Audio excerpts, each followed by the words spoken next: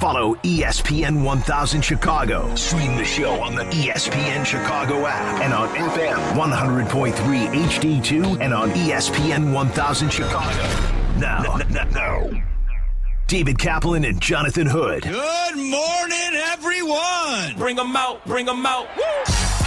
Bring them out, bring them out. Bring them out, bring them out. Bring them out, bring them out. Bring them out, bring them out. Oh, gosh. Welcome in to the Kap J Hood Morning Show on ESPN 1000, and we're streaming on the ESPN Chicago app. With David Kaplan and Jonathan Hood with you. We've got Shay, we've got Jay Moore. We've got you for a 3-hour ride here on this Tuesday morning.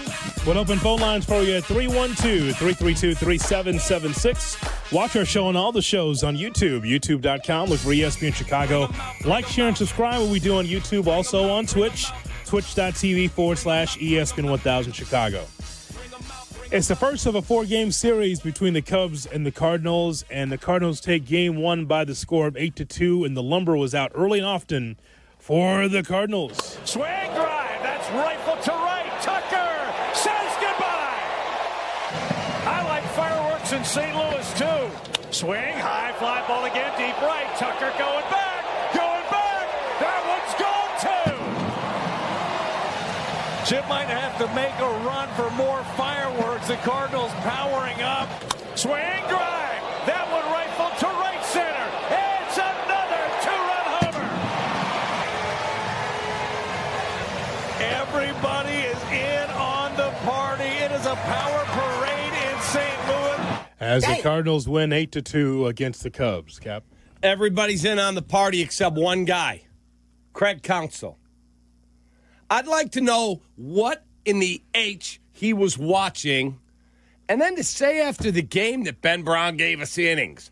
He gave you innings when he got the ever-living you-know-what beaten out of him. Okay, let me just tell you this. They got to go out and add more pitching. Yes, they absolutely do. But the whole night started, I got all excited, and shame on me. Said, hon, I'm going to cook a great dinner tonight. We're going to watch the Cubs and the Cardinals. Bought some boneless, skinless chicken, marinated it in lemon and salt and pepper and a little olive oil, made broccoli. I said, hon, a healthy meal. We are going to have a good time watching this game. I was sick to my stomach when I looked at the lineup. I said, hey, let me see this lineup here. Dansby Swanson leading off. We fall and hit our head yesterday, Craig? Dansby Swanson, who's mired in a little difficulty at the plate. That was number 1. Number 2, 1 2-run homer. All right, it's 2-0. Cubs come back. It's 2-1, and they got the bases juiced. Roll it, double play ball, inning over. All right, we're in the game. It's 2-1. Base hit, now it's 4-1. Get another hit, now it's 6-1. At what point does the light go on in the manager's head where he goes, all right, we got to get him out. It's a hot night in St. Louis. Maybe the ball will fly, might still be alive. Like the second 2-run homer, I would have been Fulmer or whoever. Flex it, get up, get loose, let's go. Speed it up. At 6-1, hey, Ben, get in there, ice your arm, get your stuff packed. You're leaving for Des Moines in the morning. I'm not kidding. You're done in my rotation until you earn your way back. That's 1. 2, he leaves him in there for the 4th 2-run home run. I just don't understand. I'm never going to be a major league manager. He knows more baseball than me. Great. What possible reason did you look at your stats and look at all your analytics and tell me that freaking Dansby Swanson should be your 4th place hitter last night in a really important game? I'm just mystified what these guys do. And then when you ask a question, they look at you like you're nuts. What? Are you kidding me? Pissed off. Cubs lose to the Cardinals yesterday by the score of 8-2. What I was very confused by, Cap, is this outing for Ben Brown looked like the outing against the Phillies at the golf outing, as you remember, on the 11th. Yep. 5 2/3, 8 hits, 6 runs, all earned, 3 walks and 5 strikeouts. Now, as I said to Silvy, who I was working with that day, I said, well, I guess he's going to wear it because it's the end of the series and Ben Brown's got to get his pitches in. But that's one thing. At the end of the series, okay, well, I mean, someone's got to wear it. It's going to be Ben Brown. But to have him out there again, this is the beginning of a series. Are you not interested in winning the beginning of the series? You could tell, and by the way, if you're Craig Counsell, if you're awake in there, you know that Ben Brown did not have his best stuff. Everything was just rolling across the plate. There was no movement to his pitches. The Cardinals, who's been on a roll, by the way, we have to admit, the Cardinals have been playing good baseball. They have. But Ben Brown didn't do anything about it. So because you've seen Ben Brown in peril before, why didn't you step in there and do something? Now, I've heard Ozzie Guillen say this as a manager, as a broadcaster. I understand that you put on the double knits and you put on the uniform knowing that's, it may not be your day and you're going to lose some games. I mean, there's times where he's put a lineup together. It's like, yeah, we might not win this game, but we're going to try. I just thought that the Cubs just kind of said, well, Ben, you're going to wear it again, even though it's the beginning of a series. I don't understand that. I think you want momentum on the road, meaning that if Ben Brown does not have it, you bring someone else in, Cap. So I just thought that was just bizarre. I don't think you do that at the beginning of a series. Now you gave the Cardinals momentum. So you wouldn't have started him? I wouldn't have I wouldn't have had him in that long. Yeah. You hear what I'm saying? Yeah. I'm saying is that could you have thought about a bullpen day? Well, no. Ben Brown deserves the start, but if you're struggling, then you bring in bullpen relief. I think that's just what I'm describing to you as baseball 101. Is that if you feel like Ben Brown could take the ball in game 1 and he doesn't have it, you take him out of the game. For him to just sit there and take it didn't make any sense to me. That's what I'm saying to you. You did that against the Phillies because of the end of the series. All right, Ben, we're going to rest our bullpen. You just have to wear it. Okay, fine. But the beginning of the series, that doesn't make sense to me. That's what I'm saying to you. Okay, so we go to Is that fair or not? Yeah, fair. Okay. Absolutely fair. I wouldn't have been against them using a bullpen day. Well, you did. Actually, you did have a bullpen day. Yeah, he gave you, 5? Well, I mean, what I'm saying is like his stuff was like a bullpen day. It was. So, so that'll be all for Ben Brown. Now, I'm not saying I agree with this, but Craig, will say to you, bottom 4, it's a 0-0 game. Mason Wynn grounds out, Alec Burleson grounds out, and it is 2 outs in the 4th, a 0-0 ball game. Wilson Contreras double, Lars Nootbaar home run. Okay. We're okay. 2-0. You go to the 5th. Double by PCA. Carson Kelly base hit. It's 2-1. Horner base hit. Turner ground out.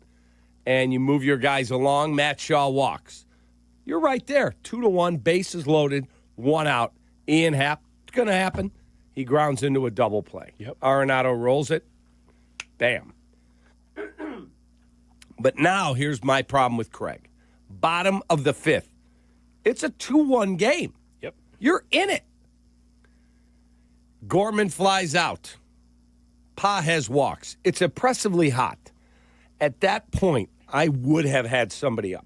And I'm not second guessing. I'm first guessing because I said it to my wife last night watching the game. Mm-hmm. When he walked Pages, I said, "Hun, they need to get somebody up." Period. Brendan Donovan with 2 outs after Scott flies out. Brendan Donovan home run. It's 4-1. Now Mason Wynn walks. At that point, I've already had a guy up warming up. No question. You're done. Out. 4-1. You're still in the ball game. Alec Burleson home run. It's 6-1. Now you're in a trick box. Now Wilson Contreras singles. He's still leaving him in. Mm-hmm. He lets him go back out.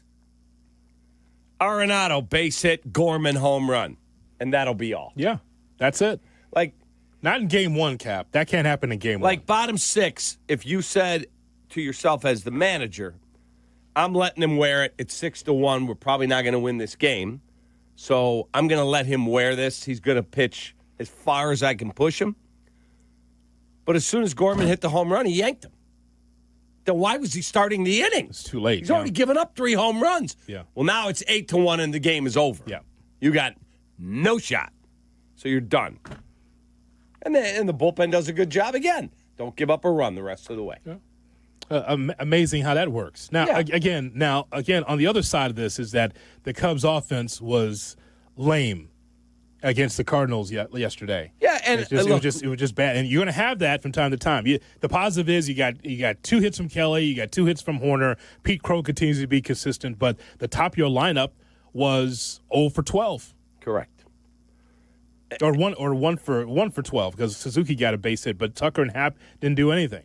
Right. And Swanson, by the way, I don't know about you, Cap, but when I think about cleanup hitters, I'm going right to Dansby Swanson. I don't know about you. It's unbelievable. I was surprised when I saw that. You know, if you told me he was on one of his, he's a very streaky hitter. Yeah. If you told me he was on one of his streaks, okay, you want to take a shot, take a shot. But guess what? He's been scuffling. Well, Yeah. It just mystifies me that, and I know how the process worked because I did that team's games for 25 years. I know because Joe Madden would tell us, yeah, this is the optimum lineup from the analytics department, and this is the lineup I like. And then he would collaborate with everybody and talk to Theo and Jed. All right, here's what I'm doing. But in the end, it was his call. Yep. I want to know what type of analytics program you have from 1984 when computers first made their mark on our society that tells you Dansby Swanson should be hitting 4th. It just mystifies me. It really does. And it pisses me off. Shay, you'll have to be the analytics department here. Could you give us the splits on Swanson against Liberatore? That's the only thing that I could think of is that Swanson has hit him well or sees the ball well against Liberatore, who was the starter for the Cardinals. Otherwise, I don't know why. Because here's why it didn't make sense. And again, we're casting aspersions on all of the Cubs offense because they only were able to squeeze out 2 runs yesterday against the Cardinals. But, Cap, the point is that you got offense in the middle of the lineup from Pete Crow and Kelly and Horner. But the problem is that Swanson hit 4th in that lineup. Yeah, he's batting career 1 for 7 against him. Yeah, I was just going to say that. 1 for 7. So what's the analytics department say? That's what I want to know. Okay. They've been hitting Dansby too high in the lineup all year. He's been batting 5th most nights. Last night he's hitting cleanup. I don't understand why he's not in the 7, 8, 9. He's not good. He's at best a league average bat. We gave him credit when they hit him 8th, when they sent him down the lineup. Remember this, Cap? Yeah. For like a good month, it's like, well, he's down there in 8th, and he was hitting the baseball because he's probably pissed off that he was so far down the lineup, and actually you got production from him. But again, Cap, one pitch, 1 inning at a time. 1 batter, 1 pitch, 1 out at a time. That's exactly right, Cap. That's it. But here's the thing. I don't know why the fine manager of the Chicago Cubs gave up the game yesterday. He did. Is that like did you win the first 3 games of the series and then give Brown the ball in game 4? Is that what happened? No. Okay, so then why'd you give the game away if you're counsel? Why would you do that? I don't understand it. And then I stayed up. White Sox were no entertainment to watch. God, no. 10-0. Off. Oh, my God. Shane Smith, yeah, you can forget about the All-Star reservation. Holy cow, was he horrible. Somebody's got to go. Vargas. Fine. And I think the Sox now are scrambling to find out who their All-Star is going to be at this point. Maybe the clubhouse kid did a good job, and he can be the clubby there. Vargas would be the guy I would pick. I guess at this point, sure. But then that game's over. Cubs game over. And I flip over on my MLB app. Oh, let's see how the Brewer is doing. Uh-oh. The Pirate put him down. Okay. There was 2 outs. There's a man on in a 1-run game, 5-4. And Frelick is up. And I thought, he got a strikeout of somebody with 1 out. Now there's 2 out. Guy took a pitch, beautiful pitch, right down the middle. And the umpire on the Frelick at bat, you can ask my wife. She thinks I'm insane. I probably am. That's okay. I'm cool with it. My wife is standing there. She's like, can we go to bed? You're not a Brewers fan. I'm like, they're in second place, for Christ's sake. Relax. And it's baseball. Yes. In the summer. Yes. So of course you're watching. So I'm watching this at bat, and 2 pitches to Frelick. catch the box. It's not like I'm begging for something outside. Blue stands there, ball low. I'm like, sure. And even the announcer said, well, caught a break on that one. Mm-hmm. Throw another one. Bednar, who's good. I'd actually see the Cubs trade for him. And guess what? They call it another ball. And then I thought, if this SOB either ties the game or worse, hits a walk-off home run, and I hear the Brewers fans go nuts, I'm going to be sick to my stomach. Lemon chicken's going to be all over the floor. I'm going to be really ticked. Mm-hmm. And he lined one to right. Caught. Ball game over. Brewers lose. Brewers lose. I'm glad that was some salve for you for the terrible, overpaid, overrated manager of the Chicago Cubs Cricket Council and that outfit yesterday. Relax. We don't have to go to the overrated part. He had a bad night. That's your quote. Not mine. I took that back. No, that's not how you felt on the recap on Friday when the big dumper was beating your ass. He had another one last night. Yeah. Good job, by the way. By the council and the Cubs for pushing him off the plate for all those home runs over the weekend. Nice job there by council. He had another one last night against the Twins, and I played a 4-person home run parlay yesterday, 450 to 1. I should have put him in there. I went, he can't hit another one, can he? And I hit 2 of them. 2 of the 4 cashed. Yeah. And the big dumper, I thought about it. All right. And the big dumper took a big dump at Wrigley. Yeah. Raleigh. I'm starting to wonder if he's partaking in something. 312-332. This is nonsense. ESPN 332-3776 our phone number. Ben Brown, more like Charlie Brown, on the mound for the Cubs yesterday on Kap and J Hood. Wah, wah, wah.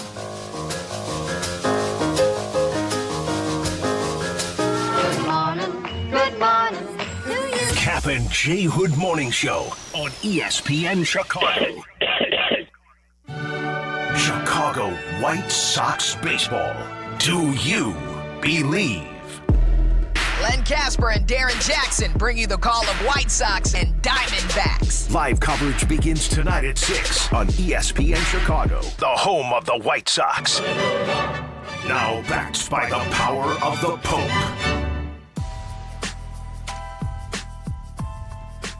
Wow. Do you have this guy, man, Shay? Do you have summer allergies, sinus pressure, trouble sleeping? If so, I've got the solution because they helped me. Go see Sinus and Snoring MD. These folks are the best. They're not part of some huge hospital system. They're a local family-owned place, and they treat you like you matter. All procedures are done in office. No hospital referral is needed. I was a snorer, and guess what? Those days are over. So call 847-545-0147 or visit sinusandsnoringmd.com today. That's 847-545-0147 or visit sinusandsnoringmd.com. Jay Moore. Everyone loves a fresh haircut for summer, but with the weather warming up and the kids out of school, this season is the time for making memories, not appointments. That's why I go to Great Clips. I can use convenient online check-in to get in for a cooler, shorter haircut whenever I have time. They even send me a ready next text when it's time to come into the salon. The skilled salon stylists at Great Clips save my haircut details in clip notes so I can get the same cut next time, no matter who I see. And the best part, Great Clips haircut prices are so affordable, I can look and feel great while still having money left over for all of those fun summer adventures. So what are you waiting for? Stop wasting time and money on appointments at overpriced salons. Get in, get out, and get back to enjoying the season with cool summer haircuts at Great Clips. Download the app today. Great Clips, it's gonna be great. If you're a business owner or building manager, now is the time to upgrade to energy-saving LEDs. Universal Lighting of America makes it easy. As a 2025 service provider for both ComEd and NIPSCO energy efficiency programs, we handle everything from installation to paperwork. That means no hassle, just brighter lights, lower bills, and real savings. And your utility provider may cover up to 70% of the project cost through available rebates. Call now or visit ulasaves.com to schedule your free lighting savings assessment. That's ulasaves.com. News just in. Bet365 is now live in Illinois. That's right. Join Bet365 today and get $150 in bonus bets when you bet $5, win or lose. That's amazing. That's for sure. With Bet365, you can bet on the spread, totals, and money line. Well, there you have it, Illinois. Download the Bet365 app and get your $150 in bonus bets today. And see why it's never ordinary at Bet365. Gambling problem? Call 1-800-GAMBLER. 21 plus only. Must be physically located in Illinois. TVs apply in app only. Every great team has its core players, but when the season gets tough, adding the right free agent can make all the difference. The same goes for business. At Robert Half, we found that 67% of companies surveyed plan to increase their use of contract talent to handle workload peaks and backlogged projects. With Robert Half's specialized recruiters' experience, combined with our award-winning AI, you can quickly find the skilled candidates you want. At Robert Half, we know talent. Discover how we can help at roberthalf.com/talent. Empower. Tim collects bobbleheads. A lot of bobbleheads. Baseball bobbleheads. Race car bobbleheads. Little chihuahua bobbleheads. He's got an entire room strictly for bobbleheads. Does he need them? No. Is his wife mad about it? A little. But Tim works with Empower, and he got good at money, so he can be a little bad. Ooh, horse bobblehead. Classy, Tim. Empower. Invest well, live a little. Start today at empower.com. Advantage Toyota of River Oaks has all the new Toyota vehicles you've been looking for. If you're not driving home in your new Toyota in less than 60 minutes, they'll make your first car payment. Every new Toyota comes with the Advantage Plus program. Restrictions apply. See dealer for details or visit AdvantageToyotaRiverOaks.com.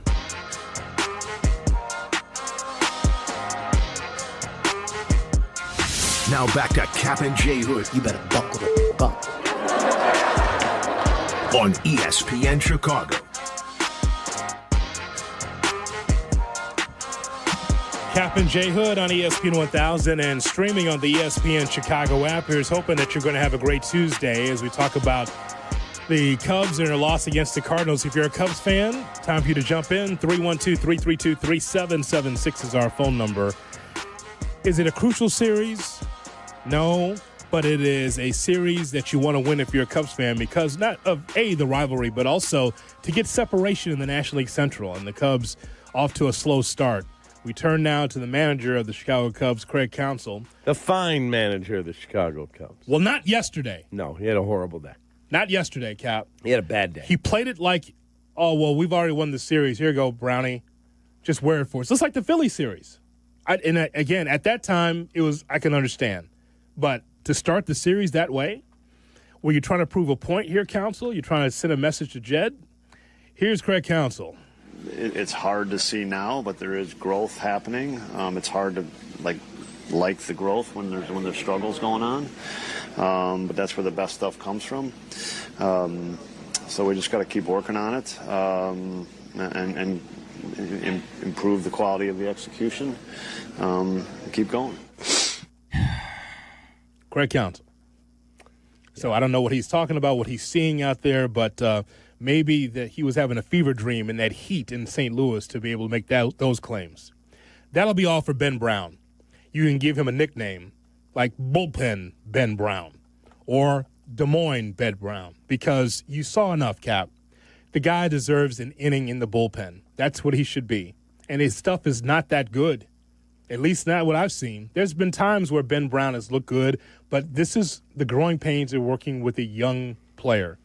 And I just think that the way that Jed Hoyer's been doing his business, Cap, if you see something that's not going in the right direction, he'll cut it out. He'll get rid of you. He'll DFA you. He'll send you down because Jed knows the importance of this season. Nate Pearson was gone in 24 hours. Well, that's the way it's supposed to be, right? Agreed. I thought of you right away when I saw Cubs are activating Michael Fulmer and Nate Pearson has been sent back to Iowa. He wasn't here 24 hours. He got in Sunday morning, pitched, was horrible. Get out. That's it. We're trying to win a division here. Yes. According to Jed. Like, that's the way it is. I loved it. Actually, you said that yesterday. You said maybe that'll be all. Yes, you said yesterday, maybe set him down. I mean, yeah, because you don't have any time. I've never seen this before, Cap. We always talk about things we've never seen in sport. I've never seen a general manager or president of baseball operations watch a game or two and go, that's enough. Usually it's about cultivating the talent. And you know what? Maybe next time he gets better. Nope, no time for that. The sense of urgency of Clark and Addison is something I've not seen in a long time. Maybe not since Theo's been here. But as far as sending people up and down, it's June. Correct. I mean, yes, there's been injuries. Yes, you're going to make some changes here and there. But the idea that if you have a couple of bad outings on this ball club, yeah, you're out.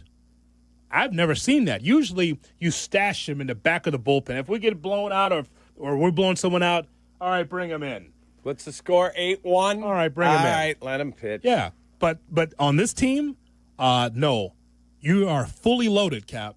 If you don't play at a high level for this team, you're done, unless you're Dansby Swanson. Look, he's a hell of a defender. I'm sure he's a lovely man. He sucks right now at the plate, and to bat him fourth was ludicrous. I don't want to hear, well, we have to go righty-lefty, and then a righty, and then a lefty. Like, excuse me? I went to Shea. I asked. I was like, if there's any splits, that's it, and there's nothing. So you 1 for 7 against Lipitor, right? So there you have it. Lipitor. So I'm just telling you right now. What? Pill form? Liquid? Not Lipitor like the blood pressure medication. Is it blood pressure medication? Whatever it's for. Yes. Cholesterol? Yes. No. Lipitor. And he stuck it up our you-know-what. He was good. Really good. Yes, he was. Cardinals have been playing better baseball. I know you don't want to hear that, but that's what's happening with this team. Fair. But you're breathing life into the National League Central when you need to have separation. It's 3.5, both the Brewers and the Cardinals. Listen, when the Cub fan. Oh, by the way, so tell me about your social media. How was that over the last 12 hours? I haven't looked.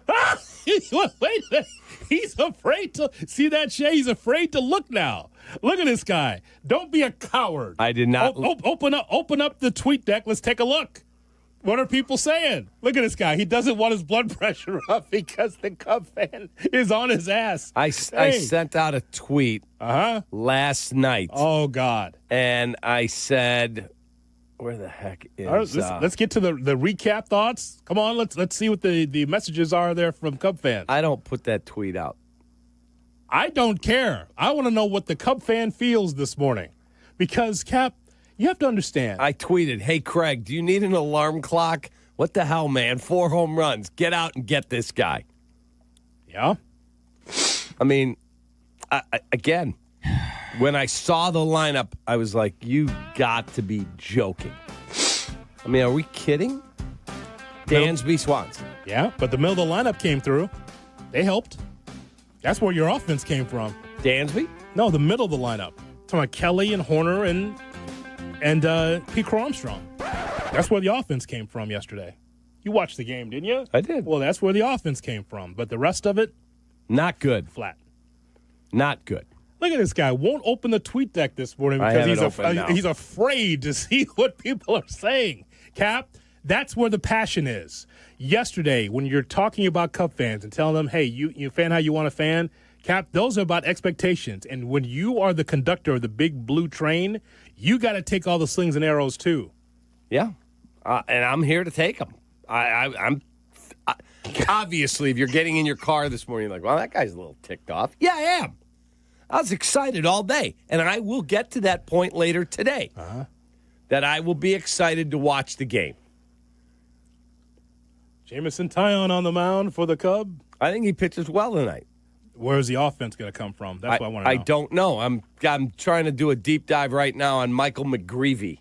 He's making a spot start for the Cardinals tonight. But his numbers are really good. Pitched against the White Sox. Gave up 1 run in 5 innings. So he's got good numbers. He does. Well, that didn't say much. But my AA White Sox. Sandy Alcantara looked good against the Pirates and the Rockies. We had a position player on the mound. That sucks, DJ. So at the end, that's exactly what happened. Signature win the other day, though, right, Jess? Oh, wow. He did say that with us. He did say that. Damn. Jesse, you're better than that, man. It's fine. But you know what, though? I know Len and DJ gave him a hard time on the broadcast yesterday about that. When you're the White Sox, I guess that was a signature win to win 2 out of 3 against the Jays. But then you come home, and you know that there was some walk-up, right, from that series for the Sox. Mm-hmm. You know what? It's warm out. We're going to go out there and watch the White Sox. We got some momentum now. And then they crapped their pants. Horrible. 10-0. Here, McGreevy has started 3 times this year. He went 5 2/3 back on May 4th for against the Mets. Gave up 1 hit, no runs. That's not good for us. Then he pitched against the Dodger in St. Louis. 6 innings, 8 hits, 4 runs, all earned, 5 Ks, and then didn't walk a man. And then he pitched against your White Sox, and he gave 5 innings, 3 hits, 1 run. It's earned, 1 walk, 5 Ks. So he's got decent stuff. He was a first-round pick. 2018, first rounder, 2023, 18th pick. So got their hands full again. Right now, my 4-year-old grandson would handcuff this lineup. Yes. I mean, they look terrible. Speaking of handcuffed lineups, what about the White Sox yesterday? The White Sox, my team, come home happy after winning 2 out of 3. And Jesse says to us yesterday, that was a signature win for the White Sox on Sunday. And Len and DJ, they disagree. Taylor takes high, or Game 4 of the 05 World Series. That was a signature win. There you go. Because it capped the World Series Absolutely. title. But you know what Jesse will say? Hey, I got you guys talking about it. That's my job. Swing and a miss on a changeup. 1 and 2. And nothing wrong with obviously putting it out there, and a lot of people agree with with us that no. Sorry, Jesse. Take that, Jess. Come on, Jesse. He was just trying to help, man. Signature win led you to a 10-0 loss. The Cub fan, quiet this morning, simmering. Trying to figure out the 8-2 loss against the Cardinals. I can't wait for you to dive through your tweet deck and find out what people are saying about the Cub loss yesterday. Oh, they're all jumping off. Also, still to come, some thoughts about Pete Crow Armstrong. It's getting closer. We'll tell you how close. That's next. Kap and J Hood, weekday mornings, 7 to 10. Kap and J Hood, ESPN Chicago. Jesse, it's a bad take. Got a few minutes? Check out our shorts. YouTube. Got an hour? Watch interviews and silly show moments. YouTube. Got nothing going on now? Join us on our live stream. It's all on YouTube right now. Subscribe at ESPN 1000 Chicago. Did you know electric vehicles benefit more than just those who drive them? Their lower emissions mean cleaner, healthier air for all of us to breathe. That's why ComEd has a helpful toolkit of resources to make it easier for customers to make the switch to electric vehicles. You can learn more about EVs, calculate potential fuel cost savings, even find valuable rebates and incentives for going electric at ComEd.com/EV. ComEd, powering lives. The 125th season of White Sox baseball. The 20-year anniversary of the 2005 World Series champs. Sox winner and a world champion. And a year of rebirth under new manager Will Venable. The fans will follow the Sox as they get back in the AL Central mix. And they will do it all on the White Sox radio network on ESPN Chicago. Tell your story to some of the most passionate fans in baseball. Consider advertising here.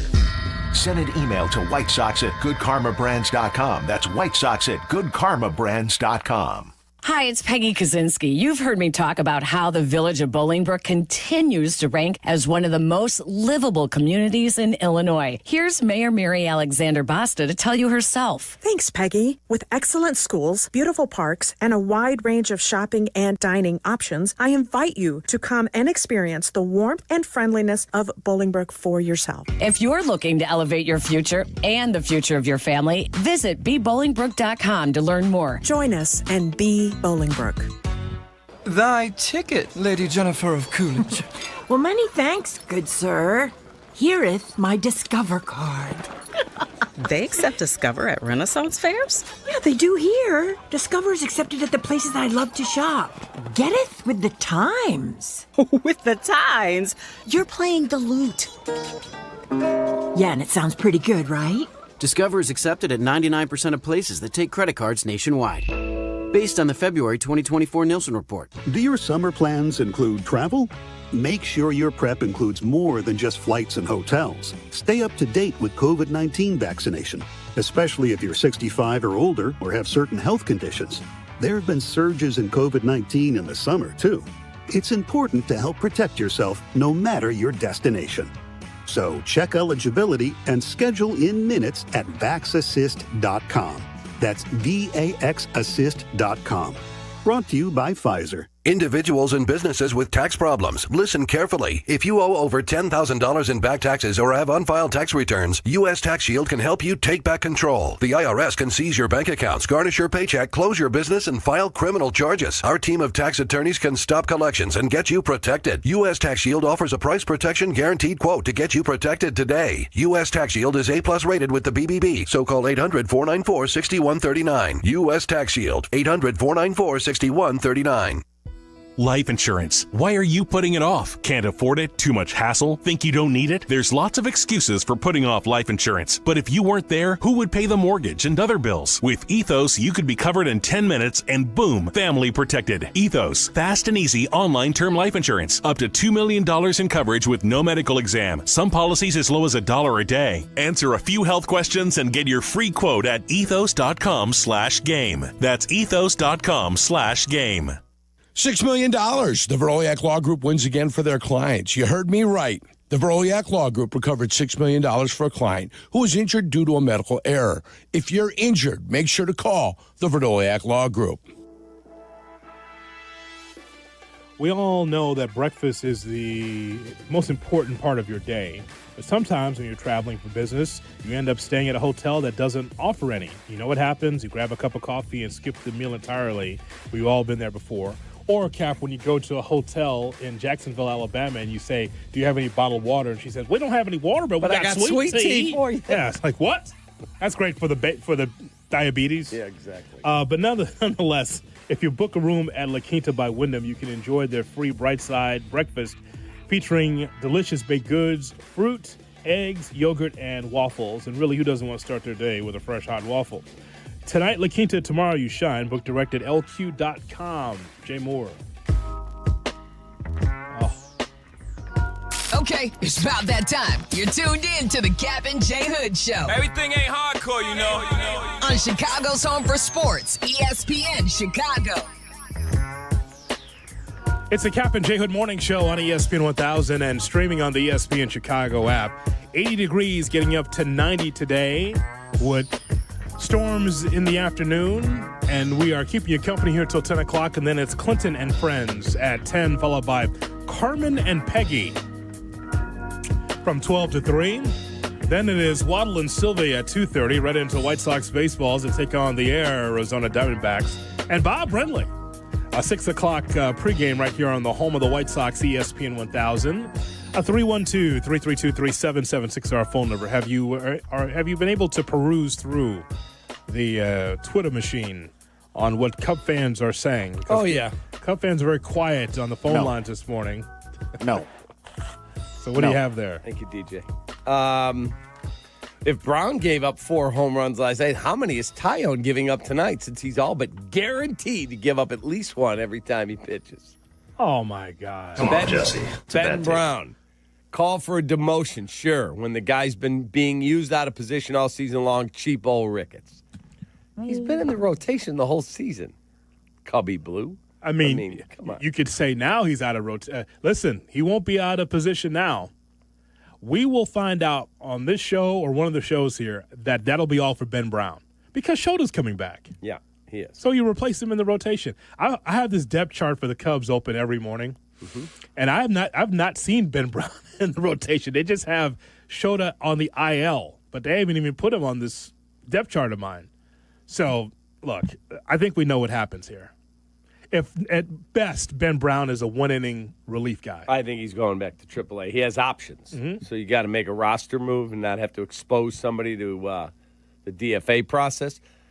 Another one. Craig wanted him to go 6. Craig's more concerned with managing the bullpen than winning this game. That's fair. Is that not true? That's fair. Okay. When I tweeted, Hey, Craig, do you need an alarm clock? What the hell, man? 4 home runs, get out and get this guy.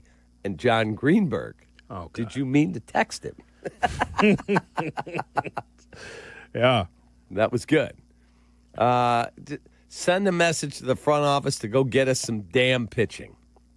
I mean, dude, one tweet, and I've got, just from that tweet, 153 replies. Well, I mean, you can't be surprised when you're driving the big blue bus here.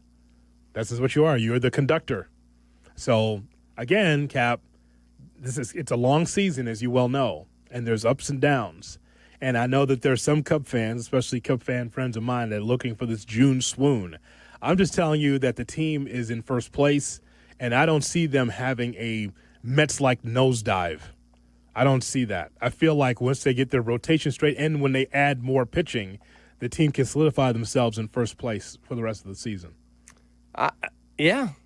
I mean, look, they need to go get a deal done as soon as they can, but it takes two to tango. Just because you want Sandy Alcantara or Merrill Kelly or Zach Gallen or whoever to pitch for you, the other team has to agree. So we're going to find out. I think Gallen pitches Wednesday against the White Sox, if I'm not mistaken. He's good. Maybe I should get a ticket and take a look in person, see what that looks like. Get on the field and talk to my guy, Bob Brenly. He's a good pitcher. I mean, I want to talk to Bob about it. He'll tell me. Hey, Cap, I'm still waiting to see what CC, that would be Craig Counsell, does to warrant that kind of paycheck. Fair. Is it not fair? Cap, I see a response from the guy you mentioned today. I thought you muted him. Take that. Okay. Speaking of the Cubs, Pete Crow Armstrong, Shea, again, even in the loss 8-2, 2 for 3 with 2 runs. Had 2 doubles yesterday. And a great catch at the wall. And then that's become commonplace now because he's great defensively. It starts with the defense for me. Then it's the stolen bases, and now it's the power. His slash line this morning is 273, 310, 567. Cap will tell you that he needs to walk more, but and I will tell Cap he's 23. He's going to learn. And that does not slump. He'll find a way to get on base more. OPS right now of 877. So the question is one of two things. We've talked about the possibility of 40-40, 40 home runs, 40 stolen bases. I believe strongly in the second half of that because he finds a way to get on base, and if it's a single, it becomes a double. And that's the kind of baseball that Cap and I grew up with, is that when you get somebody that has speed, if he can get to second base, get to third base, man, that's just a plus for your team. It gives energy to the team when you can steal a base like that, to get in scoring position. Now, the power comes out of nowhere. Again, I look at a guy who's 6 foot, 184 pounds. And the possibility of him hitting 40 home runs still is baffling to me.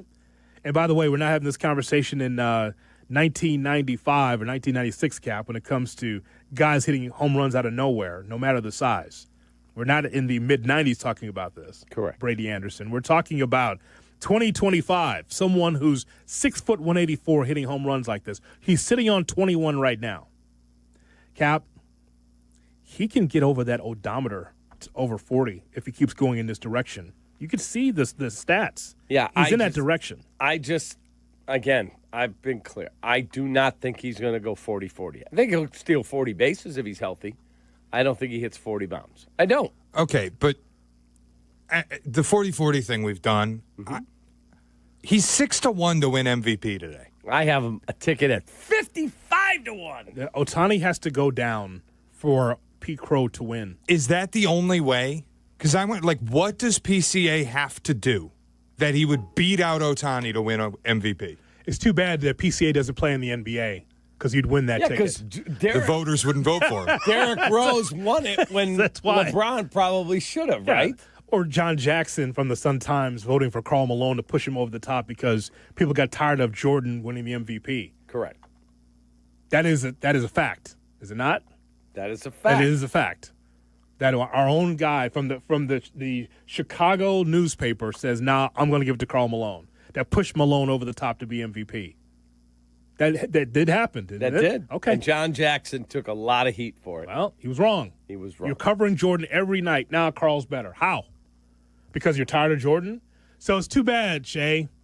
It's too bad that Pete Crow doesn't play in the league, in the NBA, because he would win MVP. They'd say, okay, enough, Shohei. You've got enough awards, enough acclaim. Let's put someone else in there. I don't think 40-40 gets it done. If he's a 40-40 player, he'll go in the books as a 40-40 player. But I don't think it wins him an MVP. I don't think it beats out Shohei. If he goes absolutely crazy and has a 50-50 season, then we can talk. But if he goes 40-40, Ohtani's not on pace to steal 40, is he? No, he's got 11 swipes right now. Right. So what is Ohtani going to do that is going to be so unbelievably over the top that he can't catch it? I think it helps when he's the face of the league. Yeah, that. And right now, he leads the National League. Leads the National League in runs scored, total bases, slugging, OPS, home runs. He's just a machine. He's going to score a run per game at the pace that he's on right now. Now, listen. Now, let the Cubs get hot as a pistol. And also pitch. Hold on a second. Let the Cubs get hot as a pistol now. Let that happen. Look at this Cubs team. Oh, my God.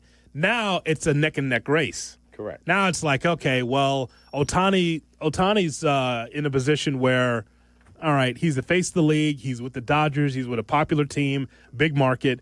And what you've said, and just be fair, you've called him an emerging star. Correct. Okay? So that ticket on him being MVP, Cap, I don't think that's going to cash with Ohtani still the heartbeat on a good team. Right now they're offering me a buyout. I was telling Shay this morning. So I bet 100 to win 5,600. It's 55-1 plus your bet back. And they're offering me $368 on my 100 to cash out. Yes. I'm not going to do it. I'm going to let it ride. Let it move a little further, a little bit more money from that, and then you hit the cash out button. You get me north of $3,000. Now we're talking. Down the line. Yeah. I think that's a distant second right now because who else would we put in that conversation? Like Freddie Freeman, yeah, the Dodgers, Corbin Carroll. He just broke his wrist. He's done. Okay, so someone's got to take his spot there. So the odds right now for MLB National League MVP, Ohtani minus 500. That'll be all. PCA 6.5 to 1. Good number. Corbin Carroll 30 to 1. That'll be all. He broke his wrist. Yep. Too bad. Tatis 40 to 1. Yeah. Freddie Freeman 40 to 1. Kyle Tucker, Juan Soto 40 to 1. Pete Alonso 40 to 1. That's it. You know what that sounds like to me, Cap? Huh. 2-team race. That's what it is. Because it's Ohtani and PCA. Because Soto's not. It's nothing against him, Cap. It's just the way the Mets are going in this direction right now. You mentioned Freddie Freeman's a good name, won't win it. You mentioned Corbin Carroll with the broken wrist. Yep, got hurt last night, so he's out. Tucker's not winning it. Nope. And then who's the other name, did you say? Fernando Tatis Jr. He's in trouble. Pete Alonso. So, yes. And on the AL side, no. Aaron Judge. So I told you Ohtani minus 500. Yeah. Aaron Judge minus 2,000. Cal Raleigh plus 650. And then Jose Ramirez 75 to 1. Scooble and Bobby Witt Jr. 100 to 1. So it's a 2-team race. Ohtani, PCA, NL, Judge, Cal Raleigh in the AL. The AL's over. It's Judge. Gotta be. Again, injury is the only thing that could, and you hate to see those things. But that big dumper, man. If he hits 70 home runs, that's the only way. Which is suddenly not out of the realm of possibility. Yeah, I'm telling you, I don't know what's going on with him. It's insane. We haven't seen a catcher hit like this since 32. He hit number 32 last night. So we haven't seen things like this since arguably ever. I think he's the fastest catcher in history to 30 home runs. That's correct. That's correct. Second closest to that is what? Johnny Bench. Yeah. Bench, Piazza in that conversation? Maybe. I know Pudge Rodriguez was in that conversation. Pudge. The 2000 season with the Rangers. But it's a short list of guys. Cal Raleigh's having maybe the greatest offensive season for a catcher we've seen. Who is right now? Scooble's the minus 260 favorite in the AL Cy Young. Who is second? There's two guys tied. Garrett Crochet. And? Max Fried. No, Max Fried is behind this other guy. What is it?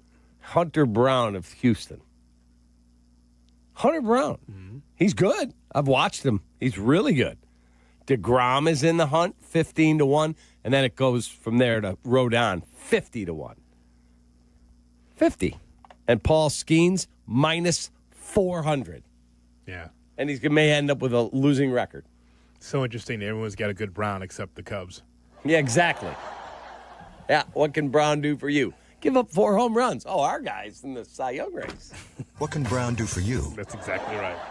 Yeah. 312. He can get on a bus to Iowa. 332 ESPN 332-3776 is our telephone number. Hey, if someone's doing some special things for you and you're 84 years old, how much money do you leave them when you die? Talk about it next on Kap and J Hood. You're listening to Kap and J Hood on ESPN Chicago. Sometimes the conversation can get away from the team on ESPN Chicago's Kap and J Hood show. Fortunately, there's always room for a sidebar. Just a quick sidebar, may I approach? Sidebars on the Kap and J Hood show are presented by Ankin Law. And now a word from the people over at 5 Hour Energy. Yes, 5 Hour Energy. It's time to turn things up a notch.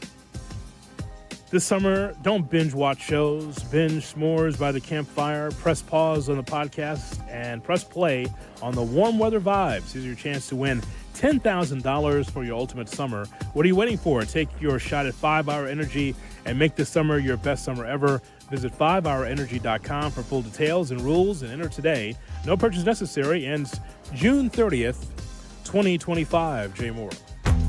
If your hair could talk, it would probably say, "Thanks for saving time on a great haircut at Great Clips. You used online check-in to put your name on the list in the app and made it to the salon right on time, thanks to getting a Ready Next text." Your hair would also like to add, "This cut rules." And the price? A very close second. For a great haircut that fits your schedule and your budget, take it from your hair. Take yourself to Great Clips. Download the app today. Dear Truckin' Awesome, does Toyota Tundra have heart-pounding horsepower? Truck yeah. Is Tacoma styled for the wild and as rugged as it comes?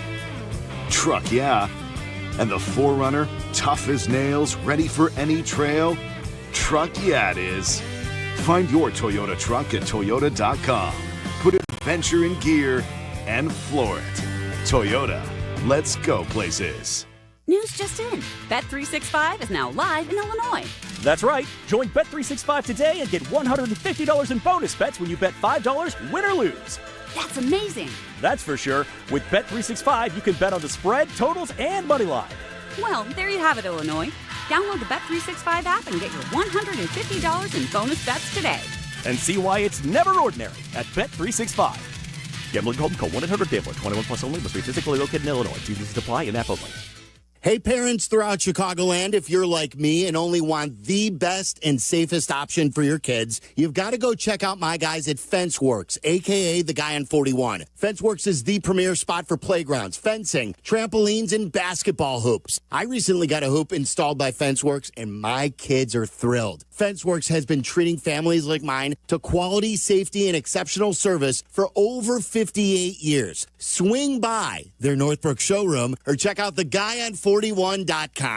Evan Cohen here. Whether you're locking in your home run picks or riding with your favorite golfers this summer, ESPN Bet is your sports book for all the action. Go from checking stats on your favorite teams and players to placing bets in just a few taps. Plus, new customers can get $100 in bonus bets when you make your first $10 wager. Download the ESPN Bet app and sign up with promo code USL to get started today. Must be 21 plus. Gambling problem? Call 1-800-GAMBLER. Terms and conditions apply. See app for details. Offer not available in New York.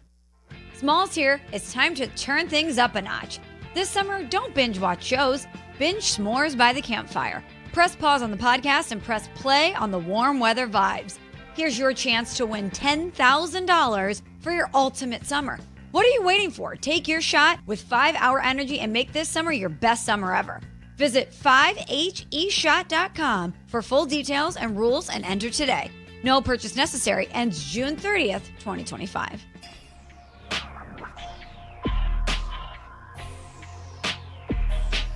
Oh, the Schaumburg Boomers are bringing the heat with Jurassic Ballpark on June 27th. Looney Tunes night and a bobblehead giveaway on June 28th. Plus fireworks super shows on July 3rd and 4th and a patriotic drone show on July 5th. Get your tickets now at boomersbaseball.com. See Anthony Calerco and the Boomers get the job done. Feel the boom with Schaumburg Boomers Baseball. Jay Moore. Welcome back to Kap and J Hood on Chicago's Home for Sports, ESPN Chicago. We got Shot or No Shot coming your way at 8 o'clock. Cap, you see the story about an 84-year-old woman? She's going to be leaving $1 million to a male escort. So she was so enamored with her much younger professional companion and male escort that she left the bulk of her entire $1 million estate to the alleged gigolo. An 84-year-old British Columbia woman, so enamored, as you said. According to CTV News Canada, citing a recently published court ruling, Janet Henry's closest living relatives have been given the green light to challenge her will. She finalized it last in August of 2021. 3 months later, she died. Unbeknownst to her family, she left most of her estate to Simon Garston. Her niece and nephew are trying to overturn the will, saying that she was subjected to undue influence by Mr. Garston. Yes, Mr. Garston, yes. It added she had no children. Her husband predeceased her by 17 years. Following her husband's death, the deceased apparently enjoyed retaining and paying for the services of various male escorts for the purpose of companionship and sexual services, Justice Gary P. Wetherill wrote. Now, think about this. Independent single woman who enjoyed his company on her terms. And because Henry paid him, he was financially dependent on her. Over the next 6 months, after meeting on Skype, of course, their relationship became closer, and there were several overnight visits. They reportedly met in person for the final time when he stayed for 3 nights at the elderly woman's home in October. Okay. The sexual and companionship services Mr. Garston provided were paid for by the deceased at agreed-upon prices, which were not insignificant. Okay, so here's the question, Cap. First of all, he had to stand up on Skype and show what he's working with. That's one, so she could be. But here's the thing, Cap. Never be afraid to rub your meat. You understand that she's 84. You're the gigolo. Yeah. You know she didn't have much time left. Correct. Do you do it? Knowing that there's money on the line, would you do it? But I don't think you know when you first hook up. She talks about it. She's got nothing else to talk about except her money. So are you fulfilling her needs? If I was a gigolo. If you're in his spot, do you say, it's worth it? do you do it? Knowing that there's money. Knowing that the justice said what she paid him each time was not insignificant. And I'm a gigolo? Hell yeah. You're doing it, yeah. Oh, yeah. Shay, you're knocking it down? She's 84. Money on the line. It's a job, man. You're performing a service. Yep. Yeah. Lady wants the big O one more time. Why not? My God. What did I say? He's talking about the big O. Oscar Robertson, of course. What rebound? Oscar Robertson. He wanted a triple-double. Hey, man, if that's me, I'm knocking the dust off of that on a regular basis. Oh, yes. Knowing that there's money on the line? Absolutely. Absolutely. I'm the whisk broom in that spot. I am sweeping it up. That's right. She's 84, Cap. All she's talking about is her money. And he's getting significant funds from it? Knocking the stuffing off that McMuffin. Yeah, baby. Oh, no. Yeah, baby. Shot or no shot is in 2 Good minutes. for her, man. Well, she's dead. But good for him. Yeah, but when she's 84, one more roll in the hay, and she's like, all right, now I'm good. Shot or no shot in 2 minutes on Kap and J Hood. Come on, Shay. She wants Kap to and enjoy J Hood. herself. Oh, no. ESPN Chicago. Big O. Hey, it's Carmen, and I've got the golf course for you, a championship-style course, quiet atmosphere, unrivaled course conditions. I'm talking about Stonewall Orchard Golf Club. Stonewall Orchard's been one of my favorite courses in Chicagoland for years. Check them out up north in Central Lake County. Their pristine country club course conditions are a huge draw. They have been the host site for the Illinois PGA, several U.S. Open qualifiers, and currently the Korn Ferry Tour qualifier. Treat yourself to one of the finest must-play courses in the Midwest. Go to stonewallorchard.com and book a tee time today. Guys, it's Carmen. You know I love the food scene in Elmwood Park, but we're joined by someone even more biased, the mayor of Elmwood Park himself, Skip Saviano. I've got the best job, Carm. The restaurants are amazing, but there's much more that makes me so happy in our little hidden gem of a community. So what makes it special? The people, no question. Elmwood Park's neighbors care for each other, the families thrive, and businesses succeed. I definitely feel that every time I come through. You know, we hook you in with a meal, and the next thing you know, you're moving in. Tell him, Mayor Skip. Elmwood Park is waiting for you. Our local hospitals are the heartbeat of our communities, delivering critical care every hour of every day for everyone, training the next generation of caregivers. Beyond the walls, their benefit to the community is everywhere, driving the local economy and supporting local organizations, initiatives, and neighbors. Illinois Hospitals, healing communities. Learn more at team-iha.org. Sponsored by the Illinois Health and Hospital Association. Aired in cooperation with the Illinois Broadcasters Association and this station. Has the excitement of betting turned into worry? Feeling overwhelmed every time you roll the dice? Problem gambling doesn't just affect your wallet. It can impact your health, relationships, and peace of mind. But there's hope. Gateway Foundation is here to help you take back control of your life with personalized treatment options. You don't have to face this alone. Call Gateway Foundation today at 844-444-5780. That's 844-444-5780. Live from State Street in the heart of Chicago, you are listening to the new home of the Chicago Bears, ESPN Chicago. And this is Kap J Hood, WMVP, WTBC, HD2, Chicago, a good Karma Brands radio station. Checkmate 1-6, immediate suppression on target. That's why I see him in the shot. Shot or no shot with Kap J Hood on ESPN 1000 and the ESPN Chicago app. That's why I see him in the shot. Good morning and welcome in to the Kap J Hood Morning Show on ESPN 1000 and streaming on the ESPN Chicago app. With David Kaplan, Jonathan Hood with you. Now time for Shot or No Shot. Good morning, Shay. Good morning, boys. How we feeling on a Tuesday? We're good, man. We're good. We're put last night away. Got it all out of your system in the first hour? I did. I had a really good dinner last night that I created. Made dinner for my wife and I. Wasn't happy with Craig Counsell or the Cubs, but the dinner was spectacular. Nice. Hit the remote again. You froze the screen over there. I'm glad you moved on so you can turn your anger to me when we do the NFC quarterback tiers around the NFL. All right, good. Never have Cappy control the remote control. I said just hit it because it froze. I said hit it. And what does it go to? Cap watches. Cap watches. My war. There we go. Thank you. Thank you all for putting the sports on. There you go. Just remember that, Shay. Never have him control the remote because all of a sudden. Just remember who logged in. Abdallah. It's on Cap and Friends this morning. That was Abdallah logged in there.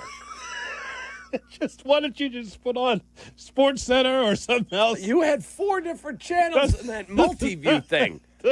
Like, just put on Get Up. There he is. I said, Cap, could you turn it? Peace watches. Peace watches. Everything's fine. Oh, my God. All I wanted was the sports. Unbelievable, this guy. Just can't trust him. There's Brian Windhorse. We're good. Miserable. All right, we turn now to wow. Cap knows. That's it. Cap knows the stories. Yes. I've worked with Brian. So, by the way, Shay, I told Cap, I said, you got to be able to do these things at the spur of the moment, man. When you see a matchup, we just got to go. We're in the Midwest. Why can't you and I just go Wednesday? Yeah, he's like, call Darman. That's the guy who My buddy who drives. 110 Mizorowski Skeens. Yeah, I saw that. Let's go. I saw that. Day baseball on Wednesday. Let's go.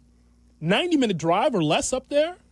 2 young phenoms. Well, Mizorowski apparently is the greatest. Just ask Milwaukee Brewer fans. Wow. Listen, already got him in the Hall. Let's go. He throws 103 with the fastball, like sits at 103 and 11 perfect innings to start his career. Let's go. Come on, Cap. I don't blame a Milwaukee Brewer fan for being a little excited. Cap, let's go. I can't. 110. I got something up. Oh, for heaven's sakes. It's quality baseball. It's not. Here you go. Shot or no shot. Show outing Wednesday. Right after the show. We get in Darman's car. We go to Milwaukee. Yeah, it's a no shot for me. Skeens Mizorowski. I made commitments. Sorry. That's a good matchup, though, isn't it? It is. If you had nothing, would you say, all I'd right, go. Hoodie, let's go? I would. If I had nothing Wednesday afternoon, I'd be like, all right, Darman, pick us up. Literally, 10:01, we're coming down. Craig Carmen's tickets? Absolutely. So, you want my tickets? Yeah. Take his tickets to see that? Absolutely. How arrogant do you think you are to get my tickets? You just assume. I'll take your tickets. Absolutely. All right, Shay, what do we have for the Tuesday edition? Wow. All right, Bruce Levine said that Levine! Levine, please. I do that every time. Don't. We're not getting Zach on you. Levine I said, just don't want you to get a call from Bruce. Because you know he's listening. I mean, Bruce he's a Levine. legend in the business. He's crying out we loud. know he's listening because he doesn't like where he's working. Wow. He'd rather be with us. He would. Gave his insight on the Cubs, saying necessary evil. Sorry, Mitch. 909. Bruce Levine gave his insight on the Cubs, saying they are working to make a trade imminently for a starting pitcher. But he said something I thought was way more interesting, and paired with a report over the weekend. He floated that they are also looking for a third baseman. This tracks because Matt Shaw's struggling, and reports over the weekend revealed the Cubs were involved in Rafael Devers talks, but they fell through because the Cubs were not the only team willing to take on all of the money. That was San Francisco. Okay. The Cubs were not willing to take on all the money? Nope. Okay. San Francisco was the only team that would take on the entirety of the salary. I don't blame Tom. I wouldn't have either. And I think Devers is fantastic. And this as a hitter, he's not a very good fielder. I understand. But, I mean, you take that offense. This will be the best left-handed thump they've had since Bonds. Yeah. That says a lot. He's really good. How about a little right-handed thump? I have a name of a player who tortures Cubs pitching. Yeah, I know who you're going to say. Who is likely to be available at the deadline and just recently hit his 300th home run. Shot or no shot, the Cubs should trade for Eugenio Suarez. That's a shot. And you've got kids if you want to do that. You have minor league talent to make You don't that have deal. to give up a lot to get him because he's out of contract at the end of the year. Bingo. That's fine. So that seems like your bag. Go ahead. So can I make a deal where I get one of Merrill Kelly, Zach Gallen with Eugenio Suarez? This guy's always trying to cut coupons. It is amazing. No, I'm gonna take on whatever I have to, and I'll give you a good package of players. Ben Brown, you can have him.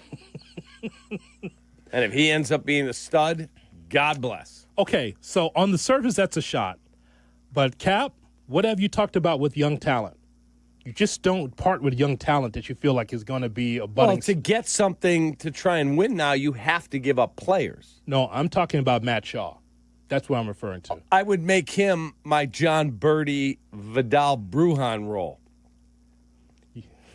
You know that's not right. Why? You don't do that with young players. You know that. Brujan and Birdie's on the team because they're established veterans. They're just guys that are just on the roster. Okay. You don't do that with a kid, though. You're better than that. Okay, then I'll send him back to the minors. Well, he doesn't deserve that either. That's supposed to be the guy. You got no other choices. Guess what? It's almost July. I'm trying to win a World Series. And if I can get it 3 months of Eugenio Suarez, sign me up. I say on the surface it's a shot, but I don't think I'm just giving up Matt Shaw. Oh, I'm not trading Matt Shaw. Absolutely not trading him.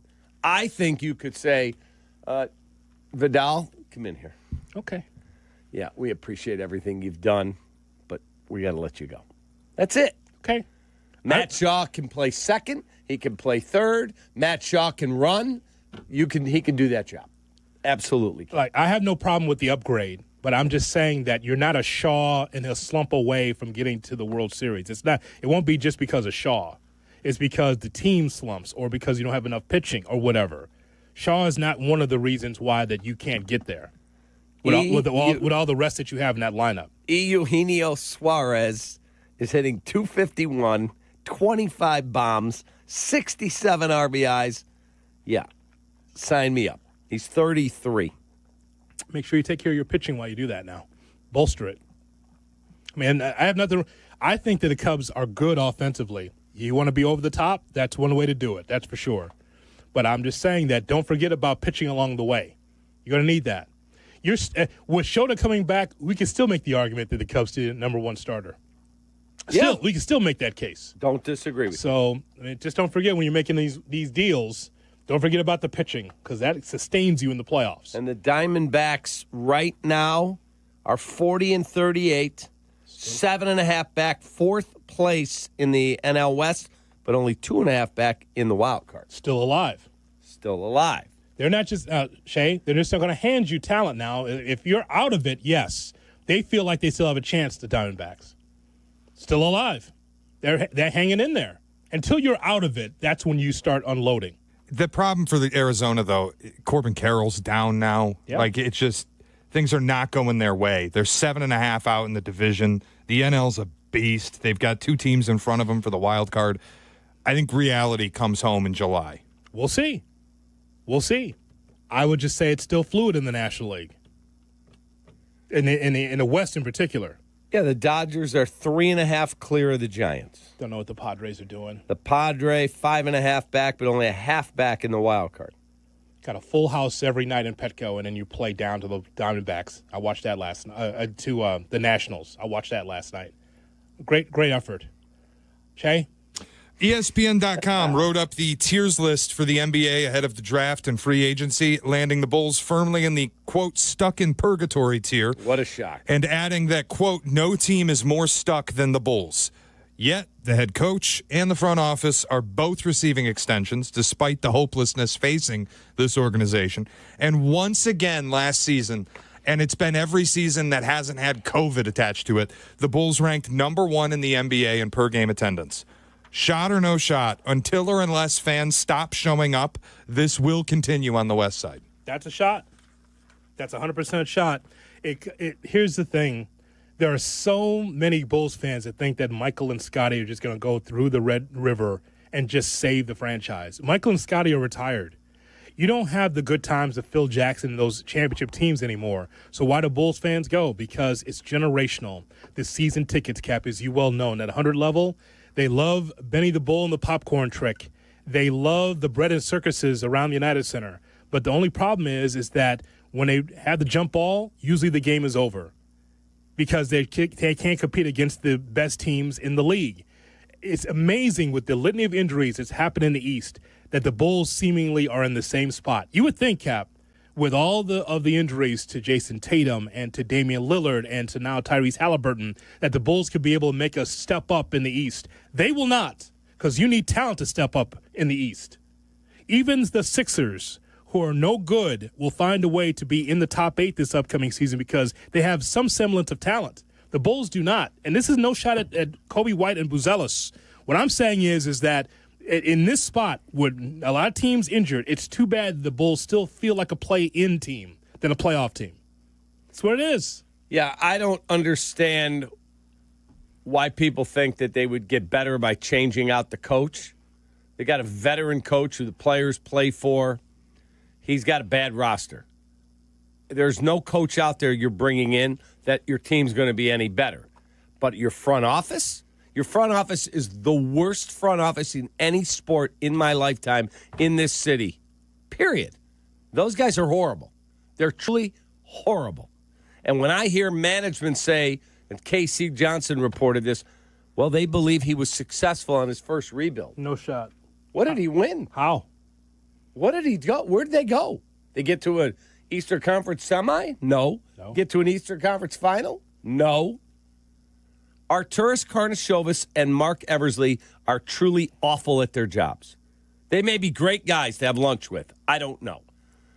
They're truly horrible NBA executives. And the fact that they're getting extended for 3 more years tells you all you need to know about how pathetically run the Chicago Bulls are.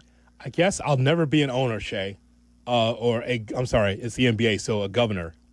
I'll never be a governor of the NBA. You know why, Shay? It's because I would look at this set of books that had the finances, say, boy, we continue to sell out. We're doing well. People still coming to see our product. And then on this other side, I'd see the lack of losing. And the right side would piss me off more so than the left side. You mean the lack of winning? The lack of winning. Yeah. Yes. All the losses piling up would drive you. You're a competitor. Yes. Yes. The lack of winning would drive me insane. The books on the left side be like, boy, we're really doing well financially. But what do we have to show for it? Like, my pockets are full, but where's the winning? That's the thing I would say. That's the thing that would bother me. Completely agree. So the fact they're extending their front office, not surprising, just truly pathetic. Anything else, Shay? Yeah, quickly. Former Cubs pitcher signed a major league contract with the New York Mets and solidified a name change. The artist formerly known as Richard Lovelady will now go by Dickie Lovelady per his own preference. Shot or no shot, Dickie Lovelady is the best name in baseball. That's a shot. I think it is right now. That is a shot. And I saw the Mets writers that I follow, all these like you, all these different people on X. And one of the Mets writers, he's like, this is not a joke. He is asking us to please not call him Richard. He wants to be called Dickie. Dickie Lovelady. They're not putting that on the scoreboard. They are. No, they can't do that. They have to. It's his name. They had to find a replacement for Seymour Wiener, who sadly passed away. I thought we were done making dicks, and now this guy wants to be able to be called Dick Lovelady. Now, here's the thing. I'm initiating. I'm putting Dick and then E. Lovelady. That's what I'm doing if I'm him. Like Wile E. Coyote? Yes. I'm doing Dick E. Lovelady. He knows what he's doing, Cap. He does. Because you know what that is? That's him saying, I know I have a weird name, so I'm just going to go all in. I'm going to embrace it, and my brand is going to be Dickie Lovelady. Yes. Now pitching Dickie Lovelady. So here's Lovelady. Tony, what type of name do you think Lovelady is? 2 balls, 2 strikes. North will have a blast with that one. Oh, my God. What kind of name is Lovelady? What kind of name is Lovelady? Is he a Serb? No, he's not, Mike. It's got to be Scottish, right? Something like that? I don't know. That sounds like something I would find on the golf course at a PGA event. Lovelady. I mean. No. Dick E. Lovelady. English origin. Yay. Wow. Born in Georgia. Lovelady for par. Oh, missed it. He has played for the Royals, A's, Cubs, Rays, Jays, and now Mets. Now, the Dickies that we know, Cap, Dickie Knowles, Dickie Lovelady. Can you give me another Dick? Dick Ruthven. Dick Ruthven. That's right. 84 Cubs. There's one. Dickie Thon. Dickie Thon. The old Astro. Remember? Yeah. Dick Vitale. Who? Dick Vitale. He's doing Detroit Mercy games this year, I hear. Oh, again? No, I think all ESPN Plus games. He wants to get back in the game, right, Jay? Dick Vermeil. Dickie Vermeil. Strange hair. Old Cubs pitching coach, Dick Pole. Ah, okay. That was his name. It was Dick Pole. On that note. It was Dick Pole. Yeah, Dick Butkus. Dick Butkus. How big was he? Oh, he's about this wide, this long. How about NASCAR star Dick Trickle? Dick Trickle. How about that? So there's plenty. So just when you think, and by the way. Remember we used to watch Wide World of Sports and they would have the skating expert on? Dick Button. Dick Button. Oh, yes. Andy Dick. That's exactly right. Here's what I like about this, Cap. I thought that we were done with Dicks. Oh, wait a minute. Dick Allen. Yeah. Dick Allen. Dick Duran. Dick Duran. It's a shame that you're just not, in 2025, you got to go with Richard or Richie, don't you? Yeah. Are you still going back there to the, it didn't make sense, Cap. You remember your dad would bring someone home or someone that was from the office. That's my son. That's Bruce. David. Here he is. Dick Tracy. Right. His name's Dick. Take that. Take that. Remember, longtime NBA ref, Dick Bavetta. Yes. You can't be saying that in 2025, though, Cap. Dick Trickle? It doesn't make sense. Not today. Do you remember when you do a high jump, it's called the Fosbury flop? Yes. Dick Fosbury was the guy they named it It's for. not. All right. Coming up, we will give you Around the NFL. Albert Breer at 8:35. Kap and J Hood. Weekday mornings, 7 to 10. This is your morning routine. Yeah. Kap and J Hood. Good morning. Morning. Good morning. Oh, and in case I don't see you, good afternoon, good evening, and good night. On ESPN Chicago. Saturdays on ESPN Chicago. Join me, Peggy Kaczynski. And me, Dion Miller, for the cleverly named Peggy and Dion. Of course, we are always talking about the saga of Chicago sports. And occasionally, we may dive into other areas of interest. So join us Saturday morning at 11. Peggy and Dion on ESPN Chicago. Brought to you by Advantage Acura of Naperville. Okay, now my phone is blowing up with all my friends texting me with, did you mention Dick Bowl? Yes, I did, George. My friend Alex, Dick Geron. We've got those. We need more. That's it. Do you have summer allergies, sinus pressure, trouble sleeping? If so, I've got the solution. Go see Sinus and Snoring MD. These folks are the best. You're not part of some huge hospital system. They're a local family-owned place, and they treat you like you matter. All procedures done in office, no hospital referral is needed. So call 847-545-0147 or visit sinusandsnoringmd.com today. That's 847-545-0147 or visit sinusandsnoringmd.com. Jay Moore. Hey, I'm Tom Waddle, and I drive a Hawk. Find your next car at hawkauto.com. Choose from 12 Hawk Auto locations in Forest Park, St. Charles, Plainfield, Joliet, Carroll Stream, and now LaSalle, Peru. Shop thousands of vehicles from 13 big brands. Right now, save with 0% financing for 72 months or make no payments for 90 days. Find your next car at hawkauto.com and drive what I drive. Drive a Hawk. HawkAuto.com. $13.89 per month per thousand. Finance on select models with approved credit. Guests appearing live on ESPN Chicago. Call in on the Yingling hotline. Yingling is in Chicago. After 196 years, you can now enjoy Yingling Traditional Lager, Light Lager, Golden Pilsner, Black and Tan, and Flight. Hey, this is Chauncey. For 25 years, I've been your host of Chauncey's Great Outdoors. Clever name, huh? I came up with it, and I stand by it. Chauncey's Great Outdoors, Saturday morning from 6 to 7 on ESPN Chicago. Progressive knows not all rides are smooth. Meet Sarah. She loves her motorcycle. What she doesn't love is when it suddenly rains. As she sits underneath a bridge waiting for it to stop, she grows quite fond of the graffiti on the overpass. She really likes the one with John Hart's Claire and wonders if they're still together. Not every ride is smooth, but Progressive has your back. Get an online quote in as little as 3 minutes and see if you can save with America's #1 motorcycle insurer. Progressive Casualty Insurance Company and affiliates, not available in D.C. Evan Cohen here. According to a recent ZipRecruiter survey, 76% of employers plan to expand headcount for 2025. If you're one of these employers, add ZipRecruiter's latest feature, Zip Intro, to your hiring plan. It does most of the work for you, so you save time. Just pick a time, and Zip Intro finds and schedules qualified candidates for you. You can even meet with great people on back-to-back video calls as soon as the next day. Try it for free at ZipRecruiter.com/USL. That's ZipRecruiter.com/USL. Now's the time to schedule your Four Seasons AC tune-up, backed by a 1-year no-breakdown guarantee. Peace of mind is only a tune-up away. Call today and save $50 from your trusted local experts. For all the right reasons, call 866-4Seasons. If you missed something, get the podcast on the ESPN Chicago app.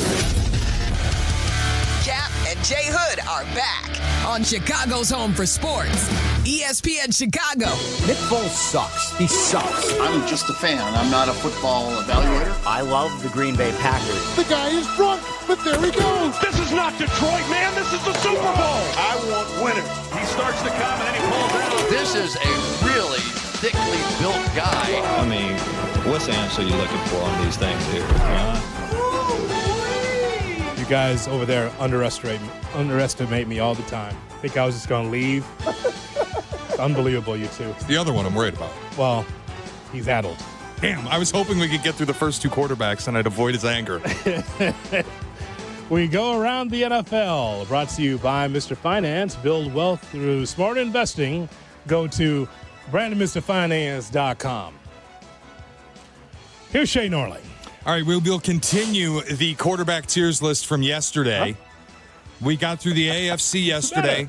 Go ahead. My 5 tiers again: superstar, borderline star, project, veteran placeholder, and bum.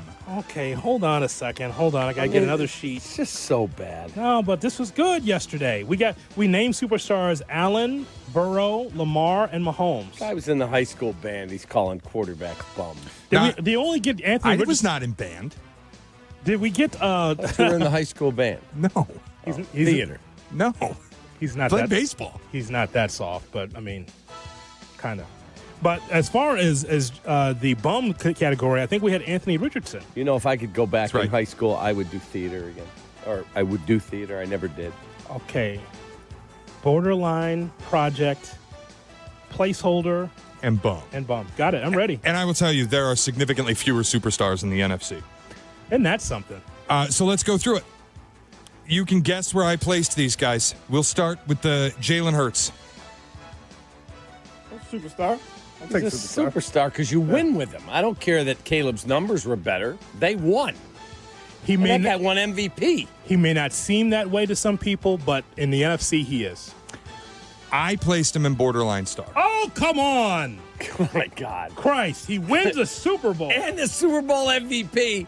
And this guy, the baseball player in there, he's borderline. I put him in borderline star. I think a lot of quarterbacks could have won the Super Bowl with that roster. But they didn't. But he didn't. In the NFC, yeah, but they also weren't on that team. Like, I think Jaden Daniels would have won the Super Bowl with that roster. Yeah, DJ disagrees. No. It's Jalen Hurts is a superstar. He's a superstar. Next. Ready for the anger.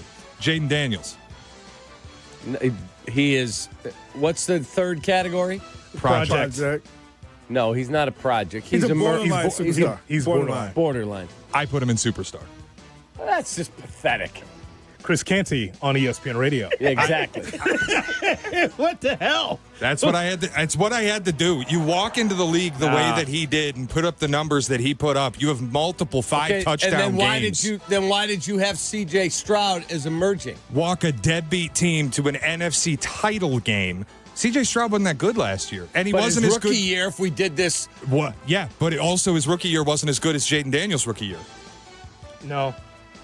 Again, DJ. No. It is Jane Daniels borderline. You walk into the league and do 3,600 yards, 25 touchdowns, 9 interceptions, and take a deadbeat team to an NFC title?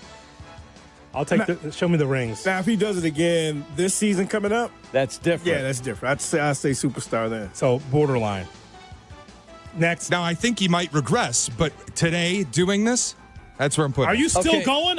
We said borderline. You've been voted down. And by the way, it's my list, damn it. Yeah, man, but you've been voted down. My placement. Reclaiming my time. Borderline. Thank you, Jasmine.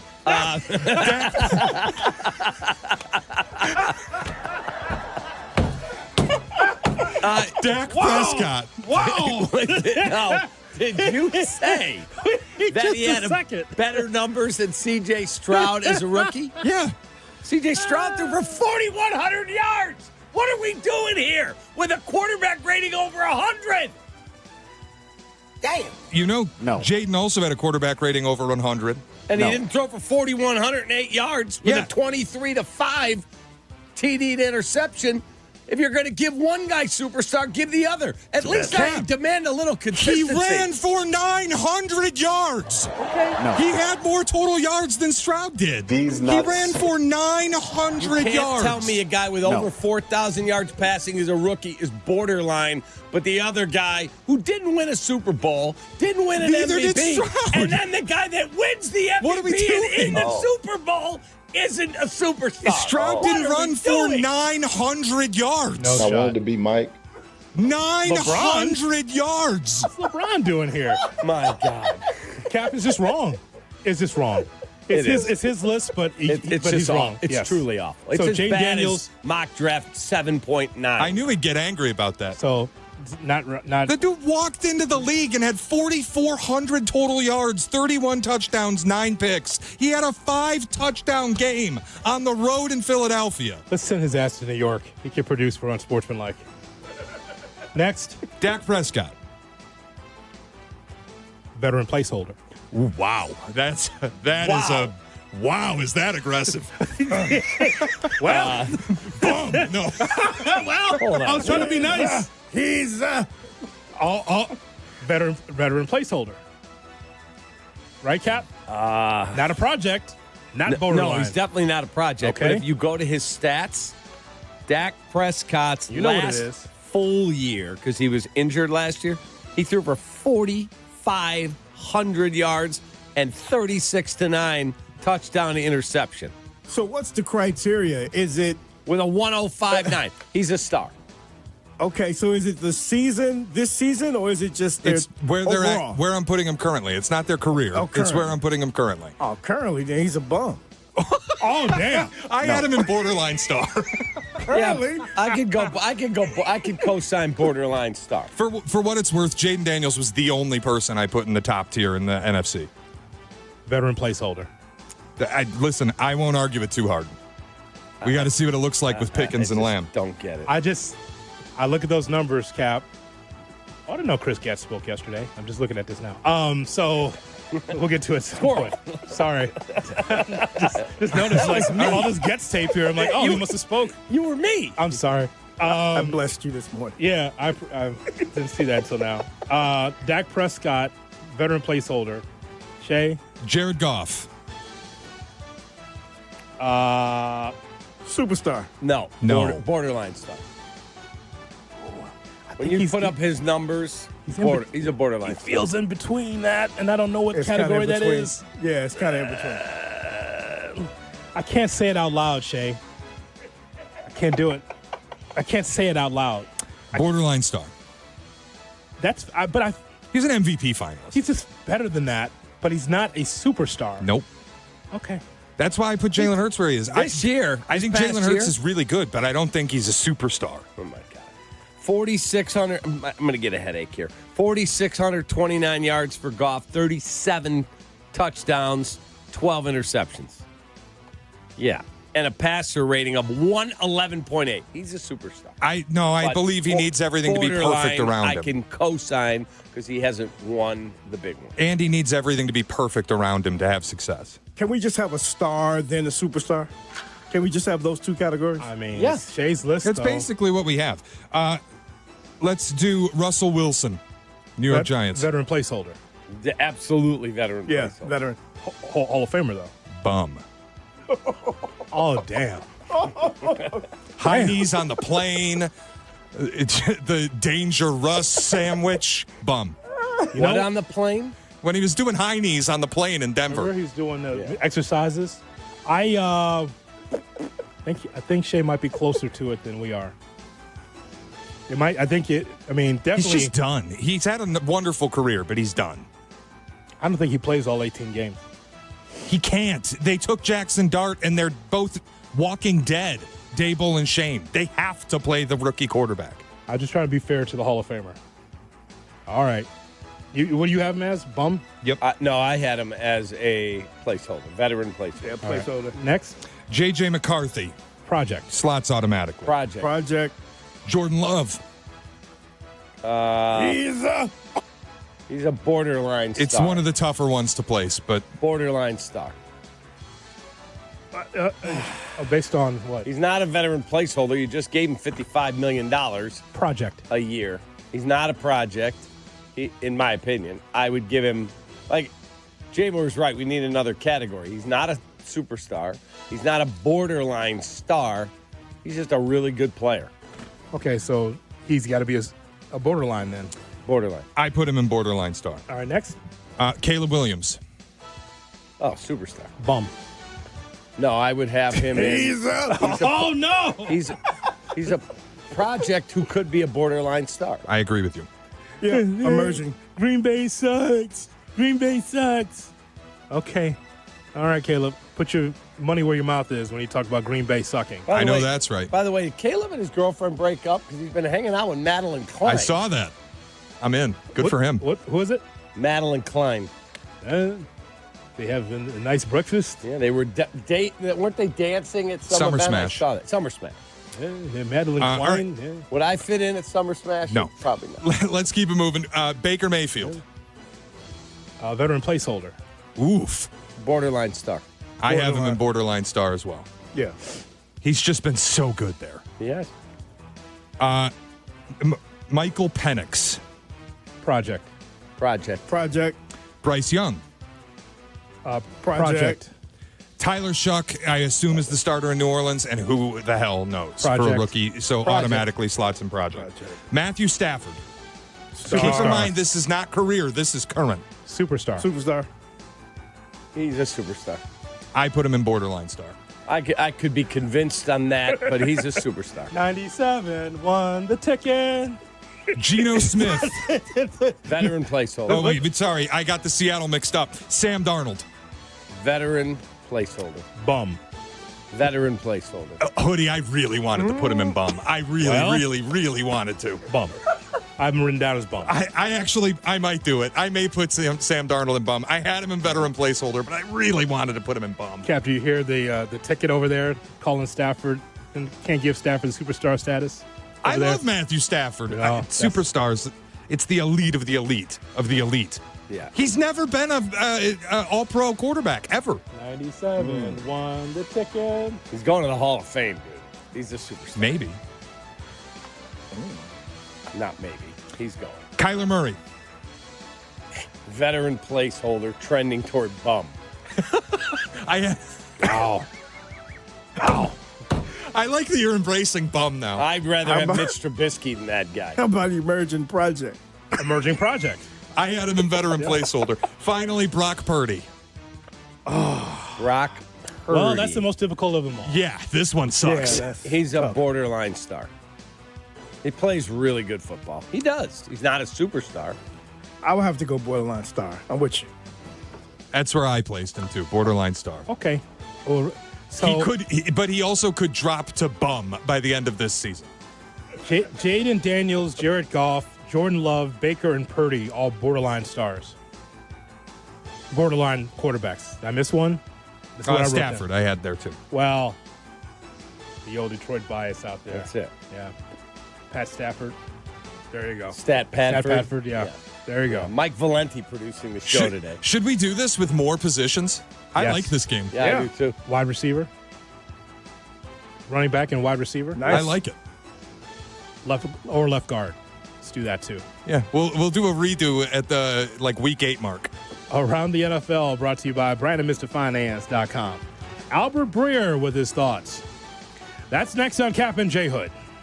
Good morning. Good morning.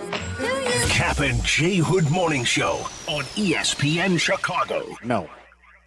The CDGA Golf Show. It's your source for golf news local and golf news from around the world.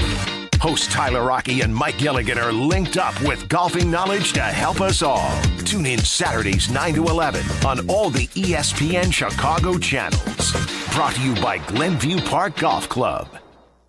Hey teachers, congratulations on another year of being awesome to the students you lead. We salute you. Now it's time to relax and take care of the things you've neglected this school year. When planning for this time, don't forget about your family. And if your family is complete, summer is a great time to take the next step, a vasectomy. Take that step with Vasectomy Clinics of Chicago, because experience really does matter. Especially with this procedure. They make it so easy with their 30-minute, no-needle, no-scalpel, in-office vasectomy. Log on to vasectomychicago.com, read the testimonials, and learn more about their procedure at Vasectomy Clinics of Chicago. With 4 convenient locations in Naperville, Tinley Park, Arlington Heights, and downtown Chicago at Lake Point Tower, now with free valet parking. Their procedure is covered by most insurance, so everything is lined up to make your decision an easy one with Vasectomy Clinics of Chicago. Visit vasectomychicago.com today or call toll-free 877-877-4VAS. That's 877-877-4827. Are you confident your retirement game plan is as strong as steel? Hey, it's Yurko from Mitch Lyons Wealth. MitchLyonsWealth.com is full of tools for you to access at no cost to make sure you're positioned to win retirement. Go to MitchLyonsWealth.com today and get a free copy of Mitch's book or his retirement documentary. You can set a no-obligation 10-minute call with Mitch and his team to see if strategies they are utilizing might improve your retirement. That's MitchLyonsWealth.com, your best game plan to protect, grow, and win retirement. White Sox fans, the new City Connect uniforms are here. The bold design unites the legacy of two legendary Chicago teams, the White Sox and the Bulls, and celebrates the city's impact on both the diamond and the court. Every Friday night this season, the team will take the field in these iconic uniforms. Don't miss out. Grab your tickets now and check out the full City Connect collection, available at the White Sox team store. For all the details, visit whitesox.com/city. Property managers and GCs use FinishingChicago.com's contractors for finishes and protective coatings in the most iconic venues, interior spaces, and essential infrastructure. Our painters apply industry-leading commercial and industrial finishes inside and out, so your biggest assets always put their best square footage forward. FinishingChicago.com has your free list of painting, wall covering, glass systems, drywall finishing, and signage contractors. For a great finish, start with FinishingChicago.com. Has the excitement of betting turned into worry? Feeling overwhelmed every time you roll the dice? Problem gambling doesn't just affect your wallet. It can impact your health, relationships, and peace of mind. But there's hope. Gateway Foundation is here to help you take back control of your life with personalized treatment options. You don't have to face this alone. Call Gateway Foundation today at 844-444-5780. That's 844-444-5780. Life insurance. Why are you putting it off? Can't afford it? Too much hassle? Think you don't need it? There's lots of excuses for putting off life insurance. But if you weren't there, who would pay the mortgage and other bills? With Ethos, you could be covered in 10 minutes and boom, family protected. Ethos, fast and easy online term life insurance. Up to $2 million in coverage with no medical exam. Some policies as low as $1 a day. Answer a few health questions and get your free quote at ethos.com/game. That's ethos.com/game.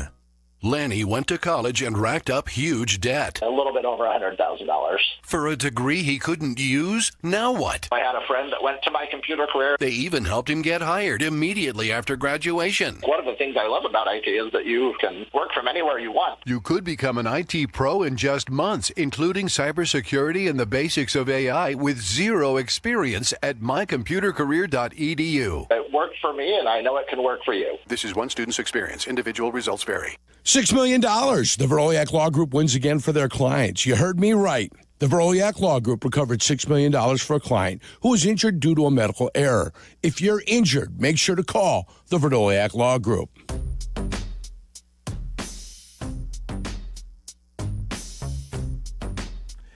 It's time to turn things up a notch. This summer, don't binge watch shows. Binge s'mores by the campfire. Press pause on the podcast and press play on the warm weather vibes as your chance to win $10,000 for your ultimate summer. What are you waiting for? Take your shot at 5-Hour Energy and make this summer your best summer ever. Visit 5hourenergyshot.com for details and rules and enter today. No purchase necessary. Ends June 30th, 2025. Jay Moore. You're listening to Kap and J Hood. Follow the show on Instagram at The Catman and at IGJ Hood. This is ESPN Chicago, Chicago's home for sports. Hello. Football on ESPN 1000. Hello, Bert. Albert Breer. Hey, Bert. Senior NFL writer for SI.com joins Kap and J Hood. Bert's it. What? You're it, Bert. On ESPN 1000. What do you mean I'm it? We see, that's the game. I just tagged you, and you're it until you tag somebody else. Albert Breer. No, I'm not playing a game. I'm reading, Ernie, and I'm not it. Okay. On Chicago's home for sports. But Bert is it. Albert Breer from SI.com and Monday Morning Quarterback, and Amazon Prime is with us here on the Kap and J Hood Morning Show. And Albert's on the hotline. The Yuengling Hotline. Yuengling, the oldest brewery in America. Good morning, Albert. How are you? Good morning, guys. How you doing? Good. We want to play a game with you. All right. Shay has tiers of quarterbacks. And we've been going through these over the last couple days, and we want to get your impression of certain quarterbacks. Shay? Well, the one that created a lot of controversy this morning was I placed Jaden Daniels in the superstar tier, and these two said it's unfair. And tell him the tiers. It's wrong. Yeah, tell him the we tiers. had the superstar tier, the borderline star tier, the project tier, the placeholder tier, and the bum tier. And he gave, tell him where you put Jalen Hurts. Borderline star. Oh, my God. Oh, my God. He's a superstar. He won the Super Bowl and the Super Bowl MVP. Well, I need to know, how selective you are in the top group. Like, is it 4 guys? Because I think I would say there are 4 guys right now that are above everybody. And I think you could probably name them, right? Well, not to Shay. I had the top group in sum total was Josh Allen, Patrick Mahomes, Lamar Jackson, Joe Burrow, and Jaden Daniels. Okay, so I would have 4, and then you have Jaden Daniels as a 5th, which is, I mean, look, you can look at this both ways, right? You can look at it and say it's a presumption, which it is. It's presuming that he's going to take another step. And if he does, then, and if you're trying to project, well, then you could say, yeah, Patrick Mahomes was the MVP of the league in his second year. Lamar Jackson was the MVP of the league in his second year. Joe Burrow went to a Super Bowl in his second year. So you could definitely make the case that, if you're going to project Jaden based on year 1, maybe he projects into that group, but I don't know that I would put him in that group based on what he's already accomplished. Does that make sense? Yeah, it does. But I have. So in other words, if you're talking about where they'll be in December and you're projecting him there, I can see it. If you're talking about where they are right now, maybe not as much. He's got Jalen Hurts like he was Trent Dilfer. Yeah, though. he's got Jalen Hurts is borderline. He's one group down. Yeah, he's not. But he's not. He does not belong with those other 4 players. He does not. But Jaden Daniels I think he's on the come. I don't think that he's at superstar level yet. I value a Heisman Trophy winner walking into the league and going for 4,400 total yards, 35 touchdowns, 9 picks, and taking a deadbeat team to the NFC title game. Right, which was their first NFC title game since 91, right? So I'm with you. I think he's been a change agent for without question in Washington, no question about it. It's just that rarefied air. I would be selective with the top group, and I know what you're saying. I know what Kap and Hoodie are saying here, which is it's hard because how selective are you?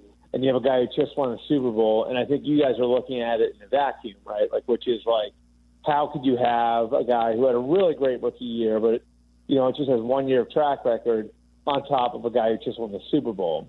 Which to me comes back to whether you're projecting or you're talking about where they are right now. So Shay, you look at Jalen Hurts like you look at SGA, borderline star, not superstar yet, and they both have rings. SGA won MVP. I think SGA is a superstar. Jalen Hurts, he was really good for a roster that was immaculately constructed. I can't go superstar for a guy who had 2,900 passing yards. And gets used sparingly in an offense that rode through their running back and won the Super Bowl on the back of their elite defense. I can't see it that way. I can't. I just think that for me, for young players, it's always show me again. And I just want to know and with Jalen Hurts, there's been some consistency there, enough for me to put him in superstar status. So I guess the question is how great does your team need you to be to win a game? Right, and kind of my criteria. I think that's the argument against Jalen Hurts is that he has been great at times. How often does the team really need him to be great to win a game? I do think for a rookie, Jaden showed that more, the ability to do that, to be great, when his team needed him to be great to win a game. You saw more of that from Jaden Daniels than we've seen from a rookie in a long time. And I think from that perspective, it's do you think that they had you think that the Commanders, I'm looking it up now, but do you think the Commanders had a dominant run game? They did not. No, not at all. Running game was he was a huge Jaden part of it Daniels. himself, right? Jaden Daniels was a huge part of it himself. Yes. They ranked third in rushing, but they were, but like Jaden rushed for almost 1,000 on his own, And then defensively, total defense, I'm looking at it now. They're middle of the pack, so not a bad team, but like I do think, for the Commanders to be who the Commanders were, they needed the quarterback to be really good. And against all odds, the rookie was able to be that for them, if that makes sense. Is this good enough to be a quick hitter for the next column? Yeah, we'll see. Wait a second. Where would you put Caleb Williams? Project or borderline star? Project right now. I like a lot of what we've seen from him, but it's just hard to. Again, I've done these lists before, and they're such a pain in the ass because it's like you look at it, it's like, well, I really like this guy, but can I? And it's doing the same thing you guys are doing. You know what I mean? Which is like, all right, I really like where Caleb Williams is going, and then you look at it, it's like, but can I put him in front of, I don't know, throw a name out there, you know what I mean, Justin Herbert, or, is it fair to put him in front of Bo Nix after the rookie year Bo Nix had, I just, that's where it can get sticky, so how big is that borderline star group versus the project group? I think that's really, that's really the question is how big these groups are. How many people do you have in the borderline star group? I can't give you an exact number off the top of my head, but it was the busiest group of the bunch. So you had because I'm here, that's why I write these things down. Baker Mayfield, Jordan Love, Purdy, Jared Goff, Jaden, or I think that's it. Love, Baker, Purdy. Where was Herbert? And Jared Goff. I had Herbert and borderline stars. So the full borderline star grouping is Stroud, Herbert, Nix, Hurts, Prescott, Goff, Love, Mayfield, Stafford, Murray, and Purdy. I bumped Murray. That's a big group. Yeah, that's a big group. Would you put Caleb over any of those guys right now? No, he's a project. He's with Penix. What do you have here? Bryce Young. You had we had Bo Nix, May, and Cam Ward, didn't you? Yeah. Shay, yeah. Well, I think the piece of it. I think the piece of it that's interesting to me at least is how it's with the rookie quarterbacks from last year, we're talking about guys who have very different backgrounds, right? Like, so Jaden Daniels and Bo Nix played a ton of football in college. Both of them were 5-year guys. Both of them were multi-year starters at multiple schools. And then you've got guys like Caleb and Drake May and J.J. McCarthy who didn't have near that experience. So, how did that help them out in year one? Does that start to flatten out as the other guys get more experience? We'll see. All right, I got another question for you away from the tiers list. I watched Joe Burrow at a baseball thing for Fanatics try and throw a baseball, and he literally looked like my grandmother who died in 1995. It was embarrassing. How can these guys be elite as a quarterback where you got to throw a football and look so unbelievably unathletic with a baseball in their hand? That's interesting. I haven't seen that video. I'm a little surprised by that. Joe Burrow was like an all-state basketball player too. Oh, you got to pull it up. You won't believe it. We'll send it to Al. Yeah. He was a great high school basketball player too. So I'm a little bit surprised by that. Especially now, it used to be. When we were kids, I remember being taught how you throw a football isn't the same as how you throw a baseball.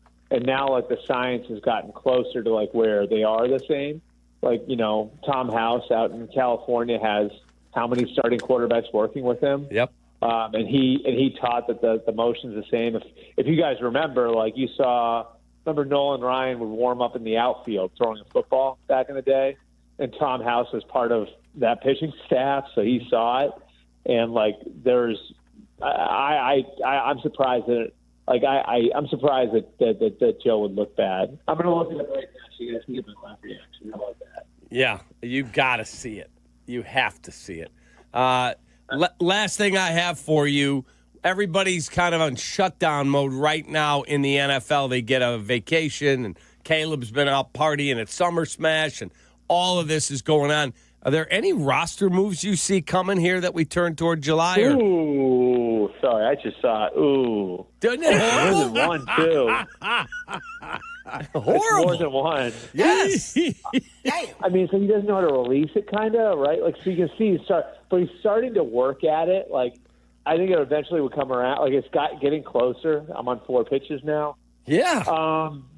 I think, it's not great. So I would say, really, what we're looking at from here, as much as anything else, is the contract extensions and how those talks go. So, Micah Parsons in Dallas, Terry McLaurin in Washington, Trey Hendrickson is an obvious one, that's sort of what you'd be looking at. And how sideways or straightened out those situations get ahead of training camp. I think that's the big thing. But no, for the next couple of weeks, it should be pretty quiet. Barring, again, I think I say this to you guys every year, barring somebody blowing their hand off with fireworks, I think we're okay for the next couple of weeks. All right, let's keep everybody safe. You have a great day, and we really appreciate you. Football around the corner. All right, thanks, guys. See you. Thank you, Albert. There he is, Albert Breer on the Yingling Hotline. Yingling, the oldest brewery in America. Kap and J Hood, weekday morning, 7 to 10. You're listening to Kap and J Hood on Chicago's home for sports, ESPN Chicago. These nuts. These days, we're all thinking more about our health. And if you're living with joint pain, I get it. You want real relief, but without the surgery, pills, or endless steroid shots that only cover up the pain. If that sounds like you or someone you care about, don't give up. It's your friend Tom Waddle here, and I want you to know about QC Kinetics. They're doing something truly different with regenerative treatments that help your body heal and restore damaged tissue naturally. This isn't about masking pain. It's about treating it at the source without surgery, meds, or downtime. You'll meet with Dr. Ashley Caravelli and her incredible team here in Chicago. They'll walk you through the process and answer all your questions. QC Kinetics has already helped thousands. They'd be honored to help you, too. Call now for your free consultation. Saturday appointments available as well. 312-809-5955. That's 312-809-5955. QC Kinetics. Take the first step toward living pain-free. When you're injured, you need a team that knows how to win. Postman Law delivers. Simple, right? Even simpler. Remember this number, 844-POSTMAN. Postman Law has secured over $3 billion for clients. Fast, easy, and stress-free. So think Postman Law when you've been hurt in a crash, on the job, or anywhere else. Call 844-POSTMAN today. That's 844-POSTMAN for Postman Law Offices Chicago. Hey golfers, it's Silvy. I've been talking about Chicago's Southland's finest golf course for years, the Sanctuary in New Lenox. The Sanctuary offers 18 holes of great golf on a beautiful course. The track may be a challenge, but it's an easy drive from anywhere in Chicagoland. Sanctuary features a 20-bay heated top tracer range, a 30-station grass range, a putting green, and a short game area. Check out golfsanctuary.com for the best rates and book your tee time. You no longer need to find your golf sanctuary. Hey, it's your resident Super Bowl champ, Chris Canty here. It's time to turn things up a notch. This summer, don't binge watch shows, binge s'mores by the campfire. Press pause on the podcast and press play on Warm Weather Vibes. Here's your chance to win $10,000 for your ultimate summer. What are you waiting for? Take a shot with 5-Hour Energy and make this summer your best summer ever. Visit 5HEshot.com for full details and rules to enter today. No purchase necessary. Ends June 30th, 2025.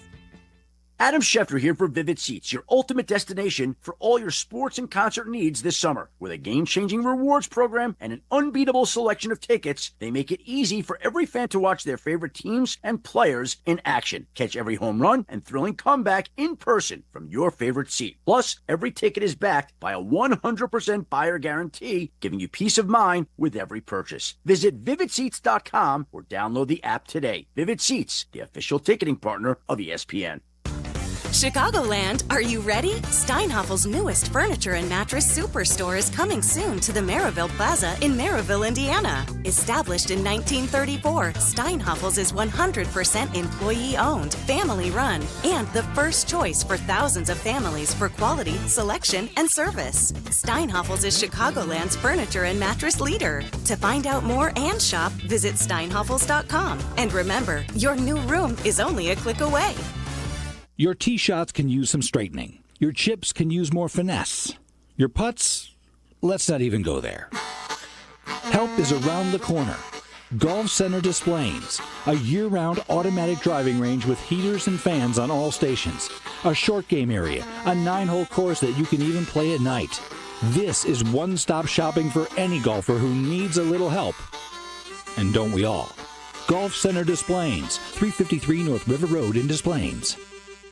All right, Abdallah, let's set the scene. A hot summer day, ball game on the radio, burgers on the grill. What's missing? A beer that won't slow me down. I'm grabbing a Flight by Yingling. Flight is the next generation of light beer. It's crisp, it's refreshing, it's only 2.6 carbs and 95 calories. It's perfect for extra innings or extra rounds on the 19th hole. And it's Yingling, so you know it's legit. The oldest brewery in America does not miss. So Chicago, when you're soaking up summer at the ballpark, the golf course, or just hanging with the crew, make it a Flight by Yingling. Flight, because light beer should actually taste great. DG Yingling and Son, Pottsville, PA. If you're a business owner or building manager, now is the time to upgrade to energy-saving LEDs. Universal Lighting of America makes it easy. As a 2025 service provider for both ComEd and NIPSCO energy efficiency programs, we handle everything from installation to paperwork. That means no hassle, just brighter lights, lower bills, and real savings. And your utility provider may cover up to 70% of the project cost through available rebates. Call now or visit ulasaves.com to schedule your free lighting savings assessment. That's ulasaves.com. Live from State Street in the heart of Chicago, you are listening to the new home of the Chicago Bears, ESPN Chicago. And this is Kap J Hood, WMVP, WTBC, HD2, Chicago, a good Karma Brands radio station. Swing drive, that's rifle to right. Tucker says goodbye. I like fireworks in St. Louis, too. Swing, high fly ball again, deep right. Tucker going back. That one's gone, too. No. Jim might have to make a run for more fireworks. The Cardinals powering up. Swing drive. That one rifle to right center. It's another two-run homer. No. Everybody is in on the party. It is a power parade in St. Louis. It's hard to see now, but there is growth happening. It's hard to like the growth when there's struggles going on. But that's where the best stuff comes from. So we just got to keep working on it and improve the quality of the execution. Keep going.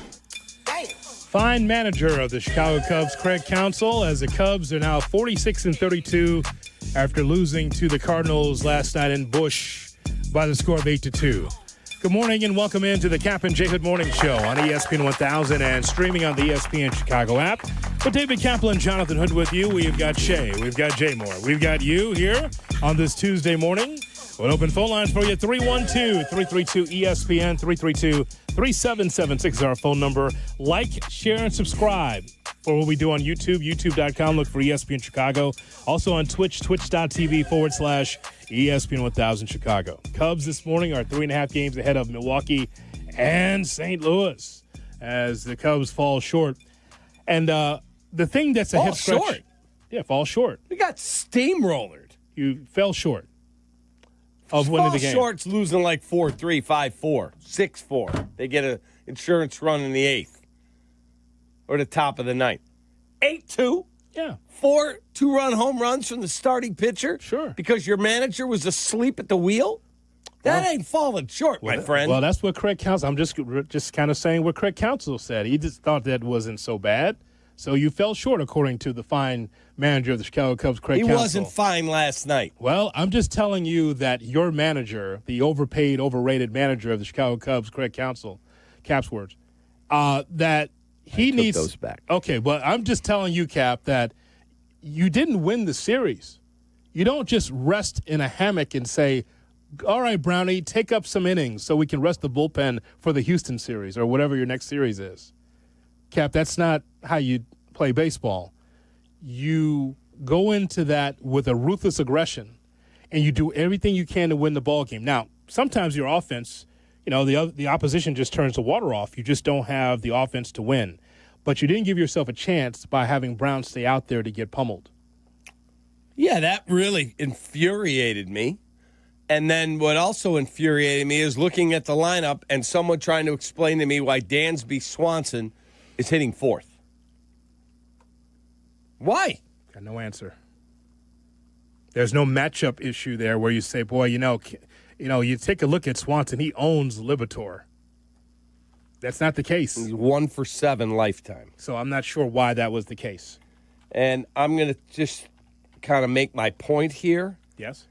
Because, look, the higher you hit in the lineup, the more chance you're going to get an extra at-bat.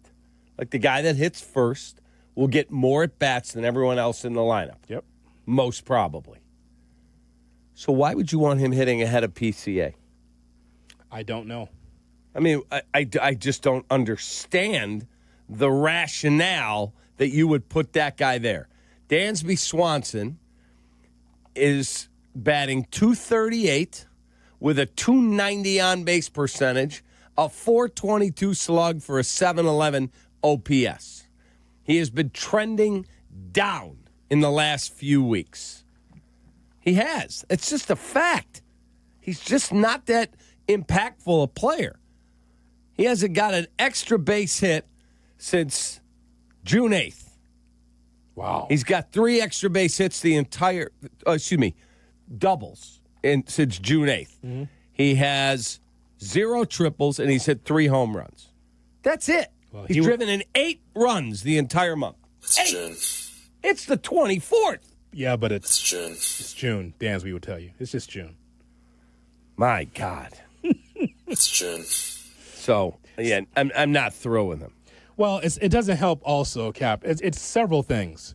I don't know why Craig Counsell let Brown get out there to get beat down because he's not going to be with this ball club. He's going to be sent down or stashed because I saw enough against Philly. I'm like, well, it's a bad outing. But then you're the starter to start the series, and then you play like that. And then on top of that, 1 for 16 that's in the top 4 of the lineup does not help either. If you look at the Chicago Cubs lineup right now. 1 for 16. The only hit came from Suzuki in the top 4. But the middle, I thought, hit well.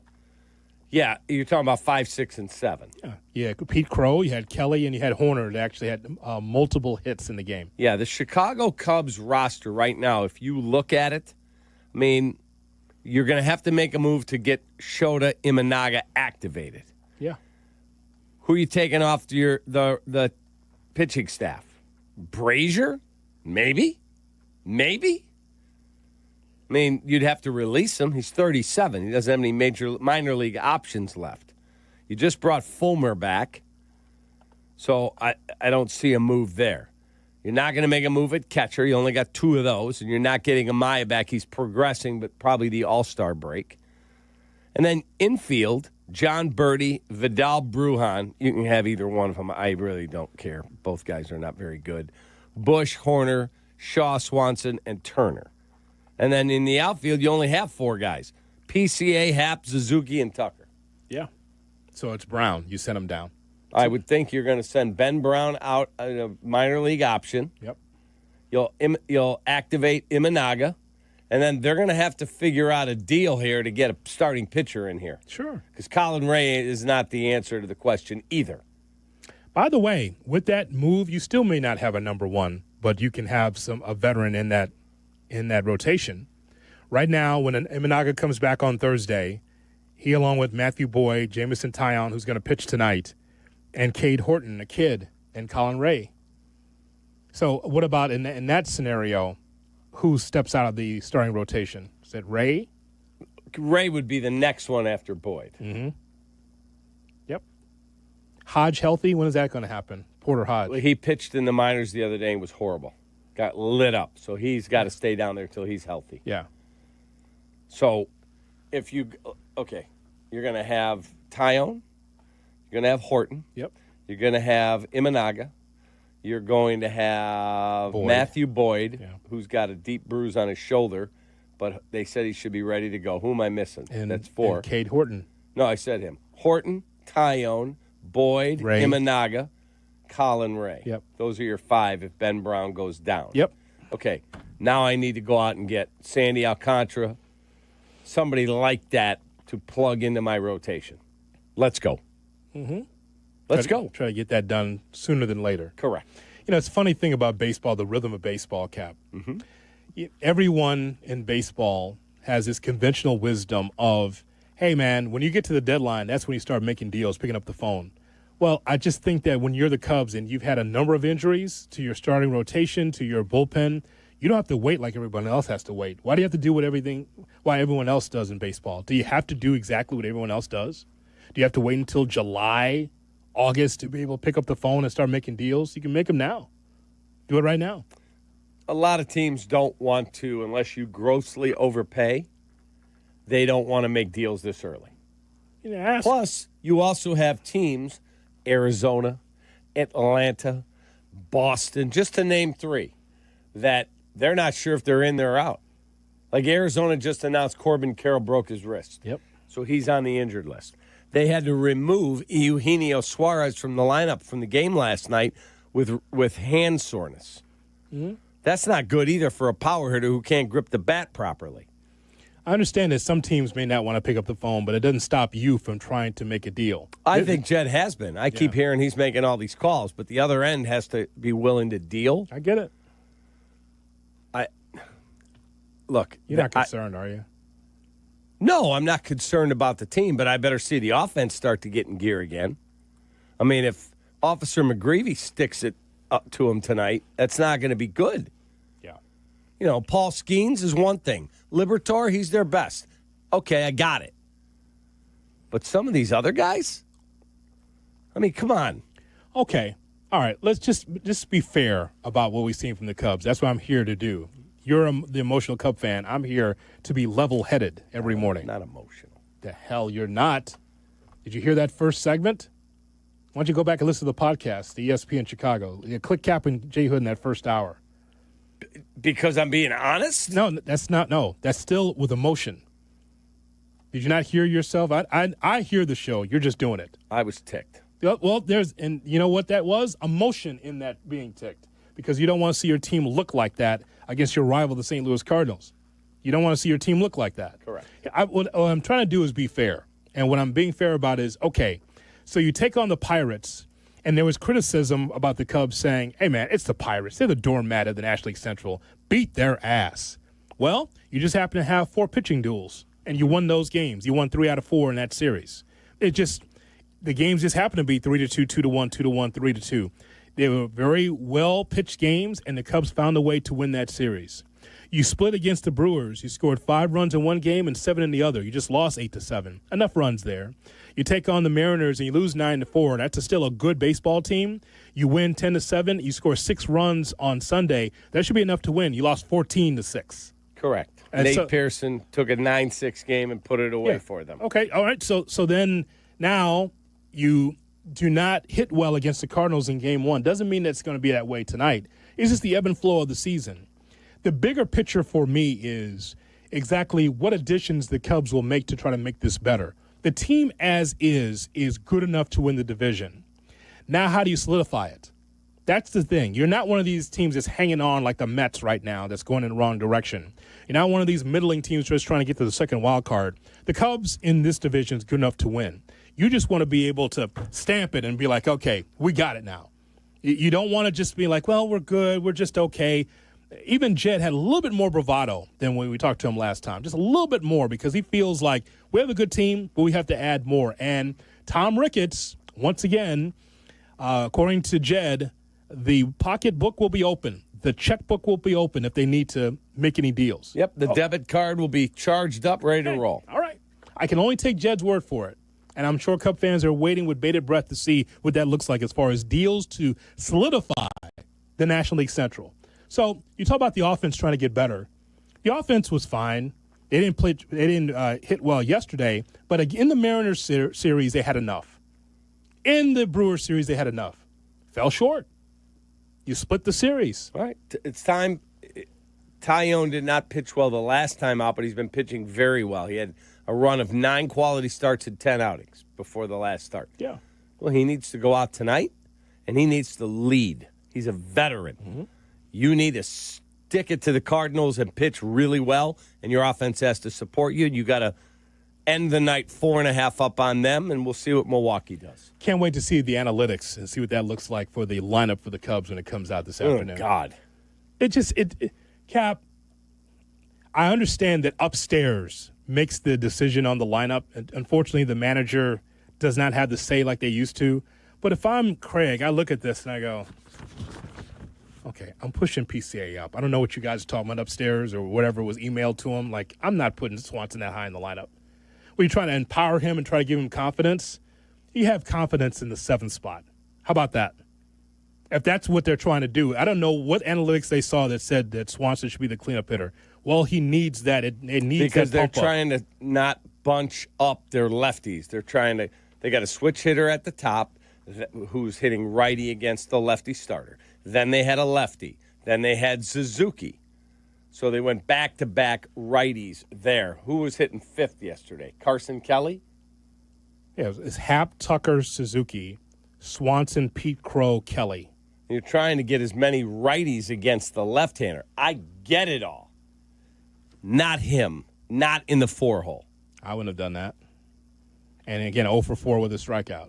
Like a lot of the guys at the top of the lineup yesterday. It wasn't just a Swanson issue. It was a power outage at the top of the order. Correct. So, again, you got to turn it around today. That's the only thing. I know it's a little bit more juice for you because it's the Cardinals, but also it's about the division, just playing better baseball. That's it. So let's get your thoughts, Cub fans. 312-332-ESPN, 332-3776. About the series against the Cardinals, which stood out most about that.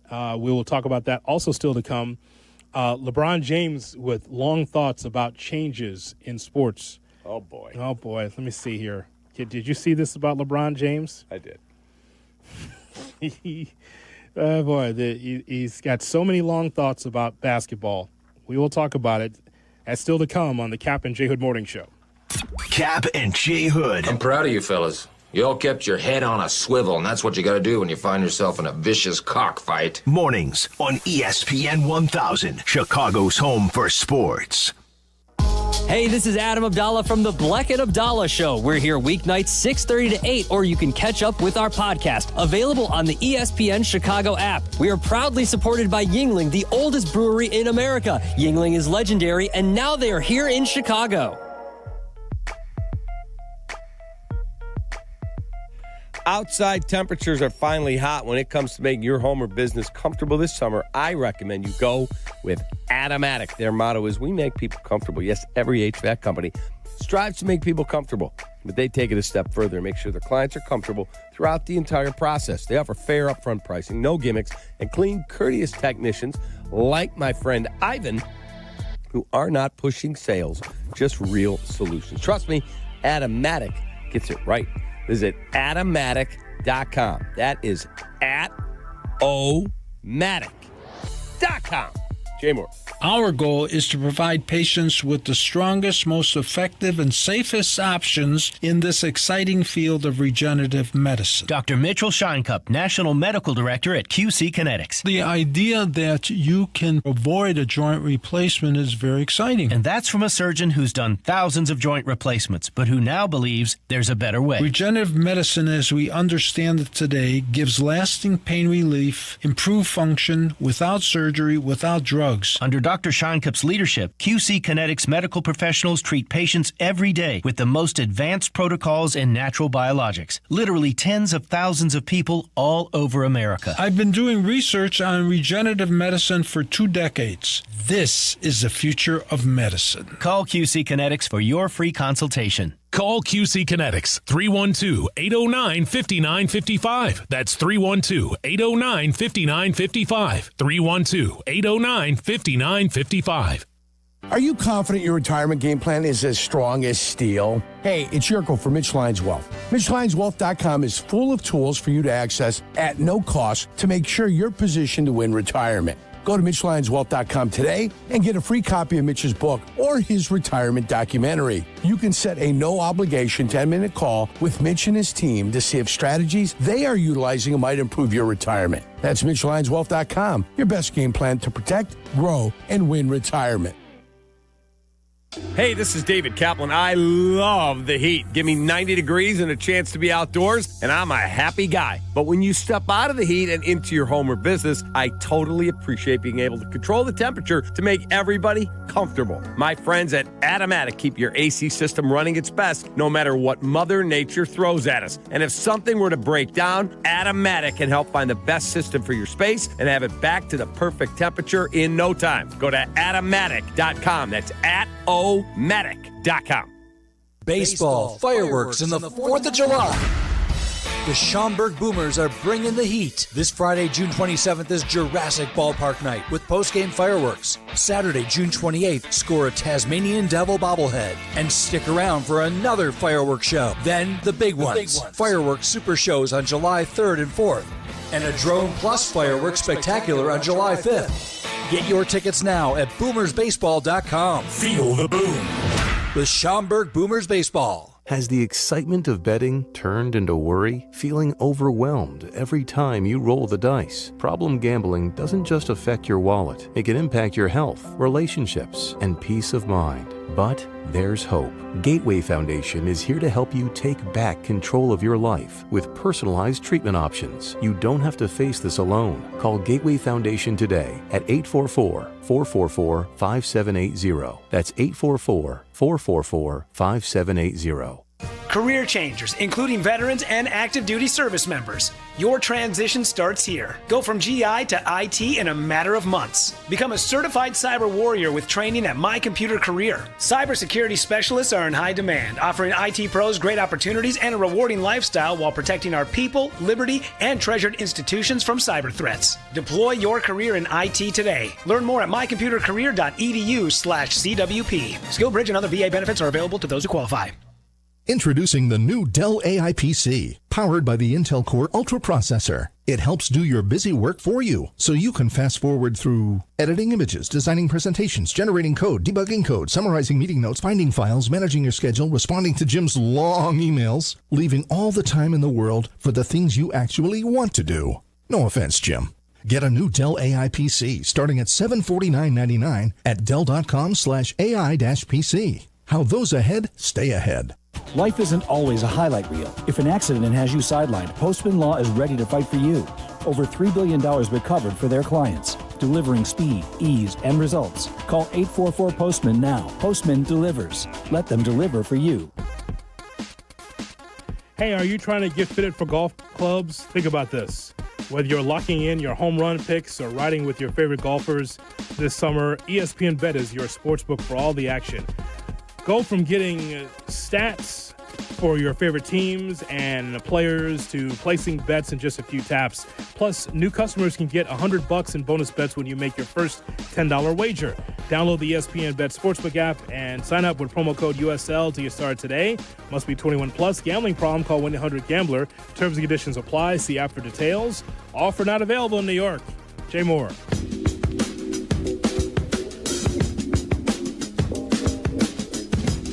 Now back to Kap and J Hood. When I tell you he's got his own money, I mean the boy has got his own money. On ESPN Chicago. Kap and J Hood on ESPN 1000 and streaming on the ESPN Chicago app. We're with you till 10 o'clock. Then it's Clinton and friends at 10, followed by Carmen and Peggy from 12 to 3. Then it is Waddle Silvy at 2:30. White Sox against the Diamondbacks at 6. Black and Abdallah on the YouTube channel, youtube.com. Look for Black and Abdallah there. Glad to have you in today. 312-332-3776 is our phone number. Get to the phone lines in just a moment. The great sage of the NBA. His name is King LeBron James. Always with long thoughts about the league. LeBron James.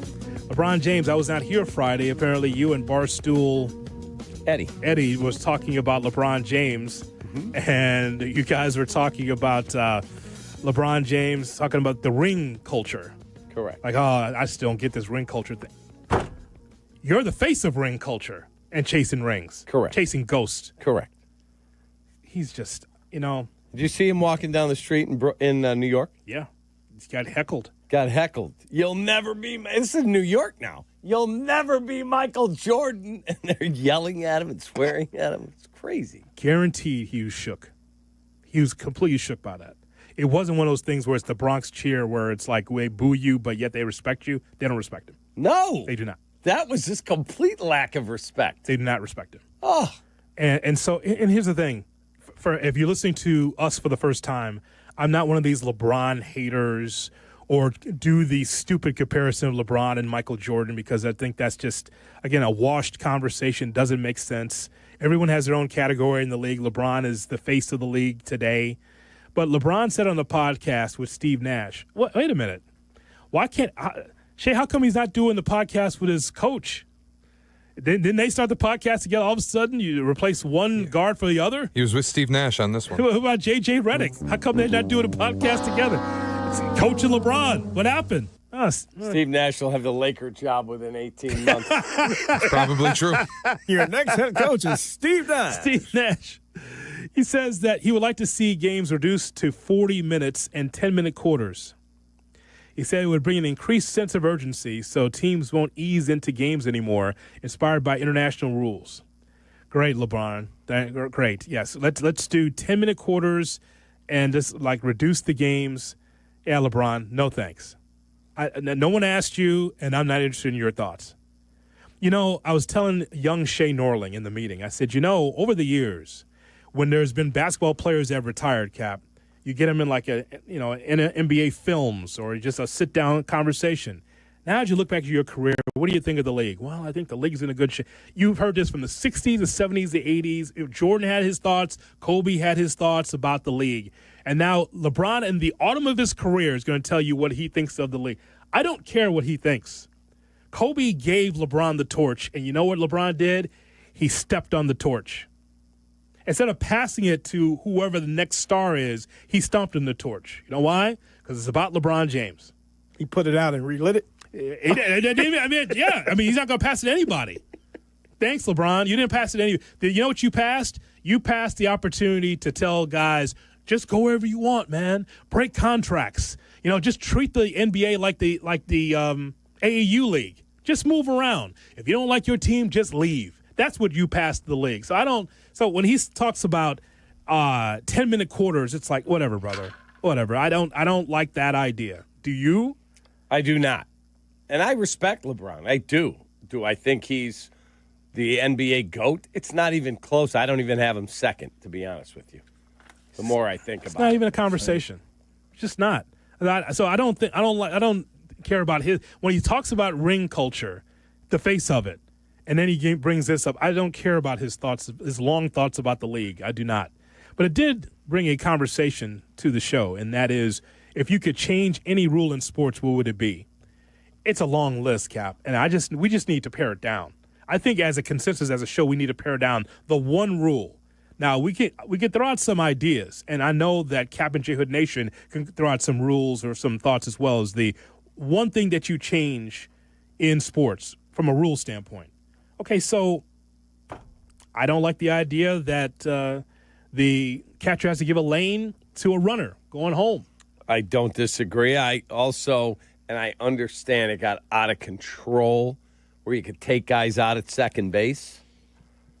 Remember those days? The Fernando Vina. Yeah, like it got a little crazy. I get it. But the whole blocking the plate, I'm with you 100%. How about process of a catch in the NFL? So it starts with Calvin Johnson. Yeah, I hate that. That was a catch. That was definitely a catch. Clearly a catch, and the Bears should have lost that it's game. against us, right? It's against the Bears. Game one of that particular season against the Detroit Lions. It's against us, but Calvin Johnson got screwed. He did. But the whole thing So did Des Bryant in the playoff game at Green Bay. Yeah. That touchdown that they say wasn't a catch, he got screwed. Okay, so the whole thing, Cap, you have to be a ballerina and you have to be perfect to be able to catch a ball, go through the process of the catch, go down, make sure that you cradle it like a baby. It's like, man, a catch is a catch, man. It's always been a catch is a catch. But now in this era where you can have an interception or a catch and you have to make sure the feet are down and make sure that you're cradling the ball like a baby and that you go down and make sure that you're making the 1%ers do the impossible. Correct. That makes no sense. Would any of those white shirts and ties in New York, you think they can make those catches? Those people in the front office of the NFL? No. I don't think so. So why are you making the greatest athletes in football do the impossible to make a catch. If you got both hands on it, you go down and you don't fumble it, that's a catch. No, it's about the way you catch the football. That just bugs me. Agreed. Bugs me, especially when you got money on the game. What about the gather step in the NBA? Where that's the step before the two steps? Man, look. Yeah, I don't like that. I hate either. that too, you know? Man, look. And the same thing, if it's a travel with 2 minutes gone in the first, it's a travel with 2 minutes left in the game. Just call it. The Euro step is one thing, but now you get the catch the ball, the gather step, Euro step, and then to the basket. That's too much. Travel. That's 5 steps. Agreed. That's 5 steps. That's too much. They allowed the David Stern allowed the European talent to come over. It's like, we need to fix the league. So he brings in the European talent, and they bring in the Euro step. And now the NBA is taking it way too far. Way too far now. Agreed. Give us something, Cap, a certain rule that should be changed. If you could change any rule in sports, what would it be? I just gave you several examples. And now we're just going to play King of the Mountain here until we come up with a consensus. Wow. I'll tell you one. When you sack a quarterback, unless you're trying to be dirty, you tackle a guy and you land on him, guess what? That's just part of the deal, man. That's right. I don't want to hear. You can't put your weight on we got a personal foul, 94 defense, sack the quarterback with the full weight of his body, 15 yards automatic first down. No. He's trying to tackle another human. When you're a big guy like that, Shay, there's no way to say, okay, I got you, and now I'm just going to roll off of you and make sure I have no body weight on you. You can't do that. That's just not how physics works. It doesn't work that way. If I'm a big guy and I tackle Cap, I can't say, well, I got you down. Now I'm going to roll over so I don't hurt you. Like, it's just the way it is. Agreed. Give us an example of that. Now, again, we gave about 4 or 5 examples. I think we're going to come to something in football that we want to change. We got basketball, baseball, but I think football might be the apex of this. We'll see. I want college overtime in the NFL. Back and forth. Yep. Start at the 25-yard line. Now, not the 2-point conversion garbage that they brought a couple years ago, where after the third overtime, it's just dueling 2-point conversions. Penn State, Illinois. But you start at the 25-yard line, and you play till you have a winner. He'd hate that. We love it, though. But in college, I don't want that in the NFL. I want it in the NFL. It's a great way to decide a winner in football. Yeah, I want football. I want him to play football. That's football. That's not football. That's hokey. Oh, how about that, Shay? It's not. Fine for your college game. Dueling red zone possessions until you have a winner. I love it. What's with the hand? Fine. You want to make an adjustment? We'll start from the touchback line. Do you see what he just did there? Just waved off college football. I know. It's egregious. You son of a bitch. College football's fine. No, but with the hand. What is with the waving it away like it's F1? What are you doing there? You want to have your gimmick in your college football? Oh, my God. That's so egregious. You can have it. I don't want that in my NFL. Did you see what he did, Shay? He just waved. He just waved. It was flippant. He's very flippant about it. That's it. You're going to make him mad over there. NFL overtime, it sucks. The regular season sudden death stuff, it stinks. It's terrible. Why? Everybody gets a possession. No, not in the regular season. Unless you score a touchdown. Correct. But that's changing, isn't why it? not? It might be. I'd have to double check. But why not just bring college overtime to the NFL? I don't like it's hokey. It's gimmicky. He doesn't like it. Move them back to the 50. I knew he wouldn't like it. Start them from their own 25. No. Do you like it the way it is now? Because they had to change it because of the Bills and what game was that? Chiefs. Bills Chiefs. So you like the way it is now? I would like, even if you score a touchdown, I get the ball. Both teams get a possession. Then a field goal can win it after that. At both teams. Jay Moore, is that fair? Or did you like it the way before the Bills Chiefs? Before that game? No, I like it better now because the I think coin everybody toss should had have too much involvement. You should definitely get a chance to possess if somebody scores. Yeah, but in the regular season, and I'll check if they changed it for this upcoming season, but in the past, you haven't gotten one. If somebody scores a touchdown on the opening possession, and it's harder to play defense in overtime if the team knows they need a touchdown because they'll play 4 downs the length of the field. Mm-hmm. So it's just stopping a team 4 times is harder than stopping them 3. I would like college overtime in the NFL. Yeah, hard pass. You'd take that. You can have it. Again, with the hand. It's just not for me. Not. But you don't mind it. It's fun in college, though, isn't it, on a Saturday night? Yeah, that's fine. But I don't also like the college now that they've gone to the 2-point conversions. Because I still remember Brett and I watching on all the monitors, and it's late. And Minnie's like, are you guys coming up? No, this game's still going. And LSU beat who, Shay? Like Mississippi State or something? I think it was Texas A&M, the 7 overtime game. It was like 76-74, 74-72. Yeah. It was awesome. That's fun. It was incredible. Imagine that in the NFL. Remember that Chiefs-Rams game? Imagine if they had to go to overtime. Come on. College overtime in the NFL, and we'd have a final score in the 70s? It'd be thrilling. He doesn't like the idea of that because it interferes in his viewing of 60 Minutes. Thinks it goes too long. You know the other one, just That's quickly? not my show. But I would definitely like to have regular football. The extremity of punishing teams for failing a challenge in hockey, I think, is fantastic. It's a delay a game penalty.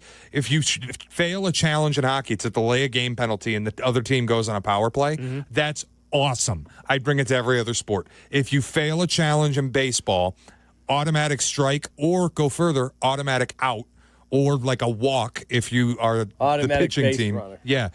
If you do it in football, instead of losing a timeout, delay a game penalty, you're giving up 10 yards.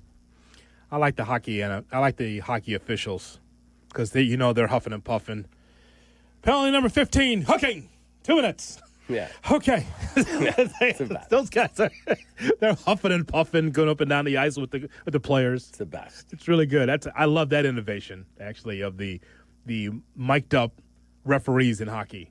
I like that. That'd be awesome. So we asked you to play King of the Mountain. I knew, Shay, that this would be NFL. We threw some baseball out there. We do some basketball in there. But we think it might be football because LeBron James says that he wants 10-minute quarters in the NFL, from 40 minutes to 10-minute quarters. And so if you could change any rule in sports, what would it be? 312-332-3776 is our phone number. We mentioned some things.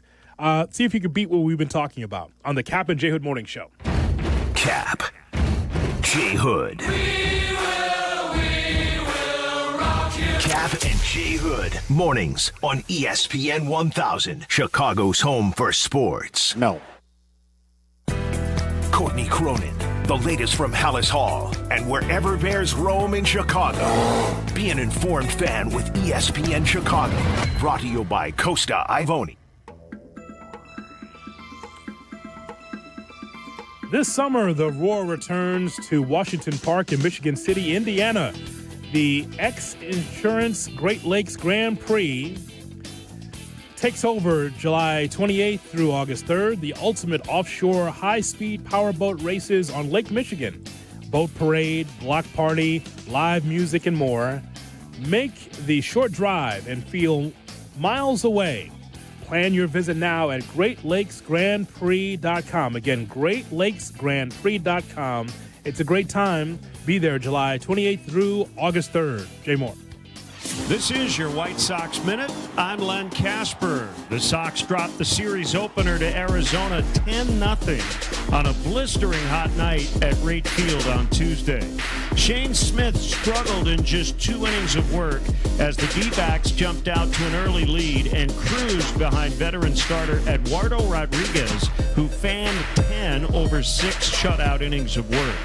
Tonight, it's Game 2 of the series, 6:40 p.m. for the first pitch. Be here this Friday, June 27th, to see artist Flo Rida perform a post-game concert presented by Coca-Cola after the White Sox take on the San Francisco Giants at 6:40 p.m. Don't miss your chance for an up-close on-field experience. Exclusive on-field passes are on sale now with limited availability. To purchase tickets, visit whitesox.com/concert. Take it from me, when you want the job done right, you call the pros. And that's why Chicago trusts Window Works. For over 30 years, they've delivered custom windows and doors that fit your home, your style, and your budget. No cookie-cutter stuff, just certified pros who get it done. And it's not just about beauty. These windows can help cut down your energy bills, too. Right now, buy one window, get one free. Dial pound 250 on your phone and say Waddle to book your free consultation today. Kap and J Hood here with Howard Enkin. Hey, what's wrong, Cap? I slipped on the court and I pulled a hammy. You did a slip and fall? I know who to call. He's playing hurt. Seriously, anyone who experiences a slip and fall injury should call me at 312-6-million. Auto, truck, rideshare, medical mistakes, I'm here to help. Yeah, but this one was Cap's fault. I need some new shoes. I might be able to find a cold pack for you. Injury Law Made Personal is Howard Enkin, our attorney on the Kap and J Hood Show. Weekday morning 7 to 10 on ESPN 1000. Hey, it's Pat the Designer. If you're looking for your next car, make it easy. Make it Madison. Just 30 miles southwest of downtown Chicago, the Madison Auto Mall has thousands of new and used vehicles, all in one convenient spot. Whether it's shopping for your first ride or your next upgrade, you'll find the right fit at the right price. So why drive all over? Visit Madison Auto Mall for yourself at the intersection of Lincoln Highway and Central. Get it all in Madison. Home for business, heart for family. Thy ticket, Lady Jennifer of Coolidge. Well, many thanks, good sir. Hereeth my Discover card. They accept Discover at Renaissance fairs? Yeah, they do here. Discover is accepted at the places I love to shop. Getteth with the times. With the times? You're playing the lute. Yeah, and it sounds pretty good, right? Discover is accepted at 99% of places that take credit cards nationwide. Based on the February 2024 Nielsen report. Hey, listen to this. All I needed was a new starter. Got a great deal on eBay. Did it myself. Yeah, that's cool. But how about the soft purr of an upgraded exhaust when it fits just right? For me, it's the little things. Like these new windshield wipers from eBay I installed. From small fixes to big upgrades, eBay has all the parts you need at prices you'll love. Guaranteed to fit every time. eBay. Things people love. Eligible items only. Exclusions apply. Want to buy a vehicle in 60 minutes or less? Purchase your next vehicle in 60 minutes or less at Advantage Chevrolet Bolingbrook, or your first car payment is on them. And every new Chevy comes with the Advantage Plus program. Together, let's drive. Restrictions apply. See dealer for details.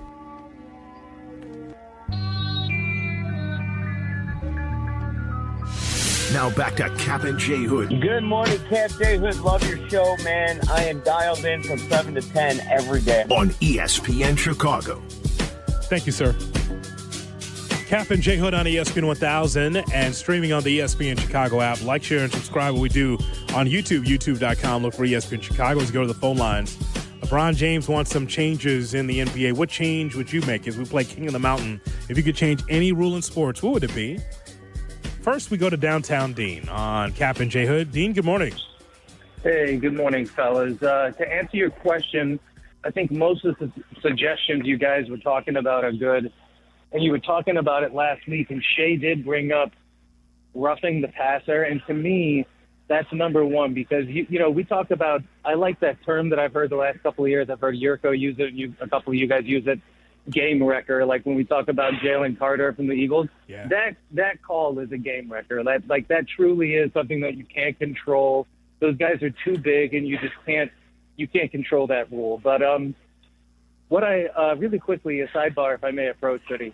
Brought to you by Enkin Law. 312-6 million for the best personal injury attorney in Illinois, Howard Enkin. Shot my ball. So it's funny because I've never seen or heard this guy. I've never heard him speak, but I have an idea how he sounds because of Hoodie, the great impressionist, which some of my favorites are Reinsdorf, Silverman, Stern, and Mike Tice, to name a few off the dome. But that guy is your boss that you guys do, right? That's Keith, your boss? No, that's Craig, the owner of the company. I'm sorry. Oh, so Craig, the owner of the company. How arrogant are you? Yeah, so Yes. For some reason, Cap's impression makes me chuckle even more than Hoodie's. I don't know why. It just cracks me up when Cap does that. I really like that. But the main reason I called, if I may ask a Cubs question also, is that And I think I've heard you guys mention, because I told you yesterday, Hoodie, I'm not a big baseball guy. I like to gamble on it, and I'll watch it if I have money on it. But I think I've heard you guys mention that Ben Brown only has a couple pitches in the arsenal. And I know he's pitched in relief in the past, right? Yeah. So how come send him back? The main reason I called, I asked Shay, I go, why is Cap saying send this guy back to Iowa? Why not try him in relief? Or if you want, see what Brown can do for you in the climax. Pardon the expression, Hoodie. Take that. Yes. Well, I think personally, you'd like him to get his feet acclimated, his feet wet at relieving. And I'm not saying he's going down there for 2 months. If he pitches well, you quickly get him back. But I would rather, all right, you pitched last night, you went 5 innings through whatever number of pitches, 80 or whatever, 85, and now you send him back, and then this weekend they use him as a reliever and let him get acclimated to the role rather than in high leverage right away. Let's go to Mike in Lombard on Kap and J Hood. Mike, good morning. Good morning, gentle giants. You know what? This one's off the grid because it's not one of the 4 major sports, but it always drives me nuts when a PGA player smokes it straight down the middle and it lands in a divot and they have to play it. You are 1,000% right. Tiger has said they should change the rule. You should not be penalized because some jackaloon didn't repair his divot and your ball is in the middle of the fairway in someone's divot. Mm-hmm. Yeah, I think that's a lot easier than the other one I had, which was a breakfast ball. I'll talk to you later. There you go. No, that's good, Mike. We talk golf. That's a great one. You should be able to get a drop. Absolutely. That's a good one, actually. I'm glad you came up with that. John in Tinley Park on Kap and J Hood. John, good morning. Good morning. Hey, freedom of movement in the NBA. The no hand checking.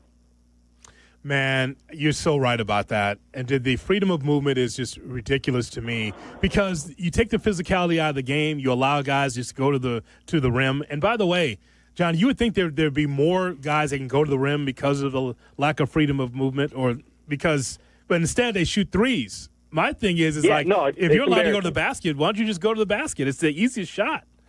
I mean, MJ and Allen Iverson, all those guys still got to the rim. Yes. It's amazing to me how whether you're small or big, you'd rather just settle for the three and shoot under 30% doing that. I mean, I think that changed the game more than analytics did. So it's a good call. Yeah, but people do not like. I told you when I was doing that for a living, our head coach would have us teach as you came through the lane, bam, little forearm shiver, a little hip, and knock you off stride. And it would completely blow up a team's offense. The only way they were going to be able to run it is if they were physically superior to you. Mm-hmm.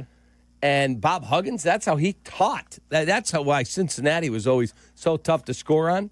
And I like freedom of movement more. I do. You know who fouled a lot? The Oklahoma City Thunder. A ton. They are a physical team, man. I give Dagnall a lot of credit. How hard they play. When you got a guy like Lou Dort, Lou Dort will get in your you-know-what. The hack was back. Yeah. It really was. Now, here, having said that, they're one of the best defensive teams that we saw in the playoffs, but yet they fouled a ton. How is it, Shay, that you can have 9 games under 31% from 3? You're 13th from 16th from 3-point range. You're 11th in assist percentage, 12th in defensive rebounding rate, and you finished the playoffs 11th in rebounding rate, overall rebounding rate, and you won the title. How's that happen? Because you got the number 1 defense against the 3 and the number 1 defense against the 2. That's it. So that's why. If it looked underwhelming to you, it's because they guard your ass. You win when you guard. 100%. Jerry and Aurora on Kap and J Hood. Jerry, good morning. Hey, good morning, guys. How are you? Well, thanks. Great. I would like to see the NFL widen the field. I think these guys are too big, too strong, too fast, too many injuries in football to decide the game. I think if they widen the field, not 100 yards is 100 yards, leave that alone, but just make the field wider. Is the CFL wider? CFL is wider, I believe. The other option that gets floated a lot is widen the hash marks like they are in college, and you could open the field more. The problem is you'll see totals in the 60s consistently. Like defense just can't keep up. That'd be amazing. The Kap and J Hood cut of the day is right around the corner in Chicago's Home for Sports. Good call, Jerry. Kap and J Hood, ESPN Chicago. Celebrating the selection of Pope Leo XIV, Godman, Sox fan. ESPN Chicago, the home of the Chicago White Sox. Now backed by the power of the Pope.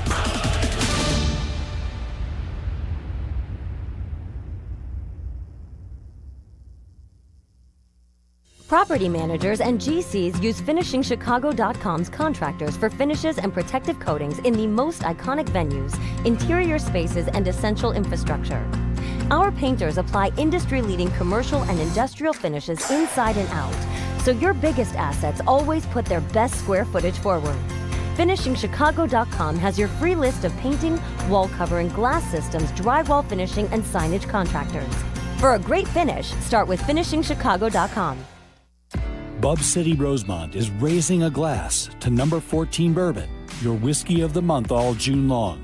Taste the strength of bourbon, softened by the sweetness of real Vermont maple syrup. Sip on handcrafted cocktails like the Maple Old Fashioned and Blueberry Smash, or stop by Friday evenings for sampling events to explore the flavor firsthand. Plus, number 14 bourbon is turning up the volume as the proud sponsor of select shows at Joe's Live this month. Come for number 14 bourbon. Stay for the music at Bub City Rosemont.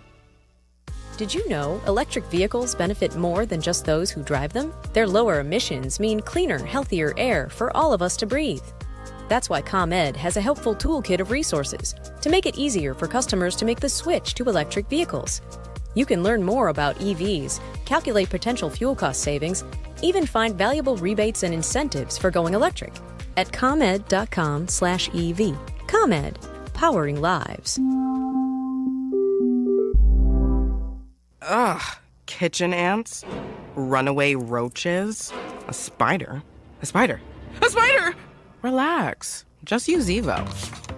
Zevo insect killer sprays use a powerful blend of mint and rosemary to eliminate those pests and up to 20 other bug types. Plus, Zevo is safe for use around people and pets when used as directed. Just spray the bugs and wipe them away. Zevo, people friendly, bug deadly.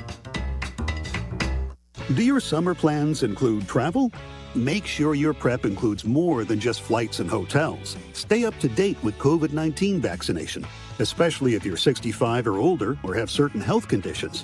There have been surges in COVID-19 in the summer, too. It's important to help protect yourself no matter your destination.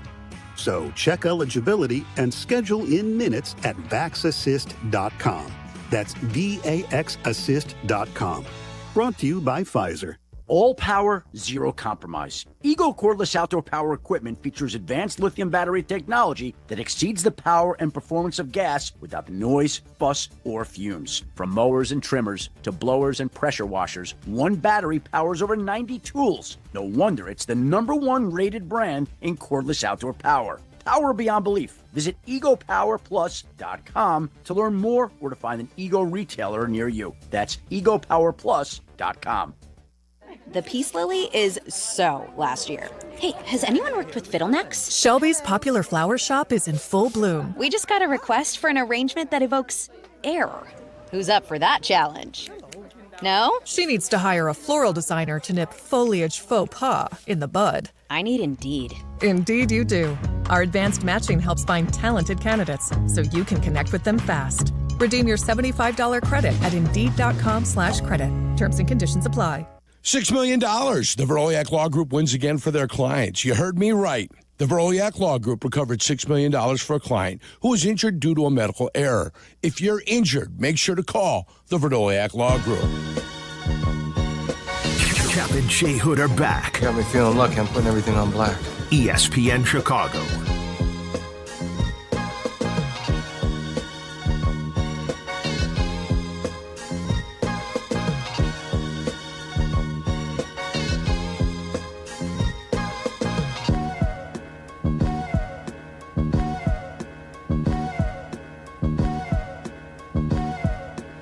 Now time for the Kap and J Hood cut of the day. Brought to you by David Flom, Matt Moore, and Chicago Cut Steakhouse.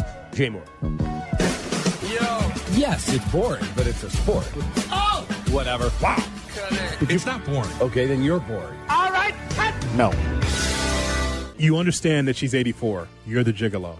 Yeah. You know she didn't have much time left. Correct. Do you do it? Knowing that there's money on the line, would you do it? But I don't think you know when you first hook up. She talks about it. She's got nothing else to talk about except her money.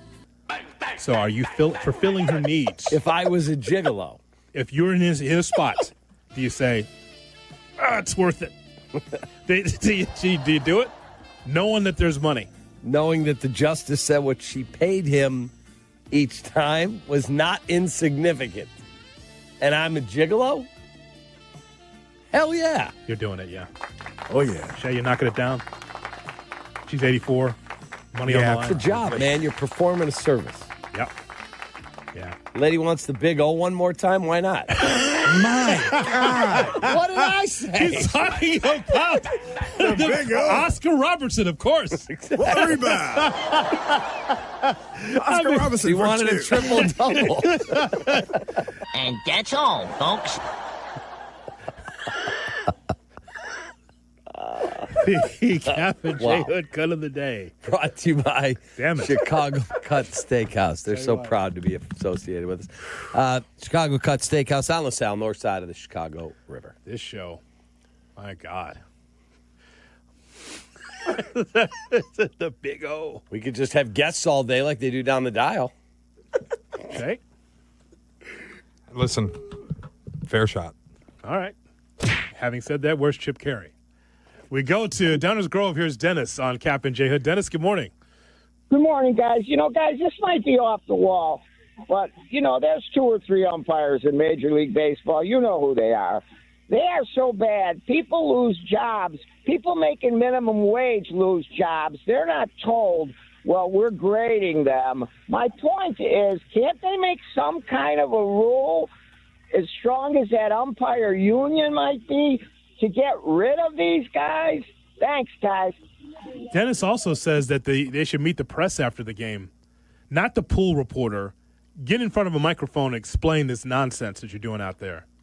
Yeah, they're never going to agree to that. But I don't disagree. When there's a controversial call, I had to be the pool reporter a couple times, go down there. Excuse me. Bob, what did you see on that play? And they tell you.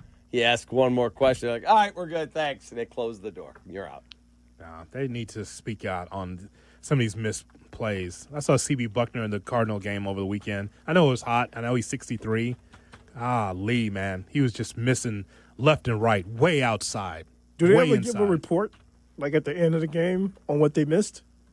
Not on that particular thing. NBA has the 2-minute report. But as far as baseball, it has to be something controversial. Correct. But not on balls and strikes, like it should be. Correct.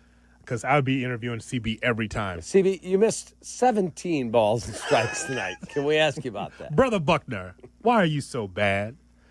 Devin is in Gurnee on ESPN 1000. Devin? Hi, good morning, guys. How are we doing? Good, thanks. Good. Hey, I listen to you guys every morning, and I had to chime in on this one because this rule, it drives me crazy every time I see it happen. But the fumble in play that goes out of the end zone and out of bounds, I don't know why we award defense that ball. Yeah, great. So go back to the 5, whatever you want to call it. I like that, Devin. Horrible. That's got to drive you crazy.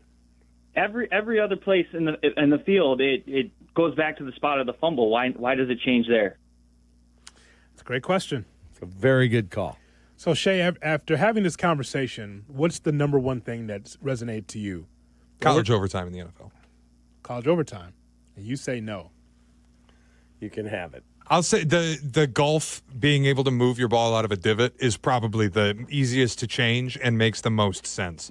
Our friend Jim Memolo had a good text. He said, you guys wanting that college overtime rule would be like playing half court in the NBA. Just stupid. No, actually, Jim, it's lucrative. Ask Ice Cube. The big three actually is working. He's talking about the overtime. I'm talking about half-court basketball. That'd be great. That's actually happening. Are you kidding? NBA overtime, half-court, check the ball, first to 21? Yeah. Are you kidding me? That's a wonderful idea. That might be the rule change I most want. So take that. Wow. Take that. Take that, Gemolo. Yeah. Wow. That's already happening. It'll be presided over by Ice Cube. You ever watch The Big Three? I have. You've seen that, right? That's hard to watch. We had Ice Cube in here on the old show. Danny booked him. Yes, downstairs. We thank you so much for listening and calling in and being part of the program here on Kap and J Hood. Thank you, Shay. Thank you, Jay Moore. How about tomorrow we do something like a Waddle Wednesday? Hello? I'm in. I'll do the Waddle Wednesday thing with you. Let's challenge Tommy a bit tomorrow. So long, everybody. Get ready, Tom. Take that. From Chicago. Well, see you later. See you later. If you're a business owner or building manager, now is the time to upgrade to energy-saving LEDs. Universal Lighting of America makes it easy. As a 2025 service provider for both ComEd and NIPSCO energy efficiency programs, we handle everything from installation to paperwork. That means no hassle, just brighter lights, lower bills, and real savings. And your utility provider may cover up to 70% of the project cost through available rebates. Call now or visit ulasaves.com to schedule your free lighting savings assessment. That's ulasaves.com. You've seen it asked 1,000 times on the big screen. You got a light? But it's the sound that's unmistakable. The iconic sound of a Zippo lighter. But that's only the beginning of the Zippo story. Zippo is famous for everything from vintage lighters to sunglasses. Visit Uptown Cigar Store and Lounge on Wells Street at North Avenue. The best selection of Zippos, premium cigars, and accessories. What do you need to know about Zippo? Nothing. The sound says it all. You have heard me talk about how businesses are elevating their game in Bolingbrook. Here's Mayor Mary Alexander Basta to tell you herself. Thanks, Peggy. Bolingbrook remains the most desirable southwest suburban location to start or expand your business. I invite you to learn how welcoming we are to the many businesses who recently have made Bolingbrook their home. So if you're looking to elevate your future and the future of your business, visit bebolingbrook.com to learn more. Join us and be Bolingbrook. Who are you talking to? As a business owner putting hard-earned dollars into advertising, that question is everything. So who are you talking to? How about a very loyal fan base of a great Chicago team?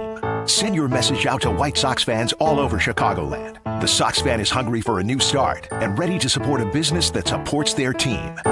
So who are you talking to? How about you start with talking to us? Send an email to whitesox@goodkarmabrands.com. That's whitesox@goodkarmabrands.com. This is ESPN Chicago, WNVP, WTBC, HD2 Chicago, a Good Karma Brands radio station. Clear as a bell. Clinton Yates always brings the heat. I can lead a nation with a microphone. I am pleased to be joined by ESPN's Clinton Yates. With a microphone. With a microphone. I would imagine most of you have never heard Clinton Yates. He's irrelevant. This is my new favorite show.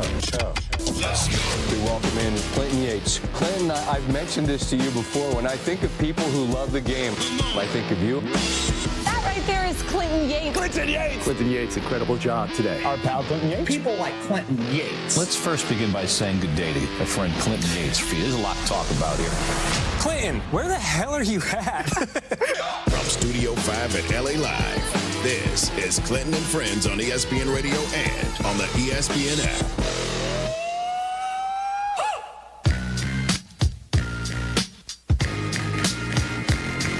Happy Tuesday, kiddos. You're listening to Clinton and Friends on ESPN Radio, the ESPN app, Sirius XM Channel 80, and on the Watch ESPN app. If we had the wide shot, you'd be able to see that the thigh meat is out. I'm wearing shorts because I got to go to a sports media conference later today. And, yep, there it is. And I want these people to see my gams. James Steele is on the con, and Mikey C is on the board. Radio clap for Mikey C making it to the program. Quickly, for those of you who don't know, I've been at ESPN for a while now. I used to be in Bristol all the time, and ESPN Radio is something I've done on and off before I got this show. Mikey C is a legend on a lot of levels, and for those of you in deep Mikey lore, yes, there will be a smoke break later in the show. Mikey C, welcome to the program. Thank you. It's an honor to be here. I'll try to live up to it. Got the glasses on. Everything is going well. I'm very excited about that. But, yes, I'm going to a sports media summit later today, James. It is at the Intuit Dome. So that should be interesting, going to schmooze with some people from around the industry and talk about where the industry is at this point. So I'm excited to tour the Intuit Dome. I've only been once. I went for a concert. This is the part where I name drop and remind you all that my cousin is in Bruno Mars's band. And when they opened Intuit Dome, we went to go see them. But I haven't taken the full official tour yet, and I'm excited about that. Yeah, the Intuit Dome looks crazy. As you know, I'm a big wrestling fan. Sure. Whenever they moved Monday Night Raw to Netflix, that's where their initial episode was. And the things that they can do there with all the high-tech lighting and video screens and stuff, it looks crazy, and it's super cool. It's like I've seen wrestling in Madison Square Garden now, which was like a bucket list thing. That's one of the ones I'd like to see, like a wrestling event at now. I did go to a playoff Clippers game there. As a matter of fact, I was at that game where Aaron Gordon hit that dunk at the last second to beat them for the Nuggets. So that was the only other time I have been. This will be the third time I have attended Steve Ballmer's Hall of Toilets in my existence. Clinton and Friends is presented by Progressive Insurance. They offer auto, home, and commercial auto insurance. Visit progressive.com. We're not parsing words, hiding from the headlines, Extra, extra, read all about it. or saving the best for later. I can't wait. It's time for The Lead. Talk about burying the lead. On Clinton and Friends.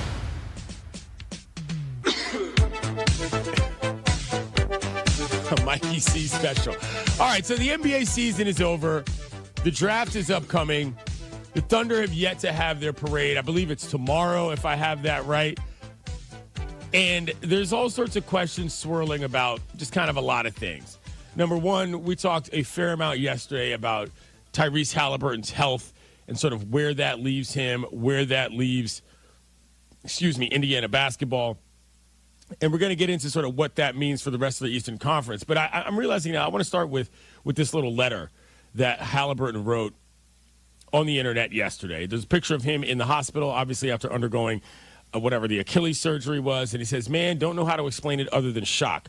Words cannot express the pain of this letdown. The frustration is unfathomable. I've worked my whole life to get to this moment, and this is how it ends. It makes no sense. Now that I've gotten surgery, I wish I could count the number of times people will tell me I'm going to come back stronger. What a cliche. LOL. This S sucks. My foot feels like dead weight, but what's hurting, I think, is most my mind. Feel like I'm rambling, but I know this is something I'll look back on when I'm through this as something I'm proud I fought through. It feels good to let this S out without y'all seeing the ugly kid cry. Something tells me here that this is a situation where even if the Pacers had wanted Halliburton to sit, they weren't going to be able to stop him. And I'm not saying that that's the wrong decision on Halliburton's part, but I do think that we've got to reframe, and I've touched on this a little bit yesterday, but I'd like to get further into it, because now that I'm hearing this from Tyrese himself, the concept of kind of protecting players from themselves, if I'm an NBA executive, I've got a hyper focus on at this point. And I'm thinking about it mainly because of this. In an era in which, frankly, just getting guys to play alone, think of your Ben Simmons, think of this kid, I don't know, Ace Bailey, who's coming out who doesn't even want to play unless he finds the right fit. You're going to have to figure out how best to maximize the longevity of your athletes in more ways than just, I can find another one if I need to. I've said before, and I'll say it again, I think this could have been better managed by the Pacers, not in the context of they did anything wrong, but what you convince a guy to do or not do, even if you think nothing's going to happen, is another. But for him to say, basically, I do it again, I do it all over again, it's like, dude, your entire season now, next year, is kind of crippled. We have no idea what the Pacers are going to look like. And I'm not implying that Halliburton is being selfish, not remotely. What I'm saying is that if you're above that, from a leadership standpoint, across the NBA, this is not just a Pacers issue. With 3 guys banging out Achilles in one playoffs after calf injury specifically, something's got to be done about this in order to keep the best players in the game on the court. That's just me. Now, that said, the reason why this matters going forward for the conversation is because look around the league. That injury, Pacers notwithstanding, pretty much knocks you out for the entirety of the next season, depending on when you get it. And if you've got it in the playoffs, well, you're probably not going to be back until sometime close to when the season ends, which, again, is a competitive disadvantage. Now, in the Eastern Conference, that changes things drastically as far as who's going to be where, what's going to matter, and how that's going to work in terms of whether or not, well, anybody can make a run at the finals.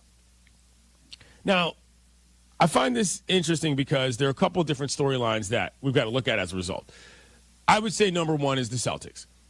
The Celtics trading Drew Holiday, a guy who, as soon as he got to that team, was the exact kind of leader and perimeter player that they needed to get them kind of over that hump.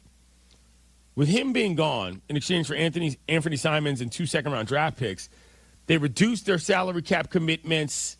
Portland gets a veteran guard in their little rebuild. But overall, this kind of signals to me that the Celtics are, I don't want to go so far as to say punting, but there's no world in which I'm considering them, with Tatum down as a result of the injuries we just discussed, anywhere close to the favorites coming out of the East next season. I just don't think that makes sense. Jaylen Brown, obviously a good player. They've still got some pieces there, but favorites definitively, no. In addition to that, Giannis. We don't know what's happening with the Giannis Milwaukee circumstance. Dame Lillard is hurt. They're in cap hell as well. There's no guarantee that that's going to be the kind of squad that's going to be competitive. And so there's all kinds of questions about who's going to do what. Getting back to the Celtics, though, quickly, let's hear what Evan Cohen had to say about what that previous championship squad is looking like next season. Drew Holiday is on the Portland Trailblazers now because Jason Tatum and Jaylen Brown fairly and rightfully took every dollar that they could take from the Boston Celtics because they earned it. But the penalty to that is you're not going to have guys like Drew Holiday on your team moving forward. That's it. Right? So if you want to know, if you're a Celtics fan out there, how do we trade a heart and soul, do everything kind of guy who has no ego? Because rightfully, your best players took the best money, and the organization rightfully wanted to give your best players the best money. But this is also the warning to Oklahoma City today. You're going to lose your version of Drew Holiday if you take everything, and it's your right to take everything. Nobody's suggesting you take less. That's just the fallout from it. This is kind of why I hate this for the Pacers. Halliburton doesn't go down. They've got a reasonably smooth sail to the finals. Reasonably smooth, I say, because, hello, the New York Knickerbockers, the Bing Bong community are still lurking. I'm not throwing you out, Cavaliers fans. You're just not dealing with the same issues as other teams, so y'all can chill on that. But this is also why this move continues to look so bad for the Knicks in firing Thibodeau. You would have had 100% the most stable situation in the conference going into training camp, and now you're the squad arguably in the most flux. Other teams can say, okay, we're taking a little bit of a down year. Some of our players aren't going to be there, and we don't really know a little thing about the future or not. That's one thing. But to say we were right there, we banged the coach, we went on a, for lack of a better term, embarrassing suitor tour around the NBA to be rejected on every doorstep. And now you're looking like fools, looking like a fool with your pants on the ground, to quote an old bit, and you could have been in a better position. I would be furious if I was a Knicks fan, considering how the rest of these things have fallen out. Now, on top of that, in the Western Conference, You know, the KD trade for the Rockets isn't looking that bad. Now, I said personally, I didn't love the idea of giving up Dillon Brooks and that many players, but that's not what we're talking about if you're a Rockets fan, per se. The way the competition is changing things around gives you a shot. Was OKC miles in ahead of everybody else? Yeah, but you know who's behind them? The Rockets. And if you don't know what's going on with, say, I don't know, LeBron, Raymond James, and the Lakers, the Timberwolves haven't necessarily proved to be moving forward at any level as well. Point is, it's all up in the air in the association next year. Barring an obvious OKC repeat, every team has questions, legitimate ones, about their ability to get to the Larry O'Brien Trophy. 888-ESPN, 888-729-3776. What do you think about the NBA next year? The Nuggets are getting older. The Thunder have gotten some experience under their belt. Lakers still have question marks. The Celtics are in the 7th level of Dante's Inferno with their cap situation. The Cavaliers are still there, but maybe not what people think that they could be. Pacers lost their arguably best player. The Knicks fired their coach. And Giannis's questions are up in the air in Milwaukee. Maybe this is the league that Adam Silver wanted. What is it? 7 out of the last 12 different title, whatever it is. The Warriors are still figuring out what's going on with the final stages as well of Steph, Draymond, and Jimmy Butler. I actually think they're a sneaky favorite next year. Different discussion. And Lord knows what's going on with the Dallas Mavericks regarding what their new look is. It's pretty wide open, Jack. I don't hate it. 888-ESPN, 888-729-3776. Let's hear what Kendrick Perkins had to say about whether or not Ime Udoka and Houston have a shot.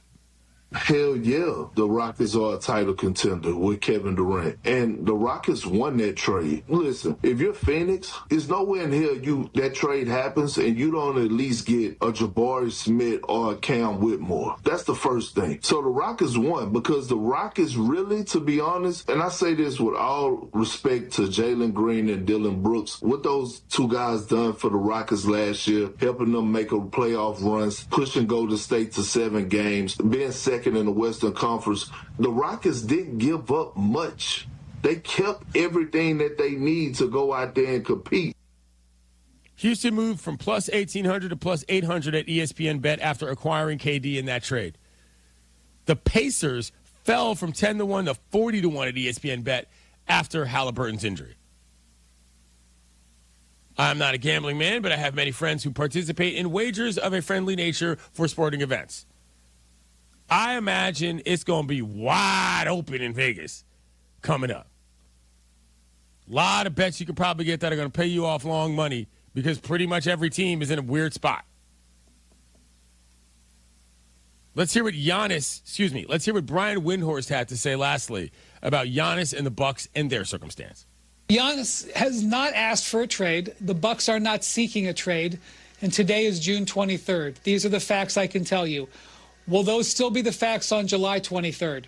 That's really the question. There are teams out there that are hedging on that. They want to see what the Bucks do in this offseason. The Bucks have a number of key free agents.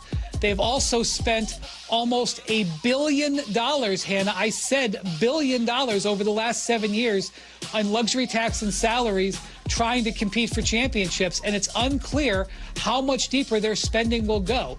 So right now, Giannis seems to be settled, but I also think he's definitely watching to see what else happens in the league and what Milwaukee does to put a team around him going into next season. For those of you who love transaction Twitter, this is your heyday. Coming up, what do you think the NBA is going to look like next season? I want to know your thoughts. 888-ESPN, 888-729-3776. That's next. You're listening to Clinton and Friends on ESPN Radio and the ESPN app. Pants on the ground, pants on the ground. It's Gary and Randy today on SC Plus, streaming exclusively on Disney Plus. Baseball's top sluggers erupt in the summer heat. Sounds spicy. Aaron Judge rises and the big dumper goes deep again. I'm still sweating from yesterday. Gonna have top 10 plays of the NBA playoffs. Don't sweat the technique. That and more today. SC Plus exclusively on Disney Plus. Evan Cohen here. Whether you're locking in your home run picks or riding with your favorite golfers this summer, ESPN Bet is your sports book for all the action. Go from checking stats on your favorite teams and players to placing bets in just a few taps. Plus, new customers can get $100 in bonus bets when you make your first $10 wager. Download the ESPN Bet app and sign up with promo code USL to get started today. Must be 21 plus. Gambling problem? Call 1-800-GAMBLER. Terms and conditions apply. See app for details. Offer not available in New York. Evan Cohen here. Typically, you don't associate speed with quality. For example, you don't go through a fast food drive-thru and expect a gourmet meal to go. Well, here's an exception. If you're hiring, you can find candidates fast who are also extremely qualified for your job. Just use ZipRecruiter. With ZipRecruiter's advanced resume database, you can proactively find qualified candidates in minutes. No wonder why ZipRecruiter is the #1 rated hiring site based on G2. Try it free at ZipRecruiter.com/sports. That's ZipRecruiter.com/sports. Baseball, fireworks, and the 4th of July. The Schaumburg Boomers are bringing the heat. This Friday, June 27th, is Jurassic Ballpark night with post-game fireworks. Saturday, June 28th, score a Tasmanian Devil bobblehead. And stick around for another fireworks show. Then the big ones. Fireworks super shows on July 3rd and 4th. And a Drone Plus fireworks spectacular on July 5th. Get your tickets now at boomersbaseball.com. Feel the boom with Schaumburg Boomers Baseball. When you're injured, you need a team that knows how to win. Postman Law delivers. Simple, right? Even simpler. Remember this number, 844-POSTMAN. Postman Law has secured over $3 billion for clients. Fast, easy, and stress-free. So think Postman Law when you've been hurt in a crash, on the job, or anywhere else. Call 844-POSTMAN today. That's 844-POSTMAN for Postman Law Offices Chicago.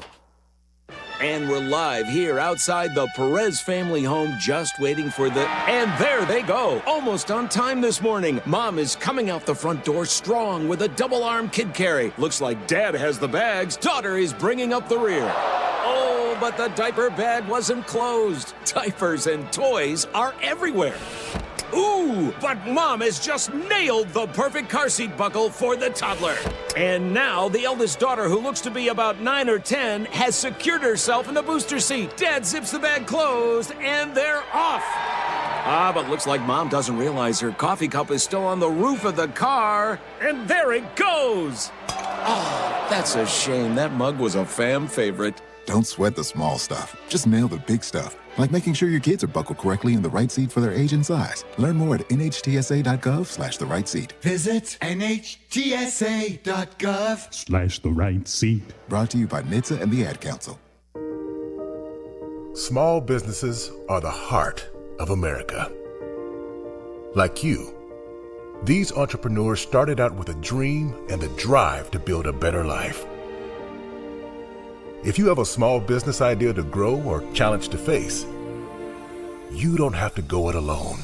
Since 1964, SCORE has helped millions of entrepreneurs build their businesses. Today, they are the nation's largest nonprofit source of expert mentoring, resources, and education.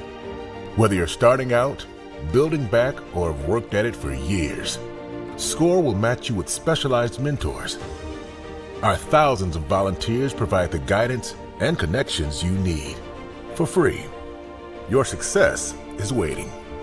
SCORE is ready to help.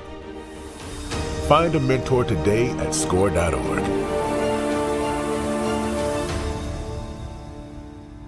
Get in the zone, AutoZone. Jane has 150,000 miles on her truck, and she's proud of that. Jane's secret? AutoZone, where friendly AutoZoners help her find the right parts.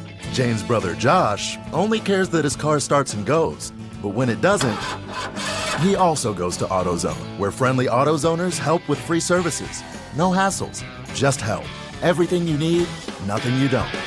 Get in the zone, AutoZone. Restrictions apply. Lanny went to college and racked up huge debt. A little bit over $100,000. For a degree he couldn't use? Now what? I had a friend that went to my computer career. They even helped him get hired immediately after graduation. One of the things I love about IT is that you can work from anywhere you want. You could become an IT pro in just months, including cybersecurity and the basics of AI with zero experience at mycomputercareer.edu. It worked for me, and I know it can work for you. This is one student's experience. Individual results vary. Chicago's home for sports is in your home through your smart speaker. Just ask Alexa or Google to play ESPN Chicago.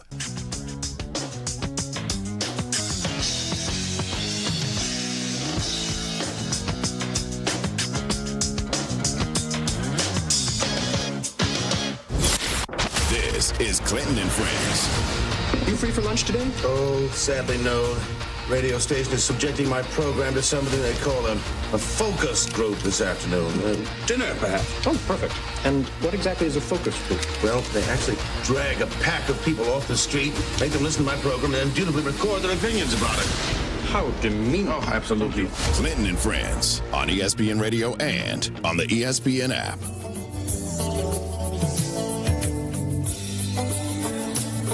ESPN Radio is presented by Progressive Insurance. Clinton and Friends here on a Tuesday. Talking about the NBA and the human nature that is the offseason, where people go, what happens to people, and how this shakes out for, let's just say, the odds of the league next year. That Desmond Bain Magic trade not looking so ridiculous anymore. I don't know that I would have given up that many people for a guy that plays like a football player, but that's just me. My point is that they've put themselves, the Magic, in a competitive situation, comparative to what is happening with the other teams in their conference. Should be fascinating. 888-SAY-ESPN, 888-729-3776. Jeff in Cleveland, welcome to the program. Hey, Clint, thank you. So, from a Cavs standpoint, I don't want to be a homer, but since I am in Cleveland, the unfortunate injuries to Tatum, Hallie, and Dame Dollar, as the odds are showing, make the Cavs the odds-on favorite in the East next year. However, the problem with them is not the talent. The problem with them is, do they need to go to the Land of Oz to see the Wizard for the same thing that the Tin Man needed, and that is a heart? Because the problem is, and you can be a finesse team and win in this league. The Philadelphia 76ers, when they had Julius Dr. Irving for a finesse team and they won the title. The problem is you have to be mentally tough. And that's where I question this team. And now if they can take to the next level their mental toughness after losing to Indiana this year, and people here are saying, well, the injuries played a large part in it. And to that point, Darius Garland was injured, and Evan Mobley and DeAndre Hunter were playing hurt as well. All right, but, your mental toughness is lacking. And now if they can be healthy come playoff time next year and learn the lesson from this year losing to Indiana and ratchet up their mental toughness to another level, then I think that they could be the favorite in the East. However, they'll get annihilated by Oklahoma City. Let me ask you a question real quick. Is there anybody you'd give up? Like, if as a Cavs fan, is there a deal you would make with a player in mind that you think you could absolutely get done that would make this team genuinely better, the Cavaliers, that is? Here's the deal I would like to make. Now, the likelihood of it happening is about the same as me waking up looking like Idris Elba tomorrow, but I digress. I would like to trade Darius Garland and Jared Allen to Milwaukee for Giannis. Oh, okay. That's the deal I would like to make. Sure. All right. Well, I appreciate the phone call, and Godspeed on waking up looking like Idris Elba. 888-ESPN. That was a great line. 888-729-3776. Dylan in South Dakota. What's up, man? Hey, good morning, CY. We flipped the script quick, don't we? I did want to give prayers out to Hallie. Apologize for the rope-a-dope. That was wrong by me. And say Indiana Pacers did change me. I was rooting for Thomas Bryant's 3 to go in by the end of all that. Yeah. But the odds-on favorite is obviously OKC. They return everybody. They're older. They got to find a way to pay Dort. But that happens, and I think they're there. I think the Rockets did make a jump. There's back and forth, but if you have KD, it's all health based. Of course, the caveat is always who's healthy by the finals and the playoffs. But you now have a closer, a bucket to go along with that defense, and Amen Thompson, he's special, man. They're gonna be tough, and now you've got KD on that. Out east, it's totally wide open, and I think the Magic did make a splash there. The Cavs, he says they need a heart. That's because the Knicks have the heart. The Knicks have a heart of a champion. I expect them to be in the mix there as well. And Giannis will be really interesting. Basically, I think seemingly Milwaukee's going to go into the season, see how things play out. But he could be a midseason trade as well to the right place. And you never know who's going to get unhappy, who's going to be itchy, and what changes might happen. Out west, I'm with you on the Dubs. I hope there's room for one more shot. I think we're going to have the same thing where OKC just destroys the field, and then 2 through 8 could be within 2 to 3 games by the end, and it's tossed from there. I think OKC separates. Houston will have a good regular season record, but in the playoffs, it's anybody's game. So we have a wide open season coming up. What a great finals we had this last year. The ratings did come through strong in the end, which was awesome to have 2 mid-sized markets. And appreciate all your coverage through the season, my man. And looking forward to next year. And again, prayers to Hallie. I hope there's recovery there. Sure has the heart of a champion. You take care, buddy. Thanks, Dylan. Appreciate it. The Knicks do have a heart of a champion. I'm seeing now that they're interviewing Mike Nori. That guy's actually pretty good. He's really funny, too.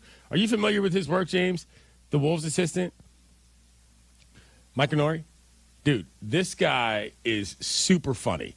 If you've ever seen any of his clips on the internet, check him out. 888-SAY-ESPN, 888-729-3776. Mardi Gras Bob, the notorious MGB. I'm stunned you're not still hungover from celebrating the LSU Tigers winning in Omaha.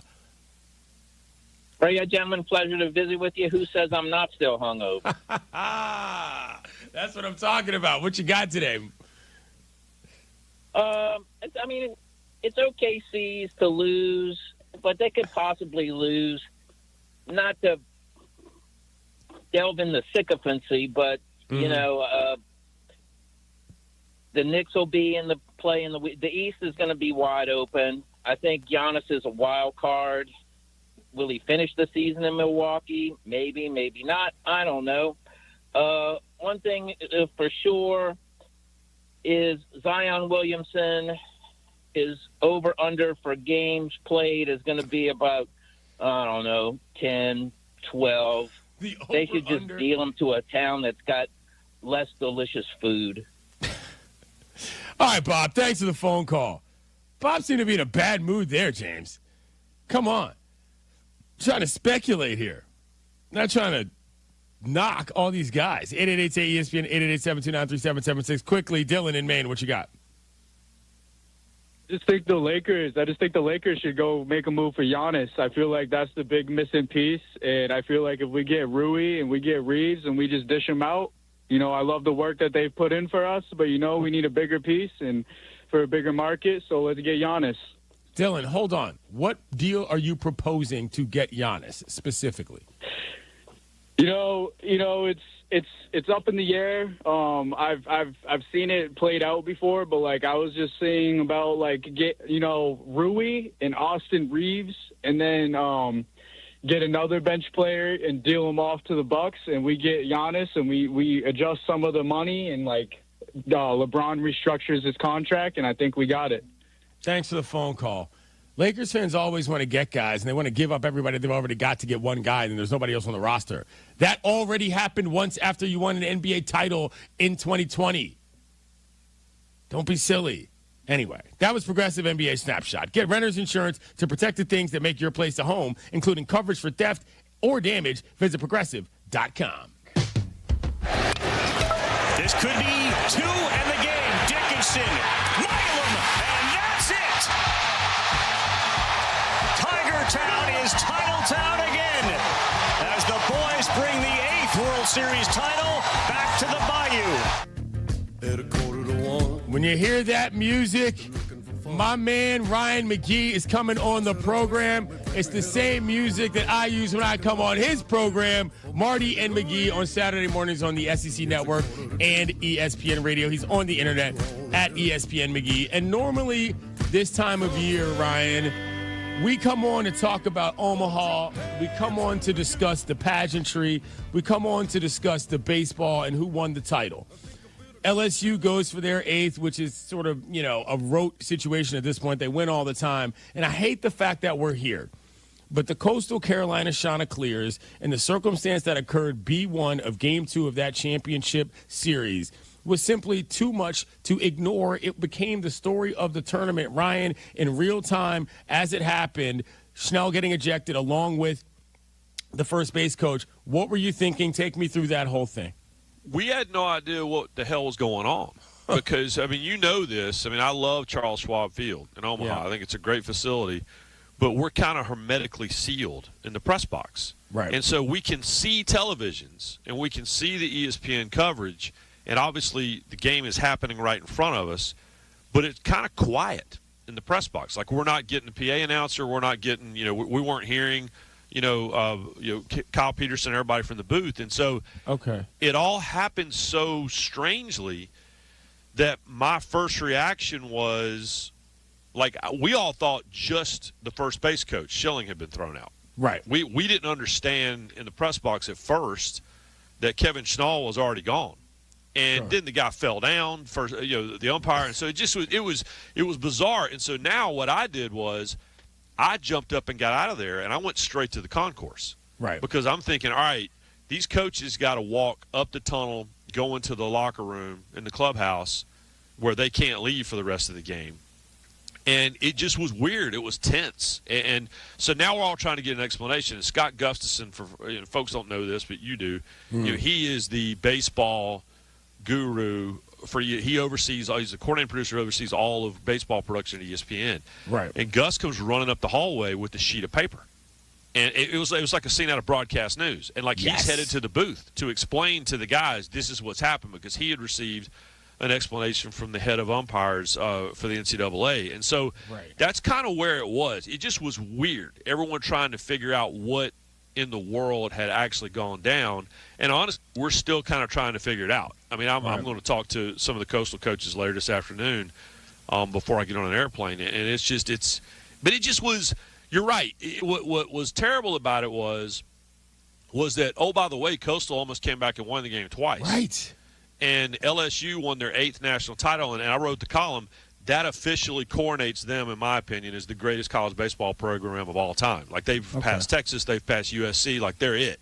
But Kevin Schnall said it in a very pointed press conference at the end, which was, no one's talking about this. And so that part of it was just, it was disappointing. That was really the feeling was, man, this is disappointing. Yeah. Would you say that, and this Coastal team had a fantastic season. They won, 25 in a row, I believe? 26 in a row. Excuse me. And they look great in the tournament. How much are we allowed to say this legitimately affected this team in this game from a baseball standpoint? I would say a lot, personally. Well, so you lose your first base coach and you lose your head coach before the end of the first inning. And their staff is amazing. Their staff has been around forever. And Coach Oxendine, who was the associate head coach, he took over. But now your first base coach is your director of player personnel. He's out there in a jacket, right? He's not even wearing a jersey. And so it was. But I give the team a lot of credit, because the response was they hit a home run and actually led that game. And then, again, they trailed 5-1 most of the game in the middle of the game, and then they hit a home run late, made it 5-3. And they had the tie and run, at the plate at the end of the game. So I give Coastal a lot of credit for rallying, and I give LSU a lot of credit. Jay Johnson, the head coach at LSU, he's really good friends with Kevin Schnall. I wrote a story about they went on and on about what great friends they were when they were assistant coaches, at different places, and knew each other on the road. Right. And Jay Johnson even said, you had to kind of compartmentalize. All right, I can't think about what happened.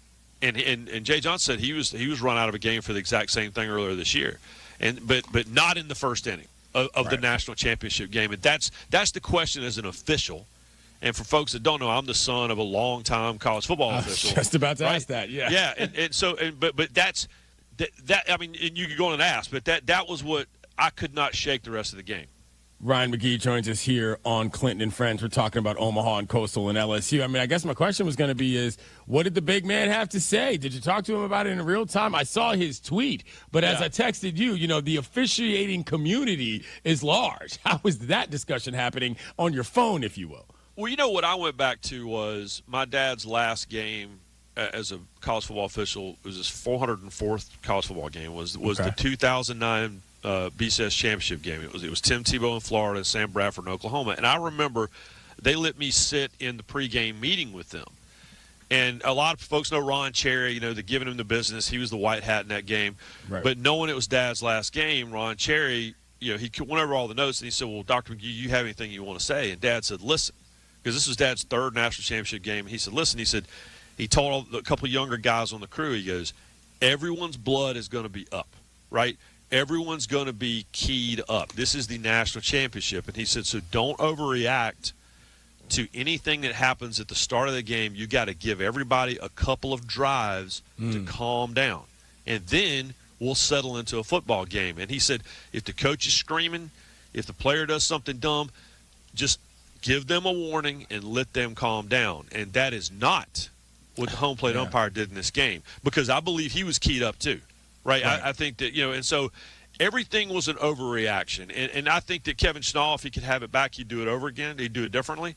I think that, he had been warned. I believe him when he says that he didn't hear the warning. I mean, it was so loud in there. It's loud in there. It's LSU crowd, and there's 26,000 people. And so he didn't hear the warning. You give them more grace than you would, because circumstances matter. The stage matters.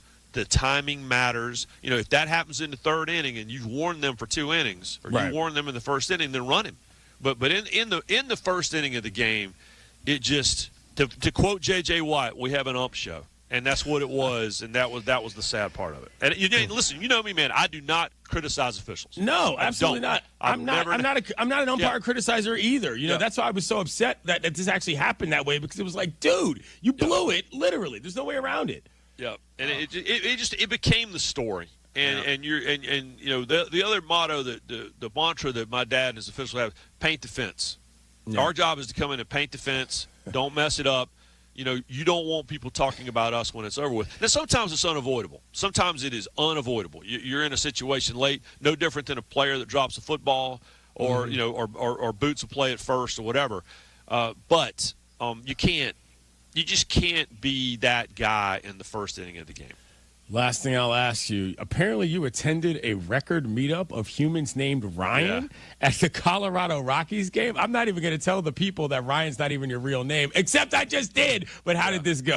It's my middle name, and I had to show proof. But my mother passed away almost 30 years ago. I have no idea why I have a first name but go by my middle name. My brother does too, but that's just how it is. But no, I'm actually literally sitting at my laptop writing the story right now that'll run later in the week on ESPN.com. But yeah, it was over 700 Ryans that gathered in Colorado. So the funny thing is, it was these 3 Ryans that lived in Brooklyn, and very hipster, right?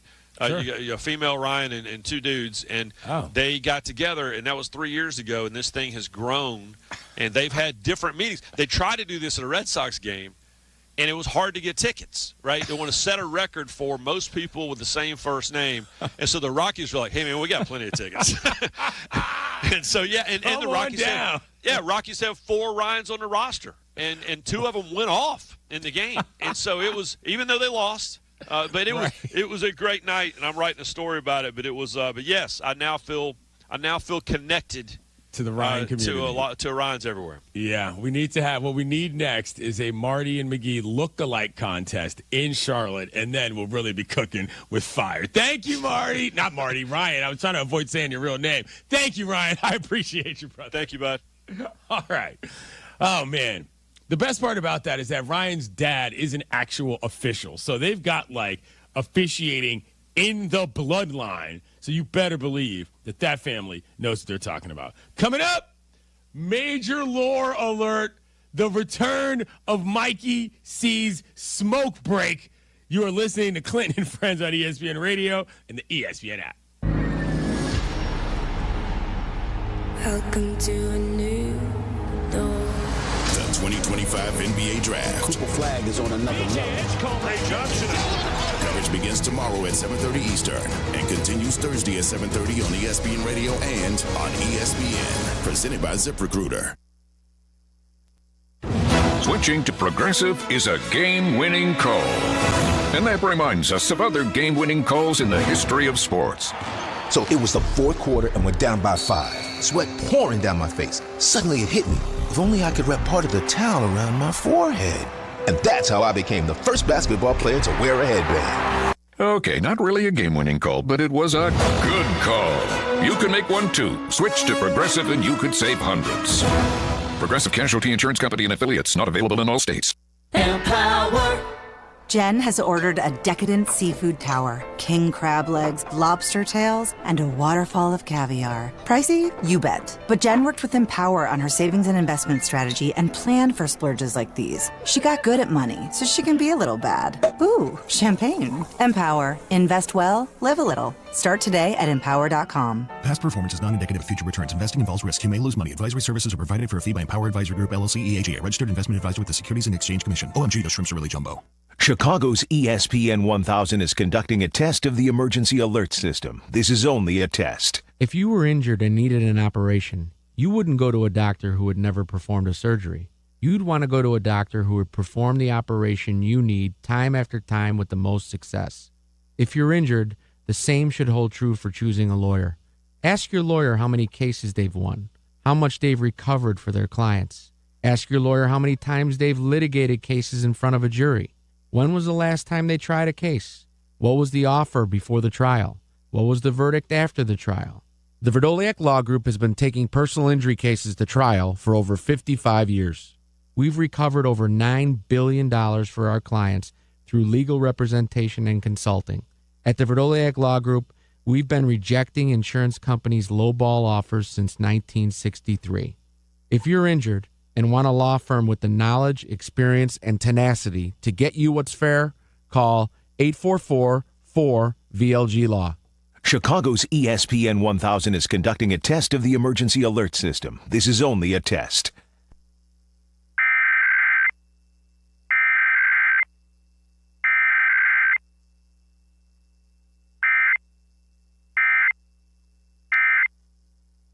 Your retirement game plan is as strong as steel. Hey, it's Yurko from Mitch Lyons Wealth. MitchLyonsWealth.com is full of tools for you to access at no cost to make sure you're positioned to win retirement. Go to MitchLyonsWealth.com today and get a free copy of Mitch's book or his retirement documentary. You can set a no-obligation 10-minute call with Mitch and his team to see if strategies they are utilizing might improve your retirement. That's MitchLyonsWealth.com, your best game plan to protect, grow, and win retirement. Being a caregiver for a family member can be very rewarding. It can be very challenging, too. Besides taking a physical and emotional toll, it can also take a real financial toll, especially if you're paying for home safety upgrades, covering medical expenses, cutting back on hours at your job, or having to leave your job altogether.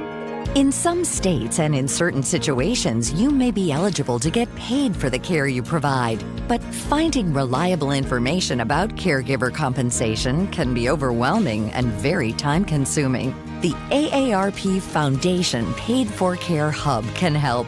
It's a free online tool developed with support from United Healthcare, where you can search compensation programs, explore your options, and get answers to frequently asked questions. Find out today if it's possible to be compensated for the time, effort, and care you're providing. Visit paidforcare.aarpfoundation.org to learn more. More than 6 million kids in the U.S. have ADHD, and many aren't getting the support they need. At understood.org, we can help. Sometimes in class, the only thing your child can focus on are the thoughts racing through their head. Why am I always falling behind? Why do I feel so alone? So different. Your child is looking to you for answers. But as a parent, you probably have a lot of questions too. What should I do next? Where do I even start? At understood.org, we provide parents with the resources they need to help kids with ADHD thrive. Your child wants to thrive. Be the reason they do. Visit understood.org/the reason to get started.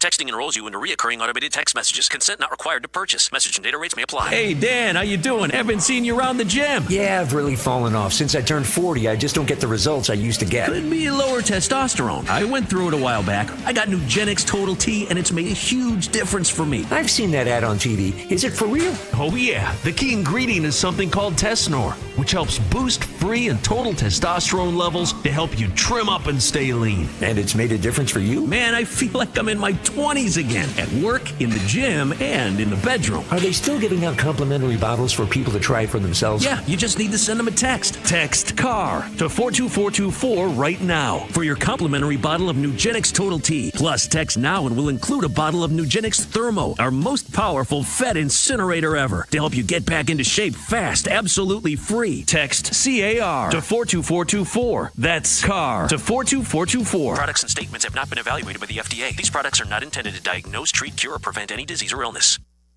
Waddle and Silvy, now weekdays 2:30 to 6:30 on ESPN Chicago.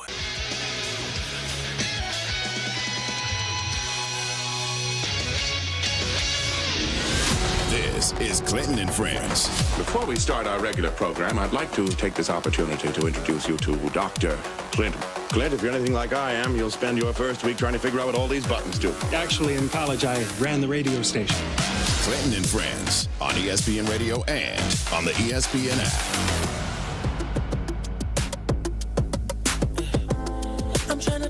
ESPN Radio is presented by Progressive Insurance. Told you guys that Mikey C is back on the board today. Haven't worked with him in this capacity on this program in a long time. For those of you who don't know the Bristol lore, if you leave the ESPN Radio compound and you take a hard right out of like the side door, you get to something that otherwise looks like a bus terminal that has no roads near it, and there's an ashtray out there. At that ashtray is where Mikey C burns his heaters. He's got that routine down like nothing other. I normally talk to Mikey C during, let's just say, Marty and McGee broadcasts, but over the course of the years, there have been many. And I'm not even really sure what show this bit started on. Mikey, you can probably tell the people. But other than that, your guest today is SportsCenter anchor Doug Brown. As Mikey C's smoke break, is there anything else you would like to say before introducing the segment? No, I mean, I think people get the gist. I take a celebrity out by the dumpster and have a cigarette with them. All right, let's do it. I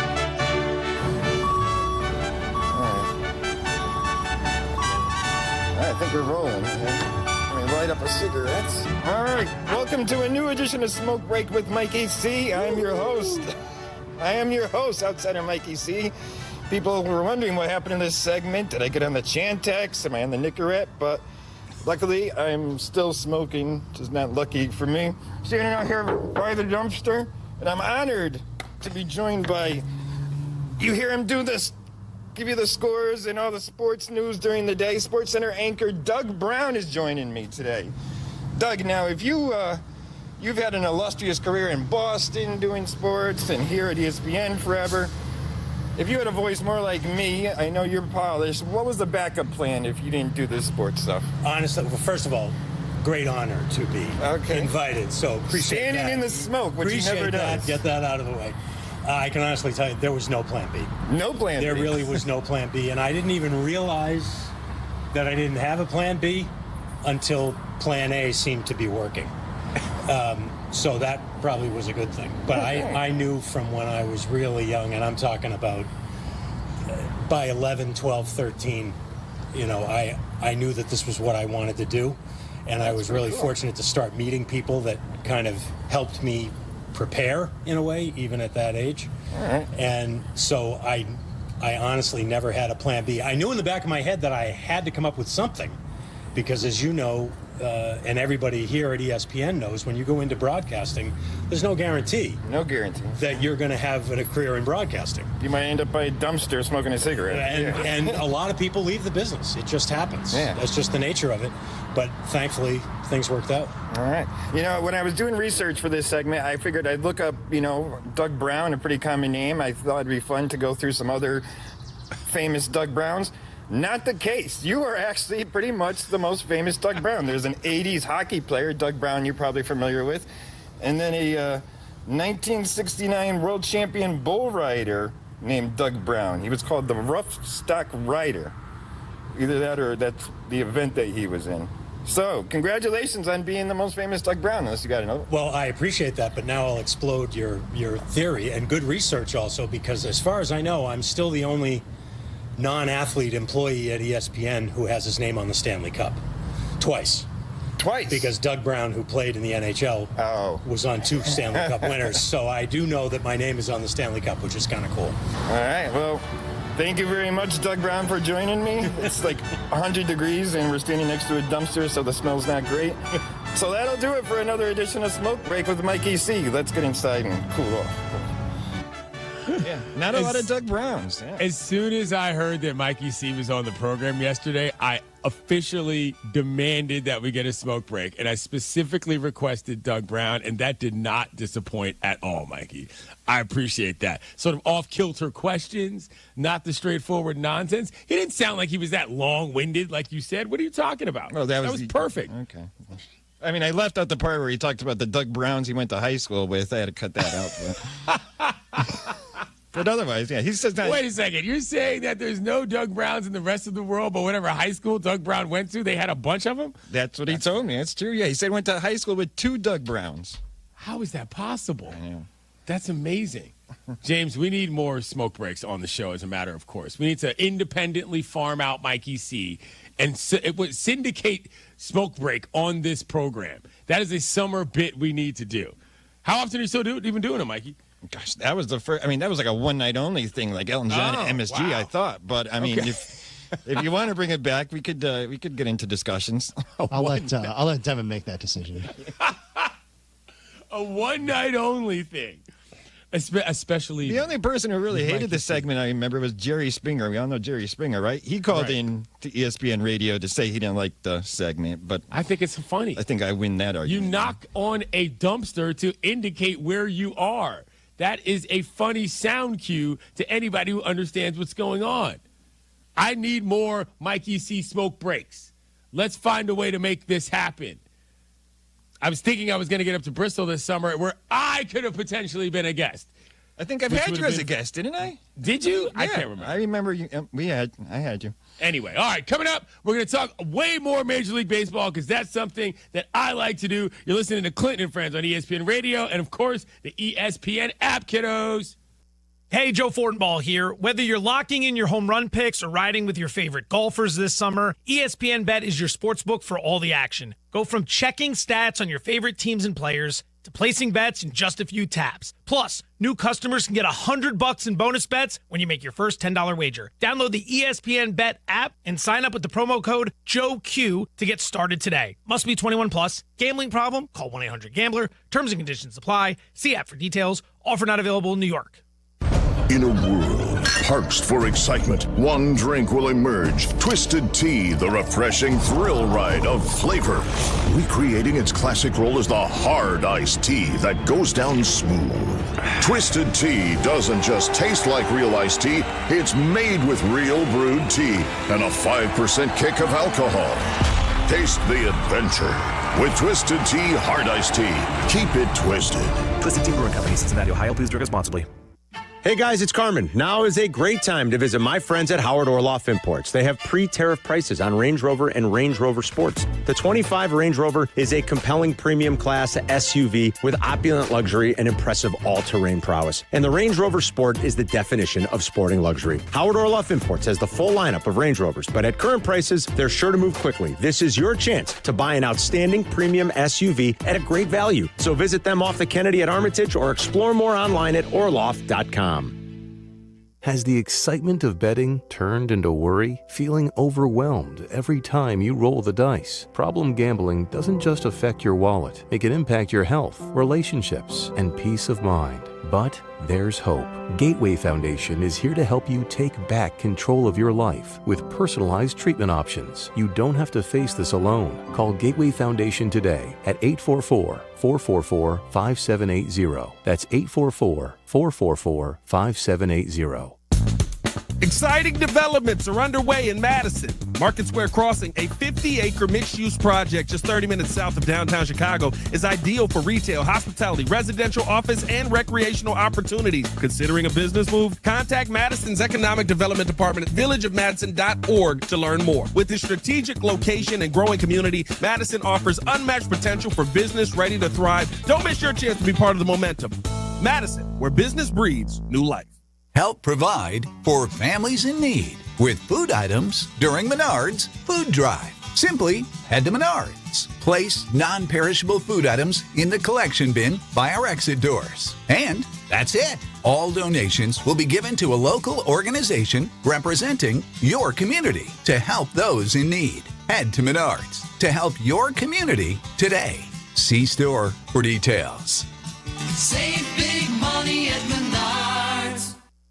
You know what hope is? Hope is action. Carving a path forward, even when it's hard. And kids who still know how to dream. They're the best pathfinders of all. So at Child Fund, hope means helping millions of children living in poverty worldwide to grow up healthy, educated, skilled, and so all those good things can come true for them. Safe.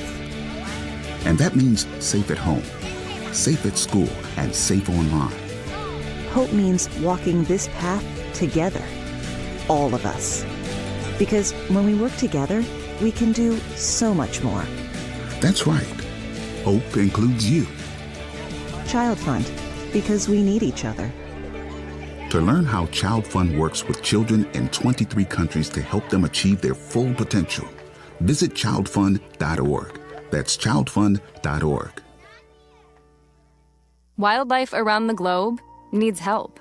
And when you help protect them, you become a friend of the San Diego Zoo Wildlife Alliance. A real friend. The kind of friend you want to thank. And not just with a card or a text, but with a song. Thank you for being a friend. Travel down the road and back again. Your heart is true. You're a pal and a confidant.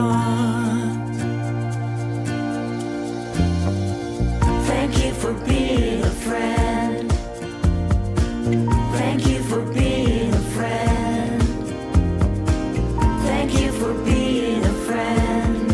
From your friends at the San Diego Zoo Wildlife Alliance, thank you for helping protect wildlife around the globe. Without you, there's no them. Learn more at sdzwa.org/friend. Thank you for being a friend. This is ESPN Chicago, WNVP, WTBC, HD2 Chicago, a Good Karma Brands radio station. Did you hear this one? The Bears voted in favor of banning the tush push. They know what the play was, or they're just going on the term tush push. That doesn't sound very Fox. Is that a profane term? I don't want it. It sounds uncomfortable. Go ahead. That too. Ow! Ouchie! I haven't done that. Ouchie! Kap J Hood weekday morning 7 to 10 on ESPN Chicago and the ESPN Chicago app.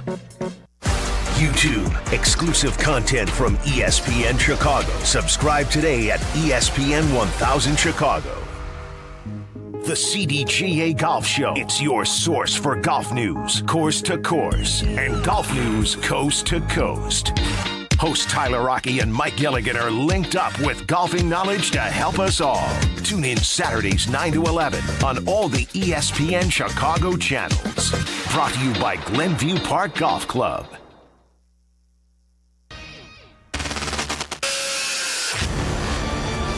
Transmitter's working perfectly. I hear everything clear. clear as a bell. Clinton Yates always brings the heat. I can lead a nation with a microphone. I am pleased to be joined by ESPN's Clinton Yates. With a microphone. I would imagine most of you have never heard Clinton Yates. He's irrelevant. This is my new favorite show. We welcome in Clinton Yates. Clinton, I've mentioned this to you before. When I think of people who love the game, I think of you. That right there is Clinton Yates. Clinton Yates! Clinton Yates, incredible job today. Our pal Clinton Yates. People like Clinton Yates. Let's first begin by saying good day to my friend Clinton Yates. There's a lot to talk about here. Clinton, where the hell are you at? From Studio 5 at LA Live, this is Clinton and Friends on ESPN Radio and on the ESPN app.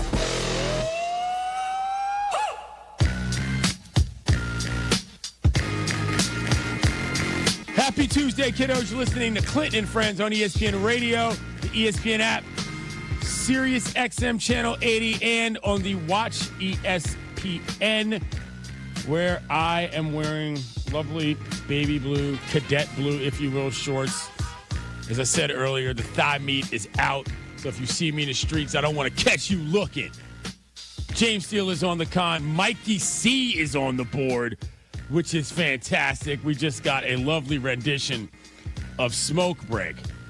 But just to go over some quick show news here, one of the things that happened yesterday, Devin is out today, but we are officially accepting applications for Camp CNF. Draft is coming up soon. We've got our rules and regulations. We've got our bunk captains, if you will, selected. We've got what we're going to do gone over. Yesterday was an exciting content day in the show behind the show regarding what we're going to be doing coming up.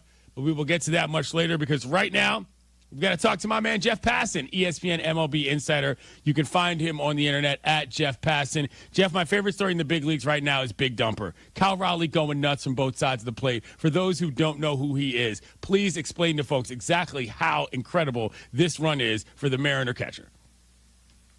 I mean, the fact that anybody is even in the conversation with Aaron Judge for American League MVP right now, Clinton, illustrates the kind of year that Cal Raleigh is having. He leads the big leagues with 32 home runs, and he's on an absolute heater right now. You look at Cal Raleigh, and it doesn't exactly scream athlete. A big-bodied guy with a rather ample posterior to the point where his nickname is Big Dumper. And, for a few years there, it's like, oh, yeah, he's got a funny nickname, but how good is he? It turns out he's really damn good. He won the Platinum Glove last year as the best defensive player in all of baseball, and this year the power numbers are really coming out. And to be carrying the Mariners the way that he is, when everyone, myself included, assumed that it was going to be Julio Rodriguez who was going to be the center of that franchise, I think really speaks to the evolution of Cal Raleigh and what a great player he's become. All right, switching gears a little bit, I just kind of wanted to hear you say Big Dumper, if we're being honest, because everybody on this show is afraid to do it. But that's another matter. The New York Mets have a guy. Hold on. Let's stop on that for a second. Are people actually afraid to say Big Dumper? I mean, listen, you know what I'm saying? Some of these guys get a little timid in the box, if you know what I'm saying, when they know that the heater is coming. Because I think we're all in on Big Dumper. Okay, all right, good. Mikey C, are you going to say Big Dumper? Anytime I could say Dumper, I'm happy. Okay, very well. Moving right along. Speaking of a team with another guy with a funny nickname, the Mets have lost a bunch, 9 of their last 10. I'm not going to say this guy's name, but we're just going to stick with this theme for the moment. What's going on with the Mets? And please tell us about the funnest new name in the league. Wait, I'm confused. What are you making reference to? Never mind. Just tell me about why the Mets. I'm not saying that name. You can't do this. You can't tease it like that and then not come through with it. I'm not doing it. That's what you're here for. You're the insider, and I will follow. Are you talking about Dickie Lovelady? Yes, I am.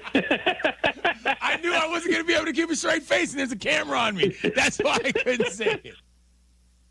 Anyway, yes, I'm perfectly straight face right now. Okay. There's nothing wrong with saying Dickie Lovelady and then saying Dickie Lovelady again and again and again. And for those unfamiliar, a relief pitcher for the New York Mets.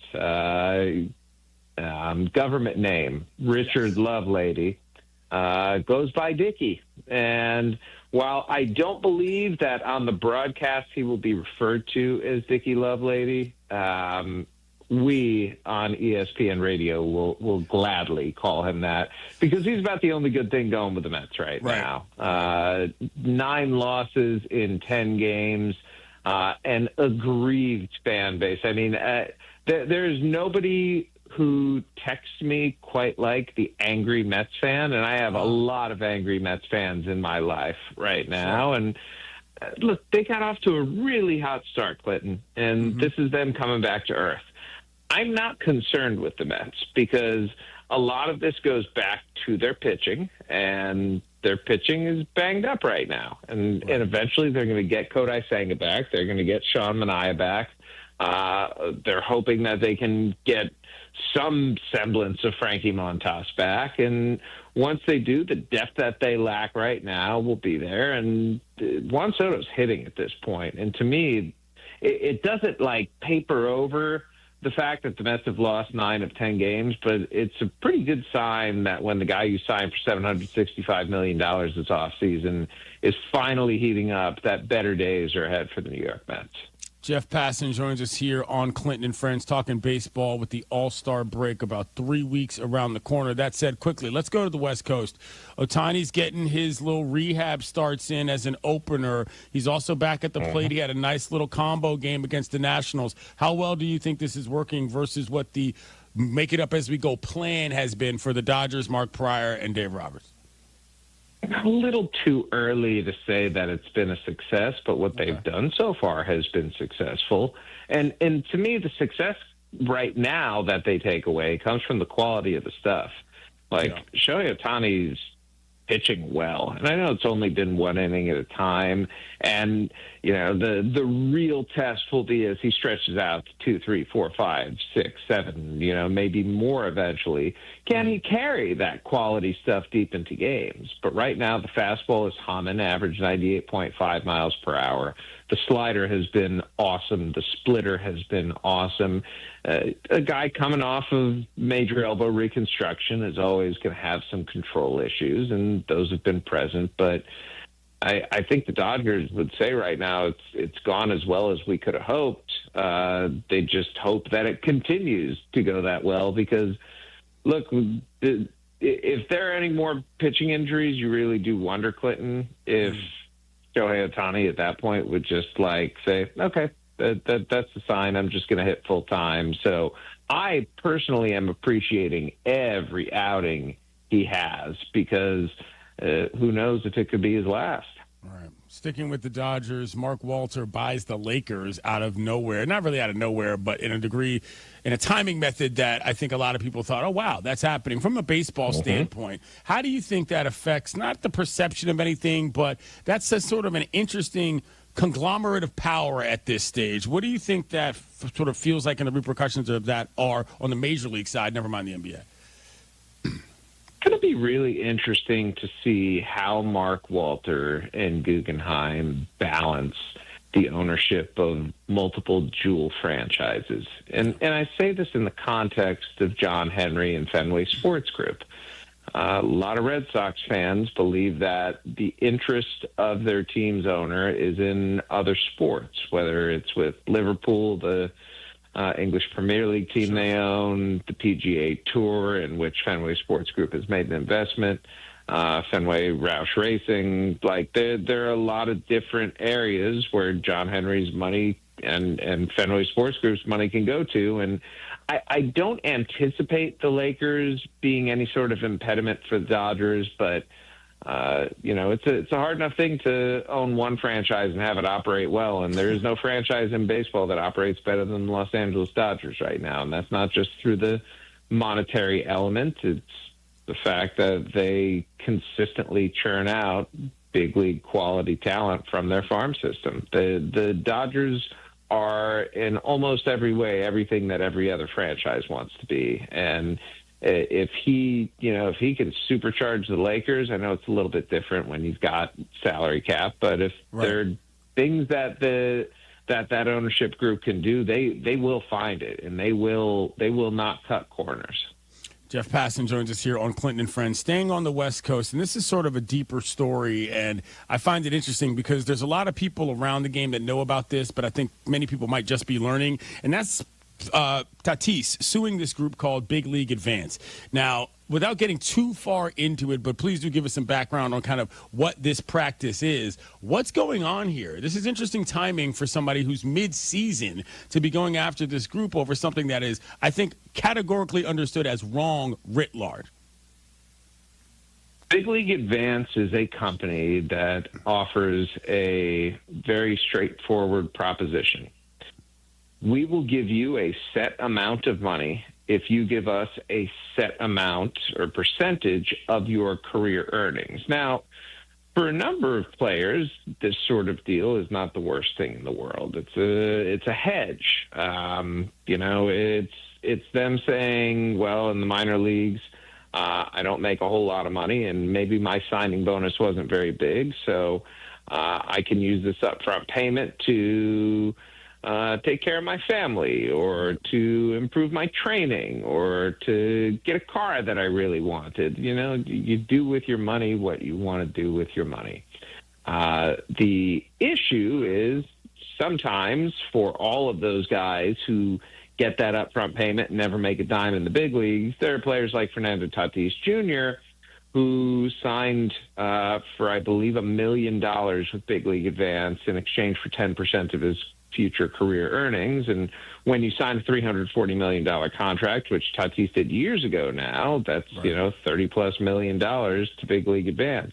He has been on the record in the past touting Big League Advance. So the lawsuit was a bit surprising, but quite often, Clinton, these cases do end up going that route. He's not the first person to litigate against this company, and that was Francisco Mejia, and Mejia wound up withdrawing his complaint. So, I am no lawyer, but when you are previously on the record about something being really good, and then you turn around and sue it and say it's really bad, regardless of the veracity of that statement, it's going to be tough to go and win a case like that. Right. Last thing I'll ask you, and this is good news, who do you think is going to be the most fun kind of surprise all-star, if you will, this season in Atlanta, either league? Ooh, surprise in what respect? I don't know. I mean, there's names that baseball people know, and then there's names that sports fans who like baseball know, and there's sometimes some overlap that typically shows up around, I don't know, an all-star game, I like Jacob Wilson. For those unfamiliar, he was a first-round pick, son of Jack Wilson, the former Pirates shortstop. As someone put it to me, he's like Jack Wilson plus 5 inches. He's big, he's strong. Best of all, Clinton, the guy has a very high batting average. And, look, batting average has been a much maligned element of baseball to the modern fan, particularly the younger fan who grew up in an environment far more rich with statistics that offer more meaning than batting average. I acknowledge batting average's limitations. I also acknowledge that it's cool as hell to watch a guy who just gets hits. And on top of that, Jacob Wilson is striking out in only 6.5% of his plate appearances, but he's hitting for power. Clinton, this is what would happen if Luis Arraez knew how to hit home runs. And Jacob Wilson, while I'm not sure he's going to be the starting shortstop for the American League, with Bobby Witt Jr. still around, will be in Atlanta, will get into the game, and my guess is he will lash a single to right field. Got it. He's Jeff Passan, ESPN senior MLB insider. He's not afraid to say Big Dumper or Dickie Lovelady. Thank you, Jeff. Goodbye, Clinton. Goodbye. I did not expect that to turn the way that it turned earlier in the interview, but alas, it did. What can you do? Funny names. It's all a part of what we do here at this program. I'd love to be called Mikey Lovelady. That'd be so coming up. More baseball and more of your calls. My goodness, Clinton and Friends on ESPN Radio and the ESPN app. In 1979, the first words spoken on ESPN weren't just an announcement. If you're a fan, They were a sports prophecy. Right now, you're standing on the edge of tomorrow. This fall, the next era of ESPN begins. Sports forever. Prescriptions require an online consultation with a healthcare provider who will determine if appropriate. Restrictions apply. See website for details and important safety information. Price varies based on product and subscription plan. Hey guys, let's talk ED because millions of men experience it, but not everyone can access or afford treatments like Viagra. Well, Hims can help. Through Hims.com, you can get a full range of treatment options for ED, including daily or as-needed meds through a 100% online process. It all starts with an online intake form. Get started at hims.com/joy, and from there, a medical provider licensed in your state will determine if ED treatment is right for you. If prescribed, your medication is shipped to you for free. Find the ED treatment that fits your needs with options up to 95% less than the brand names. Millions of men experience ED, but Hims can help. To start your free online visit and save up to 95%, go to hims.com/joy. That's hims.com/joy for your free online visit. HIMS.com/JOY. Don't miss your chance to see iconic rapper, singer, and songwriter Flo Rida live at Rate Field this summer. Be here on Friday, June 27th as the White Sox take on the Giants at 6:40 p.m. Everyone with a game ticket will have the chance to enjoy Flo Rida perform a post-game concert presented by Coca-Cola. Want an up-close on-field experience? Well, exclusive Field Pass packages are on sale now with limited availability. To purchase your tickets, visit whitesox.com/concert. Imagine using your skills and experiences to inspire young minds. We see the teacher in you.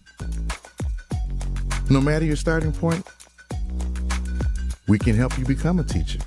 Teaching offers consistent pay, a pension, and summers off. Learn how you can be the teacher. Visit BeTheTeacher.org. Sponsored by Grow Your Own Teachers, Illinois. Every 65 seconds, someone in the United States develops Alzheimer's disease. Many don't even know it. I just knew that I wasn't the high-performing person I used to be. Pieces of my past are being erased. I was lucky we caught this at the very earliest stages. I hope that my story can give other people hope. There is life to be lived. Increasingly, there will be treatments. We need to invest even more in research and finding treatments and cures. Bright Focus Foundation's Alzheimer's Disease Research Program has invested more than $175 million in breakthrough research.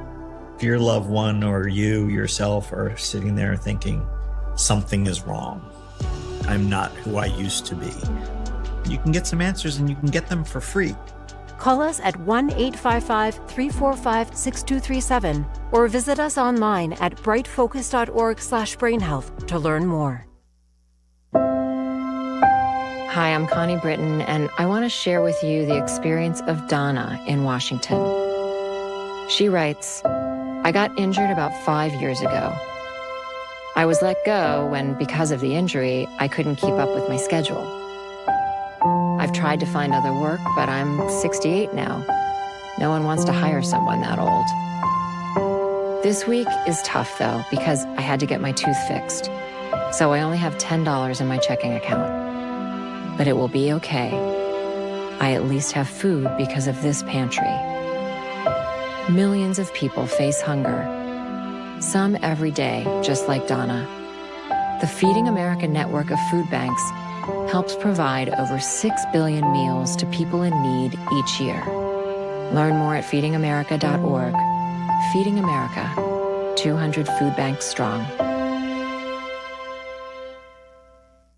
In a world parched for excitement, one drink will emerge. Twisted Tea, the refreshing thrill ride of flavor. Recreating its classic role as the hard iced tea that goes down smooth. Twisted Tea doesn't just taste like real iced tea, it's made with real brewed tea and a 5% kick of alcohol. Taste the adventure with Twisted Tea Hard Iced Tea. Keep it twisted. Twisted Tea Brewing Company, Cincinnati, Ohio. Please drink responsibly. A Progressive home and auto bundle can protect you round the clock, but we can't protect you from those painful moments in sports. I can't believe they're moving the team to another city. True, but you'll never forget all the joy they brought into your life. Joy? They made the playoffs twice in 50 years. Gosh, those 2 times were pretty great, weren't they? How would I know? I wasn't even born yet. Just think of all the free time you'll have on game days. Those games were the highlight of my week. Well, at least your home and auto are protected with a bundle from Progressive. Progressive Casualty Insurance Company affiliates and other insurers. Not available in all states or situations. There's an app for that. Download, listen live, podcasts on demand. The ESPN Chicago app.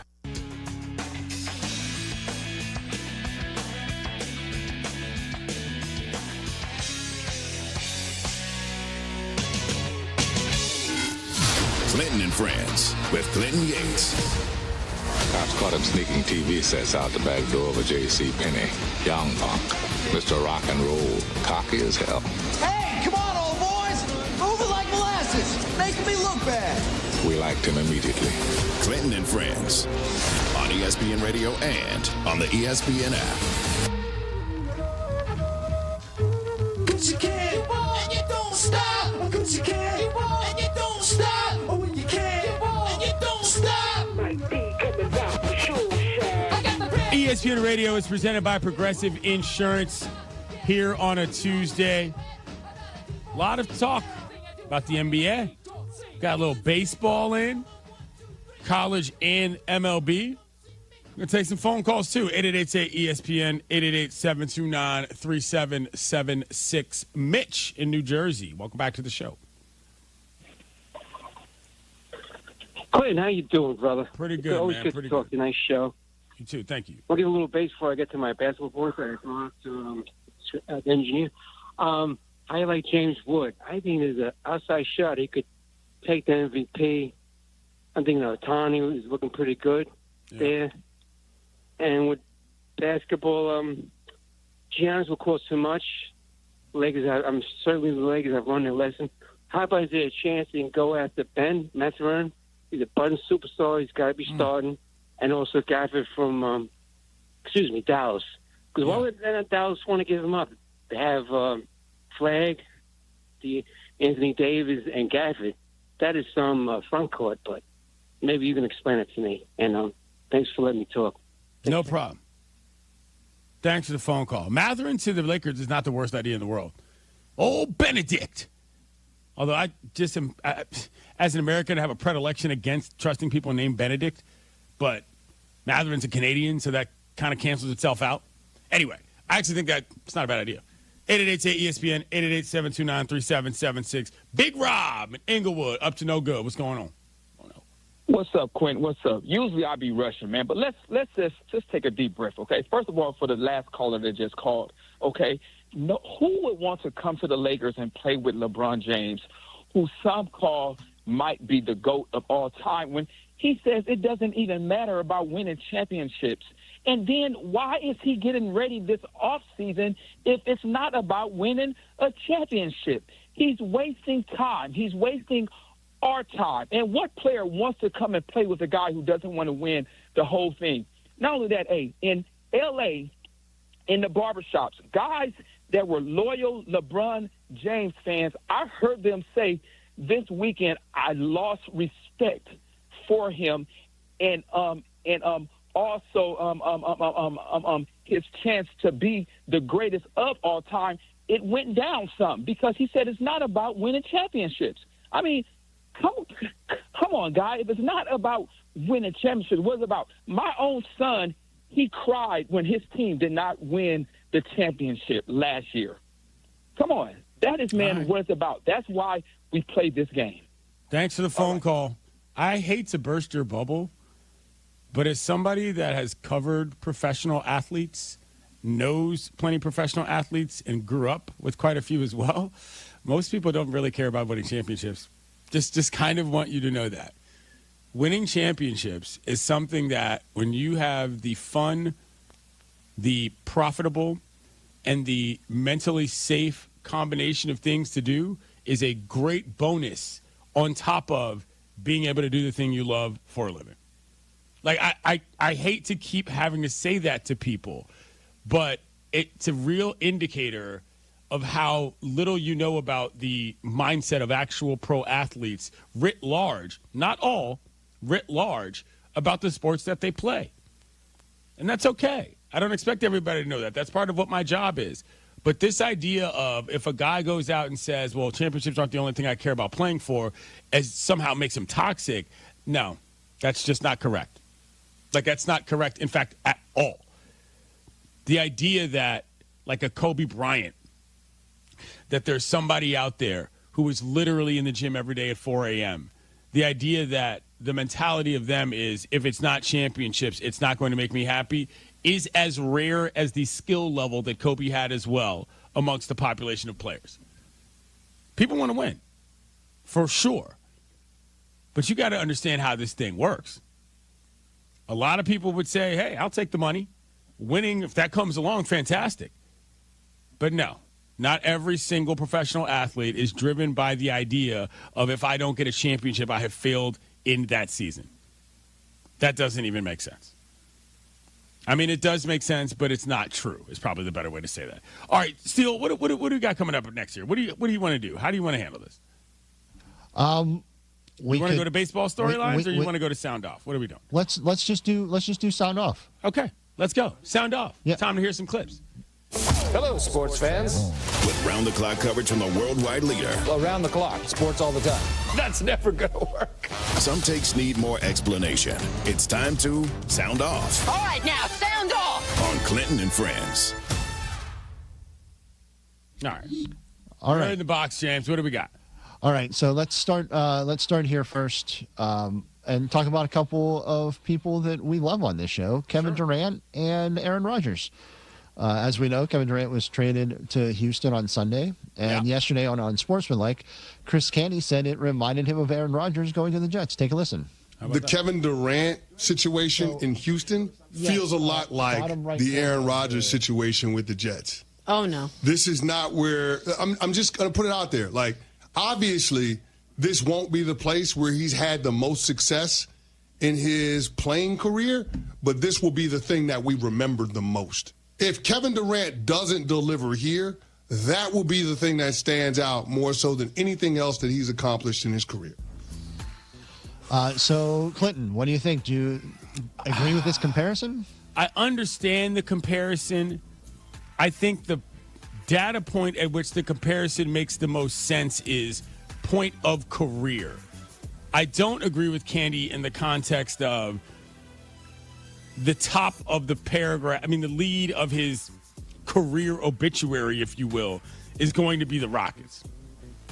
I think those are two very different circumstances, because the way that Aaron arrived at the Jets and the way that everything happened as soon as he started playing and he got hurt right out of the gate, that completely, and he never went away. He just kept running his mouth about the daggone team that he was not playing on. I think that changed why we view this Jets situation the way that it is.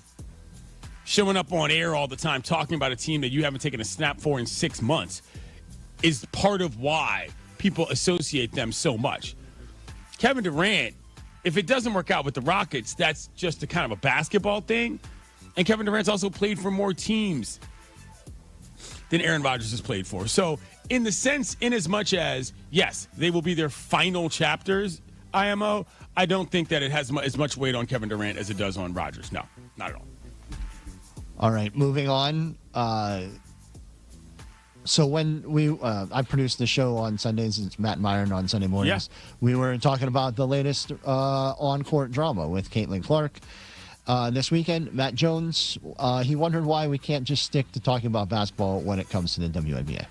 It feels to me with the WNBA and the level of basketball in women's basketball, which is probably higher than certainly I've ever seen it, maybe not the highest of all time, but it feels like it. Our conversations all center around things that don't happen during a game, or it's secondary, like a fight or fashion or does so-and-so like so-and-so. Do you think there's too much of that kind of, for lack of a word, reality show drama coverage by the media? Or the counter to that, is this what gives people an entry point into the league? So, Clinton, do you agree with Matt here? Should the focus be more on the basketball and less on the drama in the WNBA? I mean, I've talked about this a little bit before. I mean, look, there's reasons why people don't talk about basketball because they don't know anything about basketball. And they don't actually watch the basketball. They just want the league to be a vehicle for what they want to say about, frankly, women, what they want to say about women's sports, what they want to say about men's sports, and that is unfortunate. Now, fights and drama, I mean, that's part of any league. We know that as well as anybody. Discussing what goes on in locker rooms and behind the scenes is not looked at as negative for the men's game, but the only reason why I think it's a detractor to the women's game is that the women's game at the pro level simply hasn't built itself into our consciousness in the same way overall. Do I think that needs to happen? I don't know.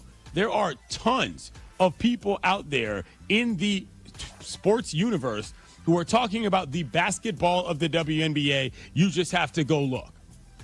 Echoing in the, in the echo chamber constantly about, well, nobody does this, nobody does that. I mean, that means you're not looking in the right places. There's that. Because as it relates to Caitlin Clark, there is a lot of basketball talk going on around her. Namely, how she is extremely limited offensively outside of the three-point shot, can't seem to get her own shot off unless she manages to do that step-back left move, and is a major defensive liability to the Fever to the point that they're not a serious championship contender. We can talk about the basketball surrounding Caitlin Clark, and it might not be the conversation you want to have. She's a good player. She's an excellent player. But the way this thing is tracking in the WNBA, it is not nearly the same effectiveness as it was in, say, the Big Ten. For real basketball reasons, not just because a lot of her fans are mouth breathers. Anyway, what's next? Okay, so before the NBA Finals, a bunch of hosts and experts, I think you were involved in this, were asked for their predictions on who would win the series between the Pacers and the Thunder, and in how many games. Yeah. Jonathan Zaslow, he was filling in on Joe and Q yesterday, predicted the Thunder would win in 4, and unsportsmanlike host Chris Canty predicted the Pacers would win in 7, which became a huge topic on Joe and Q yesterday. Here, take a listen. Zaz picked the Thunder to win this series against Indiana. He picked them in 4 games. That clearly did not happen. The Thunder key being won. You said Zaslow picked the Thunder to beat Indiana. That's the key. Yes, Zaslow picked the Thunder to beat Indiana. That happened. But he also had to give you a number of games. He said 4. That did not happen. Chris Canty from the morning show picked the Pacers to win this series. That did not happen.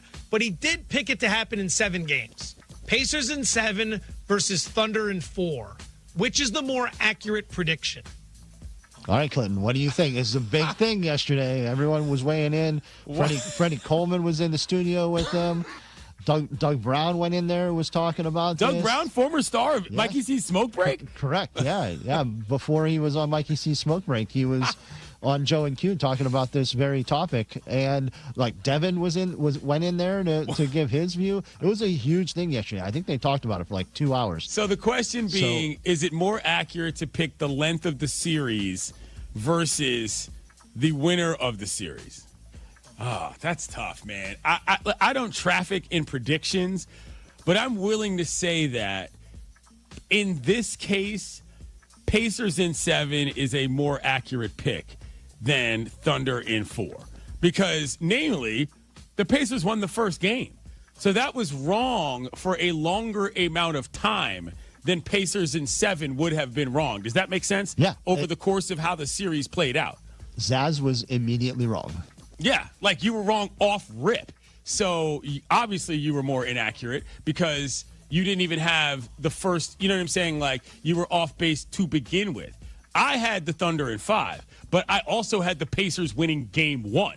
So, maybe I was more accurate than both of them, but that's a different discussion.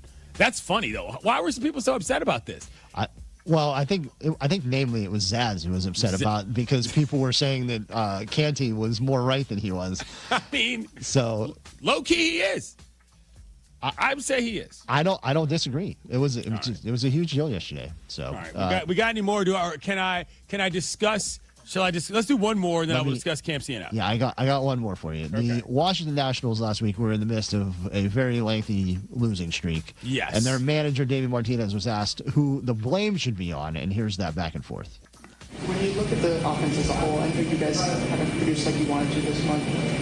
For you, how much of that is on the players, on coaching? It's never on coaching. Never on coaching. Okay, coaches work their asses off every single day. We're not going to finger point here and say it's coaches. It's never on the coaches. Okay, they work hard. The message is clear. all the work is done prior.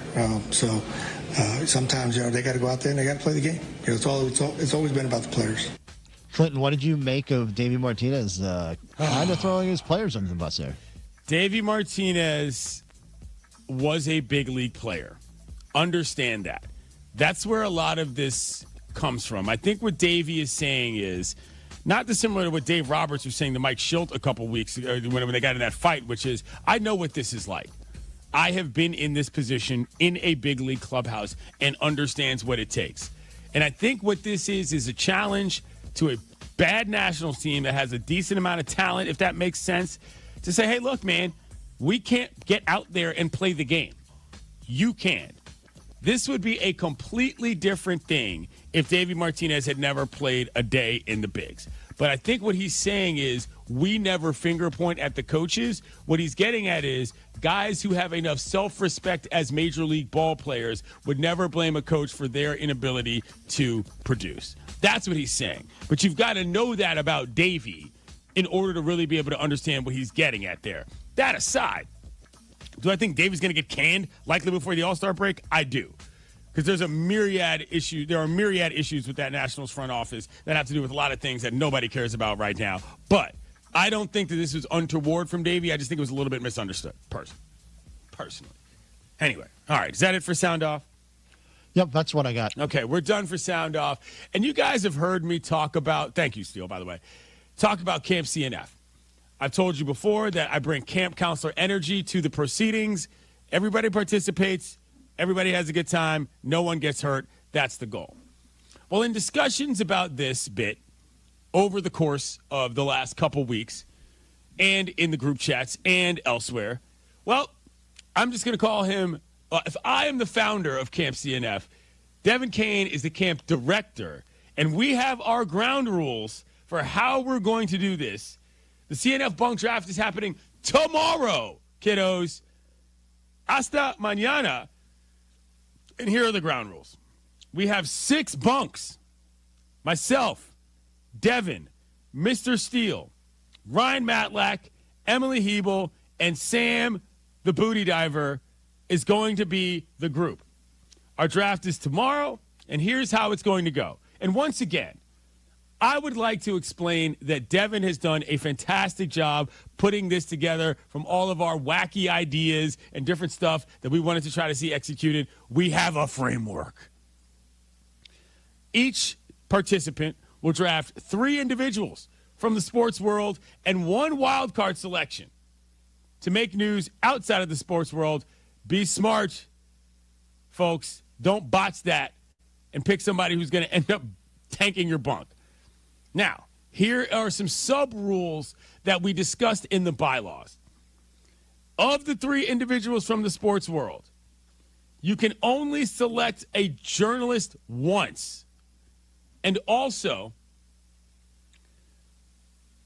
no 2 members of the same team, players or coaches or GMs, can be selected by 1 bunk. Now, there are some caveats here.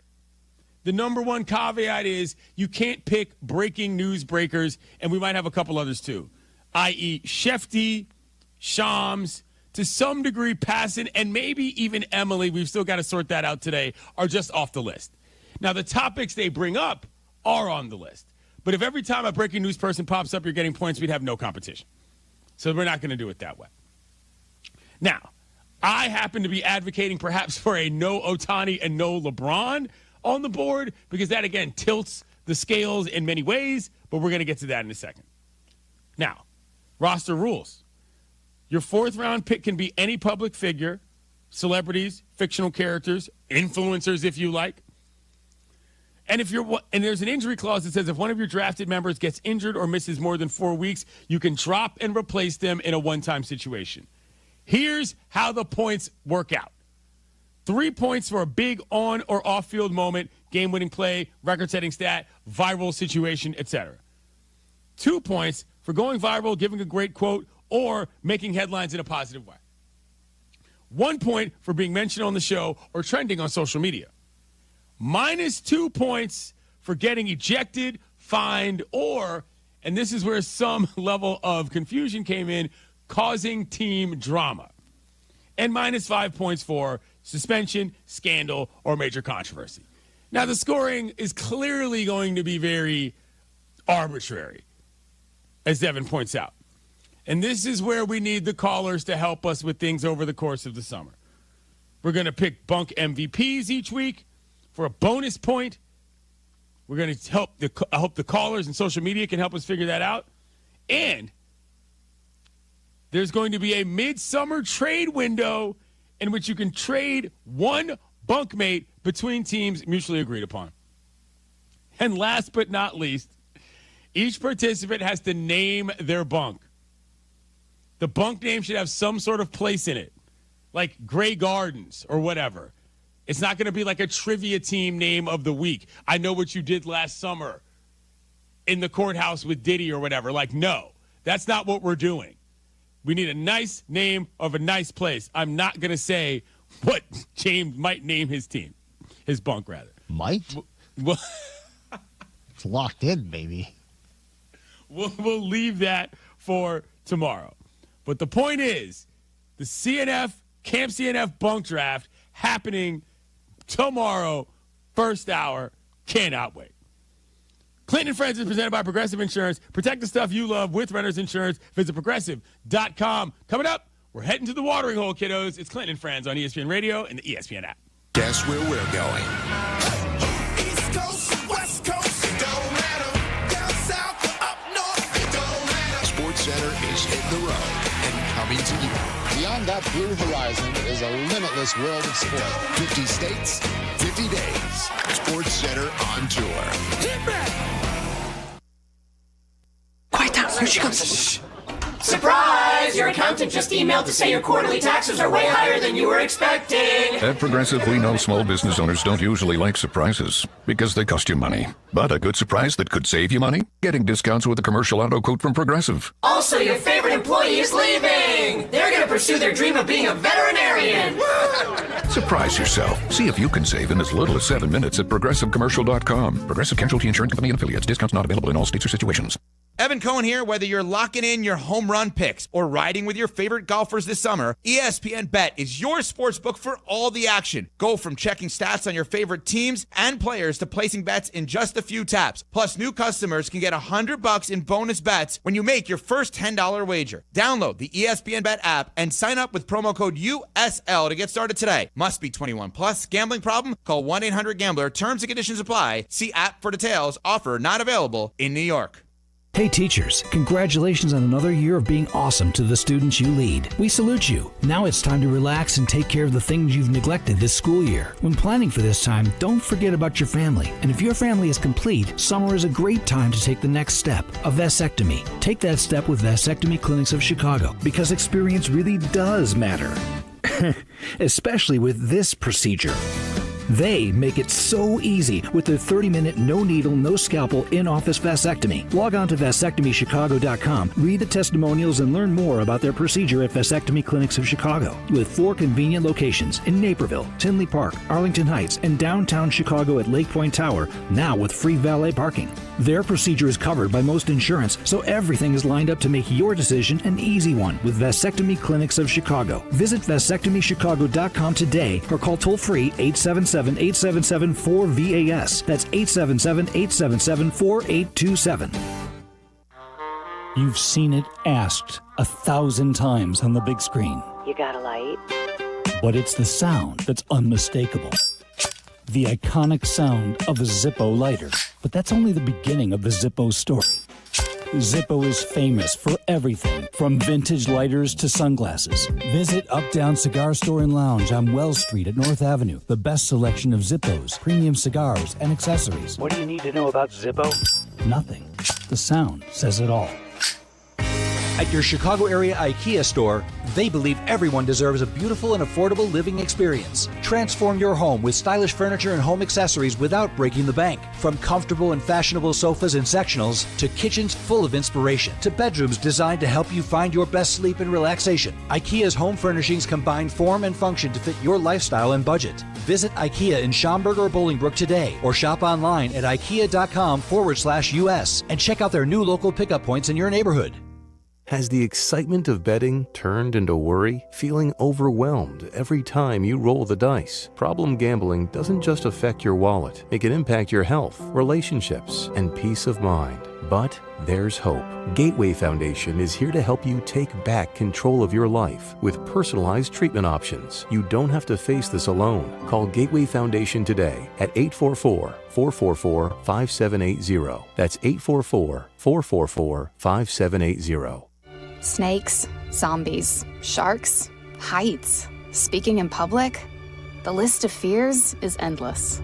But while you're clutching your blanket in the dark, wondering if that sound in the hall was actually a footstep, the real danger is in your hand, when you're behind the wheel.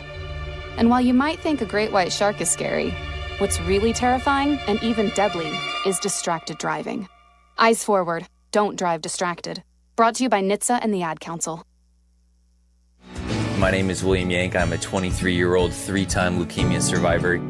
One evening, my roommate was trying to talk to me, and I responded to him in a delirium of mess and confusion, and he said, "We're going to the ER immediately," and came back with leukemia.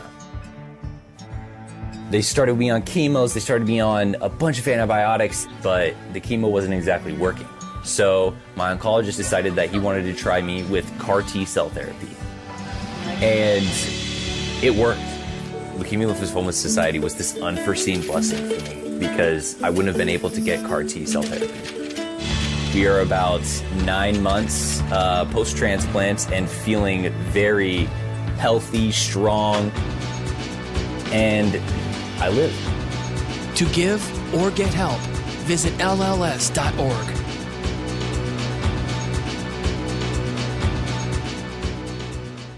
With Progressive Customer Service, there are lots of ways to connect with us, so you never have to miss a second of your favorite sport.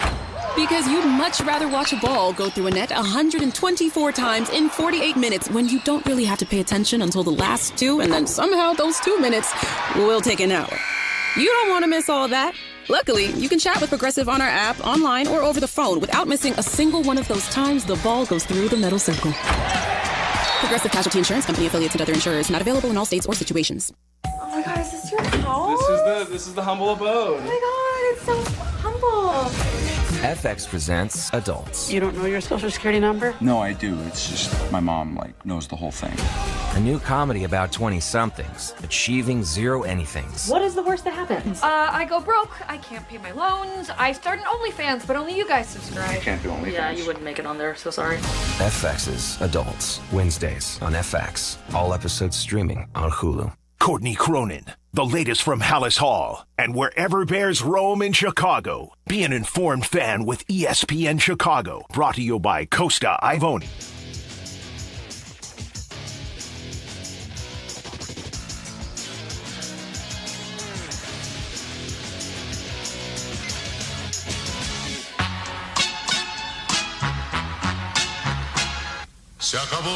ESPN Radio is presented by Progressive Insurance.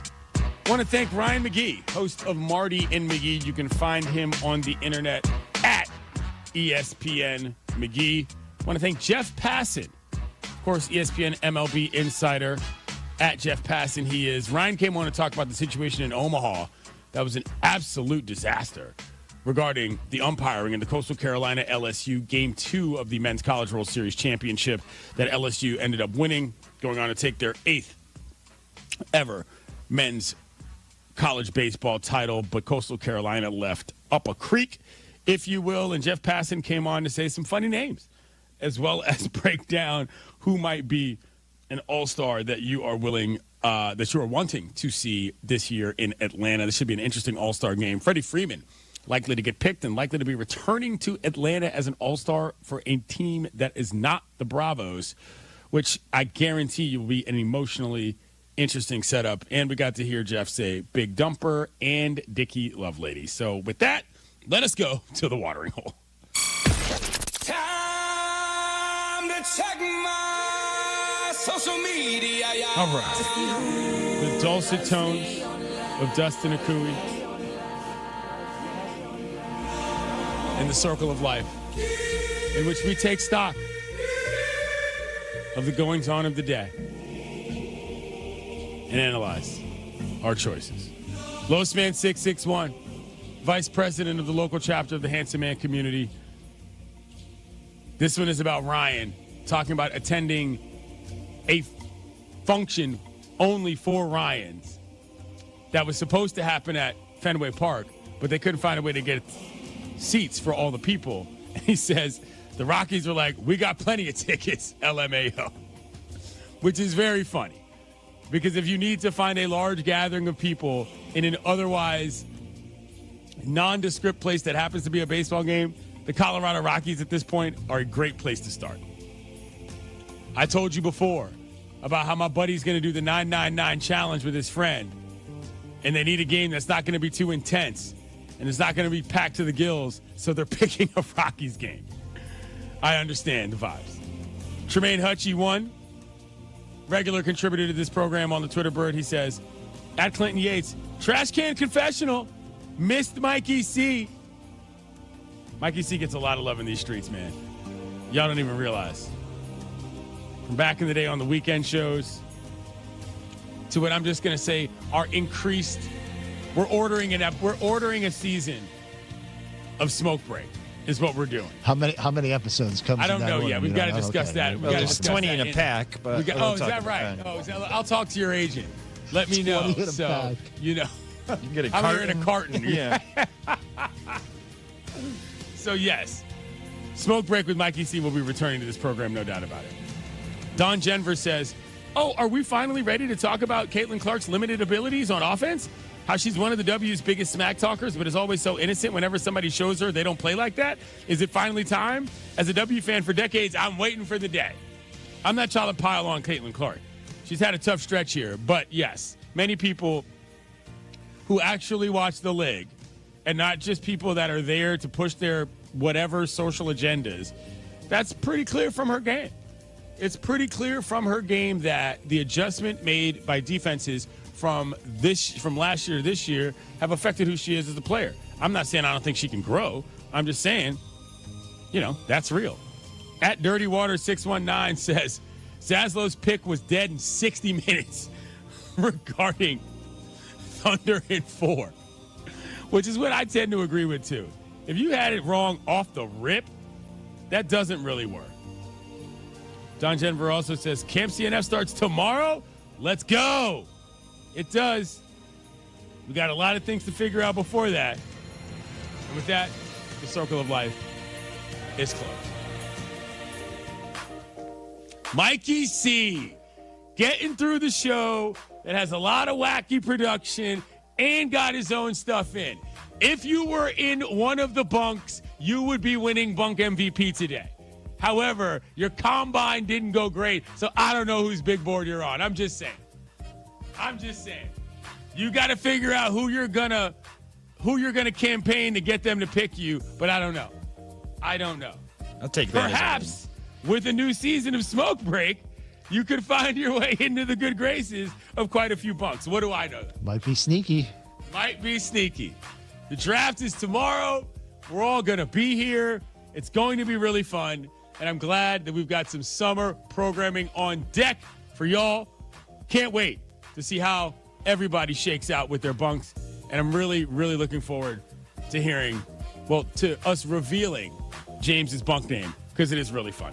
Coming up, Joe and Q is next. I'm going to a sports summit today in Los Angeles at the Intuit Dome. It should be fun. Till then, you've been listening to Clinton and Friends. I'll see you on the internet, kid. Coming up, it's Carmen and Yurk. Peggy is in for Yurko. Cubs lose to the Cards. Whoops. Starting to feel the pressure a little bit? Oh, whoops. Maybe everyone's just kind of like overstating the season, or I think Jesse Rogers is guilty of that. He'll join us at 12:30. I can't wait to bust his balls a little.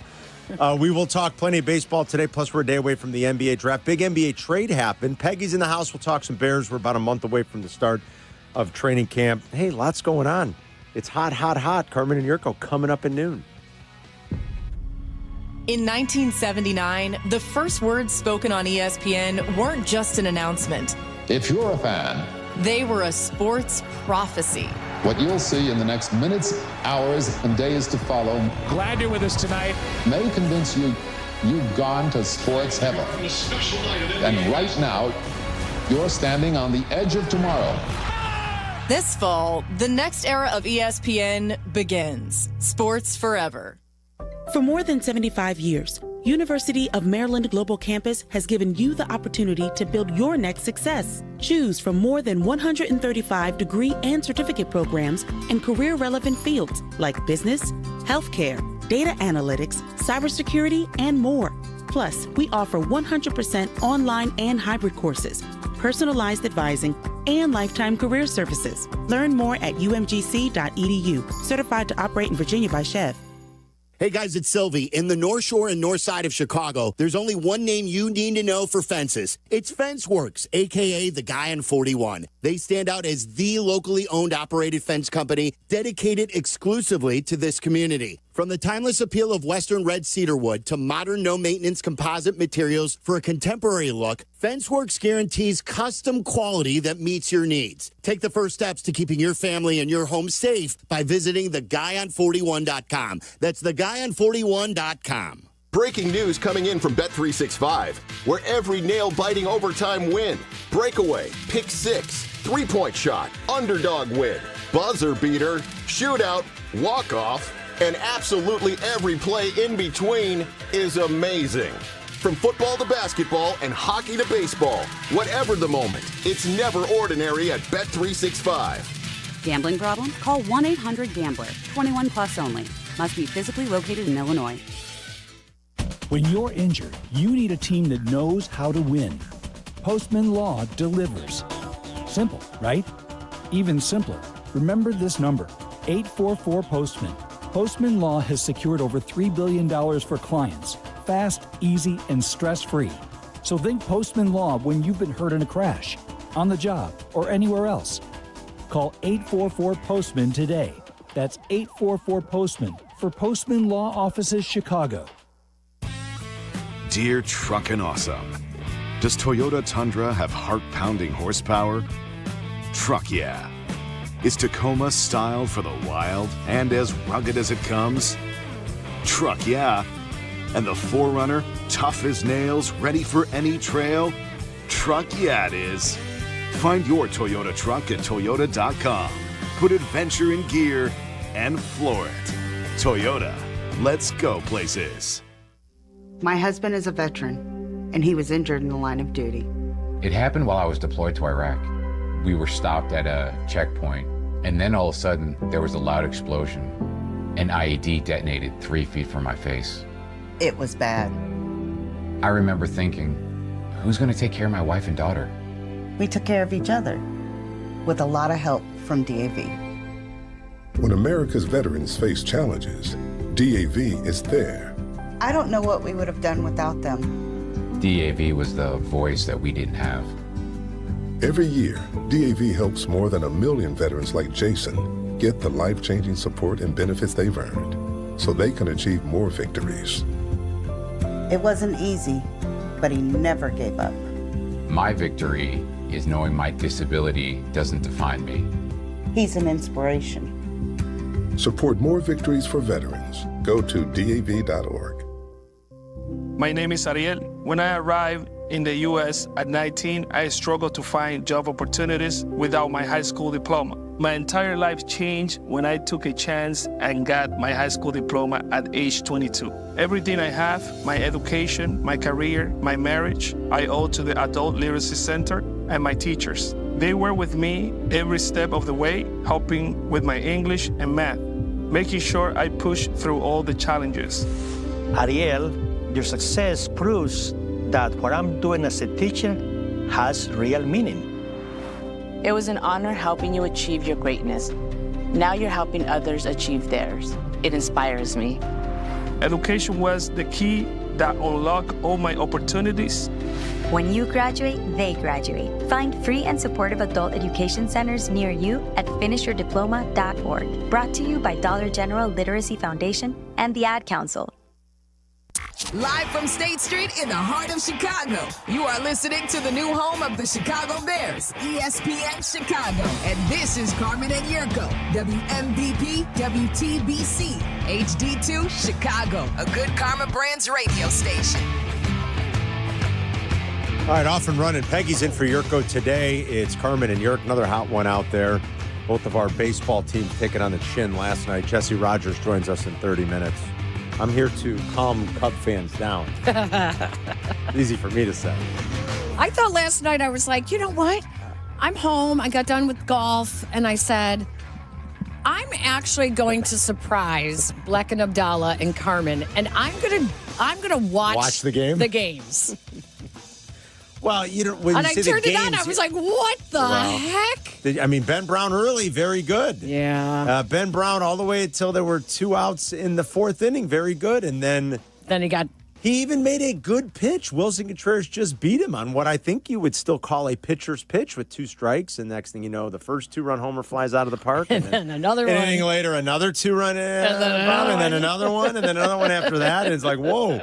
Ben Brown gives up 8 earned runs in 5 innings. Yeah. And the 2-run home run was the demise of the Cubs and Ben Brown yesterday. We will ask Jesse in 30, what's going to happen here, big picture, with Ben Brown. That's the kind of outing with Shota coming back that obviously is not going to look great. Maybe it bumps him from the rotation, maybe moves him back to AAA so he can work some things out. I mean, look, it hasn't all been bad, and quite to the contrary. There are times when Ben Brown is very, very good, and his stuff is very good. And even at the start of the game yesterday, in those first couple innings, he was very good. So we'll try to parse through that and figure out what's going to happen there. The Cubs do drop game 1 in St. Louis. 8-2 is the final. The Brewers lost last night, but the Brewers and the Cardinals are now only 3.5 back of the Cubs. I mean, just a handful of days ago, this lead felt a little bit more comfortable, but it's not July yet. There are 3 months of baseball to go. And this is the trap sometimes that, or not the trap, but this is what you get swept up into when your team is really good and when your team is in first place early. Yeah. And you're living and dying on all these things. Yeah. There's a long way to go. I still think the Cubs are the best team in the division. I think the Cubs will win this division. They still have the best run differential by a pretty substantial margin in the entire National League. The record against winning teams is not great. It's 24-26. It's also not appalling. It's 24-26. They're 5-5 in their last 10. They're 10-10 in their last 20. If anything, over their last 20 games, the last 3 weeks, they've just sort of played very mediocre, average baseball. What do you glean out of that?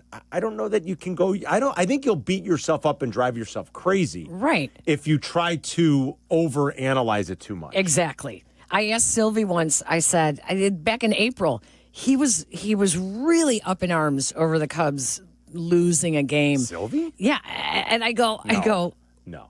When do you really feel invested, where the losses really bother you? And he goes, the first game of the season. It's crazy. I was like, that's ridiculous. It's more like baseball September. it's a game of trends, and it's a game of streaks. So it's like you can't be that invested that early like that.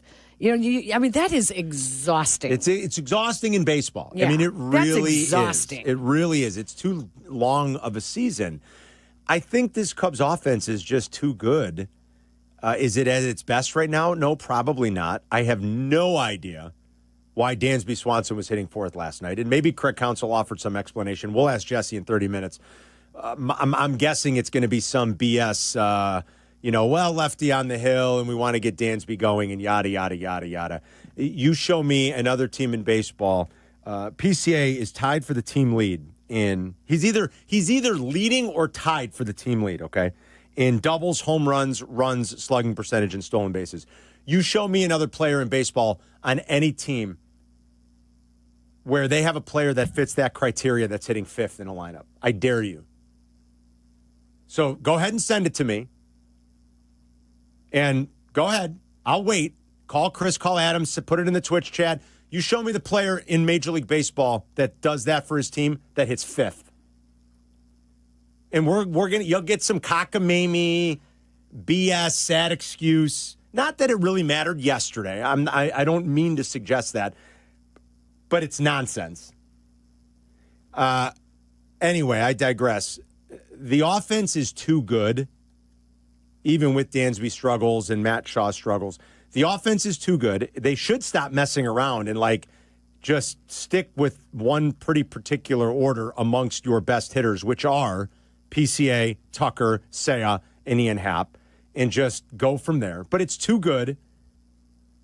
And they do too many things well, I think, for them to have some sort of prolonged funk. And barring catastrophic injury, I think the Cubs are still the best team and will be the best team in this division. That said, I get what it's like when your team's in first place in the middle of the summer. And now everything else is done, Peg. Basketball's over, hockey's over. Not that many people Everyone's watch it anyway. though. And training camp doesn't start for a month. Yep. So this is it. Yep. And you overanalyze and you dissect things and you get worked up. And I totally get it. And we can bust Silvy's balls and everybody. I totally get it. I do. This is the way it goes. I don't know that there's anything to be overly concerned about. But if you feel like maybe there is, or if you've got some other bigger picture concerns, you can let us know at 312-332-3776. So, 5-5 in their last 10, 10-10 in their last 20. Just in one of those mediocre stretches right now. And they have played some good teams. The other question that comes up a lot is, well, should you be worried that they have had a tough time against some of the better pitchers in baseball? Look, good pitching tends to beat good hitting. A lot of teams struggle with George Kirby. A lot of teams struggle. Everybody struggles with Tarek Skubal. I mean, is it odd when you don't beat Tarek Skubal? Not really. Ask the rest of the league. I mean, I don't think that's something that is so glaring or that should give you some sort of big picture concern, because they struggle a little bit at times with good pitching. They still have had actually good at-bats and some production off of good pitching, but good pitching usually is going to beat good hitting. So I don't think these are any real serious concerns in terms of the staying power of this team. And you can never predict what's going to happen. You can never look at something in June and predict it's like a harbinger of what's going to happen in October. Baseball's too weird. Yeah. It's too fluky. It's too weird. There's too much variance. You've seen 100-win teams. You see it happen, probably more than you think. 95, 100, and 102-win teams get bounced in the playoffs. We've seen the Dodgers do it time and time again. You see good teams get run early all the time just because it's weird. And so I don't know that there's anything you can look at now and say, well, there was a harbinger of things to come. I think the Cubs will be fine. And, I know their fans want them to show better in some of these big series. And maybe that starts tonight. But if you want to talk about the first game of the series and any big picture stuff with the Cubs, and what's going to happen with Ben Brown, that's, I think, one of the bigger questions right now, too.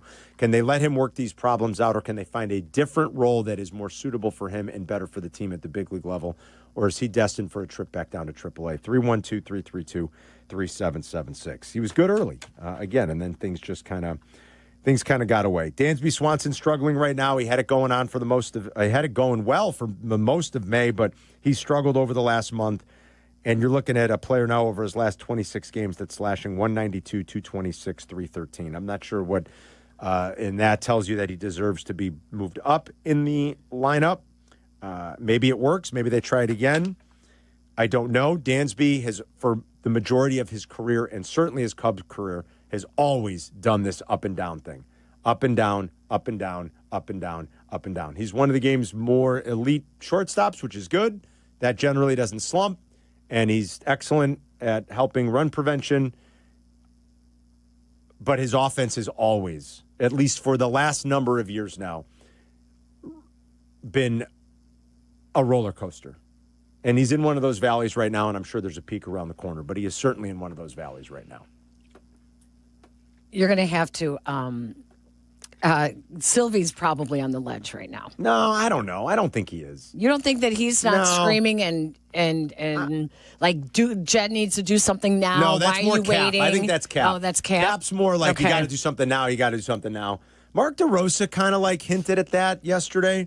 I heard the guys in Waddle Silvy played a cut from. It must have been from yesterday's show on MLB Network. It was probably from yesterday's morning show, where he was saying that the Cubs should go now and get Alcantara.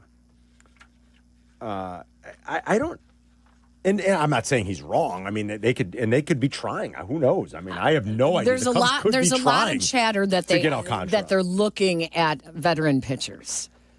Yeah, I think you have to wait and see, too, to a certain degree, like who else post 4th of July weekend maybe, kind of falls out of it, and who is going to decide that they are going to put guys on the trading block. Like Arizona now just yesterday, this happened yesterday, I guess. It was either before or after the game against the Sox. Corbin Carroll wasn't in the lineup, and Corbin Carroll hit the IL. And apparently it goes back to a play that happened in last Wednesday's game for them where he got hit on the wrist. The x-rays were originally negative. He continued to play, I think, but was talking about discomfort, and now they discovered that he has a chipped bone in his wrist. So Corbin Carroll just hit the IL. Corbin Burns is out for the season with Tommy John. Zach Gallen has really struggled. I still think he'd find some suitors if the Diamondbacks made him available. Suarez got knocked out of yesterday's game after getting hit by a pitch. So, 2 weeks from now, does Arizona look up and say, they're only 2.5 out of the wild card, but there's 6 teams in the NL that are, within 3 games of those last couple of wild card spots. But do they look up and say, look, we're not going to win this division. We're buried behind the Giants and the Padres and the Dodgers, and the wild card seems unrealistic, and there are guys available. All of a sudden, Gallen becomes available. Kelly becomes available. I think there are teams around the league where that's the next couple of weeks, it's to be determined. And how they play is going to dictate if they're adding or subtracting. And so there could be a lot of interesting guys available. Alcantara seems to be the crown jewel, I guess you'd say, because he's got some skins on the wall. He's a former Cy Young Award winner. It's been a little bit of a slow comeback from elbow surgery, but he's been much better lately. Here was DeRosa yesterday. This is part of the MLB Network crew talking about Alcantara, and you'll hear DeRosa talk about how he thinks the Cubs should be in on it now. Recovering from Tommy John. He's upped the slider usage. He went to the 2-seam slider combo yesterday against the Braves, and he was effective. His last 4 starts, he's been really good. He can rush it up to 99, and somebody out there is going to come get this guy. Look, and you talked about... And I hope... He's starting to figure it out. Look, this dude was at the top of the heap. He was at the top. And he's coming back from Tommy John, right? Yeah. Okay, so he's rehabbing his way back. But let's not lose sight. When this dude was right, we might have lined up for him any day of the week to put him on the bump for you to win a game. It's so true. And don't you think playing and pitching for a contender would just light him up? Oh, yeah. You know where I'd like to see knowing him. Where? San Diego? New York? Cubs.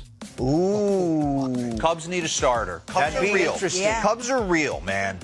That would be really good. That's a good pull right. That's a good pull. Let's get it done, Cubbies. So there's Mark DeRosa. Yes, they are real. Yes, Alcantara would, I think, help if he has kind of rediscovered some of the things that made him a Cy Young Award winner just a couple years ago, and a little bit more swing and miss you've seen in his game here recently. He has trended in a much better direction in the last month or so. And he is a player that missed all of last year because of elbow surgery. Look, he wasn't terrific in that first year before he got hurt after winning the Cy Young. He was okay. He has struggled this year for the most part, but that could be just attributed to coming back from surgery. And then I think that was Lauren Shahadi that made the note that he probably would be one of those guys that would benefit greatly just from a scenery change at this point because the Marlins are so bad. That's how I feel Luis Robert Jr. would be. Maybe. Because he's got too much of the skill. So I think it's interesting what's going to happen with the trade deadline to see what guys kind of rediscover. I'll read you something that the ESPN crew wrote about Robert Jr. and about just maybe a little change of scenery. And some of the things, if you deep dive the numbers, even though he's really struggled, some things, some of the other metrics that tell you maybe some progression to the mean is coming for Luis Robert, and some team would be smart to add him as a 4th outfield option, or just if somebody loses an outfield or something like that, like a contender in the back half of the season could get something much more productive out of Luis Robert Jr. and something that looks much more like the Luis Robert Jr. we saw a couple of years ago. So ESPN ranked its top 50 guys that may be on the trade market here as the deadline approaches. And then they assigned a percentage, the likelihood that each of those guys gets traded. So I'll tell you what they wrote about Robert and then a few of the targets that they listed for the Cubs as well. If you want to talk baseball, if you want to talk about the Cubs, any perceived long-term weakness you see, if this is just a little bit of a rut right now and you're not too worried, Why the hell PCA was hitting fifth last night. 312-332-3776 is the number. Jesse will join us in about 15 minutes. Peggy's in for Yerk. It's Carmen and Yurko. We'll be right back. You're listening to Carmen and Yurko on ESPN Chicago, Chicago's home for sports. The Odds Couple. Host Mike North and Carmen DeFalco. These guys like to bring you the latest numbers, odds, and important stats so you can place your bets with confidence. Hear the show on demand on the ESPN Chicago app. Brought to you by Bet365. $6 million. The Veroliak Law Group wins again for their clients. You heard the good kid right. The Veroliak Law Group recovered $6 million for a client who was injured due to medical error. If you're injured, make sure to call the Veroliak Law Group. Playing pro football, being on the radio for years, I've had the chance to endorse many companies, but I've never endorsed one owned by close friends until now. The Verdoliak Law Group has been helping people for over 60 years, including my friends and neighbors. When you need a lawyer, experience matters. The Verdoliak Law Group has recovered over $9 billion for clients, serving over 40,000 cases in personal injury, auto accidents, workers' compensation, medical malpractice, and more. Their proven results and commitment to clients make them the right choice. They've helped my neighbors and friends, and they'll help you too. Call 8444-VLG-LAW today. The Verdoliak Law Group. Experience you can trust. Guys, it's Carmen. You know I love the food scene in Elmwood Park, but we're joined by someone even more biased, the mayor of Elmwood Park himself, Skip Saviano. I've got the best job, Carm. The restaurants are amazing, but there's much more that makes me so happy in our little hidden gem of a community. So what makes it special? The people, no question. Elmwood Park's neighbors care for each other, the families thrive, and businesses succeed. I definitely feel that every time I come through. You know, we hook you in with a meal, and the next thing you know, you're moving in. Tell him, Mayor Skip. Elmwood Park is waiting for you. The lush forests of Vermont create the best maple syrup. What happens when you add pure Vermont maple to bourbon whiskey? You can feel the warmth, can't you? Number 14 bourbon is exactly what you've been craving. Named number 14 in honor of the 14th state, Vermont. Taste the strength of bourbon, softened by the sweetness of the maple. Get number 14 bourbon at VermontSpirits.com or at select Benny's locations. Number 14 bourbon, 90 proof, copyright 2024, Vermont Spirits Distilling Company, Quetchi, Vermont. Please sip responsibly.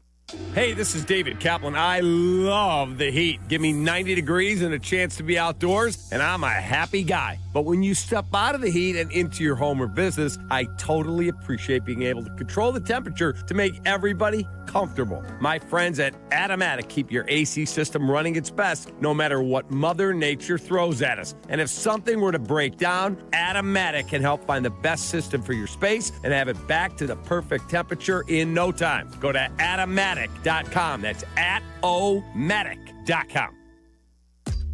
There's nothing like when you get that part from eBay and it just fits.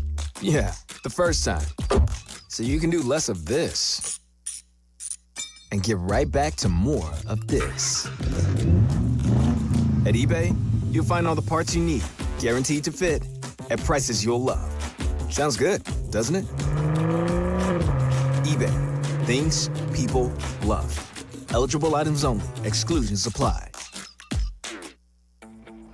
Level up your summer projects with 4th of July savings on top brand cordless power tools from the Home Depot. Whether you're working on a fence, a planter box, or a new workbench, get the power and runtime you need with the Ryobi One Plus 18-volt 2 toolkit from the Home Depot for only $99, was $139. Get 4th of July savings on the cordless power you need to make summer projects easier than ever. Right now at the Home Depot.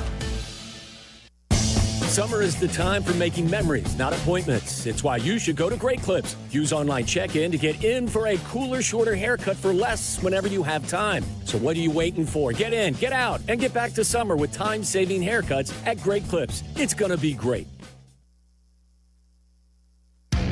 You're listening to Carmen and Yurko.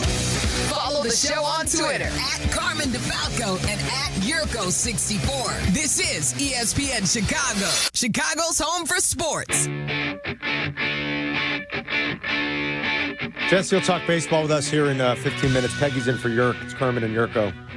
So ESPN.com has, see how they officially titled this. Hold on.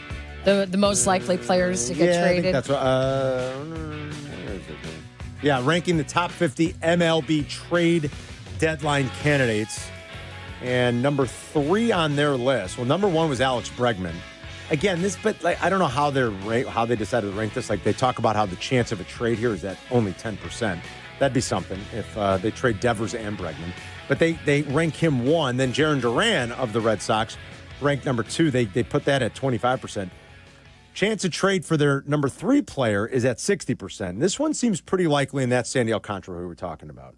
And they put best fits. They start with the Cubs. They write Cubs, Houston, Boston, Toronto, Arizona, Dodgers, San Diego, Baltimore. A lot of teams are going to be interested. Baltimore doesn't make any sense to me at all. Not sure why he's included, why Baltimore would be included there. They write Alcantara was arguably the best pitcher in baseball in 22, winning the NL Cy Young unanimously. Yeah, he was more solid than spectacular in 23 and then missed last year with Tommy John, which we've talked about.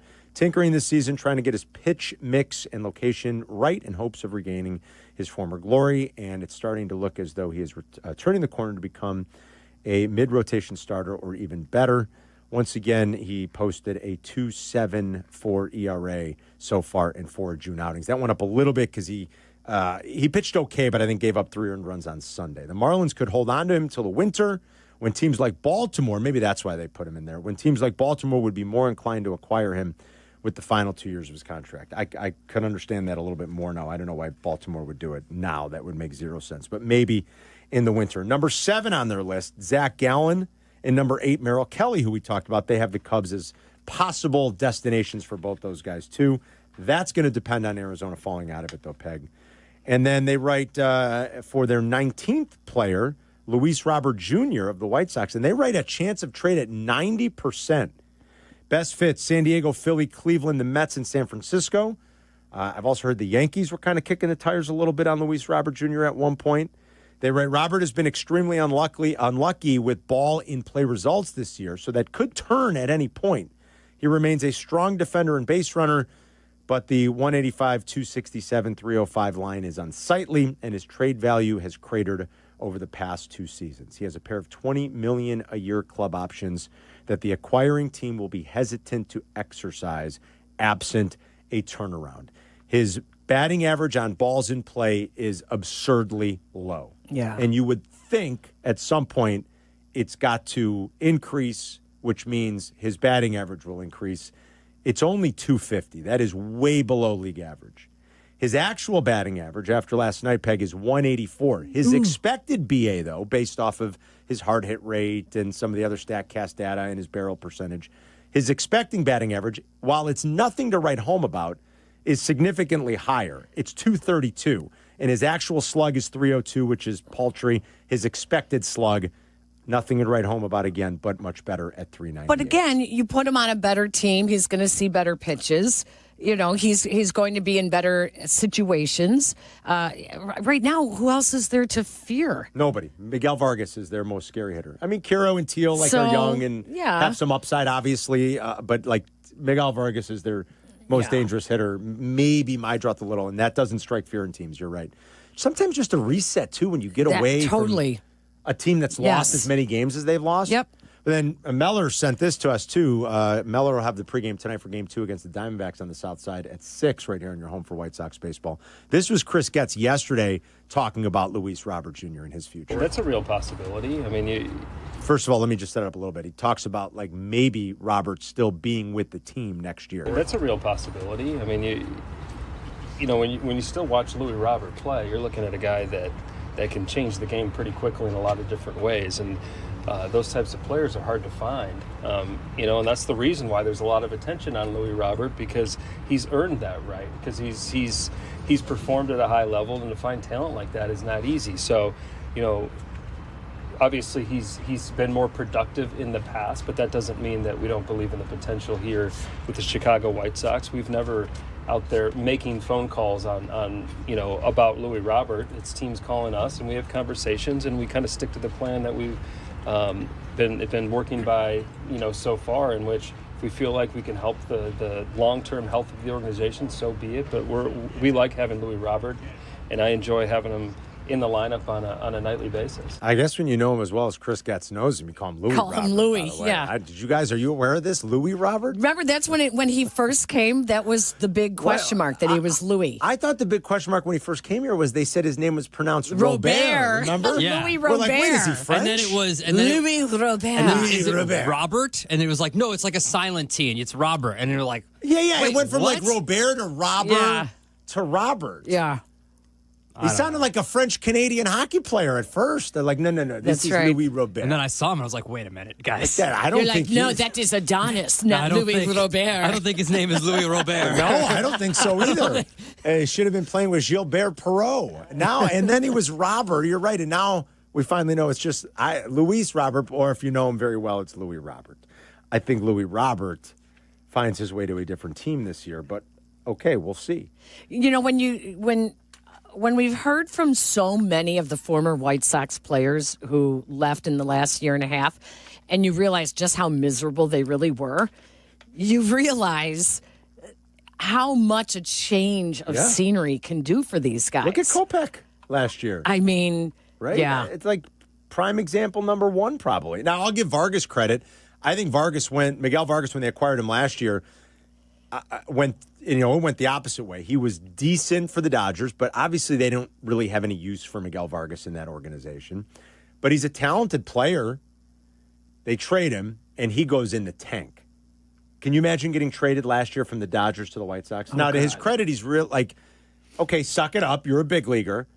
Go earn your worth. And he's been their best hitter, quite frankly. I mean, it's nothing to... I use the term a lot today, and especially when we talk about White Sox baseball. It's nothing to write home about, but he has been, he looks like a guy that can help you. And so Getz has done better here. The early returns for the Crochet trade look pretty decent. Vargas has played better. So if you're getting better at this because you have better people in your organization, you have better eyes, you have better development right now because you've changed some things, continue down the path of selling off what pieces you do have that might be intriguing to other teams and add young prospects and young talent. And whatever you're going to be able to get for Robert, you try to do the best you can, I suppose. Because I don't know how much sense he makes. Forget about long-term. I mean, even next year. I would have rather them say the long-term position we'll take is Garrett Crochet. I don't know that you should be taking long-term positions right now with Louis Robert. Patrick's on the south side. What's going on, Patrick? Yeah, you guys, I think the media never speaks the truth. I heard, you saying something about Mark DeRosa said they for real, right? You said the Cubs for real? That what you say? That's what he said? Mark DeRosa said yes. Yeah, he said okay. Now, let me give you some stats. The Cubs have not beat a 500 a team over 500 in quite a long time. They have lost them all. Now, they beat up on the Rockies. They beat up on the White Sox. They beat up on the Marlins. They beat up on the Nationals. They beat up on the Pirates. They're not coming in too soon no more. Now, I don't think that's on their schedule. Next 19 games, everybody's over 500. And you know what? You got to speak the truth sometimes. They could be in third place by the end of this week.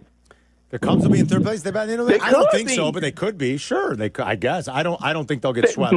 Milwaukee got the Rockies and the Pirates. Yeah, they lost last night. The last 500 team they beat, Patrick, was Milwaukee on the 17th. Well, that's not true. They took a game from Seattle, so it's not quite true to say they haven't beat. In a three-game series, they have lost all of them. I know. I'm saying you said they haven't beat a 500 team in a while. They actually beat one on Saturday, but a three-game series. Let me clarify that. In a three-game series, when the last time they won, other than the Dodgers? The last three-game series, I don't know. I'd have to look at that. That's a good question. I don't have that off the top of my head. All right, Patrick. Patrick's a Cub. Let me give you some stats. Here's an opinion.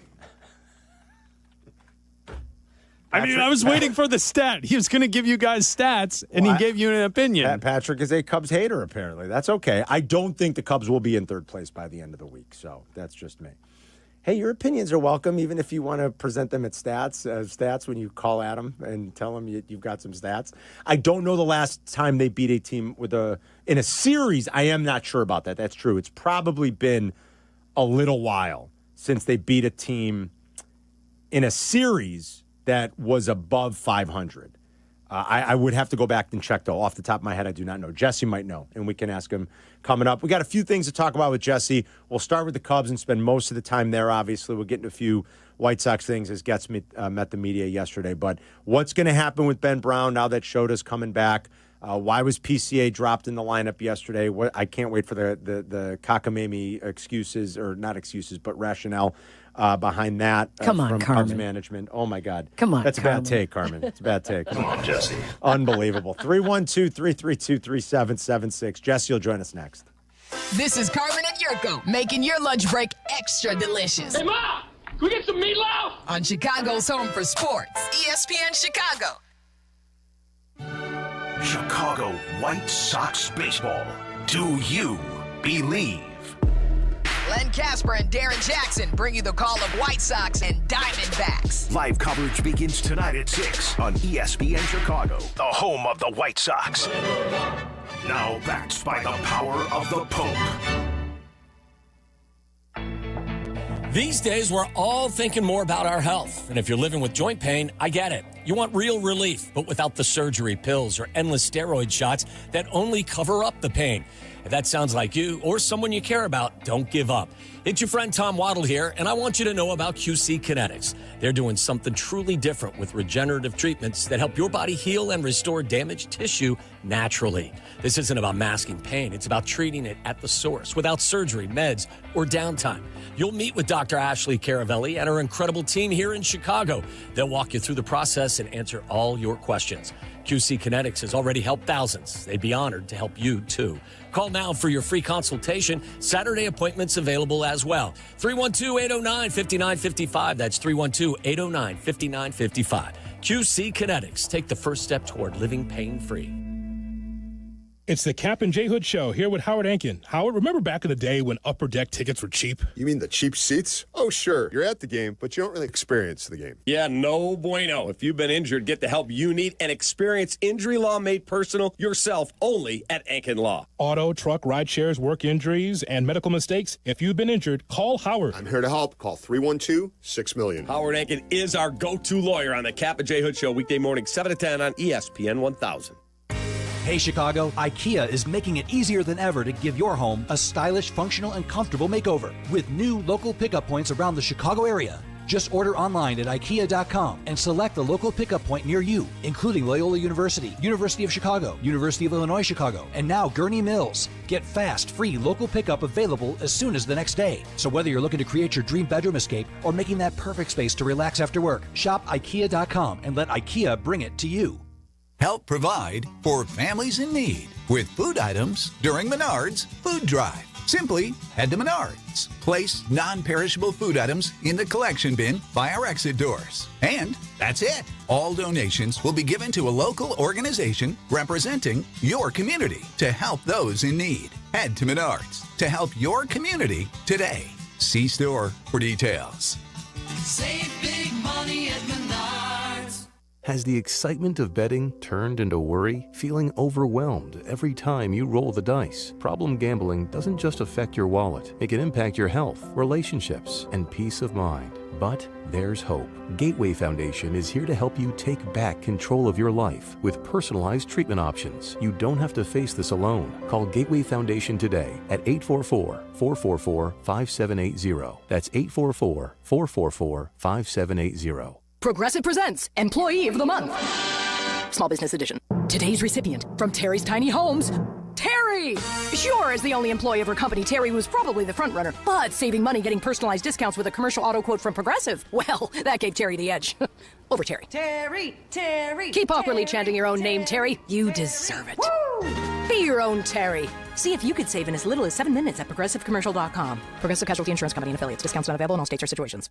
Need assistance with door and window projects? The Home Depot can help. From inspiration and materials to ordering and installation, our free Millwork virtual apron service can get you moving and doing. Plus, we speak Spanish too. Our associates can help you tackle complex jobs without you leaving the job site, saving you time and money. Call us at 1-833-HD-APRON or visit homedepot.com/MVA. The Home Depot. How doers get more done. This summer, the Roar returns to Washington Park in Michigan City, Indiana. The X Insurance Great Lakes Grand Prix takes over July 28th through August 3rd. It's the ultimate offshore high-speed power boat race on Lake Michigan. Boat parade, block party, live music, and much more. Make the short drive and feel miles away. Plan your visit now at GreatLakesGrandPrix.com. Working from home? We're back in the office? Don't miss a minute of Carmen and Yurko. Just ask your smart speaker to play ESPN 1000. It's Carmen and Yurko. Peggy's in for Yurko today. Let's get out to the Yingling guest hotline and bring in Jesse Rogers to talk baseball. Jesse? Hello, Carmen, Peggy. How we doing? We're good. Do the Cubs have a problem against good teams? No. I don't think so either. No, that's just the ebb and flow of a season. I mean, if the record was dramatically poor, it'd be one thing. But, of course, if it was dramatically poor against plus 500, their overall record wouldn't be that great. There are a lot of good teams that are around 500 against plus 500 teams. There's not a lot of rhyme or reason. Obviously, the better you are, the better the record. And remember, for 2 months there, their record against plus 500 was really good. It's taken a dip here as Milwaukee has gotten better and some of the other teams have improved. That number changes. It's not their record when you play them. That's true. It's their current record. Mm-hmm. It's that current record. So 24-26 against plus 500 teams is kind of mid-pack. Yeah, maybe if you want, they could have a few more wins against them and you'd feel better, but it really doesn't. It's not meaningful. It really isn't. Do you want to start with Ben Brown? Do you want me to play this council bite real quick too, Jess?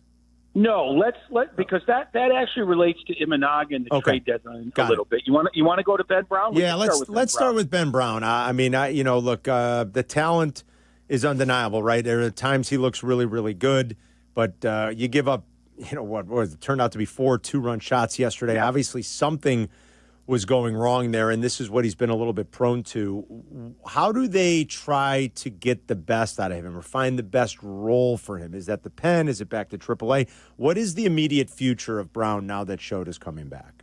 Yeah, so there's a lot of Ben Brown hate out there, right? He's an elevated ERA. He's shown moments of dominance, but usually followed by some issues. That's why he has that high ERA. And they have a decision to make with Imanaga. But I'm going to start with this. I'm going to change your perspective on Ben Brown with this question. And Peggy, I want you involved here. You're both going to be guessing. Do not touch that computer. Okay. What round of the 2017 amateur draft do you think Ben Brown was taken in? What round? I have no clue. 7th. Yeah. 12. What'd you say? 7th. Peggy said 12th. And you said 7th. Yes. 33rd round. Oh, okay. He's a 33rd round pick. There were 40 rounds back then. There's only 20 now, so he wouldn't even be drafted now. 33rd round pick. So what are we expecting out of this guy? He is a 2-pitch pitcher still learning his craft, not as a highly touted guy, but as a guy that's probably overachieved his draft status. I don't think there's any doubt about it, the fact that he's starting for a contending team. So I think we need to back off and appreciate that he's actually taken the ball every 5 days and at times look dominant. So the answer to your question is no, don't send him back to AAA. Put him in the bullpen. It's time for the Cubs to think about taking the best 26 on a night in and night out basis. You cannot tell me that the guy that leads the team in strikeouts, that ranks 23rd in that department, it doesn't have a place on the Chicago Cubs. He does. It's in the bullpen where a 2-pitch pitcher should be. And if he wants to develop his changeup, which he's trying to do, that's what the offseason's about. Look, if Ben Brown was on the Chicago White Sox, you'd let him take the ball for 30 starts and figure it out, and maybe he would, and let him figure out a changeup or a slider or anything else in season. You're going to have to wait to do that. And not do it in AAA. He should be in the bullpen where his nasty stuff will play even better, and those strikeouts will come in handy. 33rd round pick. So let's stop hating on him so much and maybe use him in the right place. I thought it was interesting after the game that the Cardinals hitters were giving a lot of love to their hitting coach, Brant Brown. The Brant Brown? The Brant Brown, their hitting coach. And they said that he had really prepared them for what Ben Brown does against lefty pitchers. Now, they're not all the same types of hitters, but they're all left-handed. So there's something that Ben Brown was either tipping or sequencing that they were able to pick up on to look for that pitch. Great catch, Peggy. I read up on that as well. Talked to some people down there. I think it's the result of being a two-pitch pitcher mid-season. There's a lot of video. There's a lot of tendencies that you can gather. He only started throwing his changeup more recently, and even that was predictable. I went into the Detroit Tigers locker room before a Ben Brown start, and I asked Riley Green, how do you prepare for that great curveball he has? He goes, it won't just be the curveball. He's going to throw the changeup more. And he threw the changeup more than he has all season. There's a predictability about his sequencing, the things you're talking about. Yep. That is not – it's just not conducive for a young pitcher like him to learn on the fly for a contender. Put him in the bullpen and let that nasty stuff play for one inning, maybe even two or three, because he seems to be a two or three good inning pitcher. And let it play that way. And look, there'll be some tough decisions to make. But like I said, we're heading to the second half of the season. You're in a dogfight in the division. There's the wild card. There's the first round bye. There's a lot going on when it comes to October. They got to start taking their best 26. And that might mean Ryan Presley gets DFA'd. That might mean Justin Turner gets DFA'd. But you cannot tell me that the guy that leads the team in strikeouts isn't part of their best 26. Yeah, 10.4 strikeouts per nine in his career. It's a lot of swing and miss. He didn't have a ton of it yesterday, but it's a lot of swing and miss he generally does have. You think Yurko would have caught the Brant Brown stuff? Ben Brown? No, there's no way. I wouldn't even know Yurko was hosting if he was on right now. I wouldn't even know Peggy. he's in there. That was fantastic. Thank you. Jesse, I am not suggesting the outcome would have been any different last night, but I do have a question about PCA's spot in the order. I'm sorry. What does Joe Madden call us? Or what did he call the conversation about? Results biased or something like that? He had a pejorative term anytime somebody for batting order. What was it? Unsophisticated or something? I don't know. Yes, I think that was it. Call me unsophisticated. But what is the cockamamie idea about putting Dansby Swanson, who's hitting $180 over the last month in the 4-hole and PCA in the 5-hole yesterday? Even worse than unsophisticated, I'm going to call you Silvy Jr. because I get this question. That's even from him. worse than unsophisticated. But look, there's no rationale, Jesse, and you know it. Well, zero. Okay, so the only rationale would really be the first inning, meaning PCA is 200 against lefties.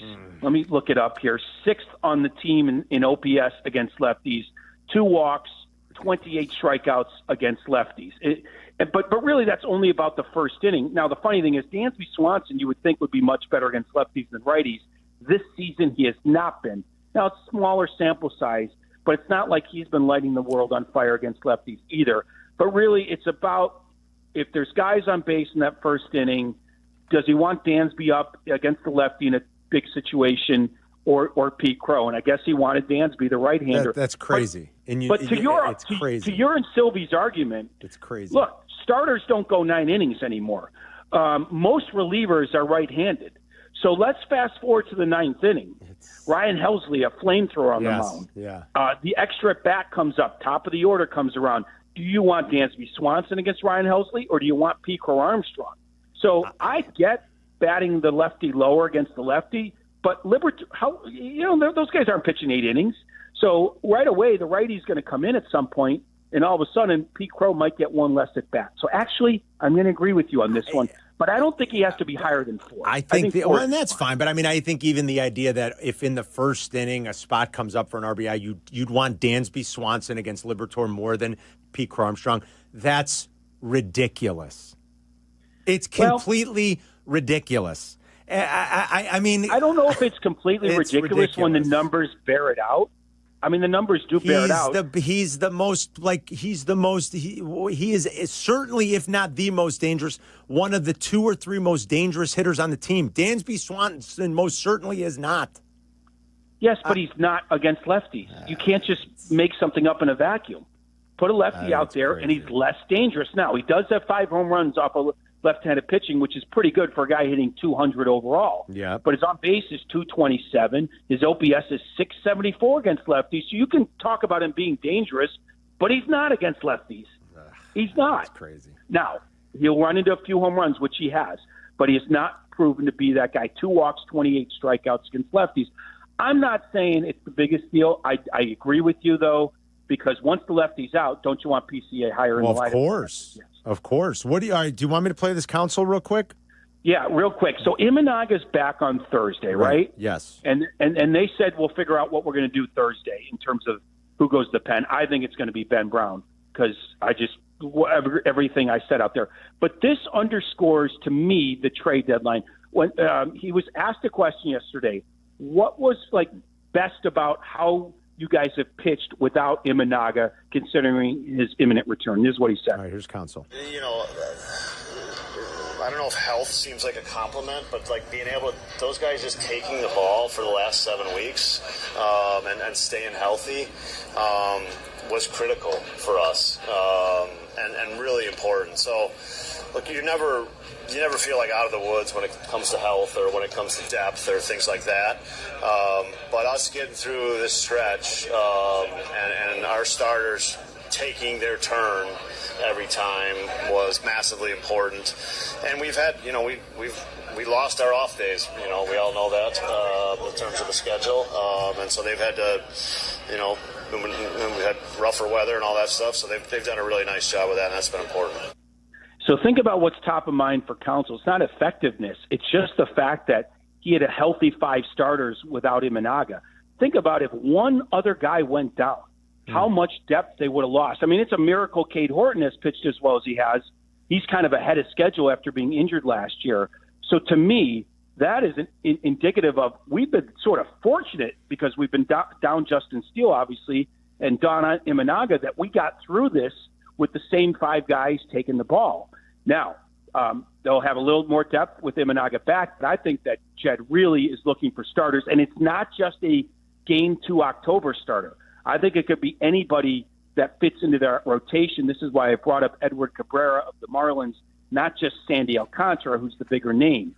So I think Jed's looking for top end, middle rotation, back end as well, because it's precarious. If one starter goes down, they really are out of depth, and that's with Cade Horton pitching as well as he is. All right, real quick before we let you go, just on that, would Cade Horton basically be off limits in any trade you see them making this year?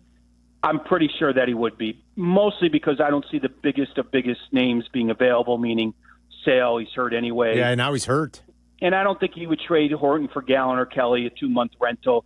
He might trade him for someone like Alcantara, who has more than a year left.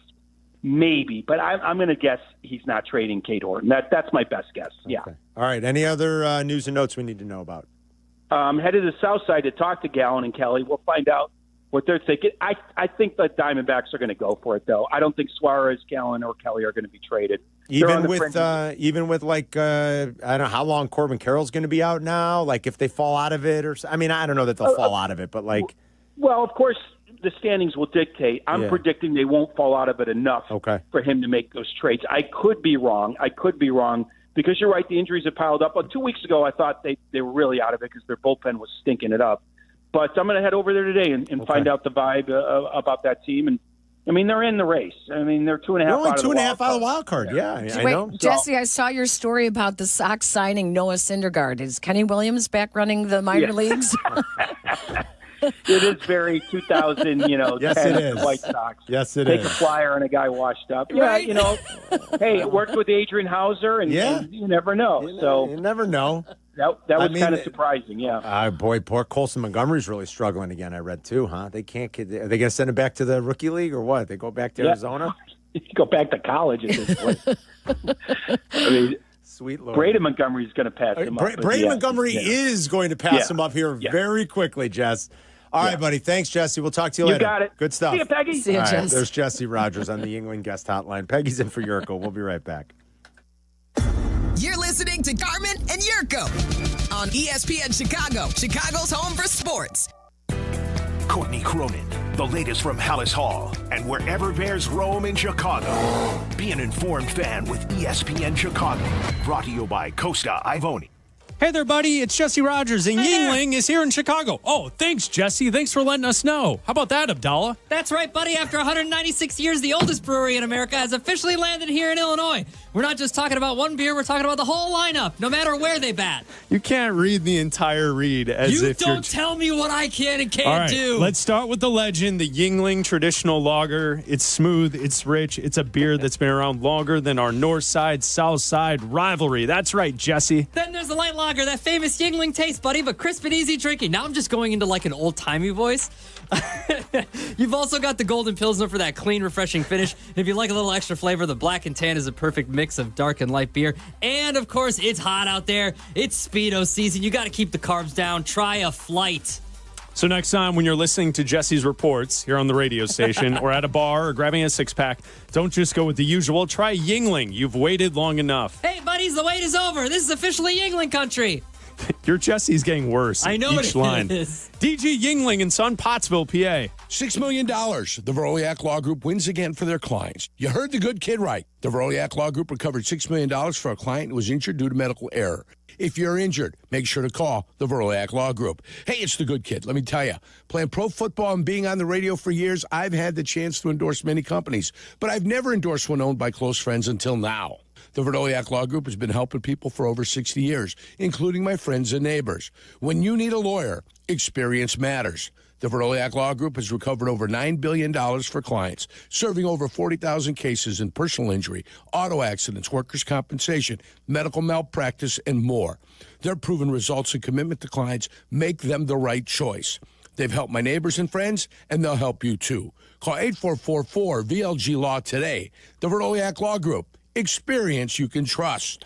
On the golf course, do you use words like mulligan, do-over, worm burner? Then you are like millions of golfers who can use a bit more practice. Imagine a driving range where you're protected from the elements and you don't have to bend down to put a new ball on the tee. Now imagine a section where you can practice your short game and add to that a 9-hole course you can play day or night. It's real and it's spectacular. Golf Center Des Plaines, 353 North River Road in Des Plaines. News just in. Bet365 is now live in Illinois. That's right. Join Bet365 today and get $150 in bonus bets when you bet $5, win or lose. That's amazing. That's for sure. With Bet365, you can bet on the spread, totals, and money line. Well, there you have it, Illinois. Download the Bet365 app and get your $150 in bonus bets today. And see why it's never ordinary at Bet365. Gambling problem? Call 1-800-GAMBLER. 21 plus only. Must be physically located in Illinois. Users apply in app only. Hey, Joe Fortenbaugh here. Whether you're locking in your home run picks or riding with your favorite golfers this summer, ESPN Bet is your sportsbook for all the action. Go from checking stats on your favorite teams and players to placing bets in just a few taps. Plus, new customers can get $100 in bonus bets when you make your first $10 wager. Download the ESPN Bet app and sign up with the promo code JOEQ to get started today. Must be 21 plus. Gambling problem? Call 1-800-GAMBLER. Terms and conditions apply. See app for details. Offer not available in New York. Adam Schefter here for Vivid Seats, your ultimate destination for all your sports and concert needs this summer. With a game-changing rewards program and an unbeatable selection of tickets, they make it easy for every fan to watch their favorite teams and players in action. Catch every home run and thrilling comeback in person from your favorite seat. Plus, every ticket is backed by a 100% buyer guarantee, giving you peace of mind with every purchase. Visit VividSeats.com or download the app today. Vivid Seats, the official ticketing partner of ESPN. Want to buy a vehicle in 60 minutes or less? Purchase your next vehicle in 60 minutes or less at Advantage Chevrolet Hodgkins, or your first car payment is on them. And every new Chevy comes with the Advantage Plus program. Together, let's drive. Restrictions apply. See dealer for details. Zoning out on that Zoom meeting? Zoom. Find out what Carmen and Yurko were talking about. Tell your smart speaker to play ESPN 1000.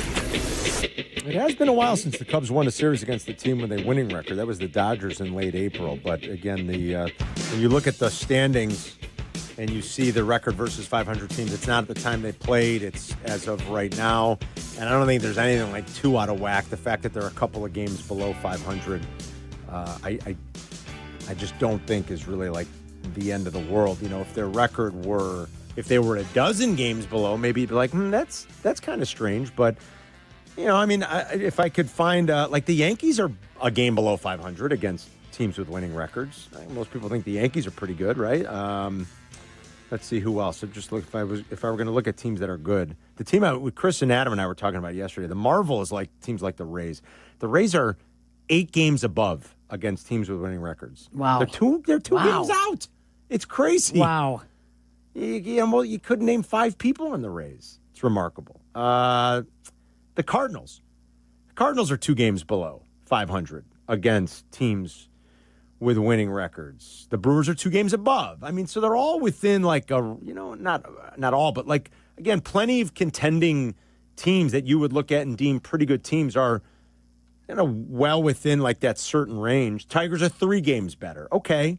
So it's like a 5-game swing compared to the Cubs, but I don't think it's the end of the world, Peg. I think we all agree. I think Jesse agrees. I think we all kind of agree. We'll see what it looks like maybe a month from now. Right. Get to the All-Star. You got to get past the All-Star break. Yeah.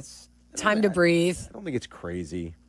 Peggy's in for Yurko. Yurko is off playing golf in Scotland. I think today is round 1 of 9. Yeah. You just got back from Europe? I just got back from Europe, and I am struggling your arms beat. the last 3 days. Are you? 4 o'clock in the afternoon, I just hit a wall.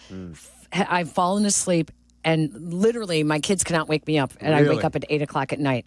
Oh, that's the worst. I had a tea time over the weekend.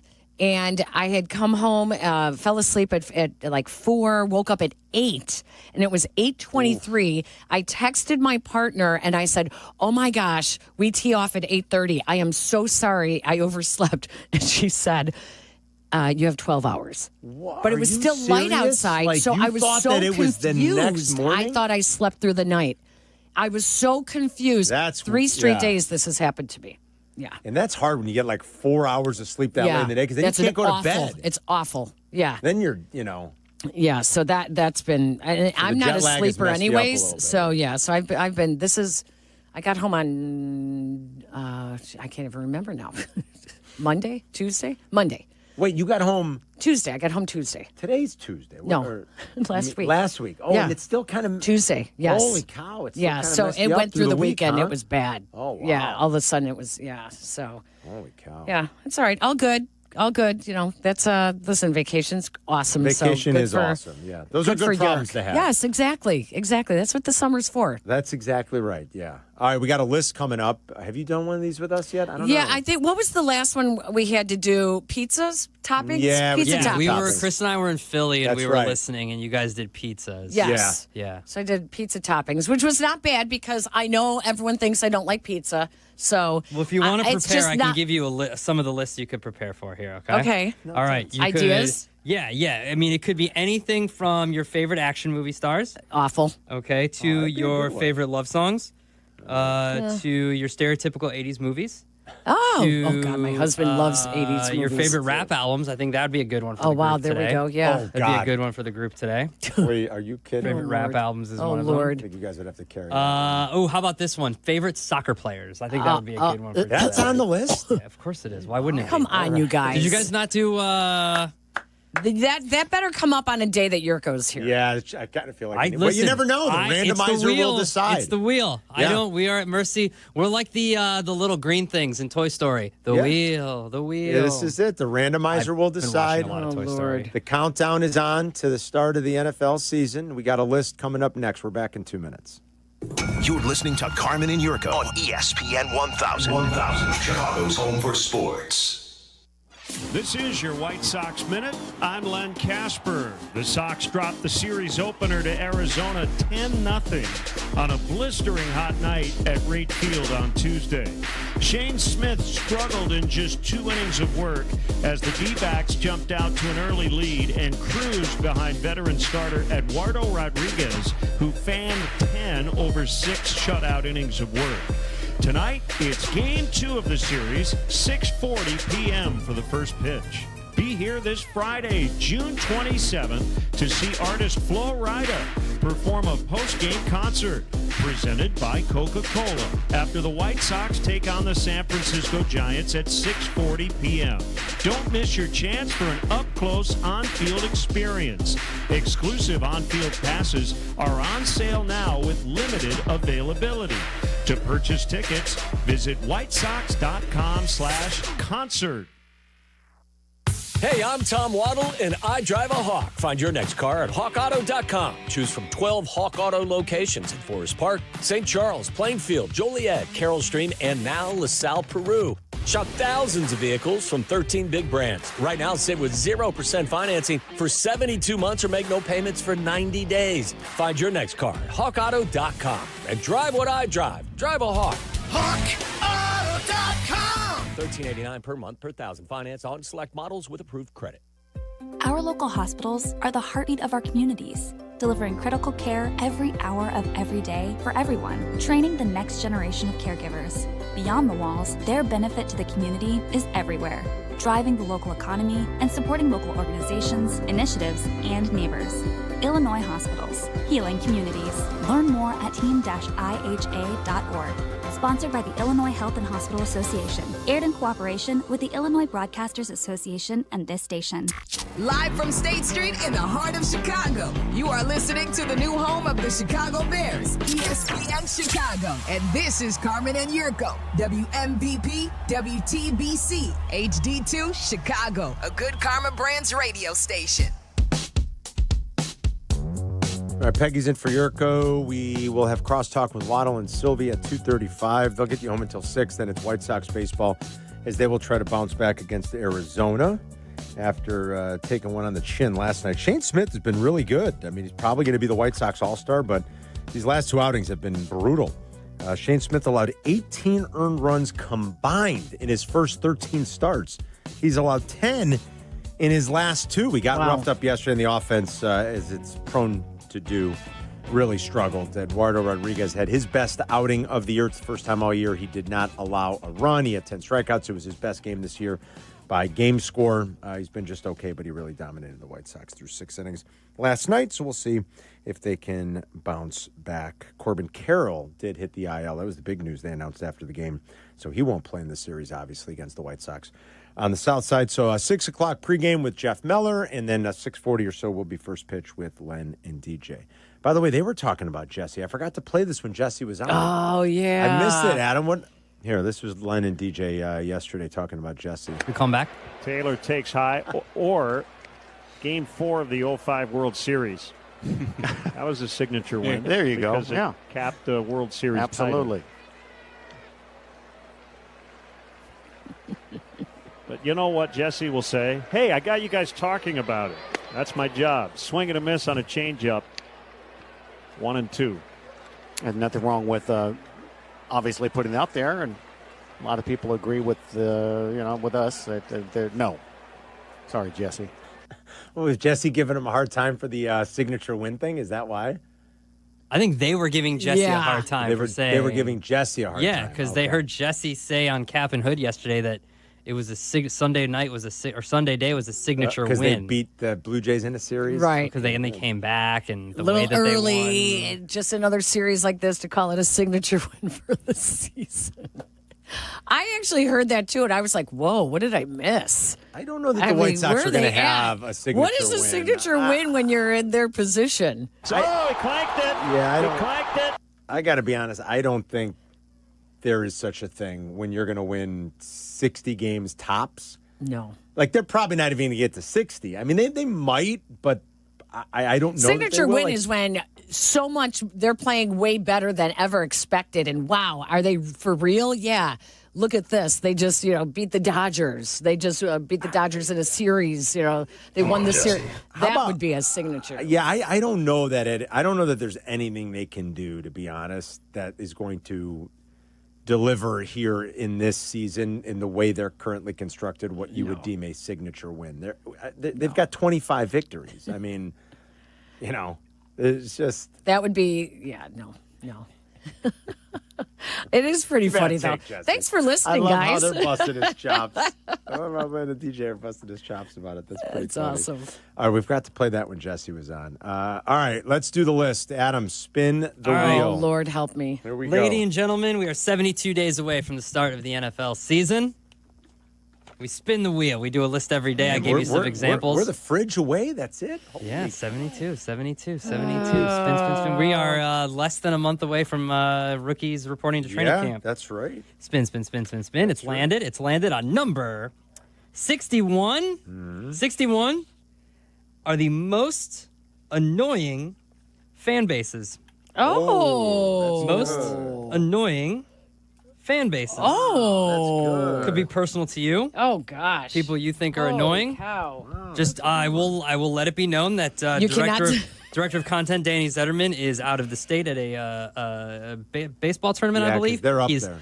He wasn't listening yesterday because not only did we trash Radiohead, we talked basketball for an hour, and he didn't text us at all. Well, we talked basketball. We were making fun of Radiohead, and we were during crosstalk not criticizing, but like maybe a few barbs fired in his direction about the way the pendulum is or the goalposts are always moving in terms of what's good and bad for you. Yeah, and Danny very much has followed that over the course of his life. Like I remember a time, I've known Danny a long time. There was a time when. If you ate meat, you were insane. And now all Danny does is eat meat. And he one day this is good for you and the next day it's not. So Danny's not listening to any of it because he is at Pigeon Forge with his son and their 11U baseball team. So he's enjoying Pigeon Forge, and rightfully so. I've heard that tournament's awesome. And he's not listening. So his alma mater is going to be on this list. Yeah, I mean, probably. Oh, interesting. Depends. I wasn't going to go that angle, but all right, that's fascinating. Yeah, they do claim they created basketball. They're pretty obnoxious, aren't they? Mm-hmm. These are our least favorite fan bases. Most annoying. These are the most annoying. Fan bases. Oh, I got some good. I'm coming up. I actually feel good about this. They got to be on that list. If there's anything else, I think annoying fan bases. Most annoying. Oh God, this is a good one for me. Okay, Peggy's I'm rocking good. and rolling over. I already have it. I have mine. Really? Yes. Yes. Wow. Yep. All right. Yep. You want to go? Kick us I'll off? go. Let's Can go. I go first, you guys? The most Of course. annoying. Whoever's ready, go for it. Whoever's ready Go first for it. goes. I am going to say at number 5, Chicago pizza lovers. Chicago good, pizza lovers. Peggy, that is a That's a great angle. That's a way, direct shot. Over. That is a great That's a angle. pretty great way I to gotta start. redo my list. I'm not going to lie. That's a really great way to start. I've got something that's kind of like that. So Peggy and I are thinking the same. That is a really Chicago great way to pizza start. lovers, way overhyping. It's just too much. Do you mean like the tavern or the deep dish Yeah, love? it's Like more pizza so lovers. the pizza lovers, pizza period. lovers? Yeah, Okay. because I like deep dish. Okay. I do eat tavern style, but I think the whole pizza argument is so silly. Sorry, guys. I know you love it. Okay, Peggy. I mean, that's out of number the gate, 5. bang down the well it goes. Number 4, Swifties. I don't get it. That's a good one. I don't get it. I don't like. I like some of her songs, but it's kind of cult like. Oh, it is very cult-like. Yeah. Okay. I mean, it's kind of cult like. I suppose I get it because I know we've lived through Madonna and Michael Jackson. Yeah. Like we've seen. Yeah, I people have that kind of influence. But it just. I just don't. I don't get it. And my daughter is one. She's a Swiftie. So, number 4 is Swifties. Yeah. Number 3 is all the hockey fans that complain all the time because they don't ever get any coverage. Yeah. That really annoys the heck out of me. Like, oh, now you're watching because the Blackhawks are winning. Oh, now you're coming out because it drives me crazy. I, for one, don't mind. I like hop on the bandwagon. Yeah. I will take all comers. Hockey needs it. I love hockey. And yeah. All right, Adam. Hockey needs more of it. So, like, come on, let's go. Get on board. I don't mind it one bit. I have a very general number 2. And it's because when I came up in the working in the industry, I worked at ESPN in Bristol, Connecticut. Yeah. And I am going to say all East Coast sports teams. You're lumping like Phillies and Yankees. Yes. On the national stage. What about the Sox? You could not Tommy Brady and New England and what the about Sox. My Sox? And 27 rings. Sit down. the Yankees. Yeah, I got Yankee fans on mine. It just drives. It would drive Yankee us fans crazy are in the brutal. newsroom that all East Coast teams were in every sport took precedence over anyone else in any sport. So I'm going to say East Coast teams. Very good. And number one, guys, very good list. do not, because I grew up hitchhiking down Addison to attend Cubs games. Cubs fans, number one. I thought about putting them Peggy on there. and I, Number one. We have 3 that overlap. It's Peggy and just I. too much. Really? Yeah. And I grew up such a big Cubs fan. Cub fans are that annoying? I don't. Oh my god! Yeah, Peggy's right. So I'll roll right into my list Chris, because go. I was going to put 5 Cub fans. And it's not, if you're a smart baseball person, no problem with you. If you're just casual, I'm cool with that. It's the Cub fan that is over the top obsessive and kind of what we were talking about earlier, that like, why are you going nuts for a game in May when it's such a long season? Like, you don't see the forest through the trees. Yep. That's the Cub fan that I think is the most annoying sports fan in this town. Yeah. All right. Absolutely. Yes. So I got them at 5. At number 4, give me the Dallas Cowboys. Oh, that's Cowboy good. fans. Oh, that's really they're good. pretty annoying. Yeah, Cowboy Nation. I mean, that's the NFL, right? That's what they would think. I was thinking the same as Peggy. Number 3, Swifties. I had Swifties on the list, high on the board.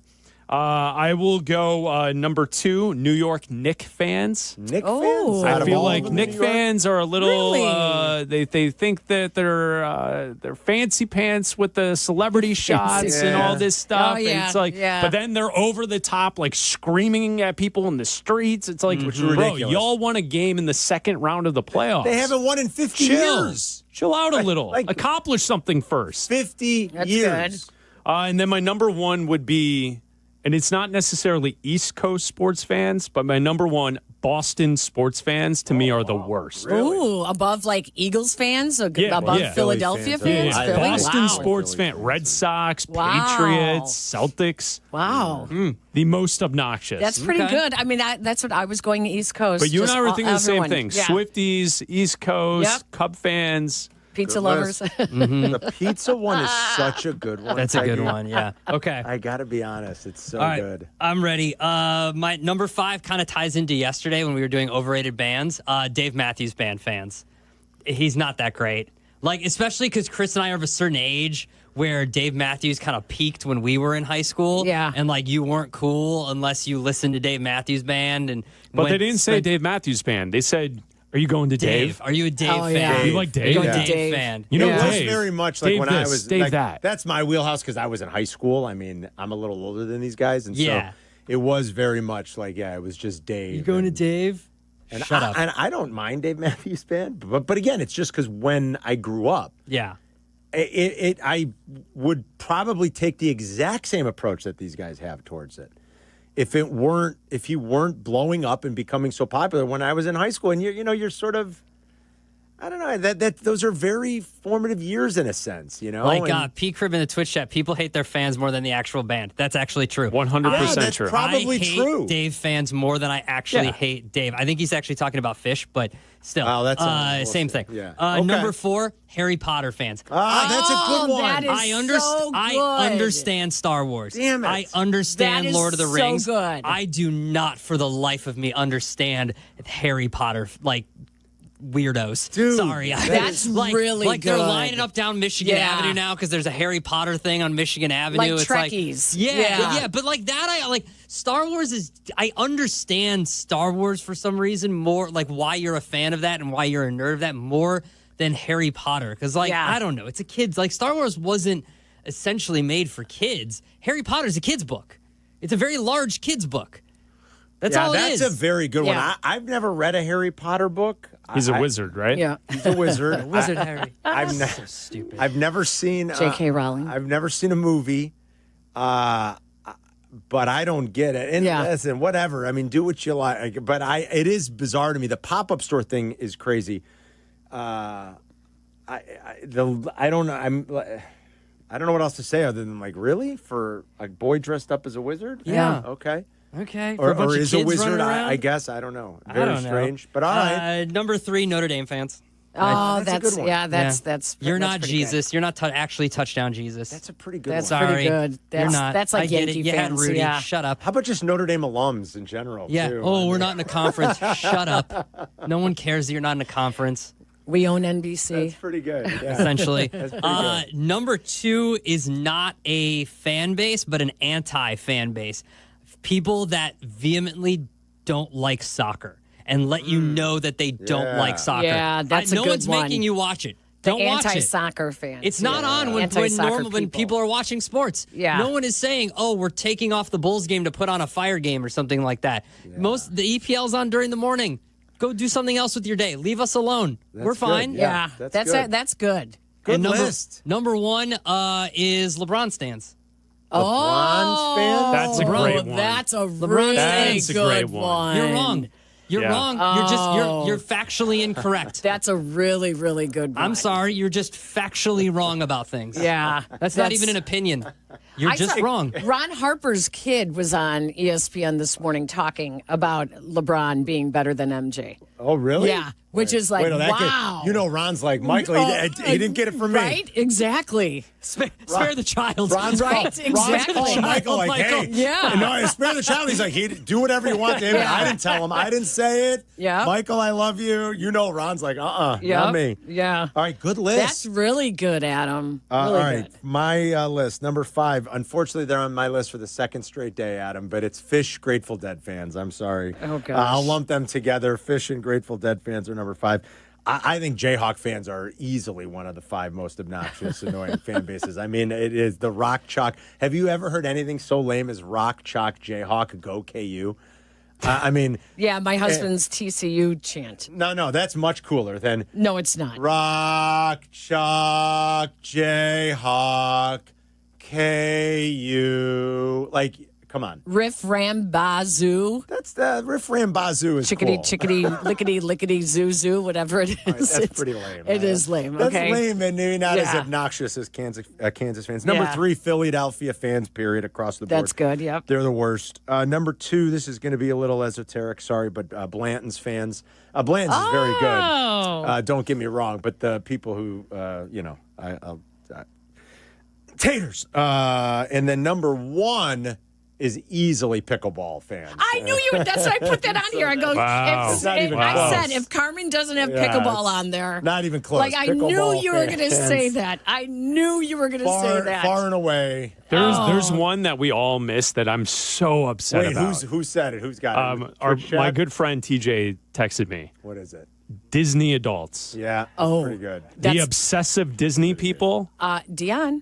Yeah, Dion. No. Yes. I think Dion is. I like Dion. I Yes. do too. And we can Well, still like Dion her. loves Dion. We can still I like don't know, her. Carm. Yes. But Dion I don't has know. but Dion has kids. I think Chris is talking Nope. about people that don't have kids. No, that go. I'm talking about obsessive Disney folks. Yeah, it's Yeah, weird. like I for With or Christmas I without? bought her Disney lawn ornaments for Yes, Christmas that's- because she loves Disney. And she puts them out Yes. in her yard? Oh no. Yep. Like a Disney gnome? Well, What do you mean? Like who's our producer who moved back to Dallas? Jake Jake is Cantu. also a Disney Jake child. Cantu's a Yes. Yes, they go to Disney Disney every year. adults? Yeah, Yeah. they do. Yeah. Jake and Natalie's girlfriend, they go to Disney as The like Disney. Yeah. His family.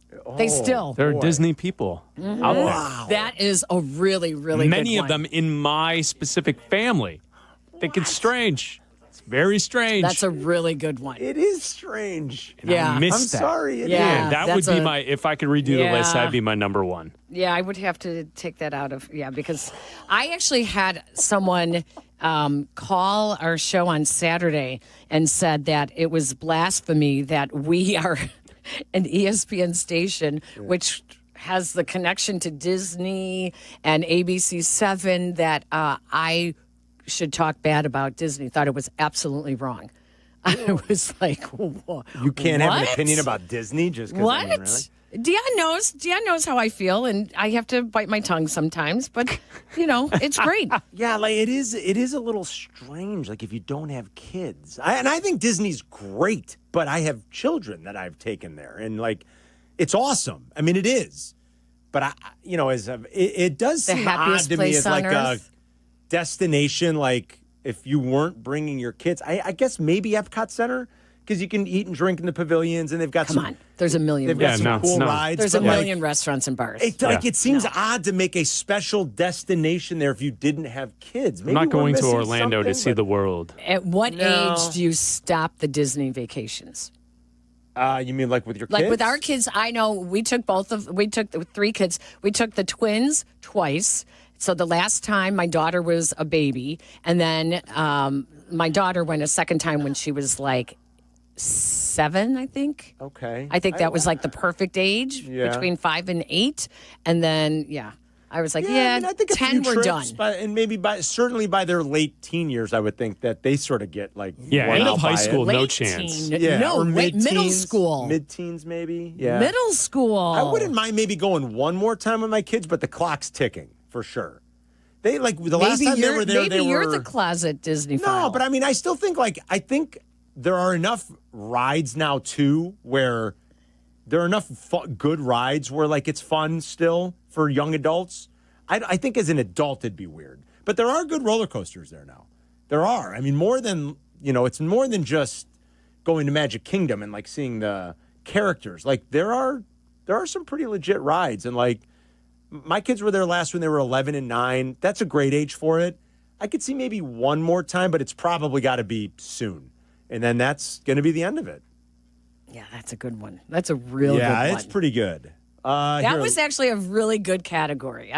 This one's really good. Phew. Here, let's breeze through some calls. Lewis and Lyle. Go ahead, Lewis. I'm so glad someone mentioned the Disney adult, specifically the Disney adult that makes the trip down to Disney like it's Mecca. And with Disney ears, Minnie Mouse ears, Mickey Mouse ears, that's a little weird if you don't have a kid. Yeah, I think it is. Especially weird. Walking around as an adult with Mickey Mouse ears, like if you don't have children, that's a little strange. Pizza, pizza lovers, specifically New York pizza lovers who want to just crap on Chicago pizza lovers, pizza's pizza. It's delicious. Yeah, I don't Let's think not start a fight. That's a good point. I'm with you, Lewis. Like, I don't think people should crap on any pizza. Yeah, like that was good. New York pizza's wonderful. Napolitan pizza's wonderful. Plenty of Chicago really pizza is wonderful. Our callers have some. This is really a good one, ones. Ken. This is a good one. This is me too, proud. Ken and Aurora, go ahead, Ken. Hey, what's up, guys? Great. This is a great list. I love this one. List. First of all, you can crap on Papa John's anytime you want. Well, okay, but I mean, I don't mean of like the chains. I mean regional I know. styles of pizza. You know, Apple lovers, they drive me insane. I don't understand what it is with people that have an Apple that think they're better than everyone else. I'm the opposite. Just because you got a green dot doesn't mean you're cool. Cool. Oh, you don't like you don't like convenience in what everybody else has. Get out of here. Yeah. I don't know that I'm like any sort of Apple sycophant, but I do like Apple products. I have an iPhone. I have an Apple Watch. I have a MacBook. I mean, I do have a lot of their products. I just think they're convenient and easy to use. So, Ryan's in St. Louis. Go ahead, Ryan. I would offer up, just because I moved down here a few years ago to get a front row seat, the virtue signaling, self-congratulating St. Louis Cardinal fan to the list. They sort of prop themselves up as like we're the true baseball fans of the world. Like nobody knows baseball like Cardinal fans, it's right? Brutal. Yeah. It's brutal. And the place has been 60% full the second they started to kind of fall off. There you go. It's never full. Tell him to take that, Ryan. Ryan's right in the thick of it, too. Poor Ryan. Tyler in Iowa. Is this Tyler Rocky? It must be. What's up, Tyler? Hey, how are you guys? We're great. How are you? Good. Wanted to give you one that you guys missed on. The Cameron Crazies that puke on themselves every tournament. Yes. Right, Waddle? That's I was going to say, especially the new ones that just like John Shire. Yeah, Tyler. Especially those new ones. Excellent. Yeah. Tyler, excellent. I had Duke on there, but I was like, oh, there's so many other ones that are good, too. It's pretty good. Yeah. Sylvie's part of that. You like it hot? Mark's in Lincoln Park. Go ahead, Mark. This is so bad. What's going on, guys? Carmen, I'm with you with the Philadelphia Eagles fans. They're just atrocious. All of them. But Peggy, thanks for expanding this list. You really got me out of my box. I'm going to say it. I hope I hope they don't come after me. But those evangelicals drive me nuts. That is a fan base I cannot Yeah, take. the evangelicals. There you go, Mark. That's a pretty good one. That is, you are going to hell. No, he's not. He's right. You are going to hell. That's a pretty oh my good God, one. that Can I was a add to the fun list? one. Yeah. Joe Rogan fans. Oh, that's a good one. Pretty good. Joe Rogan fans Now are Danny's definitely going the to text worst. us. Yeah. Boy, Danny's. Because it's that same little area where it's like every health tip and nutrition thing. Are you they hostage think taping? They think it's real and it's factual, and then, like Carmen, what you said earlier, then 2 weeks later It they change their changes, mind. You know, like it really does. Like, they can't make up their mind. I don't know. Danny's on a lot of these. You know, There's Danny a loves lot Joe of Rogan. these that. Danny Oh my loves, gosh. nutrition. Virtue signaling. Danny loves Kansas. It's a good thing Zetterman's out of town. Q's on the south side. Go ahead, Q. Hey, guys, what's going on? What's up, man? Yeah, I would just want to get my take to the whole obnoxious fan thing. To me, it's the Chicago Bulls fans. Stop going to the games and making this man money. If y'all won't change, stop going to the game. That's good. All right, Q. See, It's not there the you go. 90s anymore. It's not. Sylvie is rejoicing in Q's call. Oh, my gosh. Sylvie's on these his are good. bull cot. James in Yorkville. Go. Hello. Hello. Go ahead, James. Hey, most annoying people are the St. Joe's High School Charger alumni. St. Joe's? Wait, the Westchester? St. Joe's in Westchester. Oh, my God. Yeah, St. their Joe's is not alumni even are open annoying. anymore. Are they still talking about Isaiah? Oh, yeah. I don't. Really? I mean, that's an odd one, James. All right. Very, very specific. That's very specific. St. Joe's has been Yeah, that's closed. like Loyola, Loyola. St. Joe's been closed, I think, for like 15 years. Oh, my gosh. Those that damn is- Libertyville Wildcat fans. It's been a while. Oh, my gosh. No, it's All right. still open. No, St. Joe's is no. Yeah, it is. St. Joe's? Yes. Peg, I don't think so. Yes. Aren't they doing like a big I don't think St. Joe's is open anymore. I'm almost positive. I drive by it. There hasn't been life outside that place in years, it feels like. I St. swear to Joe's God, I on, thought on, that they were on 22nd Street? Yeah, in Westchester, right? Yeah. Yeah. Oh, they did. You're right. I think After it's- the end of the 2020-2021 school year. Oh, okay. boy, I thought it was even longer, but okay. Yeah, I knew they okay. weren't open anymore. That's so One funny. more, Berto and Berwin. Go ahead. God. Hey, guys, I think Harry Potter is way too low on your list, especially since you got to deal with it. That's what we're from Harry Potter fans. They think it's a Halloween movie. They think it's a Christmas movie, so you got to wither 4 months of those movies. I can't tell you why it would be either of those, but all right, Berto, thank you. That was a hell of a list. We got to take a break. Oh, that was really We'll be good. right back. You're listening to Carmen and Yurko on ESPN Chicago, Chicago's home for sports.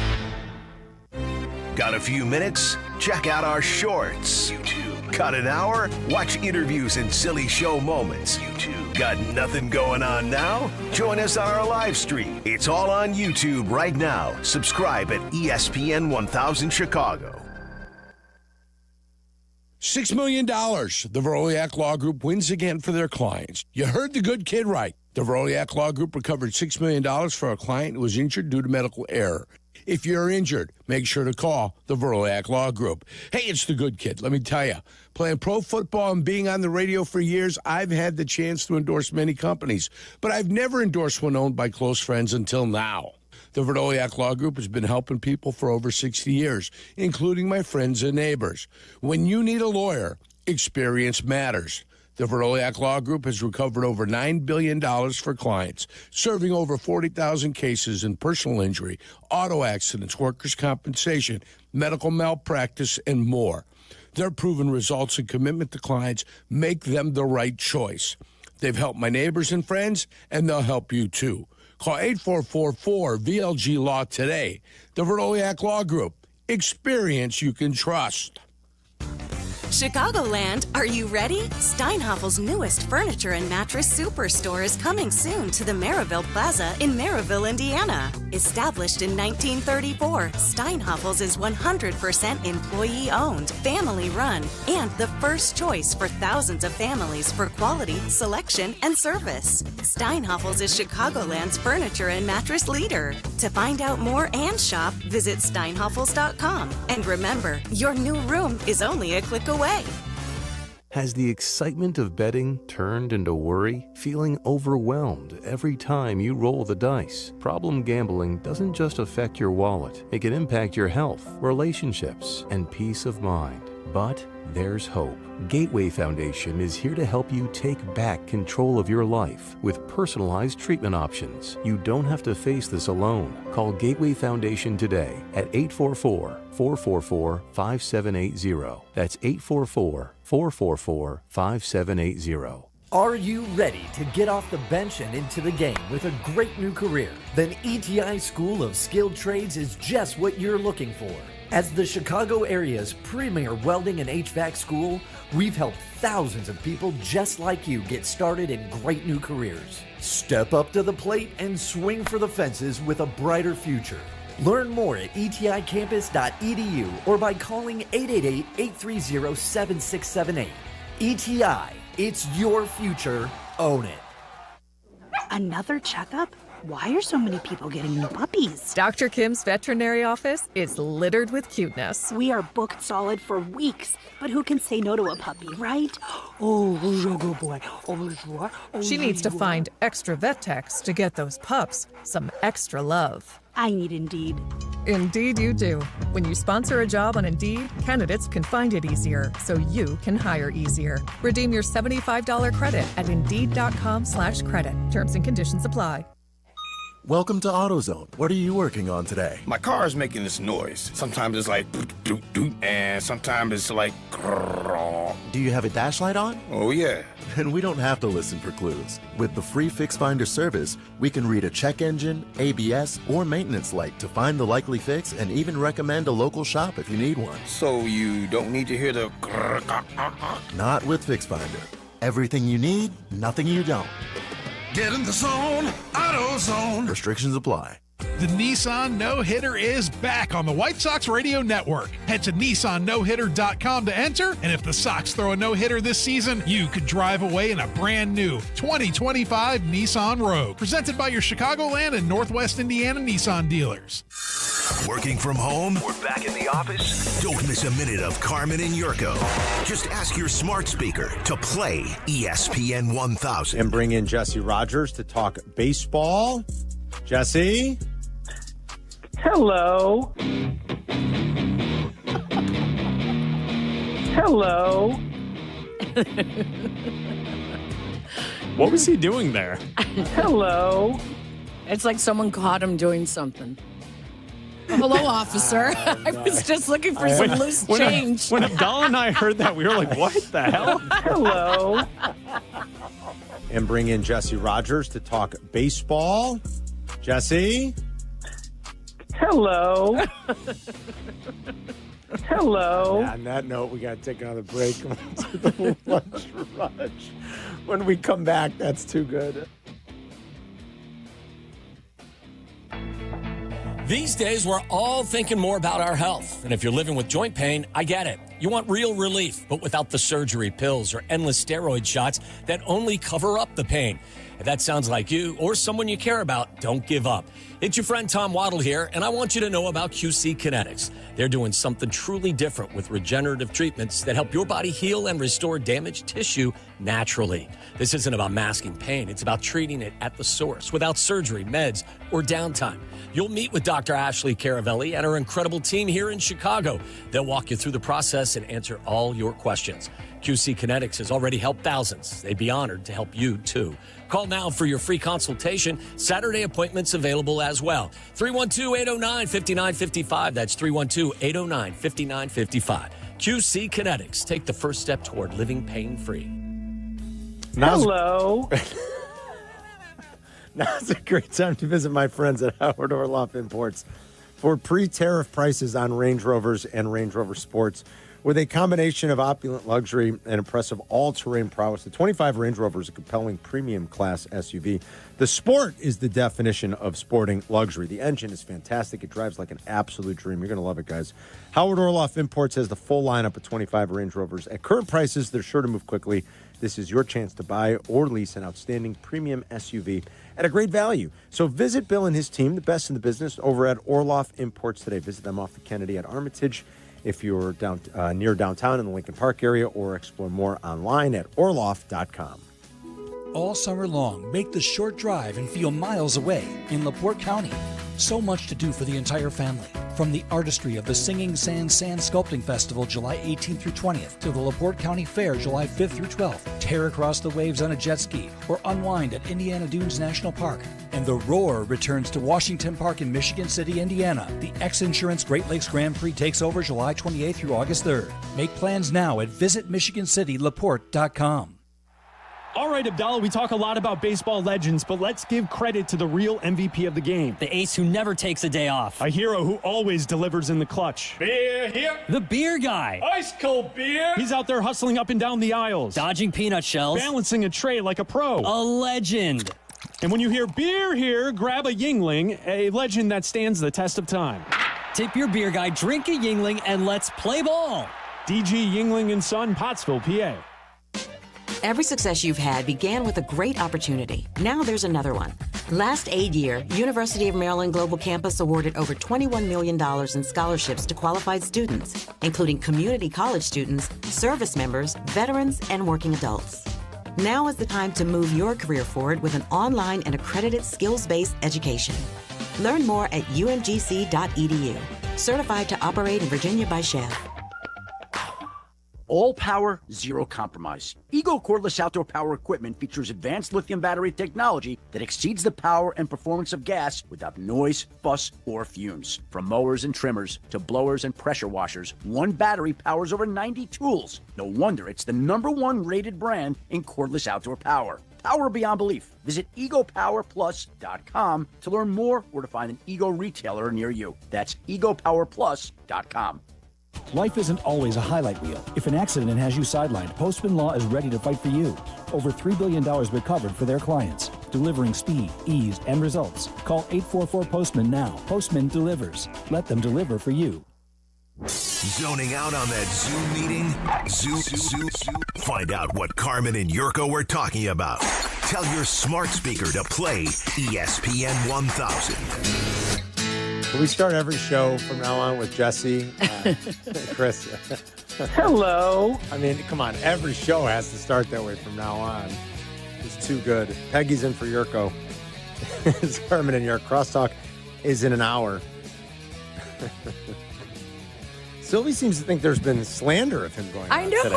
Is he a little sensitive today? Maybe we slandered him a little on his Duke love, but there's no other Silvy because slander. Duke and Cubs. And the Cubs fan. Yeah. No, but he just, you know how Silvy. And he's a big Harry Potter guy. Yeah, he's not a big Harry Potter guy. It's a Swiftie. He's not a Swiftie. I think he actually I'm more is of a Swiftie than Silvy I'm is. pretty sure he is a Swiftie. Yeah. No, I don't think so. I'm closer to a Swiftie than Silvy. You guys should wrestle over it.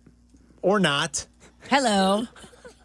Hello. I like Taylor Swift. I'm not sitting online for 10 hours for tickets. No, of course not. I wouldn't either. I mean, I think that's crazy, but I'll listen to her music. I don't mind. Yeah, I mean, I I just don't get the whole craziness of it. I wouldn't wait online for 10 hours for Well, any the band. people that are like obsessed with mean- all of like her like there's like think that there's secret messaging and everything that she does and how she's hinting towards things, and it's like, guys. Yeah, it's maybe taken a little too seriously. You mentioned one in the break, Abdallah. That was a good point.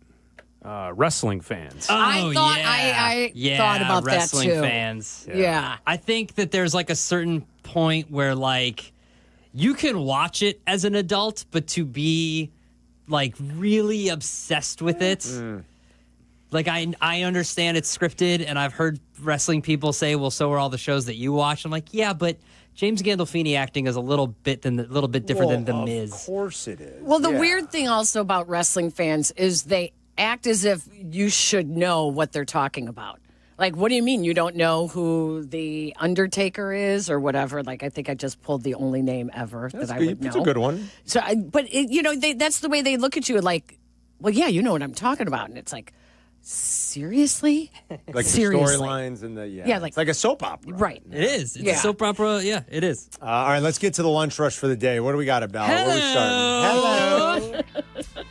All right, we're going to start with, I mean, I'm sure we kind of talked about this guy a little bit because I don't know if anybody said Packers fans, but Joe Rogan fans and all this kind of stuff. Aaron Rodgers told Pat McAfee today that he's pretty sure that this is it, that this is his last year. Pretty sure. He says, I've played 20 freaking years. It's been a long run, and I've enjoyed it. What better place to finish than in one of the cornerstone franchises of the NFL? Well, you were a Packer. Yeah. Yeah. But I know, but he's not anymore. He is finishing. Cowboys. Or, He's going to finish with one of the all-time great franchises. He also said that once he retires, you won't, which I find this hard to believe, that you won't ever hear from him again. That he's going to become one of these recluses. And I was like, well, he was almost our vice president, so. He's going to be a Don Nelson. He's going to go off on an island, grow a long beard. You think so? And grow his own pot. Kind of like Tim Duncan. Tim Duncan, we would rarely see Tim Duncan Hardly ever. Yeah. Hardly ever. Tim Duncan, you knew he was headed for that. He's going to go live his life. That's it. Yeah. Have you guys seen the loose internet rumblings that Aaron Rodgers, his new wife, is fake?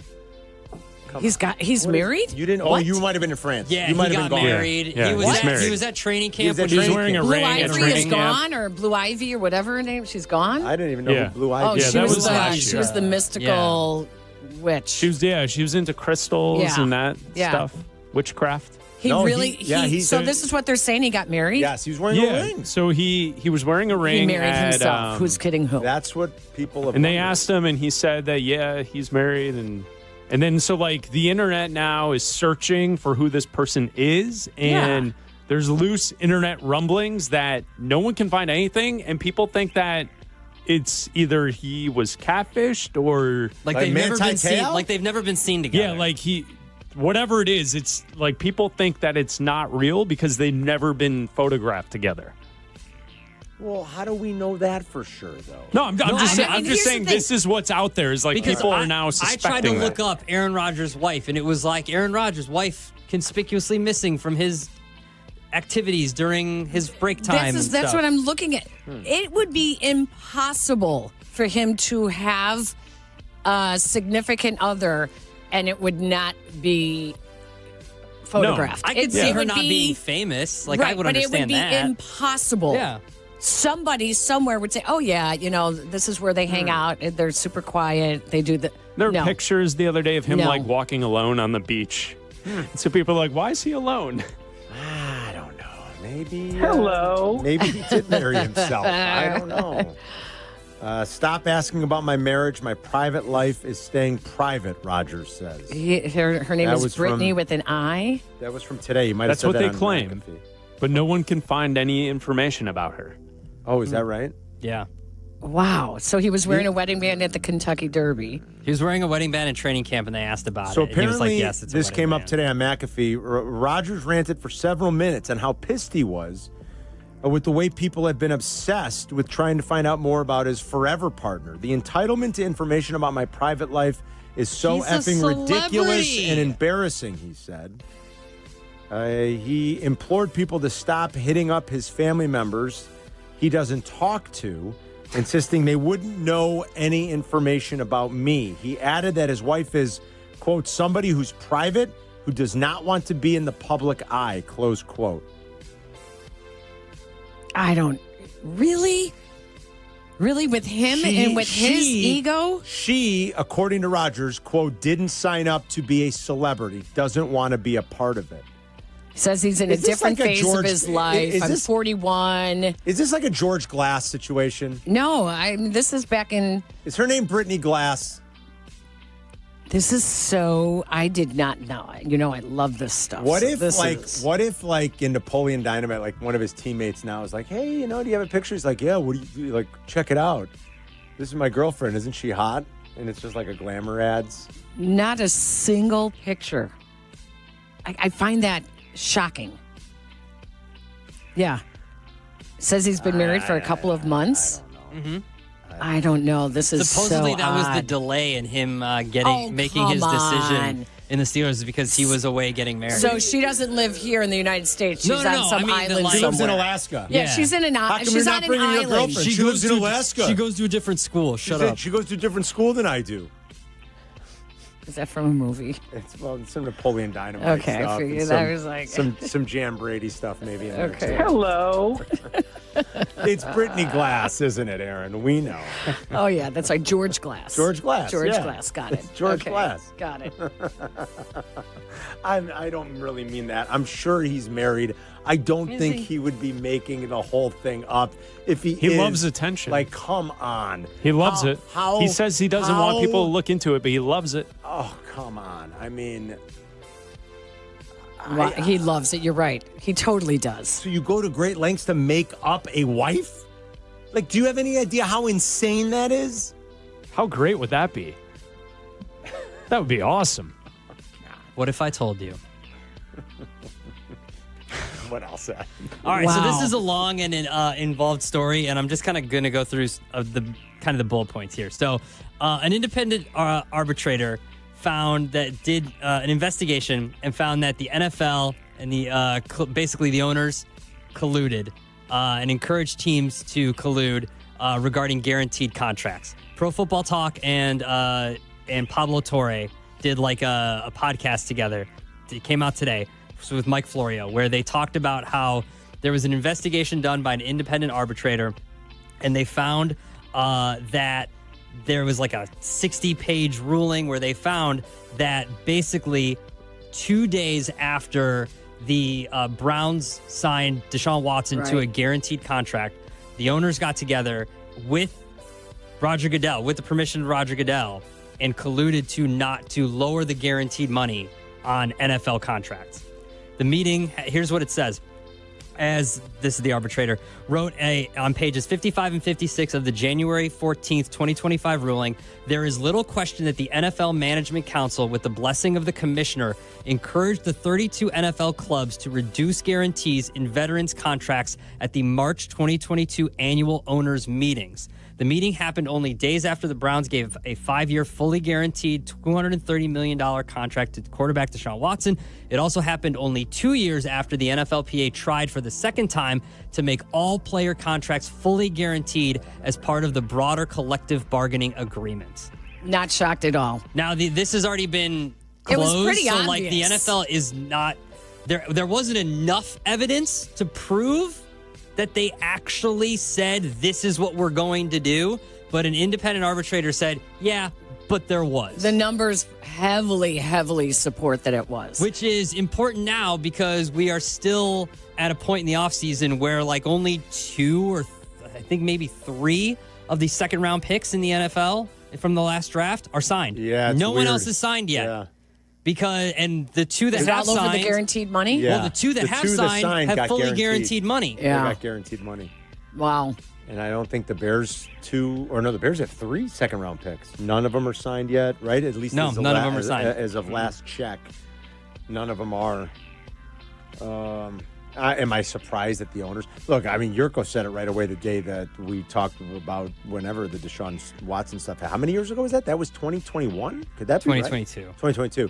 Yurko said it right away. He's like, I'm sure the owners love that. Yeah, you know that they were probably pissed at Jimmy Haslam for doing that. And that whole thing blew up in his face. They probably loved every second of it. So I can't say I'm Lamar shocked. Jackson, too, because Lamar wanted a fully guaranteed Well, that deal, was too. right. Yeah. A lot of that stuff is in this I final. feel like Lamar that's didn't when get it was. That's when it He was didn't. obvious. Yeah. When he was Yes. holding out for that, that's Yes. when it was obvious that the league had definitely. But I didn't even know that that's collusion. It's just the owners aren't going to give out guaranteed contracts. And Well- they certainly...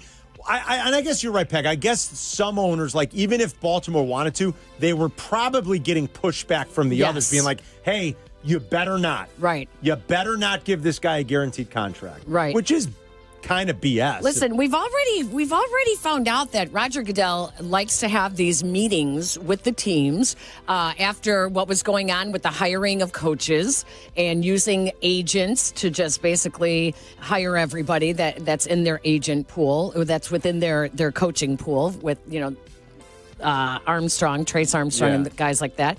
So this is not coming as a shock.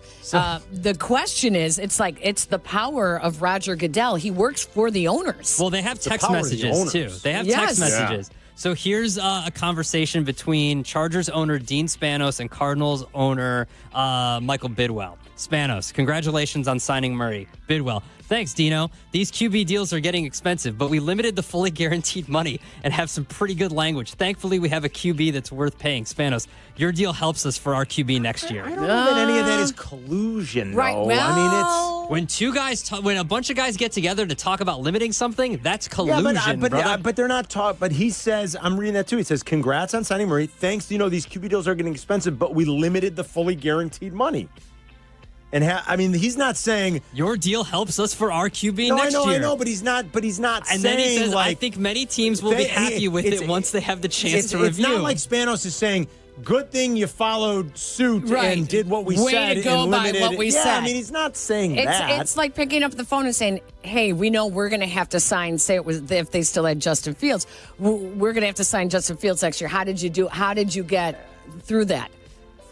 I don't. And again, I'm not defending the owners. I don't like the owners. Well, I'm just saying, like, I don't know that that's proof This is of, why like, they couldn't prove that it was like, Right, they right, can't come out right. and say, look, the owners colluded, we're right. punishing them, we're doing this. I'm sure they all do through their channels, though, talk about, hey, what the Browns did is not good for business. Yeah, I'm sure they did that. That's how these owners in these leagues have always operated. They want to suppress salaries as much as they can. They want to pretend like there's no money. They get incredible benefits and antitrust exemption from the government. They are the definition of cartel. They're the definition. Are they as nefarious as a drug cartel or an organized crime syndicate? No, but they fit the definition. And do they operate like that most of the time? Yes. So I'm not surprised by any of it. You're right. Anything else, Adam? That's the lunch rush. All right, we'll be right. We'll be right back. Carmen, here it go. Don't worry, they'll be right back before you know it. Right here on Chicago's home for sports and the new home of the Chicago Bears, ESPN Chicago. Hello. Chicago White Sox baseball. Do you believe? Len Casper and Darren Jackson bring you the call of White Sox and Diamondbacks. Live coverage begins tonight at 6 on ESPN Chicago, the home of the White Sox. Now backed by the power of the Pope. $6 million. The Veroliak Law Group wins again for their clients. You heard the good kid right. The Veroliak Law Group recovered $6 million for a client who was injured due to medical error. If you're injured, make sure to call the Veroliak Law Group. Hey, it's the good kid. Let me tell you, playing pro football and being on the radio for years, I've had the chance to endorse many companies, but I've never endorsed one owned by close friends until now. The Veroliak Law Group has been helping people for over 60 years, including my friends and neighbors. When you need a lawyer, experience matters. The Veroliak Law Group has recovered over $9 billion for clients, serving over 40,000 cases in personal injury, auto accidents, workers' compensation, medical malpractice, and more. Their proven results and commitment to clients make them the right choice. They've helped my neighbors and friends, and they'll help you too. Call 844-4VLG-LAW today.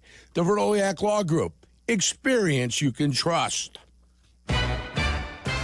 Sox fans, join us as we celebrate the unforgettable 2005 World Series champions during 05 reunion weekend, July 11th through the 13th.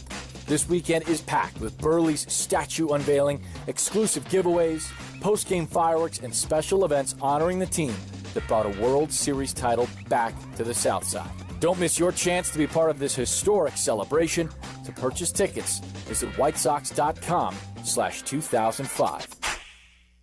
Hey, I'm Tom Waddle, and I drive a Hawk. Find your next car at hawkauto.com. Choose from 12 Hawk Auto locations in Forest Park, St. Charles, Plainfield, Joliet, Carroll Stream, and now LaSalle, Peru. Shop thousands of vehicles from 13 big brands. Right now, save with 0% financing for 72 months or make no payments for 90 days. Find your next car at hawkauto.com and drive what I drive. Drive a Hawk.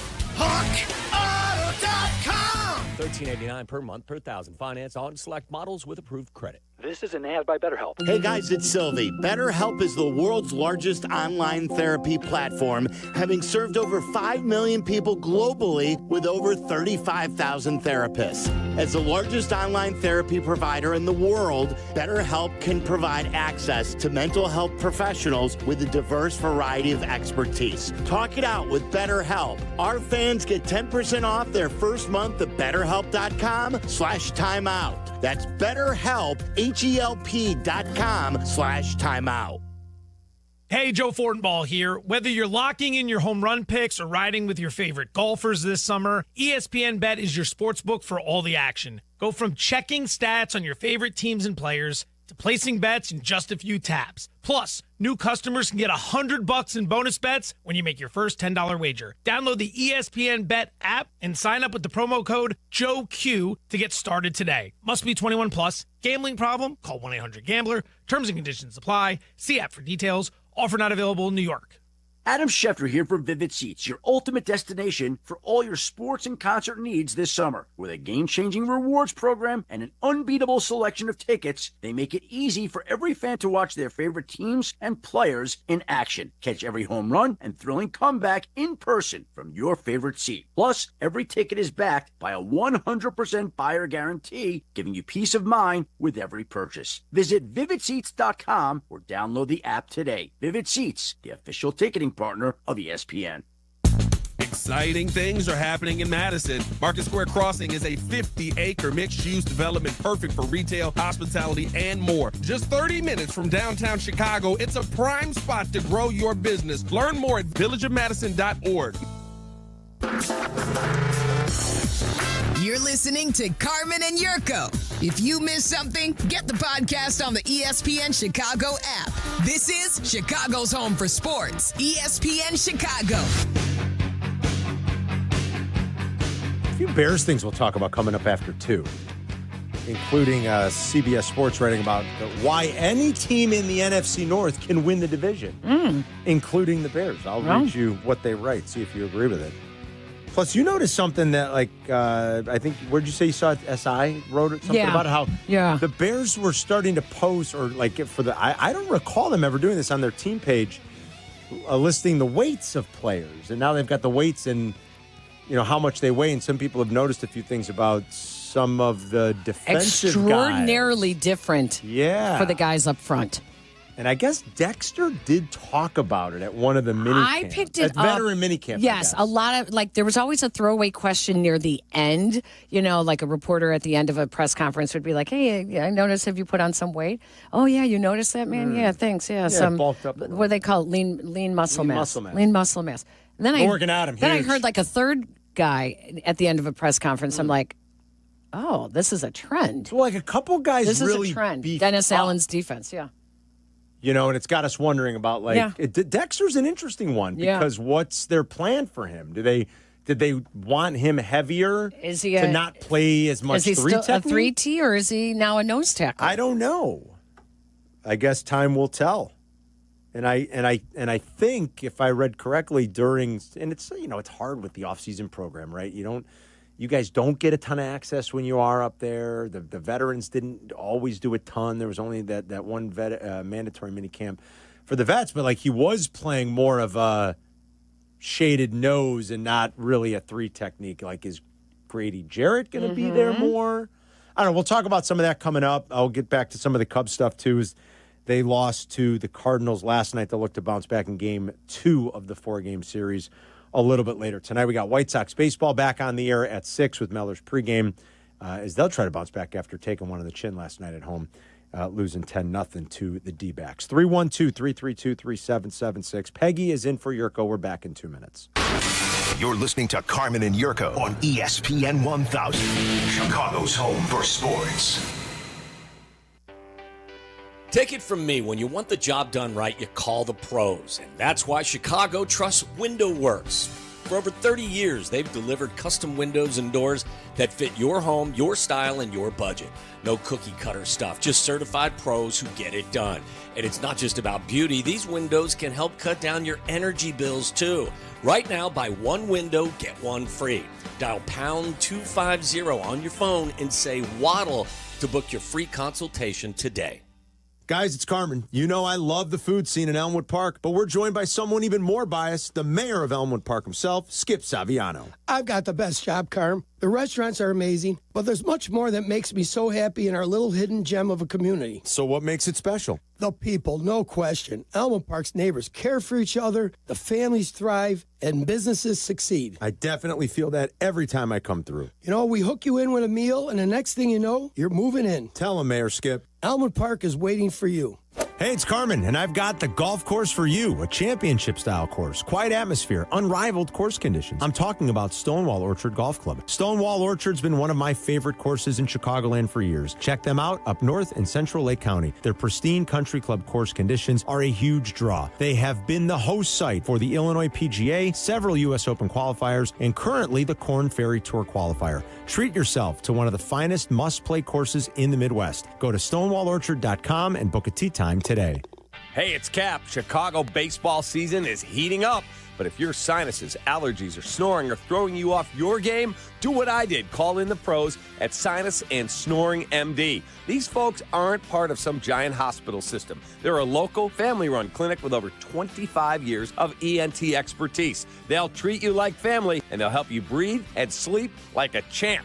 Call 847-545-0147 or visit sinusandsnoringmd.com. Live from State Street in the heart of Chicago, you are listening to the new home of the Chicago Bears, ESPN Chicago. And this is Carmen and Yurko, WMVP, WTBC, HD2, Chicago, a good Karma Brands radio station.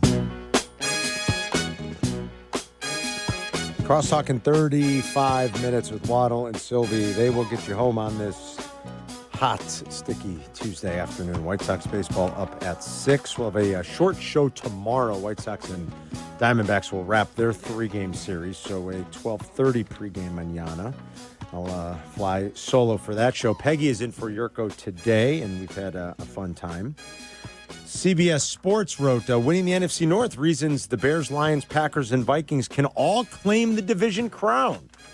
Here's what they write about the Bears. Caleb Williams has a legitimate foundation on which to grow. The number one pick of the 24 draft was like a hamster on a wheel for much of his debut season, spinning and sprinting to make something meaningful of Chicago's chaos. Now the gifted gunslinger has a fortified front featuring all-pro guard Joe Thuney, plus another multi-purpose outlet in Luther Burden III alongside DJ Moore and Roman Dunze. On top of that, new coach Ben Johnson brings a widely respected balance of aggression and play design to the sidelines.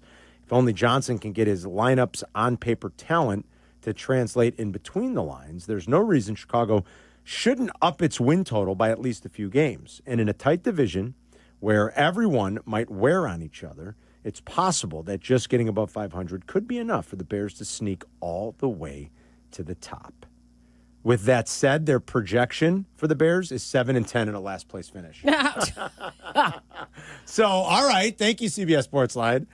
7-10, 8 maybe. Yeah, I don't know. Division title seems a little bit lofty, but you never know if it all goes totally according to plan. You're shaking your head in disbelief. Yeah, I have a hard time seeing that. I'm sorry. I just, again, anytime you have this amount of change, to expect it to go so well, I would think you need a veteran team. This is not a veteran team, especially when you have a quarterback in Caleb Williams. I think that if you had a veteran that you were like, okay, he's stepping in, he's going to pick this up, he's going to be able to lead them. Yeah. He's still learning. Yes, I agree with that. He's still learning. So, no. He might still take some lumps this year. Yeah. And it might be better and look a lot better, but he might still take some lumps, to your point. Learning another new offense. Absolutely. Yeah, I new think language, new techniques, new fundamentals that he's still working on. Just coming out of the huddle. Yeah. Spitting the plays out. What I think could be, and I guess I would say would be a successful season is, growth from this quarterback in this offense. And you see Ben Johnson making a difference. getting to 8 wins, being in the hunt most of the year. And if you come up short, okay. But the expectations will be that much greater, and it would be, to me, much more realistic to talk about 2026 division champion Chicago Bears. That seems more realistic, that there is still some growth, and there's a lot that needs to be fixed within this organization. Yes. That's why Ben Johnson was brought here. Yes. I don't think it's going to be overnight. No, like, you can't. Could it happen? Yeah, anything in the NFL is possible, but I wouldn't bet on it. Look at the changes in the roster alone. That's a lot of change. Yeah. New coaching staff, new systems on both sides of the ball. Right. There's just your most consistent position is what? Your most consistent position is probably your defense. Probably your defensive backfield, right? Almost the entire defense. Really, they barely made any. Some changes up front. And I'm trying to think position groupings. Yeah. Like, then definitely the secondary. Your corners and your safety. Your secondary is your best, most probably dependable attribute, isn't it? And on again, your football team? That shouldn't be. That's the back. That's building from the back out. Right, I know. So yeah. That's why there's just way too many question marks. Way too many. Could be your receiving core, but I think right now going in, we'd say it's Jalen Johnson. It's Brisker. Yeah. Hopefully Brisker can play. It's Gordon. We were saying the same thing last year. Yeah, and I think even we said the exact same thing last year. To me, that's the group I would bet on most is that group. To be honest. Yeah, that's really... maybe wide receiver. Yeah. It really, I think we're hopeful for the defense again. There's so much attention on the offense because it's Ben Johnson that I think people are just assuming the offense is going to take off. That's a big assumption, but I really think the defense. I'm very interested to see what Dennis Allen is doing with the defense. And when I saw the story about the roster and the Bears listing the weights, I thought, gosh, I don't remember them doing that. I don't remember that. And to see the differences, there's some that are pretty drastic. Javon Dexter went from 312 last year to 326 right now. Yeah, that's a lot of muscle he put on. That's a lot of muscle. Andrew Billings got down to 311 last year. He's back up to 340.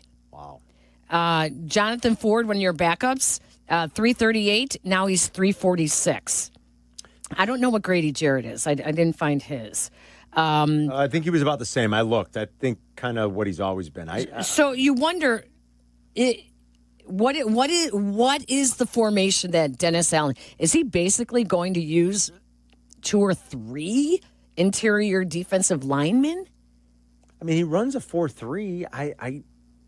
Well, it could be a wide 9, and there will be. He does do a lot of wide 9s. There's wide 9, push way Montez outside the way tackle. outside.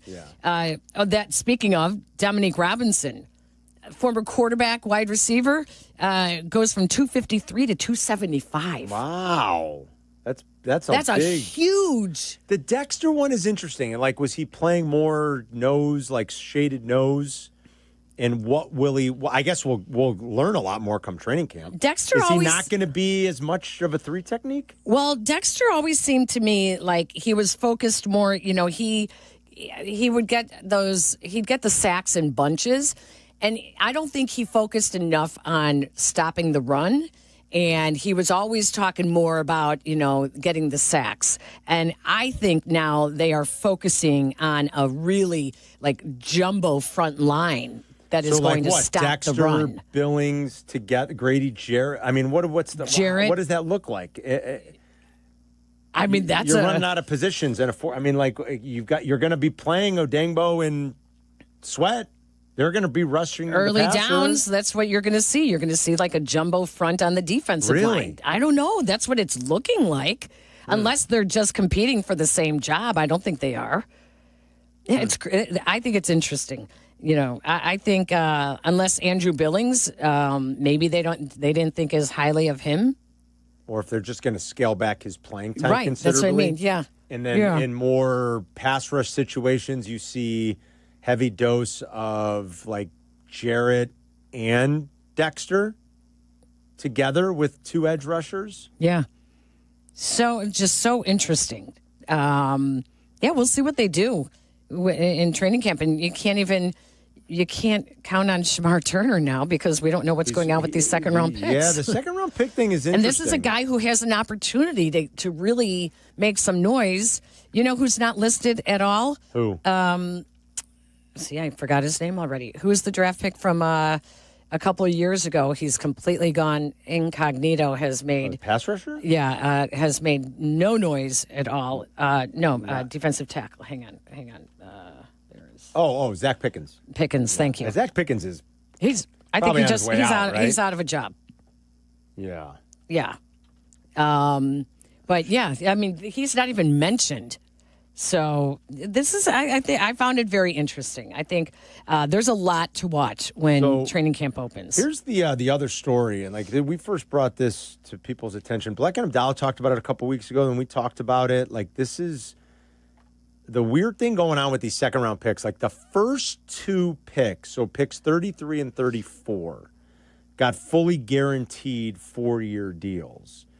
And it seems to be groundbreaking. And it seems to be holding up everybody else. So we're down to just, if this is the latest intel and if this is accurate, and I believe it is. This looks like it's a story from a day ago. There are 2 first-rounders still unsigned. And we know the very public one is Shamar Stewart fighting with the Bengals. And then Jahdae Barron of Denver has not signed either. I believe those are the only 2 first-rounders that have not signed. Travis Hunter just signed his deal in the last couple of days. I think those are the only 2. So 2 left in the first round. There are only 3 third-round picks that haven't signed. There are only 5 fourth-round picks that haven't signed. And then every pick from rounds 5 through 7 has been signed by their team. There are 30 unsigned second-round picks, including 3 Bears. Shamar Turner, Ozzie Trapillo, and Luther Burden III. When you look at 30 unsigned in New picks. Orleans, is it Tyler Schuff, the quarterback? It's Tyler Shuck. Yes. Yeah. Tyler Shuck. So when you look at him, he's going to be starting. So I completely understand why. Yeah, was Shuck a second rounder? He was the second rounder. He was their second rounder. Why you're you're going to be the starting quarterback. Yeah, I would. You need a guaranteed contract. I mean, that at that position. I mean, what if something happened? What if something happened in camp? Here, we just talked about they don't give out guaranteed contracts. I know. How did those first 2 second-round picks get them? It's really something. I'm going to look up to see who the agents are. Yeah, so because that's really, once you see it happening, they're all going to start doing it then, and that's the big key. They're all going to start saying nope. Shuck is listed as their starter right now. See, Spencer Rattler is second string, and Jake Haener. At least that's the ESPN.com has it listed that way. Who knows how accurate the depth charts are right now? It's June, for crying out loud, for these teams, but they've got Shuck listed as the starter. That makes it interesting, considering the Bears have 3 of them that they have to try to get done. Yurko said he doesn't think it's a problem until you get to August 1st. Then you start to get a little bit more nervous, maybe. This is Breaking News, brought to you by the Advantage Dealer Group. Breaking news on ESPN Chicago, Chicago's home for sports. Let me guess, the Bears have signed all 3 second-round picks? That would be cool, wouldn't it? No. That's not it, Adam? No, congratulations to 3-time Stanley Cup champion. Duncan Keith is officially a member of the Hockey Hall of Fame. Wow, that's wonderful. That's cool. I like to hear that. That's kind of a no-brainer, but that's awesome. Duncan Keith going to the Hall. What, a 2-time Norris Trophy winner, I believe? I think Dunk's got 2 of them. Was a Conn Smythe winner, is a 3-time Stanley Cup winner, and was one of the anchors of, I will go ahead and call it a dynasty. Double breaking news, the New Orleans Pelicans are trading C.J. McCollum, Kelly Olynyk, and a future second-round pick to the Washington Wizards for Jordan Poole, Sadiq Bey, and the number 40 pick. Jordan Poole on the move again? Yeah. that one's not. I figure I would just sneak that in. Sneak it in, little NBA and NHL. Congrats to Duncan Keith. Did you see the news when you were gone? Well, you might have been back, actually. Jonathan Taves going to I did hear that. I love it. I heard about that. Get a chance to come back next year? I actually heard it in France because they'll talk hockey in there. So yeah, they talk hockey. That'll be interesting. I'm happy for him. He'll get a proper welcome back when the Jets come to town. Yeah. Which, it was awkward the way he was just kind of like, okay, you're not coming back anymore. We'll see you. It was like a quickly thrown together, like, come celebrate Jonathan Taves. Offer. Terrible. Yeah. It'll be nice for him to have kind of, like when Kaner came back with the Wings. I mean, like, he might have come back the first time with the Rangers. I don't remember. Texas, New York. It was New York. Did he come back? Yeah. I don't know if he ever played here, though. I think the first time back, was because remember he was just a rental for that half season. I feel like with the Rangers, right? Then he signed in the offseason with Detroit. That's true. I think he came back that first time with the Wings, and he got his proper due from the fans. I'm glad that Jonathan Taves will get that. He deserves that. And congrats to Duncan Keith. It's a no-brainer selection. One of the great defensemen of his era to the Hockey Hall of Fame. Very good. 312-332-3776. It's Carmen and Yurk. Peggy sitting in for the good kid. We'll be right back. You're listening to Carmen and Yurko on Chicago's home for sports, ESPN Chicago. The CDGA Golf Show. It's your source for golf news, course to course, and golf news coast to coast. Hosts Tyler Rocky and Mike Gilligan are linked up with golfing knowledge to help us all. Tune in Saturdays 9 to 11 on all the ESPN Chicago channels. Brought to you by Glenview Park Golf Club. $6 million. The Veroliak Law Group wins again for their clients. You heard the good kid right. The Veroliak Law Group recovered $6 million for a client who was injured due to medical error. If you're injured, make sure to call the Veroliak Law Group. Playing pro football, being on the radio for years, I've had the chance to endorse many companies, but I've never endorsed one owned by close friends until now. The Veroliak Law Group has been helping people for over 60 years, including my friends and neighbors. When you need a lawyer, experience matters. The Veroliak Law Group has recovered over $9 billion for clients, serving over 40,000 cases in personal injury, auto accidents, workers' compensation, medical malpractice, and more. Their proven results and commitment to clients make them the right choice. They've helped my neighbors and friends, and they'll help you too. Call 8444-VLG-LAW today. The Veroliak Law Group. Experience you can trust.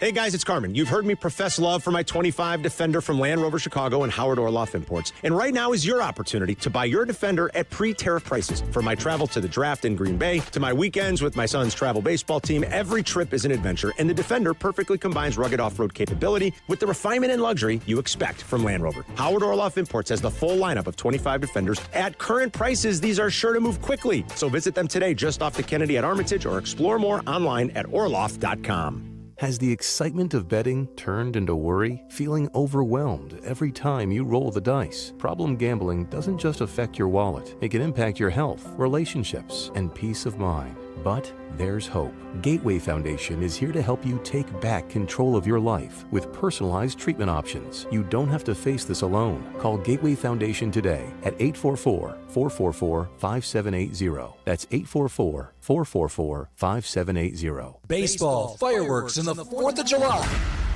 The Schaumburg Boomers are bringing the heat. This Friday, June 27th is Jurassic Ballpark Night with post-game fireworks. Saturday, June 28th, score a Tasmanian Devil bobblehead. And stick around for another fireworks show. Then the big ones. Fireworks super shows on July 3rd and 4th.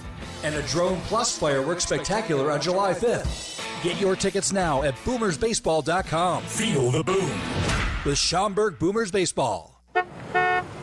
Hey, get in. What? Who are you? I'm future you. Constipation with belly pain still coming back? Yeah. Mia, our doctor figured it out. She said it's irritable bowel syndrome with constipation, or IBS-C, and Linzess could help you get ahead of it. Linzess linaclotide is a prescription medicine that treats IBS-C in adults. It's not a laxative. It's a once-daily pill that helps you get ahead of your symptoms. It's proven to help you have more frequent and complete bowel movements and helps relieve overall abdominal symptoms, belly pain, discomfort, and bloating. These symptoms were studied in combination, not individually. Do not give Linzess to children less than 2. It may harm them. Do not take Linzess if you have a bowel blockage. Get immediate help if you develop unusual or or severe stomach pain, especially with bloody or black stools. The most common side effect is diarrhea, sometimes severe. If it's severe, stop taking Linzess and call your doctor right away. Other side effects include gas, stomach area pain, and swelling. Talk to your doctor and say yes to Linzess. Learn more at linzess.com or call 1-800-LINZESS.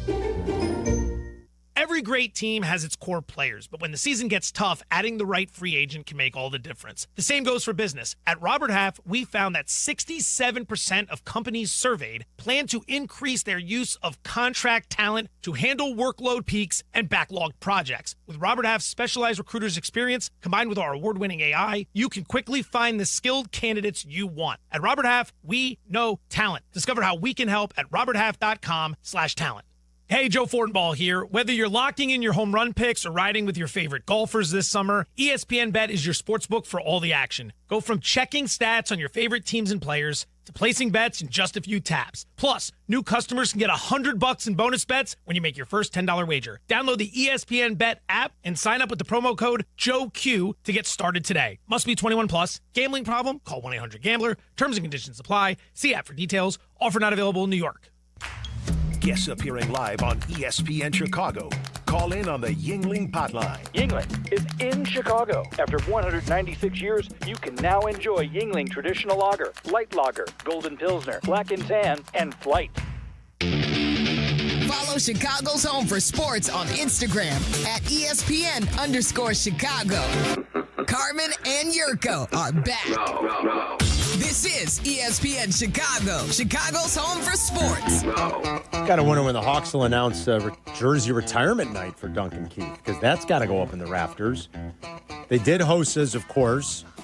Keith would be next. Taves and Kane are still playing. When they're done, they'll have theirs retired as well. But got to be a number Didn't two. they do Seabrook? No, they didn't. They did Shelley. They did Chelios, which is totally deserving. To me, was way too late. Yeah. I never understood all the vitriol. I mean, I guess I understood it. Like, he ended up going to the Wings. Because he went to Detroit. Man, get over it. Like, Chelly was... And then he became an ambassador for the Red Wings. I don't think the Hawks wanted him maybe at the time. I don't know. I love Chelly. I thought he was a great player for the franchise. He was a captain when they went to a cup. I mean, he's from here. He's the best player from here, from the Chicagoland area to ever You know what live. you're going to love about Chelly? What? I love Chelly, period. I love just about everything about Chelly. I believe Is there something I don't know that I would love about Chelly? Yes, what you are going to love Really? about him is that he is an investor in the Professional Pickleball League. I don't love that much, actually. That kind of hurts. I'm not going to lie, that kind of hurts. He's a big pickleball player. That kind of hurts. That's it's a little bit of a gut punch. You know what's annoying, Carm? The pickleball haters. That's what's not annoying. as annoying as the pickleball players themselves, but I think my favorite. You don't hear the pickleball players like strutting. Oh, yes, you not do. as loud. This is like Oh, Cubs yes, you do. fans, Sox fans. You do not hear the pickleball players I don't know. as loud as you hear the pickleball haters. I don't know. I hear them pretty loudly doing their whatever it is they're doing. Plink, plink, plink, plink. It's a plink. Plink, plink, plink. At least with the tennis racket, those it sounds like a cannon. I mean. You just don't like the sound of it. I always say this. I make this analogy, Peg. You watch these pro golfers, right? And it literally sounds like an explosion off their club. Yeah. My driver sounds like an old man passing gas. It's just like, whew, and it goes.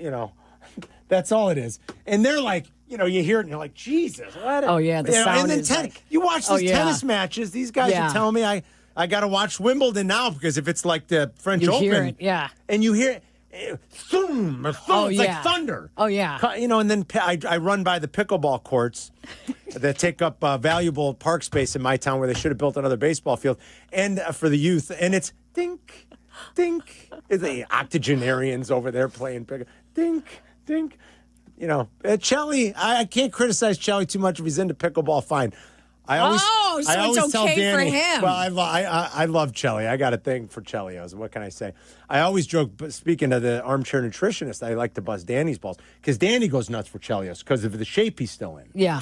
And God, he's like an Adonis. He's like an Adonis. It's Peg. unbelievable. So a few years ago, we're playing. The Hawks had they did like a fantasy camp thing, right? And they brought back. Chelly came. to one team was Team Chelios, one team was Brian Campbell, one team was, I think Savvy was back for it. And Chelly comes walking in, and it's at Johnny's West, not Johnny's West, excuse me, at their new facility. Yeah. And if you've been to the Hawks practice facility, when you walk in, there's a Dunkin' Donuts. Fifth Third Bank, whatever, yeah. Yeah, Fifth Third, whatever it is. Arena, yeah. And when you walk in, there's a Dunkin' Donuts.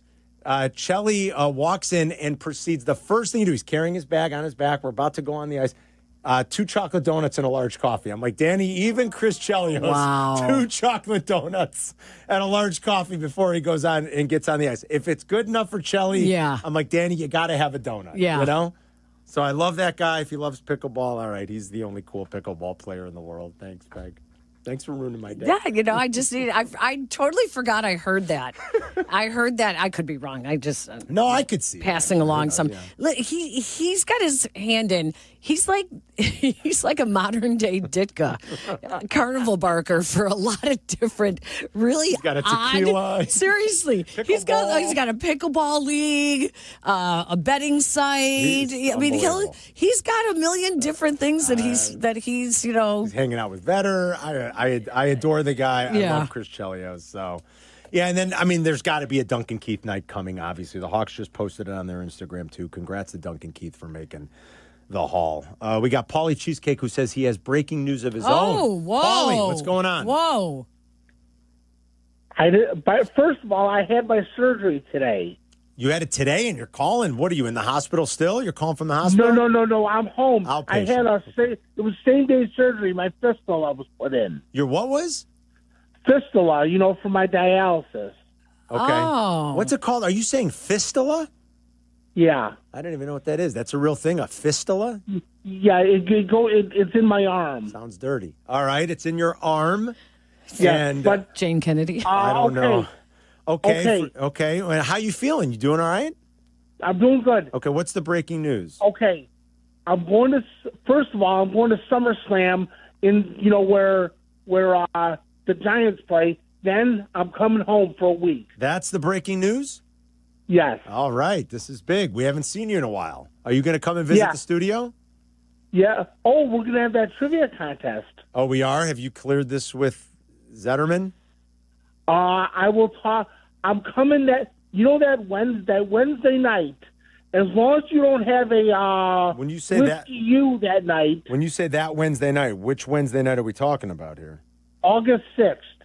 I do not think we have a Whiskey U that night, so we should be good to go. If you don't, okay, then let's do the trivia contest. Peggy can be my co-host, and we'll have Waddle Silvy, Carmen, and Yurko versus Hood, Kaplan, Black, and Adela. I like it. It sounds good to me. We always love a good trivia. Paulie, did you have anal fistula surgery? Peggy.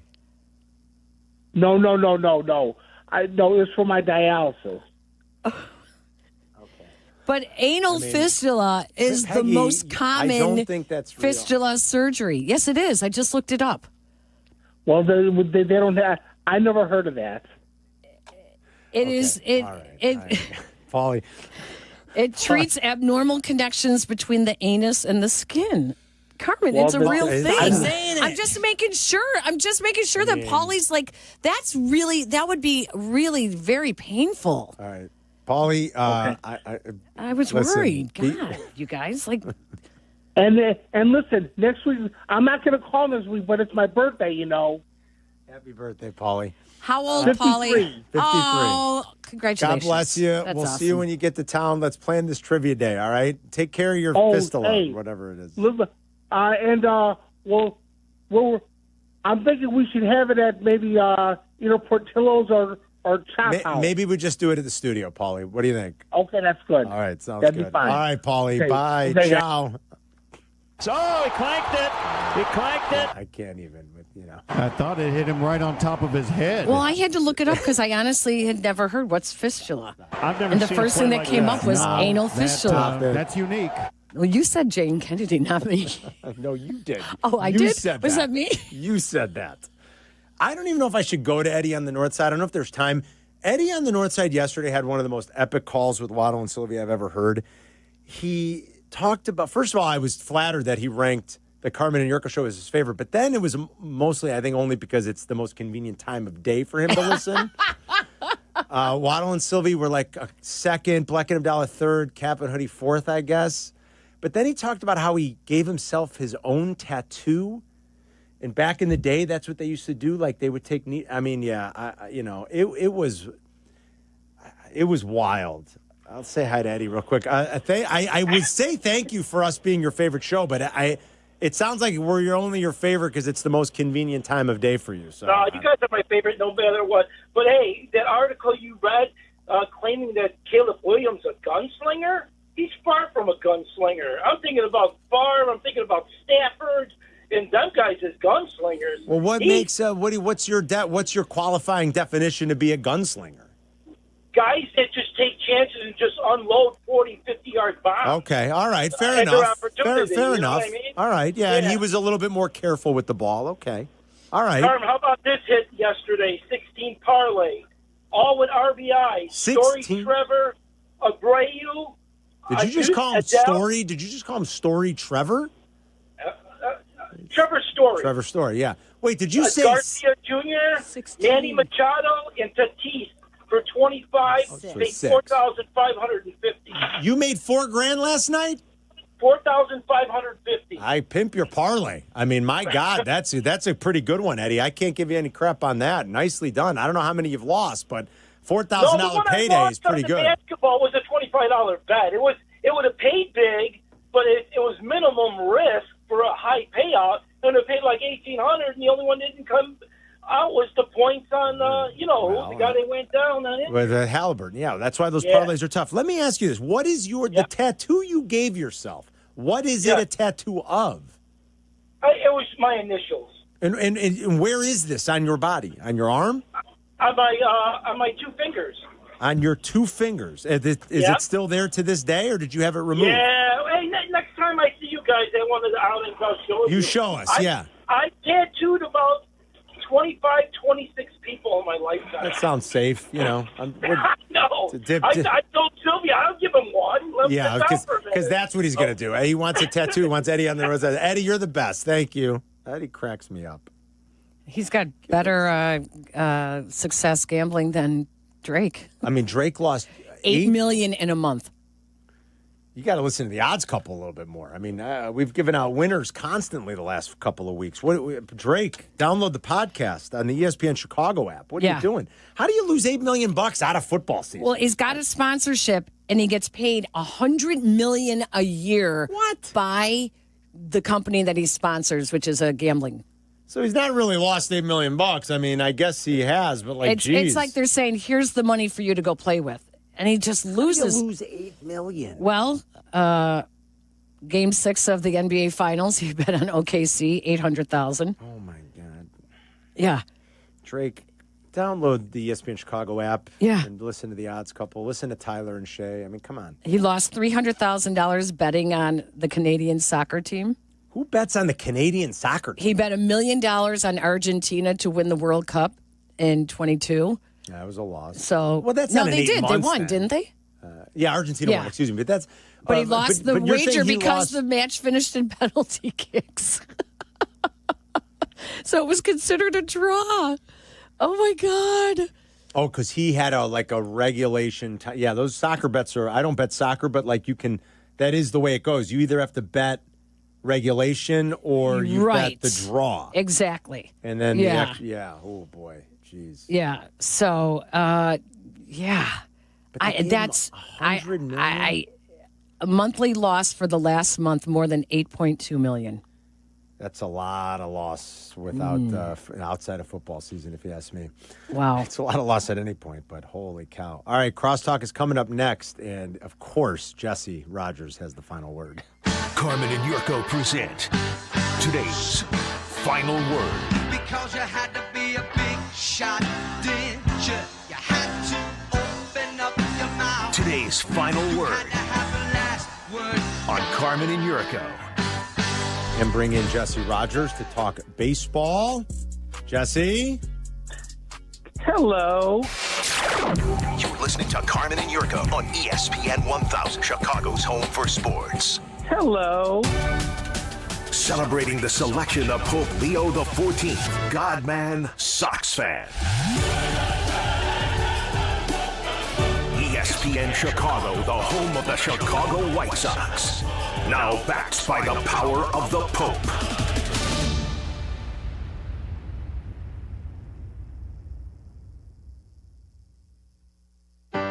The stock market has been all over the place, and if you're nearing or in retirement, it's probably got you nervous. Will you have enough to retire? Are you worried about running out of money? Are you sick of hearing, just ride it out? What can you do differently to ensure that you have enough to retire comfortably with an income that's guaranteed to last your lifetime? Hi, I'm Mitch Lyons, founder of Mitch Lyons Wealth, and I've got great news for you today. I'm a featured expert in a groundbreaking film called The Retirement Deception. This film reveals exactly how you can create a guaranteed income with your nest egg protected from market volatility. Wall Street may not want you to see this film, but I do want you to see it at no cost. That's right, it's absolutely free when you call today. I want you to know the truth about retirement. A secure retirement is achievable. Call today to speak with one of our retirement specialists to get your free copy of The Retirement Deception. Call 866-85-STEEL. That's 866-857-8335. Again, 866-857-8335. Or go to MitchLyonsWealth.com. Your best game plan to protect, grow, and win retirement.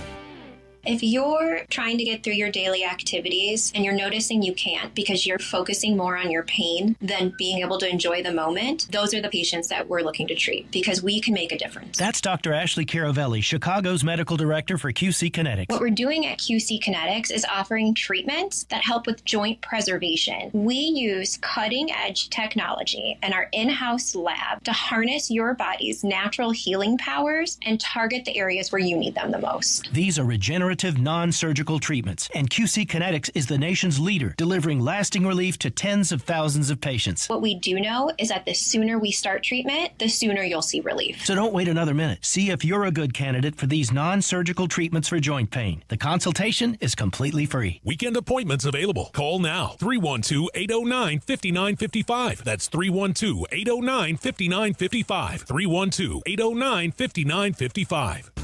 Chicagoland, are you ready? Steinhaffel's newest furniture and mattress superstore is coming soon to the Maryville Plaza in Maryville, Indiana. Established in 1934, Steinhaffel's is 100% employee-owned, family-run, and the first choice for thousands of families for quality, selection, and service. Steinhaffel's is Chicagoland's furniture and mattress leader. To find out more and shop, visit steinhaffels.com. And remember, your new room is only a click away.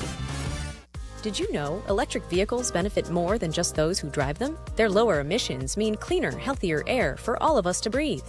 That's why ComEd has a helpful toolkit of resources to make it easier for customers to make the switch to electric vehicles.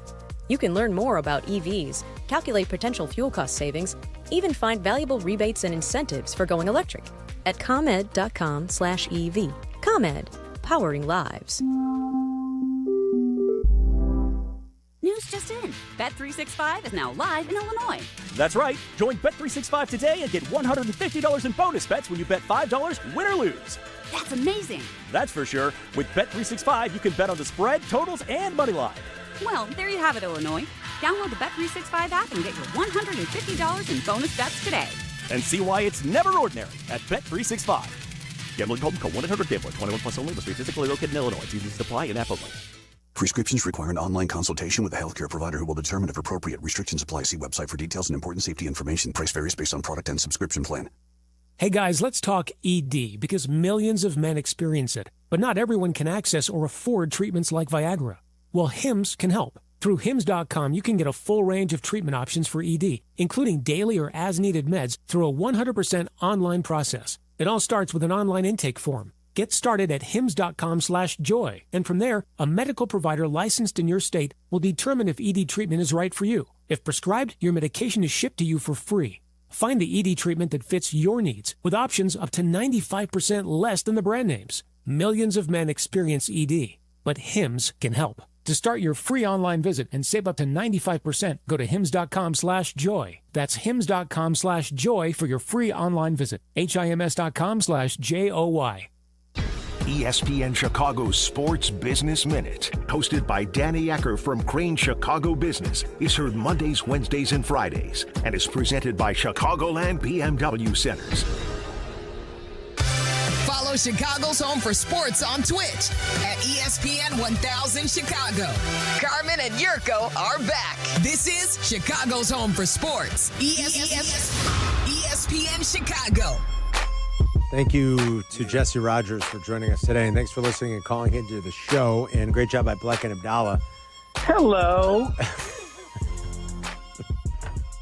Who's that? It's Jesse. Oh, Jesse. He was very spirited at the beginning there. Why did he put on that face? Peggy was here. You think so? Yes. Oh, like he was excited to have like two people talk to him? No. Yes. And Peggy. Didn't Oh, it that's sound right. like- didn't it sound like, excuse me, officer, I was just picking up some loose change out of my pocket.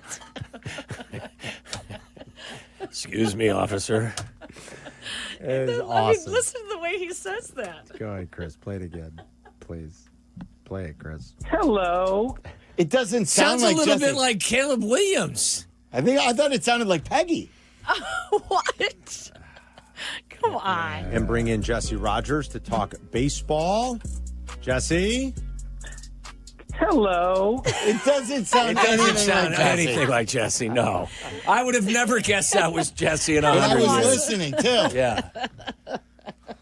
Crosstalk is What a brought great to you poll by there. the Verdoliak Law Group, fighting insurance companies for over 60 years. Waddle and Silvy are here to get you home until White Sox baseball. I thought it sounded a little bit like Caleb Williams when he said on draft night, "Who's this?" Yeah. Who's so this? awkward? Was Yeah. Ryan Poles called him and he, "Who's this?"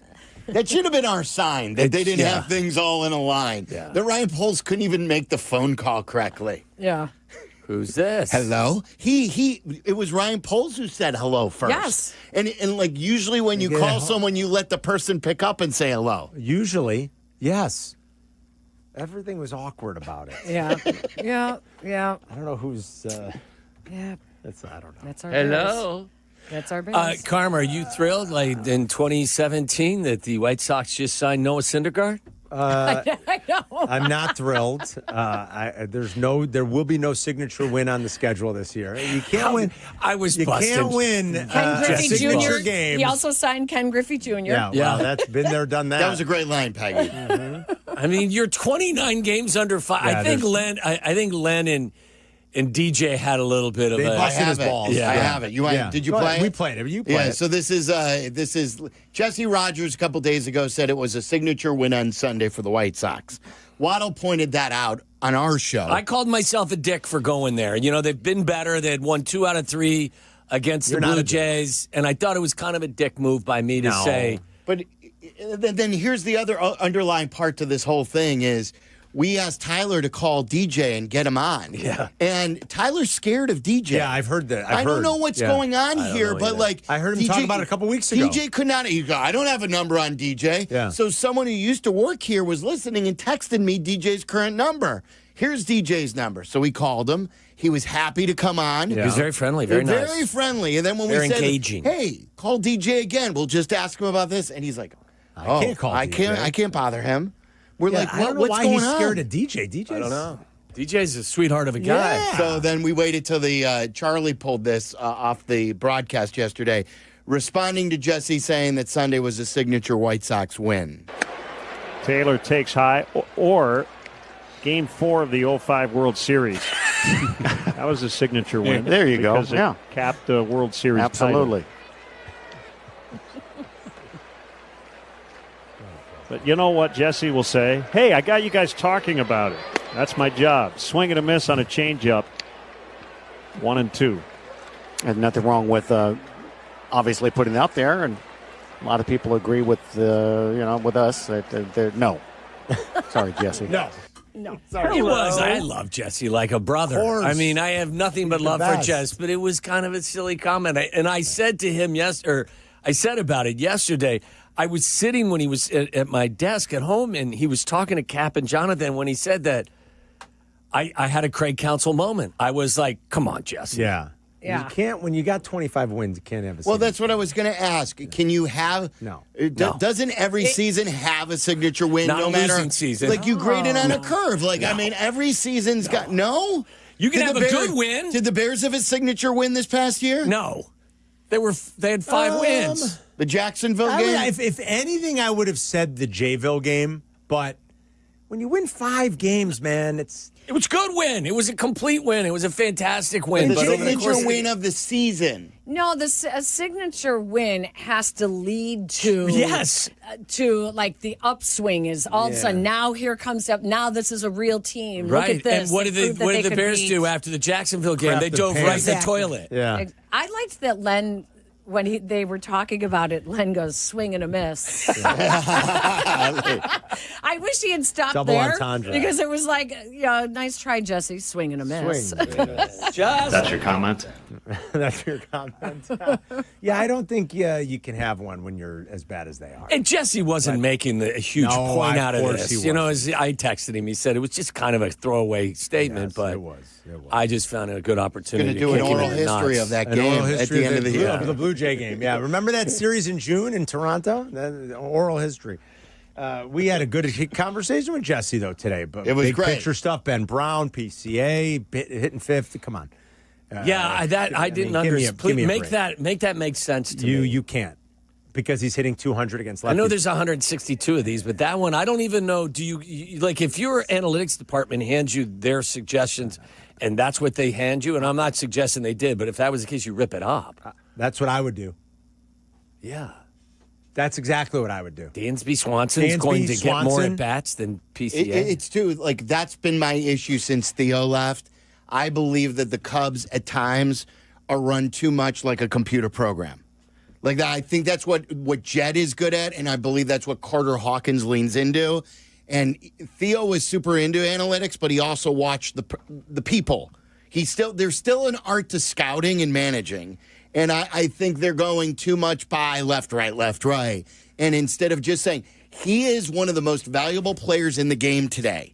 And one of the most valuable players in the game should not be batting fifth. Like against the lefty or not. And the idea that, in the first inning, if a runner is on, that you'd want Dansby Swanson as a righty up over PCA as a lefty. First of all, I looked. Their split OPSs are not that dramatic versus left-handed pitching. It's not as if Dansby's is 180 on the year. Right. And then you might say, listen, the analytics really kind of leaned in. Like PCA's below average at 90, Dansby's at 180. Dansby's league average exactly.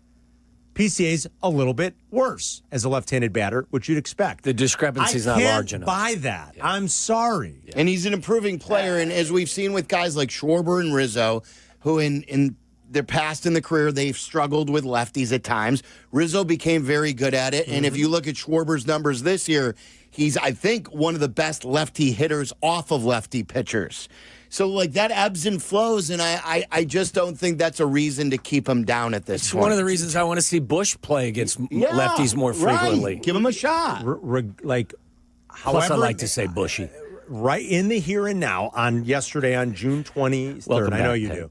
On June 23rd, Pete Crow Armstrong is one of the most dangerous hitters in the league. We'd all agree. He's one of the most dangerous slugging hitters in the sport right now. Keep it simple, stupid. Exactly. Keep it simple. Exactly.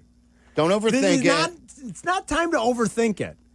And it didn't cost them, and they weren't going to win. But it's just, you see things like that sometimes, and you go, what are you thinking? I would like to, again, and we'll forget about it. We'll forget about it in a couple of days, but I would like to know, just from a curiosity perspective, what led you to do that? Yeah. It's just because of the lefty thing. And the lefty thing. That's exactly what it is. Yeah. And can I dispel a couple of truths or lies here? A couple of lies? Dispel some truths too. Some lies. I need Is this Silvy slander? Yeah, all the slander. Okay, you guys were double barreling him today. Yeah, you heard I that. heard slander. Yeah. Do you know what the definition of slander is? Yeah, come on, just play along, Carmen. You said when Jesse said to you. First of all, spoken word. Okay, we spoke some things about Silvy, but it also has to be false. How about poo talking? Is that better? Poo talking him? You guys were poo talking. Peggy tried to make it out like I'm panicking. Yeah, and I said you weren't. Yeah, you came to my defense I said that Silvy's time. not panicking. And then Peggy's like, well, you just can't be that way as a fan on the second game of the year or the fourth game of the year. Peggy, Yeah. It was the Arizona game where they blew like a 6-run lead in the 9th, or what was it? Which game? What was the date of the game? It was in Arizona. It was a Sunday game, and it was the one where Presley came in and they were looking to take 3 out of 4 from Arizona. They had a big lead. What was the lead in the game, Charlie? I think it was like a 6-run lead, and it was the first Presley blow. That was the San Francisco, right? No, Arizona. It was against Arizona. It was in Arizona. It was in Arizona, and they completely blew that game. And we had closer problems and bullpen issues to begin with, and I didn't like at the beginning of the year that they didn't totally address the closer situation. I didn't like that they gave up something for Presley. I thought he was cooked to begin with. Tyler and I have been arguing about it. So when that happened, I'm fine now. Actually, I'm way more relaxed today than I am back after that loss, because I do think they're a good team. Yes, they do need to improve, but I think that this current slump is the ebb and flow of a season. Which is what a team goes through. Yes, that I agree with. A season of streaks. You just don't want them to be too big. So on the losing end, I think they're too talented. So that's not slander. It was. You were shaping it like I was just complaining about a Game 5 loss.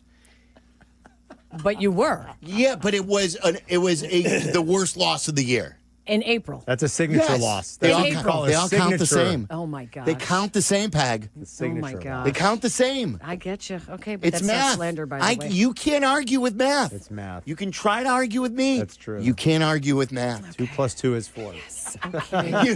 you are acting just like Allie acts right when she says, okay. Okay, Mark. Okay. Right, whatever. Okay. Okay. Yep, I Does know it where usually this is stop going. you from ranting? No. Okay. Gotcha. No, if anything, it makes them rant.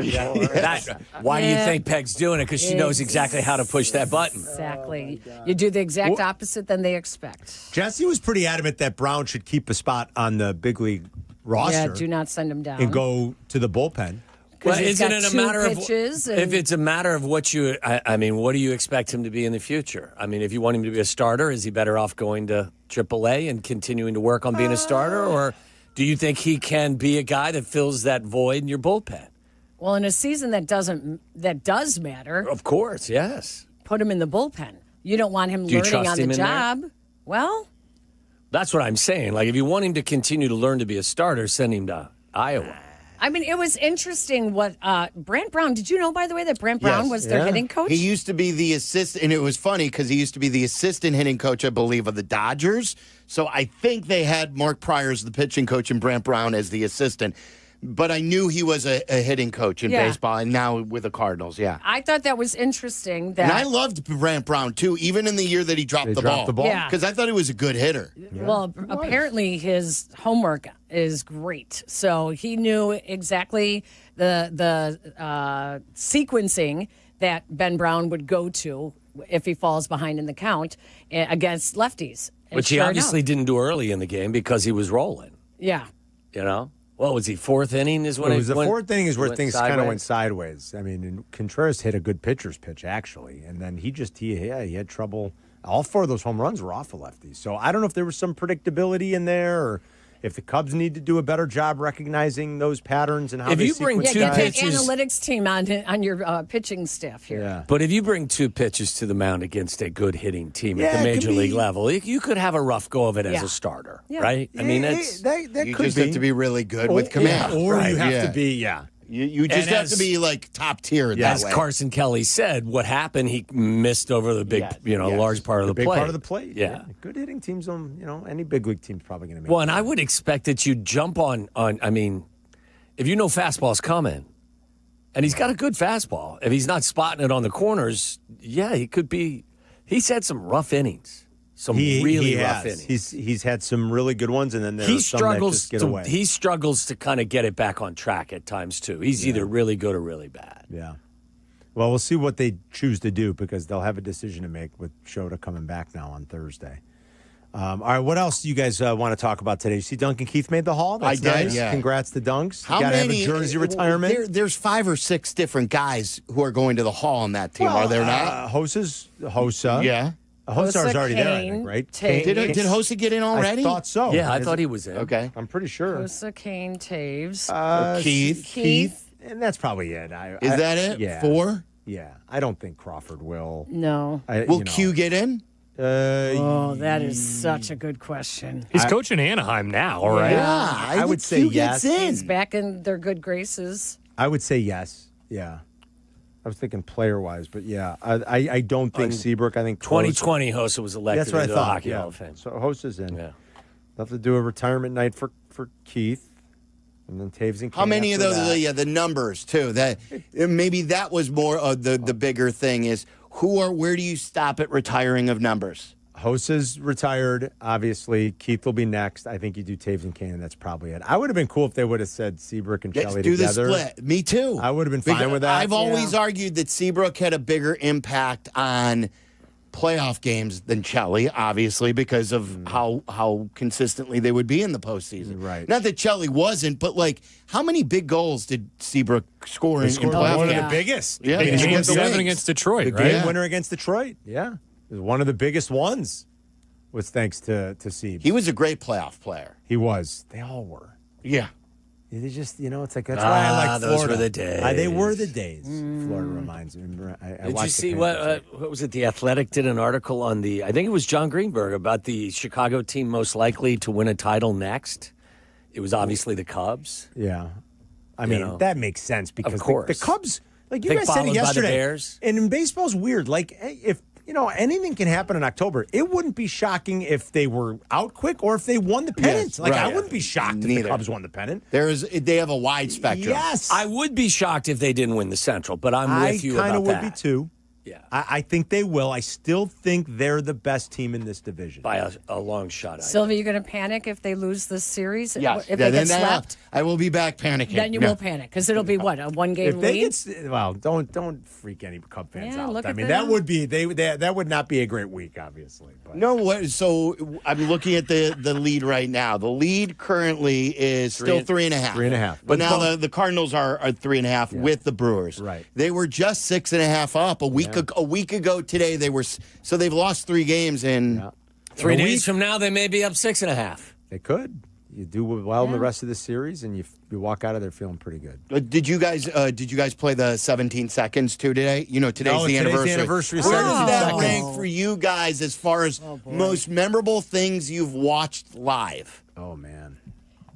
Like, is it? We did not see it live. Were you in the bowels? Because we were in the hallway, lined up outside of the entrance to the ice. Oh. So we could not see it. And there was one TV that was so far away that we heard everybody, and everyone just ran over to ask the security guards what just happened. Wow. So by the time they let us out on the ice, we really weren't sure exactly what had just happened. Isn't that crazy? Over. Yeah. Peggy, for the Cubs, it was almost the exact same thing with the World Series. You were watching on a TV? Also downstairs, lined up outside their locker room. I always tell Waddle this, that Jordan's last game, the shot, and then before that, the steal, and he made a layup before that. We were watching in the bowels of the Delta Center, Joniak and I, on a box TV on one of those AV carts. Yeah. Go figure. Because it's happening out right behind. Yeah. Because we were ready to go to the Bulls locker room. Right. Yeah. We didn't know if they would win or lose, but we were down. We couldn't wait for elevators when the game ended because we were in the regular seats. Right. Wow. So we had to leave early. So I saw arguably one of the greatest Bulls moments on a television while I was in the arena. You did the same with Blackhawks. But I would you never forget your first, right? So for me, You never forget that 17 seconds either. Well, if they're too young, it is. Excuse me? What happened there? I'm trying to comprehend too. Yeah, wow. What, I remember, so my first year back in Chicago. I have to rewind that. Was 92? Was that the Trailblazers? Yes. Who was 92? 92 is Trailblazers. Trailblazers. Yes. They won it in Chicago. They won it here. So that was my first championship, and that was my first year working in Chicago, being back home. And we were actually on the floor. If you remember, you could be behind your cameraman. Yeah. So I was working for CLTV, and I was literally standing behind my cameraman watching when they threw the ball up in the air, and then Michael stood on like the Jumped on the stanchion scorer's table. and the stanchion, Yes. right, of the basket, I and remember was when he jumped up waving on the his scoring table, fist. yeah. And Scotty did the same thing, and I got tears in my eyes. I Sure. never witnessed a championship like that before, and it was just so cool to see that in person. So for me, you never forget the first. No. What about you, Carmen? Your first?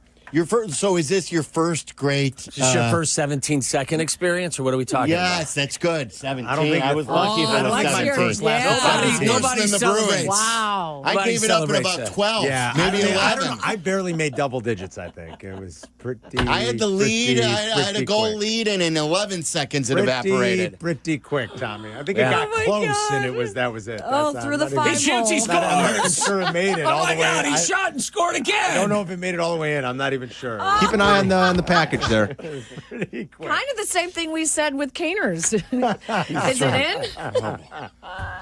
That's right. Where's the puck? Boy, if she's got to ask. Yeah, and then for me it wasn't 2 goals. So they should just it call was it 1 off, goal because in if you- 11 seconds. If you can't That's it. acknowledge, you That don't was know it. that it's in, then it's not. That's pretty bad. All right, what else? No goal. That's enough. All right. You know, we were actually pretty good all day. Until the end, until Paulie called. It had his anal What? fissure. No, what did he have? What did he Fistulation. have? I don't know. You, Anal. He had an anal Do I hear- fistulation or something. I don't know that that's legal. I don't know it is either. To say. Listen. I Did you looked say it up. It's a fistulation? procedure. He said A he fissure had is like a split in the No, skin. Yes, exactly. Yes. So Not this that. was, but it was like that, and he said he called it a fistulation or something. Fistulation. A fistulation? And I guess it's for his A Jane dialysis. They Kennedy. put it into his arm. That's what I said. And then she takes it to the next level. I mean, No, I Are we still on the honestly air, just Charlie? wanted Are to we ask still on? him I don't because know. I thought that would be very painful, and so I yes. thought, I think I'd be looking to change the topic to Cubs baseball, I also think. think it would be very well, bad. that's Hey, what do you another think pain about in the PCA ass. batting fifth? Peggy, thank you. Always a pleasure, guys. Always a Talking pleasure. Cubs baseball Always. is also a painful experience. Always a Absolutely. pleasure. So how about this? Today we have Joe Cowley on. Oh, nice. We'll Oh, do a good. deep dive on like Love what the Joe. hell's going on with this I love team. Joe. We have a poll question.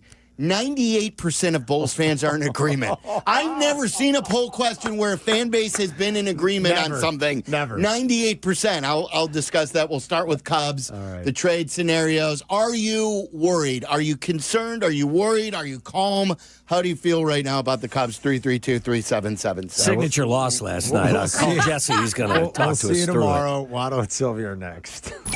Live from State Street in the heart of Chicago, you are listening to the new home of the Chicago Bears, ESPN Chicago. And this is Waddle and Silvy, WMVP, WTBC, HD2, Chicago, a Good Karma Brands radio station.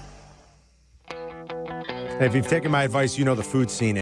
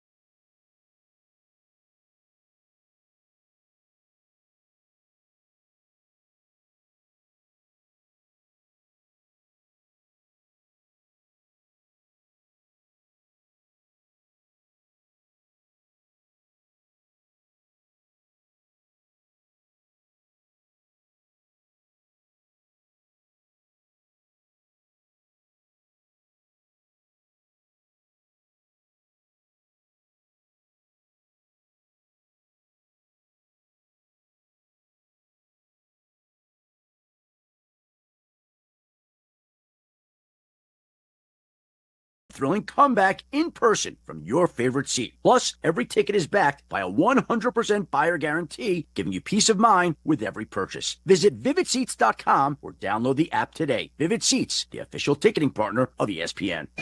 Waddle and Silvy are back.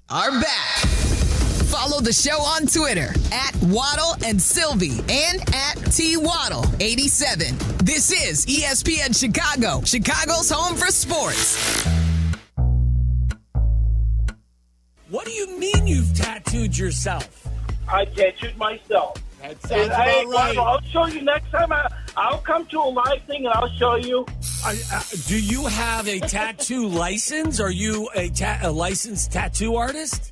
No, it's old school, man. Like way back in the day, people are like tattooing. I mean, we had the needle, the string, the Indian ink, and they're like, we just used to sit around, drink beer, and tattooer. smoke cigarettes. Yeah. Well, I was like, well, Sylvie wants a tattoo. I'll strap up the old stuff, and I would buy a ticket for that. I know. We should sell it out. We can make $1 million. It's sort of like piercing your own ear back in the day, right? No, Eddie? absolutely. Hey, Waddle Silvy. Yeah. Let me tell you. Still here. I had my ears pierced at a McDonald's with 3 of the girls holding ice cubes onto my ear. I'm loving it. That's our Northside Eddie. Maybe That's the one of call our of the weirder year. interactions with Eddie, and there's been a number. Well, I would say that the bar for weird interactions with Eddie starts very, very low. Yeah. Like, that's, you walk in the door and that's the floor is weird.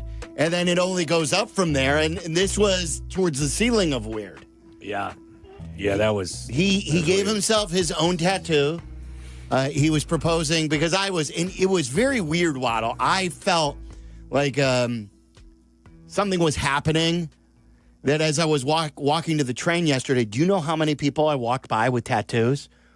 Especially women. Like, I was noticing them. Were you turned on? Did you have to wrap your shirt around your waist? Well, I was telling you that I've been very... I appreciate the tattoo community yesterday. And then sure enough, when I was walking, tattoos all over the place. I think it went beyond appreciation for the tattoo community. I think you said you looked up to them. You admired them. I admire the tattoo community, yes. I have an admiration for the tattoo community. And that's when Eddie called in and he said... got tattoos. Charlie, which one? What do you have again? I have a bridge and a puzzle piece on the same arm. So what do they represent? The bridge is from Portland. It's like the steel bridge. And then my brother has autism, so that's what the puzzle piece is. Oh, that's awesome. It's awesome that you support how well you support your brother. Appreciate that. That's great. I don't have any tattoos, and my guess is Jack doesn't either. Scared of needles. Wouldn't do it for me. I'm not scared of needles. I just never took the plunge. No. You were very close at one time to getting the names of your kids on your arm, weren't you? And I'm lazy. I just didn't do it. Just like guitar playing. One of them probably pissed me off, and I said, "That's it. You're not getting your name tattooed on me." That would be good, where you had like a tattoo that could be like removed and put back. Yeah, with just by rubbing your skin, or and just you put could a make it disappear. Just put a Band-Aid over it. Right. You're out now, and then there's Georgia, just 3 names Angela, there. Leah, Emerson. Well, Georgia, you know what? You're getting the Band-Aid treatment, so you don't exist on the arm. Yeah. All right. So away we go here on this Tuesday. 312-332-3776 is our phone number. Some Cubs conversation to start as they lost in St. Louis. I was very excited to go home and to settle in and watch an ass kicking. Well, not that. No, I was excited to watch a good rivalry, and that's what I tuned into. Because by the time I walked in the door after taking the train, it was like 7:50. And that's when all hell was basically breaking through, and it was like 8-2. It was a fight at the bat rack inside the Cardinals dugout as 2-run homers were going off the charts. And then after they lost, I'm like, okay, well, I'll watch some White Sox baseball. They're coming off a signature win. I've got CHSN now. It's still a new thing in my home. And that game was 9-0. As soon as I tuned that in, and what's his name was pitching. Do you feel less like I was a dick yesterday now by what I said, I don't, since it was kind of confirmed by baseball folks? No, that wasn't. That it was confirmed because yesterday's game had nothing to do with Sunday's win. Correct. There was there was no momentum build. I think it's a good topic. Can you have a signature win in a bad season? Not just a bad season. You're 20 games under 500. Like, do you believe that the Bulls win against the Lakers was a signature win? It was a good win. It's an exciting win. So what was the signature? What did it signify? It was just, I like, what is the true definition of a signature win? Does it mean like it was a pretty thing, so you signed your name like a piece of artwork? No, for me, where does that term signature win come from? What is the root meaning? I think there's some subjectivity to it, like everything else. I think Peggy was onto something when she said it's something that maybe propels you in a certain direction, positive, of course. Like the Bears, you can't look at the Bears win over the Jags. It was a beautiful win. It was a very well played game. It was by far their best performance of the season. But it propelled them to nowhere. Like the following week, they were off. And then the week after that was the Washington game, right? Which was followed by the Cardinal beatdown, which was followed by the massacre on the lakefront by the Patriots. Like that didn't signify or wasn't the signature of anything. The Bears had signature losses. They didn't have signature wins. The definition of that is the Washington game. We'll never forget that. That will forever. Well, if but you that's want what to I mean. Does a signature win mean the win that propels you somewhere, or does it just mean like your best win of the season? I would say it's like you're defining. It's how your team always wins games, or it's like representative of your entire season. Right, but if you're a team that is 20 games under 500, what are you signing? What is your signature for? Like, that was our best win on a season where we were 20 games plus under 500? Again, I would say it was a good win. It was. They came from behind against the Blue Jays. They got good pitching. They had a 3-run inning to scrap back and win that game. But, I mean, I just don't, just my personal opinion, I don't think you can have a quote-unquote signature win in a losing season. It's like it announces your arrival almost, and that is not what the White Sox did. To me, like a signature win is the Rams win from the 2018 Bears. That was that team's signature win. That was, I guess, Vic Fangio's signature win more than Matt Nagy. Not to play semantics, but like that's what a pivotal win is. Like a pivotal win is like when it propels you. Like I'm not disagreeing with you. I'm not ripping Jesse for the take though. I am, just because I like to rip Jesse. Come on, Jesse. I love Jesse. I think he's on the south side today. He should go and ask. I know Len and DJ disagreed with him, but go ask Venable. Would you describe that as a signature win? I mean, ask anybody. Ask Jerry. If Jerry's in the building, ask Jerry if that's a signature win. Yeah. Hey, Jerry, was this a signature win? You won't get a second bite at the apple. I think this is you putting your arm, and rightfully so, putting your arm around Jesse and giving him a hug. I love Jesse. Because I'm kicking him in the nuts right now. Yeah, because you're being a dick again. That's the point, is it is a loving kick in the groin, is what it is.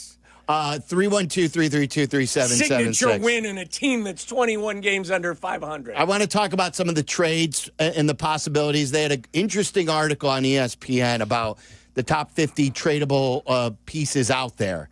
And they give them a percent of being traded, and they name the good fits. And there are a ton of names connected with the Cubs. Like, this is just which would be good fits. And some interesting, and number one is an interesting one. But first, I want to take Matt in Elgin. Matt, you're on ESPN 1000. What's up? Yeah, I think if we're being honest with ourselves, I think we could safely say for the Cubs, it's game over. We've seen this song and dance before, Silvy. We've felt this before. We know what's coming, and I haven't put my heart into it because I've known all along this was going to happen. I don't want it to, but it seems like it's going to go downhill from here. So you think you game over? You think they're done? Yes. Now are you really a Cubs? Are you really a Cubs fan? Well, I would say I'm a Cubs fan who grew up into a man who's a realist because they hurt me so many times. The Bears, they've hurt us so many times. We've seen this before. How old are you? Oh, we're about the same age, so I get it. But we're coming off the golden era. They've built a pretty good team. PCA's having an MVP level season. Awesome. Yeah, Yep. Shota's coming back. Now they're going to be in at the trade deadline. You tell them, Cap. I'm not going to tell you you're not allowed to buy a Cubs jacket or to stay out of my mentions. I think you're protecting yourself from nothing. Like a bad girlfriend, for sure. Yeah. Listen. No, but you did have the love of your life just a few years ago. You had a great relationship. And then she left with the doctor that lived next door. That's what she did. Is that really what happened? That's exactly right, Silvy. She left you. You get cheated on every single time. Yeah. By the way, Matt, do you believe the final loss to the Mariners, 14-6, was the signature loss of the season, or was it last night's 8-2 loss to the Cardinals? That's the signature loss of the season for you. Game over last night. Okay. That's it. All right. Signature loss. I'm shocked, man. Write that down. Look, I'm not going to rip Signature you. loss. I don't believe you're less of a fan because you don't believe. If you're, I hope not. Yeah, you want to be wrong. I get it. I want to be wrong, but you know what? I'm not going to. I'm this close to canceling Marquee. This close. They're 3.5 up, though, Matt. What do you have against the Marquee Silvy, Network? look in the mirror. You know in your heart, like, oh my God, we've seen this before. Is this? You know what, Matt? I love you like I love Jesse, but I got to take a swipe at you. Is this not like this is the essence of what used to be the lovable loser Cub fan that just saw the dark cloud hovering despite the fact that it was sunny in 85?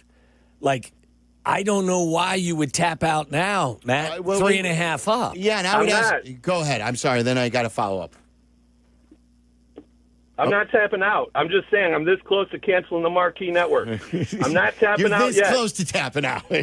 I'm this close to tapping out. I told my mother-in-law 2 weeks ago, like, oh, my God, I see it coming. And here we are. And they were scoring 6-7 runs a game. Now it's 2. Yeah, but we're back to reality. Well, that is also part of baseball. Like, look at what's happened to the Mets. And look at where the Mets were at this time last year. And look at the run that they made. Matt, I would just say to you that... When have we ever came back? Well, first of all, that's what I was going to follow up and ask you. When have you seen this before? When was the last time you remember Every year of my life. No, that's not true. Like I okay, don't. Well, I mean is they're bad. It's the Cubs. Like, we don't have owners who are going to go out and spend the money that they need to spend to make us a winner. I don't believe that they're going to do that. So we have what we have, and that's a team of overachievers. And now we're starting to see the real Cubs come out. And I don't know that they can pull out of it. At the end of last year, They couldn't pull out of it. They went on a downward spiral at the end of last year. I'm worried that's already happening. Yeah, but okay, Matt, thank you. I appreciate your call. Last year's team. Can you move that BetterHelp spot up to this break? That's right. Can you do that? That's right. It's not a stigma. We'll be booing about that in a year. We all need to talk to somebody. That's my point. And look, last year they lost the division by 10 games, didn't they? They were never in this position last year, and they're still coming off of the rebuild. They arrived a year early with Ross, and, they went for it, and I didn't think the job was finished. Last year I expected more. They didn't achieve what I expected. But I'm not. I don't know if people are shocked by this or not. I am not. They're up by 3.5 games. They're going through a slump like most teams go through. Even the 16 Cubs went through a slump. They had such a big lead, it wasn't that big of a deal. These aren't the 16 Cubs, don't get me wrong. But I don't think, other than the pitching and the starting pitching for that matter, I don't think there are many guys on this team that have overachieved. Who would you say, nobody saw PCA coming, but I still think Dansby Swanson is a little bit less than offensively than we thought he'd be. I think you're finally getting what you had hoped you were going to get out of Seiya. Yes. You're finally getting what you hoped you were going to get out of Nico Horner. Yeah. I don't know what anybody really thought. I think we all thought that Bushy was going to be a good player. Maybe he's exceeded expectations a little bit. He's good. Carson Kelly has come back to earth. The catchers have overperformed. They have overperformed. But they've really come back to earth. Yeah. Like Carson Kelly for the last 3 weeks is an out machine. Yeah. I think the bullpen prior to the last couple of days has overachieved. I think I think who's your left-handed starter? Who I always forget. Shota? Yeah. No. Colin. Oh, you're talking about Matthew Boyd. I think Boyd has he exceeded expectations, but I think the starting pitching most of all have. I think Matt considering the top two guys have gone out. I think Matt is honestly. I think he's the exception, the really small exception to the rule. I wouldn't think that there's even a decent percentage of Cub fans that feel the way he does. Yeah, and like Peggy was saying, you can't be this like when she was scolding me, and I know they were joking around early in the year. I think the fun and the pace of a baseball season is tuning in every single night and having a rooting interest. Yes. And if you want to be pissed over a loss, be pissed over a loss. It doesn't mean you're panicking. But when you do call into a sports show and you say, game over, and you're this close to canceling the marquee network, that's extreme. That is the definition of panic. Yeah. I feel bad, Like, get mad over losses. You should. Like, that's what being a sports fan is all about. Matt sounded like you need not only a pep talk, you needed a hug. Yeah. It's going to be okay, Matt. Yeah, we're giving you a hug through the radio. I do believe it's going to be okay. In fact, I believe wholeheartedly that you will win this division by more than your lead is currently today. I hope you're right. You will outlast the rest of a very mediocre NL Central. UPS Joe, you're on ESPN 1000. What's up, UPS Joe? What's up, Silvy? What's up, Waddle? Hey, now. Stop the nonsense. Can you imagine living your life like that guy? Every team goes He seemed like a nice guy, Joe. He really did. He just seems like a nice guy. The scars haven't healed. I understand that there's 80-something games to play, fellas. You don't have to. Yeah, I mean, that's you're what I got. preaching Take to the it choir. easy, everyone. They're a good ball club. Have a good day, fellas. Yeah, thanks, UPS Joe. That's how I would say. I would say they're a really good team and can be a very good team. Are they a great team? I don't believe they're a great team yet. Depends on what they do. And it was what I was saying about spending money. And another thing that I disagreed with our first caller is before a year, they probably don't go as far in as they should. But when they're in and they see that they're a winning team, I believe they're willing to spend. And that costs you, though, in the long term with your prospects. Yeah. You could have found a way to get Bregman before the season started, and all it would have cost you was money and not some of your quality assets. The number one guy on the ESPN list of tradable pieces that could be had was Alex Bregman. That shocked me when I opened that up, considering they just traded Devers and considering that they just signed Bregman. And that was the whole bone of contention with Devers was overplaying third base and the surprise. And the Cubs had a really good shot. There are some people I talked to who say they thought they had a deal done.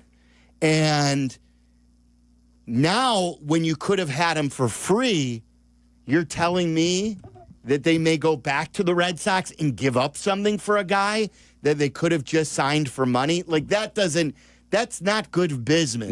Business in my book. No, it's not in my book either.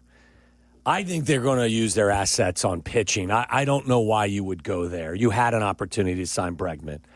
It didn't work. But you could do both. You can sign pitching. Like I liked what Kap was saying today.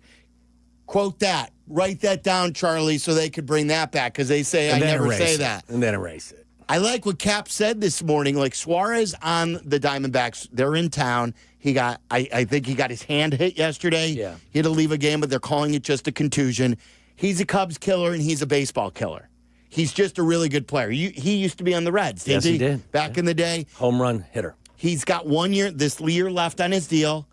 We'll see if Arizona's in the selling market. They've said so far they don't want to sell, but Corbin Burns Corbin Burns went down early, and Corbin Carroll went down just in the last couple of days. He's got a chip bone in his wrist. Yeah. I think initially they did x-rays on him and they were clean, went back and showed that he had a bone spur or something. And there's been lots of talk with baseball teams in the past that in order to get a better package, instead of just getting one prospect, when you pair guys up, what about a Zach Gallen, Suarez package? For some, it would have to be something big from the Cubs. What are you willing to give up? Would you be willing to put Matt Shaw in a package?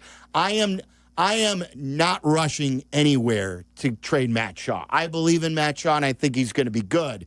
But if you want Zach Gallen and Suarez, that would make you super dangerous, and they've been playoff tested. Would take a lot. I'd like the thought of both of them as well, but if you had to prioritize and you only were willing to give up a certain amount of your assets, like you are, resistant to giving up Matt Shaw, Cade Horton is going to be a name that's going to be thrown around as well. What are you willing to give up? And if you have to prioritize, what position are you most interested in adding? Pitching, starting pitching, and a top tier starter. You have to get a guy who you win because of in postseason games. So what are you willing to give up if you have to?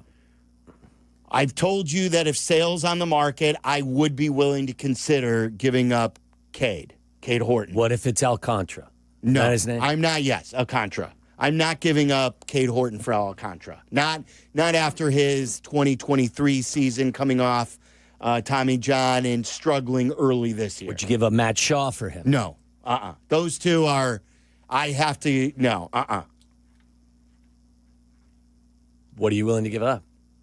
Well, like anything else, is free game. You get Birdie up. Yeah, you give up Birdie. That's right. You give up Birdie. What's the other guy? The Marlins could have Vidal back. Yeah. They could have Bruhan. 312-332-3776. You've heard a couple callers, Cubs fans. What are you willing to give up? Oh, Jesus, Eddie's back. Do you believe that the Cubs need a third baseman? And because there are names on this list that we'll go over where they name a few third basemen that would be a good fit for the Cubs? Or is it starting pitching and bullpen help? 312-332-3776. And when you hear a guy like Matt, who is a Cubs fan, saying game over, what do you think? We'll take your calls. And also, Bulls fans, at about 3:45, we'll change the conversation to that. It is time to unite because you're uniting on your answers, and I am going to ask you to do something. I'm not going to ask you to fan a certain way, but I'm asking you to open your mind to fanning a certain way, if that makes any sense. So we'll get to that, and we'll talk to Joe Cowley at 4. The afternoon drive is easier with Waddle and Silvy. Chill out. They're coming right back. ESPN Chicago.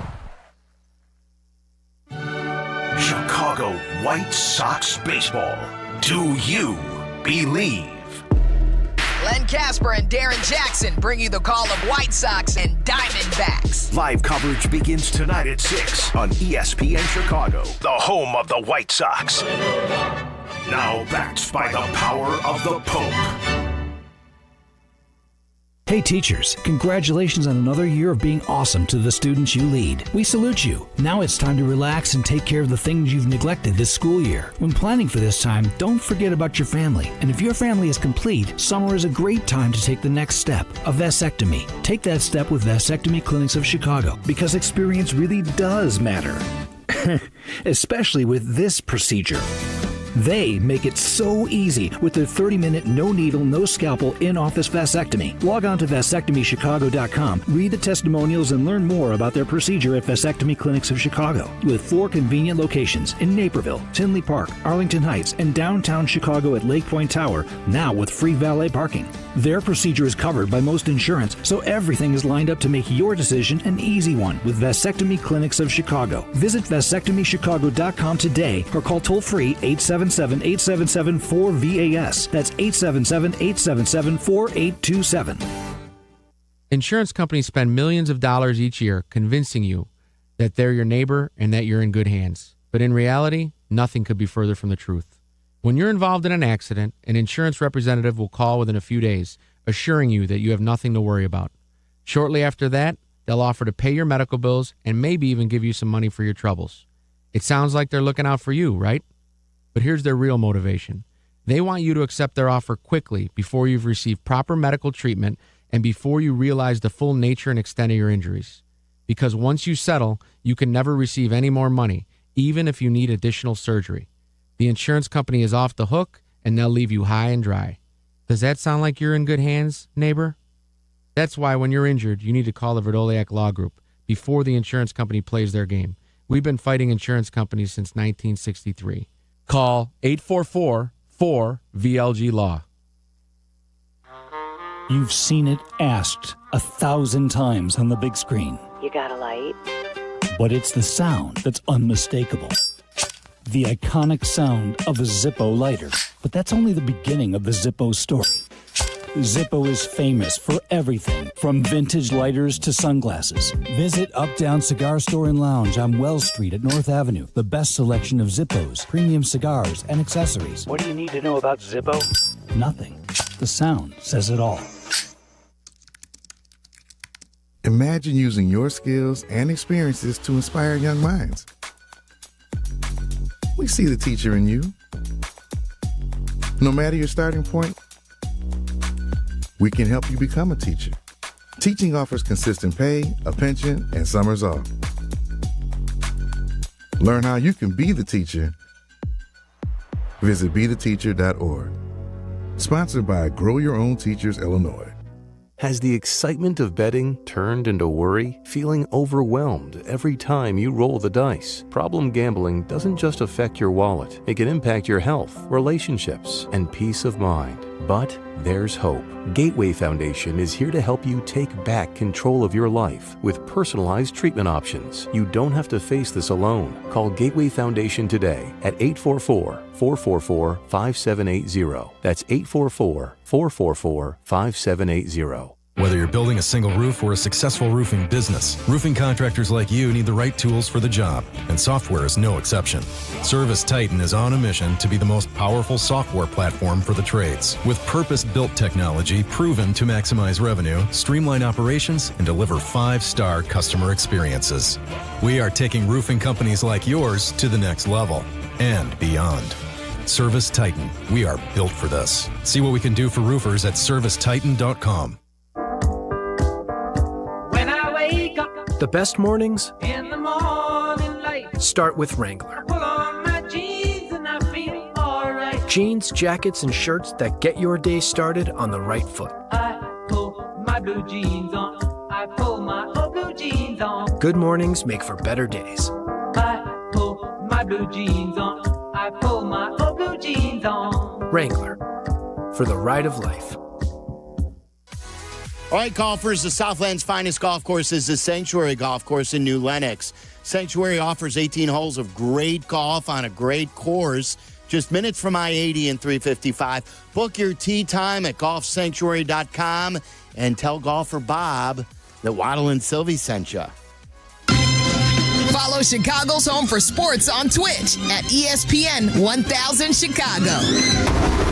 Waddle and Silvy are back on Chicago's Home for Sports, ESPN Chicago.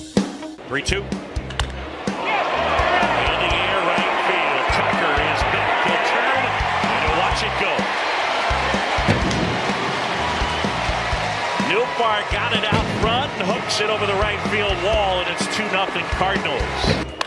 That is drilled right field on a line, back and gone. And for Brendan Donovan, just his 5th of the year. The Cardinals now lead it 4-1. Is hit well right field. Tucker is back near the wall. Another 2-run homer. There's 3rd of the night. And it's 6-1. That's drilled center field. Pico Armstrong racing back. It's gone. Gorman a 2-run homer. The 4th 2-run homer they've hit tonight. It's all Cardinals 8-1. Reminds me of the old Sutcliffe story. Wasn't there and I won't, yes. I'm going to butcher it, about the fireworks? I believe it was Mark Grace who told it, wasn't it? That Sut was on the mound. He had given up a couple of home runs, and the pitching coach came out. Billy Connors, yeah. Sut said, get your ass back in there. I know I've given up 2 home runs. He goes, Sut, I know you got control of this. Everything's going to be fine. I'm just giving the guy in charge of fireworks an opportunity to reload. Yes, that's what that reminded me of. Just the fireworks guy got a workout in St. Louis. I'm looking for the attendance last night. By the way, did you send Sut a belated happy birthday? I did. Okay. I apologize for not. All right. You shamed me. You shamed me. Well, it's unlike you. It's very unlike you. I truthfully, I don't send birthday wishes usually to Rick Sutcliffe or someone like that. Shame on you. Because I don't have that on file. You have, like, how do you know when Rick Sutcliffe's birthday? Did you see it on social media? Maybe, maybe not. Yeah. I don't know. Who reminded you? I can't tell you. That's not like you. You don't even know when we have a meeting half the time. That's true. Waddle's got like one of those Cubs birthday calendar, like one of those Cubs calendars that has all the famous birthdays on it. I knew it was the Ryan Sandberg game day, the 23rd. I knew that. I just knew it was Sut's birthday. Sut's one of these guys that you feel comfortable reaching out to say happy birthday, Sut. Of course. I don't do that to a ton of people. Just saying. I'm glad that you reached out to him. My guess is he was a little hurt. As I think Pat Boyle summed it up best in the text chain. Oh, I got back at you, though, with Sutcliffe. Oh, did you? Yeah. Well, I texted him yesterday. Wait a second. You're bad-mouthing me to Sut? Because you shamed... Talk about a dick move. Yeah, you shamed me on the air. That's why that I didn't reach out to Sut. I said yesterday, 5:47, right at the end of the show, I said, I'm so pissed I missed your birthday. Happy belated. And he wrote, all good with a heart. Just a reminder, today is Sandberg game, but tomorrow is the Sut day. Yes. And then he wrote LOL. And then I wrote, Waddle spent the whole day crapping on the Sandberg game as usual. Look at you. You're just like, don't look over here. Look over here. Absolutely. Trying to diminish. What do we got? Breaking news. Cubs trade? Brought to you by the Advantage Dealer Group. Breaking news on ESPN Chicago. Chicago's home for sports. Jesse Rogers just texted a little bit ago. Porter Hodge up, Ben Brown down. Okay. So he'll Ben be Brown going is Iowa. going down, not going to the bullpen at least yet. I understand that. What do you think the plan is here? Is the plan to continue to have him stretched out and to work on his stuff? Is the plan to put him in the bullpen and sort of get him in scenarios where he can come out into high leverage situations to see how he responds? Okay, I'm not a baseball expert nor a Cubs expert, but I would, if I was you, I'd feel a little unsettled to bring Ben Brown back in a high leverage situation. Sure. Because I've seen Ben Brown, when it doesn't go right, he can't turn it back on. Like, I think when things go south, they go way south. And some guys have the ability to throw a tourniquet on that bleeding wound and find a way to get out of a game. I don't think he's that guy right now. And I think if you want him to continue to be a starting pitcher, I think you feel like you're not giving up on that concept. What better way to continue to work on that than to go down to AAA and continue to work on being a starting pitcher and developing another pitch? So you think it's to stay and not to, because when is he really going to be able to start for this team? Only if someone gets hurt? Or is your plan to use him? I know what you're saying, high leverage. Not every guy comes in high leverage. Sometimes you need the long reliever, like they go with Flexen. You may need a guy earlier in the game. You may need an inning out of four guys late in a game. Are you going to move? Shota comes back, so you got Shota. You got, God, what's the lefty's name? I can't ever remember him. Boyd. You got Boyd. You've got Cade Horton. Well, I think this goes hand in hand with Shota. They're bringing in another bullpen guy, and then they'll make another roster spot when they activate Shota for, what day is that, Thursday? Yes. The explanation Jesse gave is that they want to keep him ready as a starter because they are so thin in their rotation. Okay. That makes most sense to me. I think they have a lot of faith in him projecting as a starter. Do you? I think so. I think every time Counsell talks about him, he talks about him with such disappointment that it's like he has all this hope for him to be a starter. And if they're sending him down because they still believe in that, like that tells me that it's at least what they want him to. My question with him is why does he have so many moments where it just blows up and it doesn't stop? Right. Is that stuff? Is it just because he's a two-pitch guy? Is it a mental thing or all the above? Where maybe he just he can't shake stuff out? He's hard on himself. Yeah. Like those are all things. He's still a developing young player. Like Sure. I've constantly pointed out on this show. Now, what is it up to? 22 or 23 total starts in his career? He was the 33rd overall pick, or not the 33rd overall pick. He was drafted in the 33rd round. And like Jesse has said, he was a project to begin with. Now, that was a while ago when he was drafted already. But you're in win now, we can win it all mode. This isn't the time to quote-unquote develop your young pitcher, is it? No, but like I said yesterday, okay, if you have Colin Ray going south, who is older and not a part of your future. Well, he can go to your bullpen, can he? Yeah, well, that was his role. Right. When you signed him. So like he's Ben your Brown long goes man to AAA and he goes to the bullpen. And so he goes to be the long man. And you're going to again. add at least one starter. Maybe Jed pulls off something for 2 starters. That's what Jesse was suggesting. Yeah, that it could be a depth starter and a top-end guy. There you go. So if that's the case, I wouldn't expect to see Ben Brown back until, maybe he adjusts to some stuff. So the Cubs get another high-leverage guy back in Porter Hodge for their bullpen. And now he Ben Brown struggled goes last down. night, right? Wasn't that the couple word nights that, ago? Couple he nights gave ago? up a bunch of runs in AAA. But, who knows? You may be working on something. Yeah. Like he was good before he went down. Shota was great in AAA. Yeah. It doesn't mean he's going to be great on Thursday. No, I know. My only concern with Hodge would be if he's, still feeling the effects of it. But the one thing the Cubs have been really good at is not rushing guys. They have taken their time with people, and I wouldn't think they'd be rushing Porter Hodge back. It's been a long time, right? It has. So this is, here are some of the names that they wrote on ESPN.com. This was an interesting article. We're due to get Jeff Passan on again. It's been a little bit. Him and Kylie McDaniel put this list together, ranking MLB's top 50 trade deadline candidates. Not all these guys, obviously, are going to be even shopped, let alone traded. Like, for instance, Alex Bregman is number 1 on this list. He just signed. What are the Red Sox doing? But they say the chance of a trade is 10% on it. So they have, and then they list best fits. The number 1 team on here is Chicago Cubs. Chicago Cubs, Detroit Yankees, and Mets. Would have been a good fit before the season began. Yeah. Another Red Sox player is number 2, Duran, the outfielder. The Cubs wouldn't have a spot there. But the Sandy Alcantara thing is very real. As Mark DeRosa said yesterday, he'd love to see the Cubs get him. He's number 3 on the list. He's the former Cy Young Award winner with the Marlins. They list the chance of a trade here at 60%. And the number 1 team on the list for best fits, Chicago Cubs. What is he going to cost you, do you anticipate? I mean, the word was it's going to take a package of pretty good position player prospects, but not like this is where Owen Casey's name could come up. This is where your Alcantara could come up, where some of your outfield prospects that you have that you feel good about your outfield, especially if you could sign Tucker. And I think there's some control with Alcantara too. But look at the list here. Best fits. Cubs, Houston, Boston, Toronto, Arizona, Dodgers, San Diego, Baltimore.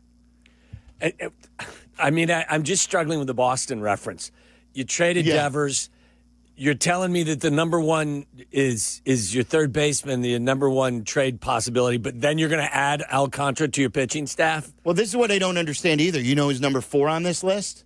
Freddie Peralta. The Brewers For the Brewers? The Brewers are 3.5 out. They list him as a 20% chance of getting traded with Boston, Houston, Toronto, St. Louis, Arizona, San Diego, and Baltimore on the list. Not the Cubs, obviously, because them being a division rival. Toronto's not in the buying business, are they? They're one of those on the fringe teams, and that's why I was glad to see the Sox beat them 2 out of 3. Signature series. Signature win. Series. And here's where Suarez is from the Diamondbacks. This is an interesting name, and it's the first time when I tuned into Kap and Hoodie. I was very much excited with what Kap had to say. There's been a Cubs killer. They write this. Suarez is in a contract year, and despite turning 34 years old before the trade deadline, is sitting near career highs in isolated power and WRC+. His fielding metrics have declined in recent years, but he's still an acceptable defender at third base. Even if the Diamondbacks don't offload their free agents to be, Suarez could move because they have Jordan Lawler ranked in AAA and primed to take over at third. And the best fits, Detroit, Milwaukee, Cubs, Yankees, Kansas City, Seattle, and San Francisco. And I think I gave you the percent. They listed as a 50-50 proposition that he's moved. I've always liked him as a player. Liked him when he was a Red. Tremendous right-handed power. Seth Lugo's on this list, the starter for Kansas City. The Cubs are the number 1 team listed for him. Zach Gallen is on the list, number 7. You guys aren't. If some of these deals happen, you're not going to have a farm system. The best fits, Cubs are 4th on this list. Merrill Kelly, number 8. Cubs are number 4 on that list. The moral of this story is there's a general consensus here that the Cubs will be all in at the trade deadline. And I think that's very encouraging. And especially for one of these top-tier starters. Yeah. 312-332-3776. Again, repeating the breaking news. Ben Brown, who started yesterday, has been sent down. Porter Hodge up to the big club and will be back in the Cubs bullpen. 312-332-3776. Finally, Bulls fans are uniting on something. There's not much left to the Sea Red crowd. We'll tell you what they're uniting on and my encouragement for them coming up next. This is Waddle and Silvy on ESPN Chicago, Chicago's home for sports. The Odds Couple. Host Mike North and Carmen DeFalco. These guys like to bring you the latest numbers, odds, and important stats so you can place your bets with confidence. Hear the show on demand on the ESPN Chicago app. Brought to you by Bet365. This is your White Sox Minute. I'm Len Casper. The Sox dropped the series opener to Arizona 10-0 on a blistering hot night at Rate Field on Tuesday. Shane Smith struggled in just 2 innings of work as the D-backs jumped out to an early lead and cruised behind veteran starter Eduardo Rodriguez, who fanned 10 over 6 shutout innings of work. Tonight, it's Game 2 of the series, 6:40 p.m. for the first pitch. Be here this Friday, June 27th, to see artist Flo Rida perform a post-game concert presented by Coca-Cola after the White Sox take on the San Francisco Giants at 6:40 p.m. Don't miss your chance for an up-close on-field experience. Exclusive on-field passes are on sale now with limited availability. To purchase tickets, visit whitesox.com/concert. This is an ad by BetterHelp. Hey guys, it's Silvy. BetterHelp is the world's largest online therapy platform, having served over 5 million people globally with over 35,000 therapists. As the largest online therapy provider in the world, BetterHelp can provide access to mental health professionals with a diverse variety of expertise. Talk it out with BetterHelp. Our fans get 10% off their first month at BetterHelp.com/timeout. That's BetterHelp, HELP.com/timeout. Take it from me, when you want the job done right, you call the pros. And that's why Chicago trusts Window Works. For over 30 years, they've delivered custom windows and doors that fit your home, your style, and your budget. No cookie cutter stuff, just certified pros who get it done. And it's not just about beauty. These windows can help cut down your energy bills, too. Right now, buy one window, get one free. Dial pound 250 on your phone and say Waddle to book your free consultation today. College students, are you looking to make your campus living more comfortable, functional, and fashionable? Let IKEA help. From innovative storage solutions and furniture to maximize your space, to fashionable bedding and accessories, IKEA is helping make college living truly inspired by you. And now, qualified college students can save even more with 15% off when they sign up for IKEA Family for free. Visit IKEA Schaumburg and IKEA Bolingbrook, or check out the Ready for College section on IKEA.com/US to learn more. Hey, I'm Tom Waddle, and I drive a Hawk. Find your next car at hawkauto.com. Choose from 12 Hawk Auto locations in Forest Park, St. Charles, Plainfield, Joliet, Carroll Stream, and now LaSalle, Peru. Shop thousands of vehicles from 13 big brands. Right now, save with 0% financing for 72 months or make no payments for 90 days. Find your next car at hawkauto.com and drive what I drive. Drive a Hawk. HawkAuto.com. $13.89 per month per thousand. Finance on select models with approved credit. Thy ticket, Lady Jennifer of Coolidge. Well, many thanks, good sir. Hereeth my Discover card. They accept Discover at Renaissance fairs? Yeah, they do here. Discover is accepted at the places I love to shop. Getteth with the times. With the times? You're playing the lute. Yeah, and it sounds pretty good, right? Discover is accepted at 99% of places that take credit cards nationwide. Based on the February 2024 Nielsen Report. Do your summer plans include travel? Make sure your prep includes more than just flights and hotels. Stay up to date with COVID-19 vaccination, especially if you're 65 or older or have certain health conditions. There have been surges in COVID-19 in the summer, too. It's important to help protect yourself no matter your destination. So check eligibility and schedule in minutes at vaxassist.com. That's VAXassist.com.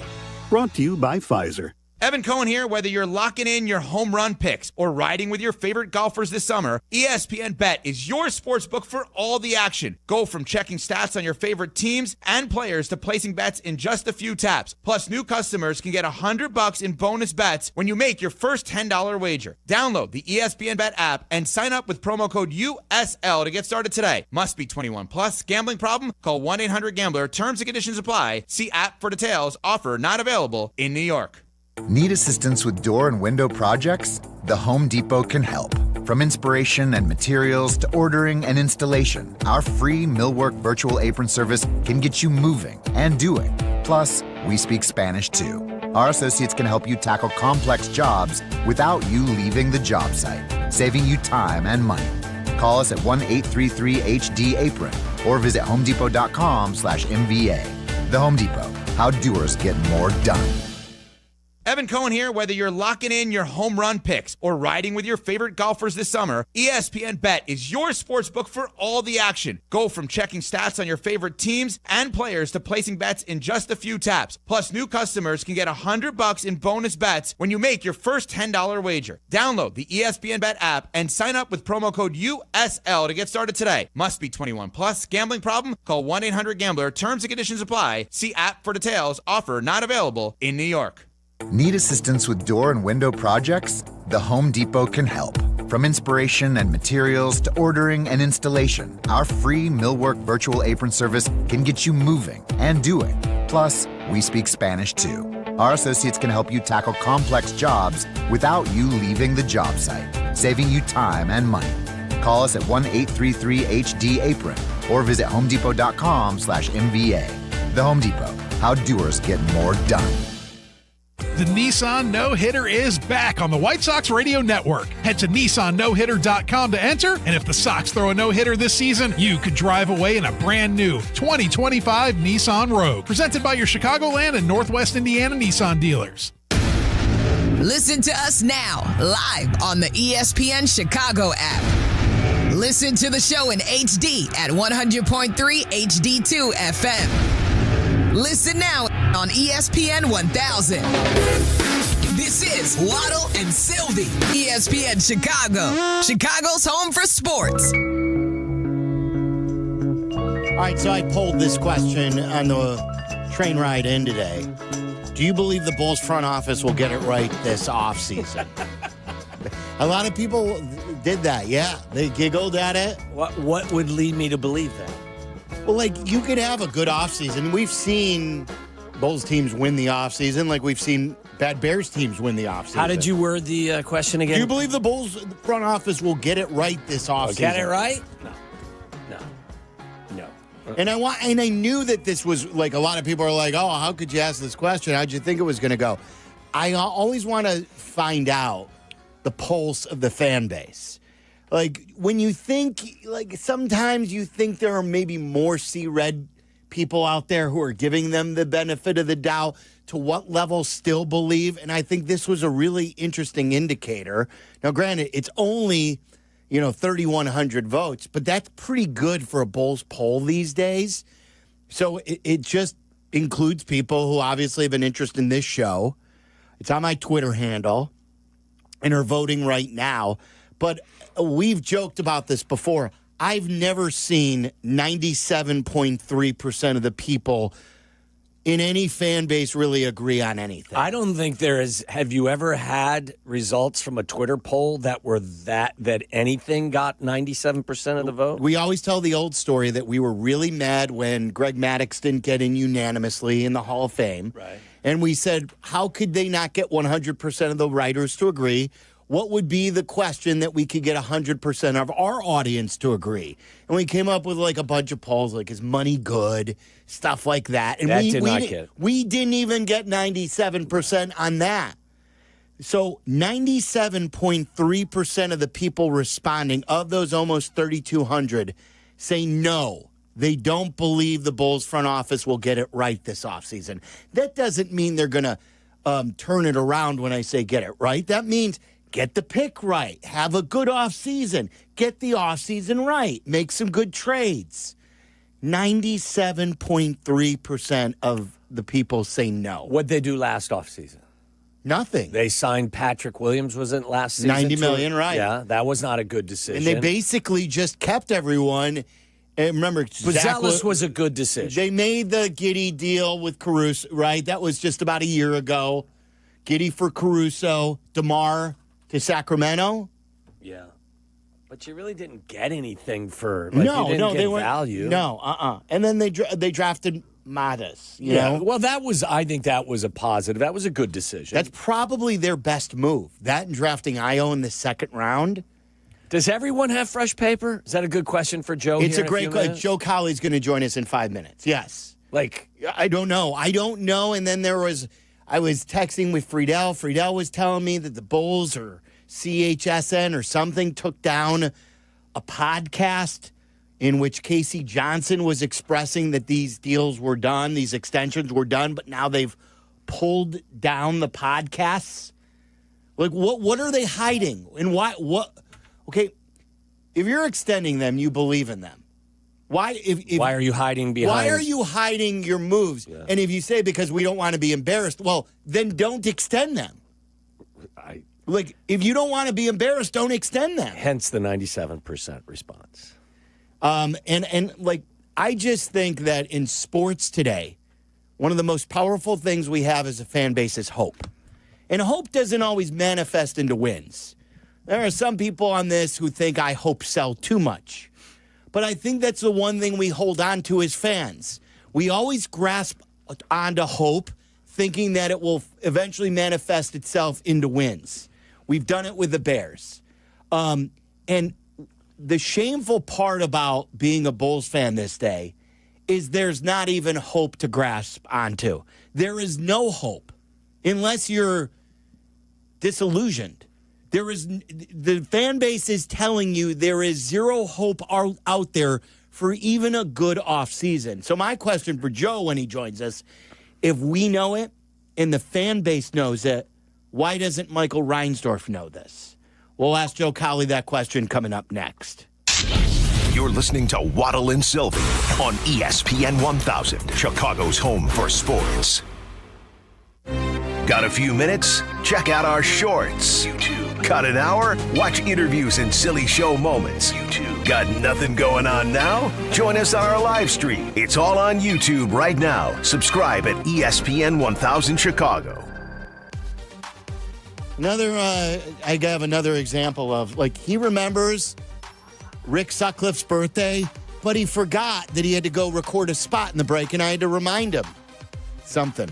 Hey, true Chicago-style pizza, Connie's Frozen Pizza. We love it here at the office. We love it at home. It's not what out-of-towners think it is. It's true Chicago-style pizza. It's thin, it's crispy. I cut it into squares, and thanks to Connie's Frozen Pizza, you can enjoy that true slice of the city anytime, anywhere. You know, these Connie's Frozen Pizzas are classic thin pies. They're made with that exact same cornmeal crust that Connie's has been serving for over 60 years. Perfectly cheesy and saucy, and they're exactly what you want on hand when you're craving pizza. So do what we do and get to know the true Chicago style with Connie's Frozen Pizza. Born in Chicago, enjoyed everywhere. Available at your local grocer's freezer. If your hair could talk, it would probably say, "Thanks for going to Great Clips for a haircut." The skilled stylists at Great Clips salons do millions of haircuts a year. But with Clip Notes, they save every detail of your hair, including the secret to taming that cowlick. Oh, and if your wallet could talk, it'd say the price looks pretty great too. Isn't it nice when everyone's happy? For the haircut you love for less, take it from your hair. Take yourself to Great Clips. Download the app today.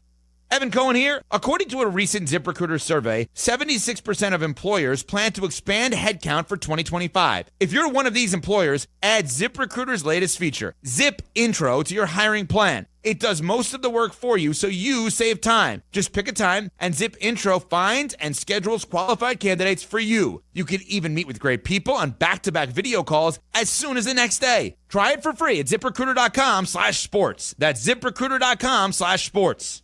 Purple Wave Auction remains the trusted leader in online equipment auctions. What makes the difference is you.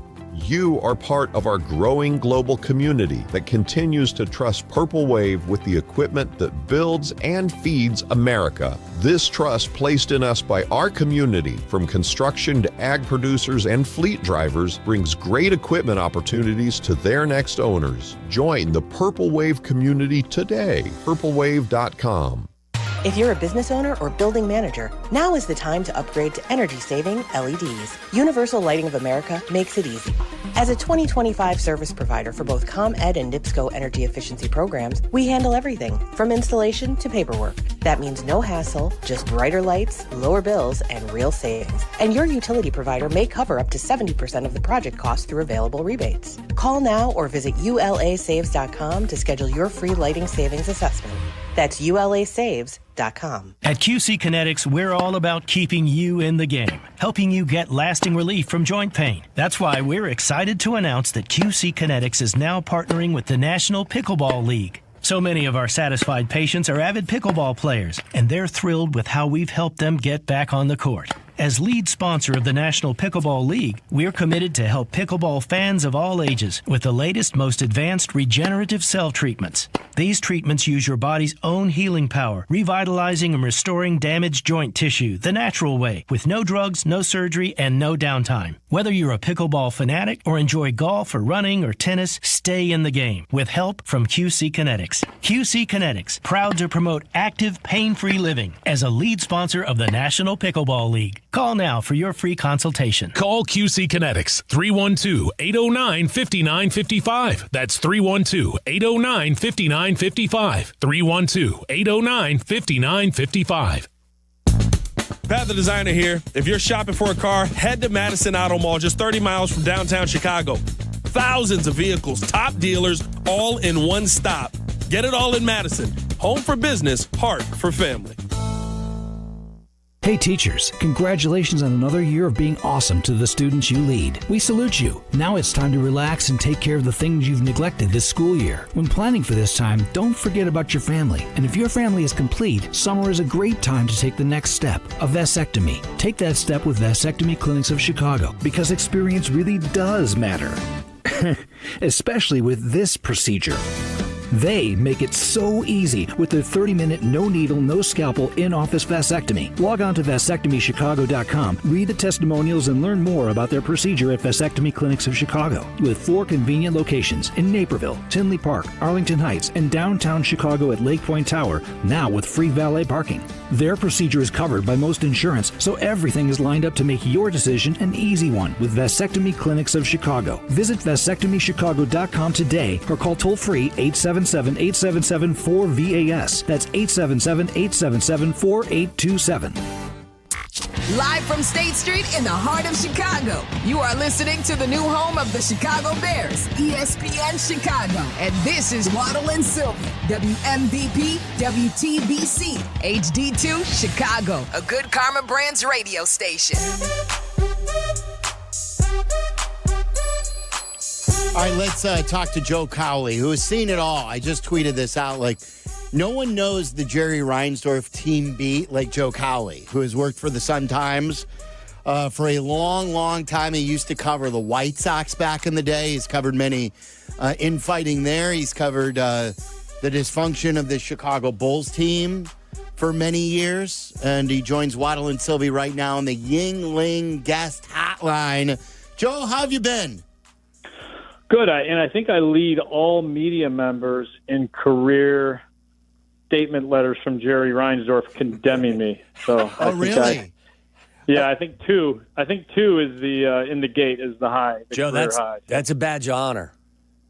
Yes. Oh, without question. Yeah. That's what I want on the tombstone. Yeah. That's great. So And here's the question. So, out of all the teams that you've covered, whether it's Ozzie and Kenny fighting, whether it's Tibbs and Gar and to some extent Pax, Jimmy Butler stuff, all the craziness, Jim Boylan, is this the least amount of hope you've seen for any of those teams, or are we just caught in our moment?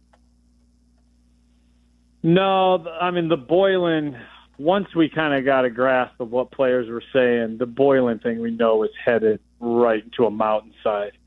That was low of the low. As long as with the White Sox, I mean, that was the biggest circus by far. I mean, the stuff we probably wrote and reported maybe half of what was actually going on, because a lot of it was so crazy and so nuts. And if you wrote it, you couldn't even source it because it only went back to one person. And then do you want to go ahead and burn that one bridge because this person's such a great source? And so there was so much stuff that people would not believe went on with a professional organization. The Ozzie Kenny years and the stuff that went on with Kenny Williams and the pettiness was unbelievable. It was a frat house in Utica. It was Delta Tau Delta. So when the Joe Cowley book comes out, what is the best story that you are able to tell publicly of all of those years that just represent the chaos under a Jerry Reinsdorf team? It has feds involved, so I don't know if I'm allowed to speak on it in detail, but let's do this. There was some juicy stuff that at the Sun-Times we already had written, and we were waiting for it to go down, and it didn't go down exactly as it should have. So those stories will ever stay on laptops and away from federal hands. Put it this way. There was a time where Chris DeLuca, my sports editor, and I were so paranoid about what we were writing about and talking about that we weren't even using our names on the phone. All right, what about then? What was your fake name, Joe? Oh, I'm trying to remember what it was. I may have been Joe Black because that was Canseco's alias on the road, and I love that. That's great. And so, what like publicly, one that it has gotten out that maybe not a lot of people have heard. What then is next? One that you could share. The best story, the feel good story, is the Uribe, the Jeff Blum Uribe first encounter. First of all, Uribe didn't know any of his teammates' names. The closest he was Burley was Bailey, and that was as close. One time he said Makoviak, and we were shocked. So he did figure out Makoviak, and that was Uribe was the best to cover. And I think it's known throughout the league. If you remember when he was in Cleveland, he kind of got hit with the ball in the knee area, but it still hit an area of a man who was given something special from God. Wow. Yeah, so that was Uribe's. That was his thing, and they trade for Jeff Blum. Blum comes from San Diego. He's got his wife who looks like a Barbie doll. He looks like a Ken doll. It's their first night in the hotel, and they think there's a domestic dispute next door. And so to make a long story short, his alias was Johnny Utah from Point Break. Sure. So Juan Uribe used no alias. He was Juan Uribe. And so they were afraid to call security. They found out the next day that they were next to Uribe, and he came out. He said, "Hey, new guy, don't worry. You hear noise from my room, she okay." And that's how he met Juan Uribe. Have you heard so it was that? not a I've domestic never heard dispute. That, no. It was not a domestic dispute. It was the gift that God gave Juan Uribe. Wow, I don't know how to, you know what, Joe? Let's just call it a show because I don't think I've got a question that I actually, can feel like would answer the bell here. Outstanding. I love the fact that he addressed him as new guy. Hey, new guy. New guy. There's so many good things to that. All right, so yeah, you follow that. I don't know. So I pulled, and the reason I brought up the hopeless nature of this, Joe, is the one like right. I don't know how well you know me as a fan, but like I grew up going to Bulls Whack games. job. How about that? Whack Yeah, no, I see the swing set. I see the swing set confession. Trust me. So like, and for the first year of my life, I boycotted the Bulls. It was an active boycott. I wouldn't take my kids. Free tickets, paid tickets, whatever. We weren't going, and I'm going to continue that because I just feel like when you don't have hope as a fan, you have nothing. And even when it's fake hope, at least there's something to grab onto. Right. Is there any hope right now for the Chicago Bulls?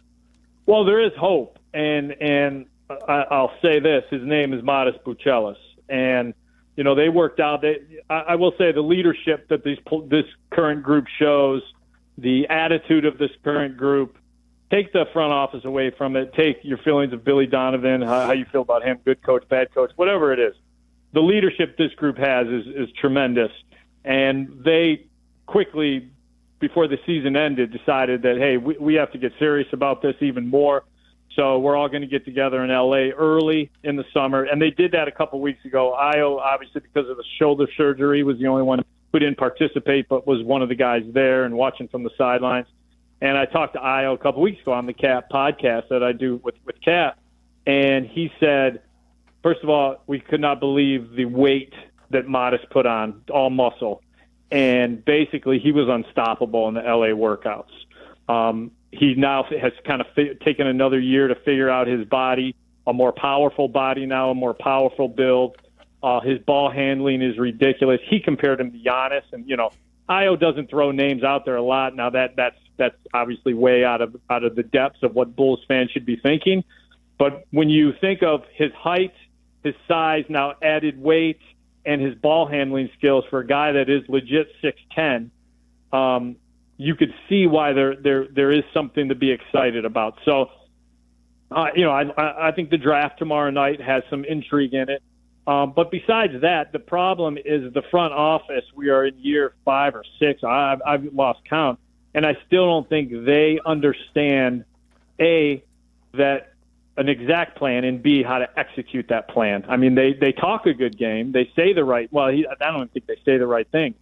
No. I just don't think they understand what they need to build a championship roster. It seems they're more just happy with the idea of asses are in the seats. We check that box, and we're slowly feeling like we're getting better, and that's good enough under the Bulls' philosophy of edging out of mediocrity. Joe, is the drafting of Matas, is it a sign of positive things to come, or just a blind squirrel finds a nut every now and again? Yeah. I mean, you look at their draft record. You say what you want. As badly as I critiqued Gar Pax, they didn't. I mean, the Marcus Teague thing was a catastrophe because that's when they pulled the power away from Tibbs. And Gar admitted that Calipari duped him into taking Marcus Teague, because obviously Calipari had he had a process that he wanted. Look at, I got another first round pick. So yeah, that was horrendous because Tibbs and the whole coaching staff wanted Draymond Green, and what they could have done with Draymond Green would have been ridiculous. So, but you say what you want about them, they hit on a lot of guys, and those guys develop too. So what Arturas has done is complete opposite. It's been, I think for the most part, terrible drafting. Modest might be their biggest hit, but again, Modest was projected to be a top 5 pick. He just happened to slide because the draft was 1 through 16. It was the same guy, and they just happened to get, I think, the right guy that a year earlier was considered, like I said, a top pick. So I'm very concerned with their ability to judge talent. Besides the other things too. So what is the truth about the contract extension conversation with all of them? Arturas he had his contract extended months ago. I wrote that last week that it wasn't like it all came down within the last couple days and then they turned towards Billy. Arturas was first. He got his months ago. I think they let Mark probably kind of sniff around the league to see if there was any openings. They want to do the best by him, and then once they realized there was nothing, Mark was done. And they had told Billy, I mean, none of this is a surprise. They had told Billy after the season they were extending him. Arturas already had his. And it's just kind of it isn't like because New York called. I was told by several people it wasn't because New York called. Billy wants nothing to do with the Knicks. Say what you want right now about the Bulls. The coach and the front office are in sync, which, I can't say the first 7-8 years of covering this team, that was the case. That was never the case with the White Sox. Never, ever. Going back to Jerry Manuel and Schuler, then Manuel and Kenny Williams, they were never in step. I will say that the comfort Billy has with this front office is probably like very few coach front offices relationships throughout the NBA. So why would he leave that for the total clown show that the Knicks now look like they are after a couple years of resembling a good organization and a well-run organization? They went back to being the Knicks. Which is weird because, Billy was with Sam Presti, so you think he knows a good general manager when he sees one, Joe. So if we all know that AK is not doing a good job, and there's nothing there, he doesn't represent the team well. He hasn't had a lot of hits at all. What does Michael Reinsdorf see in him? Well, I think it was Michael's first major decision since he was empowered. And Michael's whole thing is, everyone I talk to, everyone around the league, and I will say this. At the time he was hired, there was not one person that said bad hire. Okay? Great hire, but again, when you hire someone like that and you promote them, there's a lot of unknowns. What we found out quickly, whether you want to say it was the Patrick Williams, to me it was more about the extensions and the philosophy he had. He's caught in this philosophy is we don't need stars, we just need depth. And there's something to be said about that in the way the NBA is now moving. But at the end of the day, you still need that dude. It's nice. You don't need your big three anymore, but you need your big one at least. And then you need a nice Robin to complement that. They think they could just build 1 through 11, 1 through 12, and be the UNLV running Rebels from back in the day where they just run, overwhelm you, wear you down. And the other error in that philosophy is if you watch the playoffs, the running teams, obviously, Oklahoma City and Indiana play with high pace, but it was the physical teams. And they're not building a physical team at all. And that's the other thing I think he's missing out on. So they have no superstar. They have no physicality. They have changed the shot profile to more three-pointers. Great. Check that box.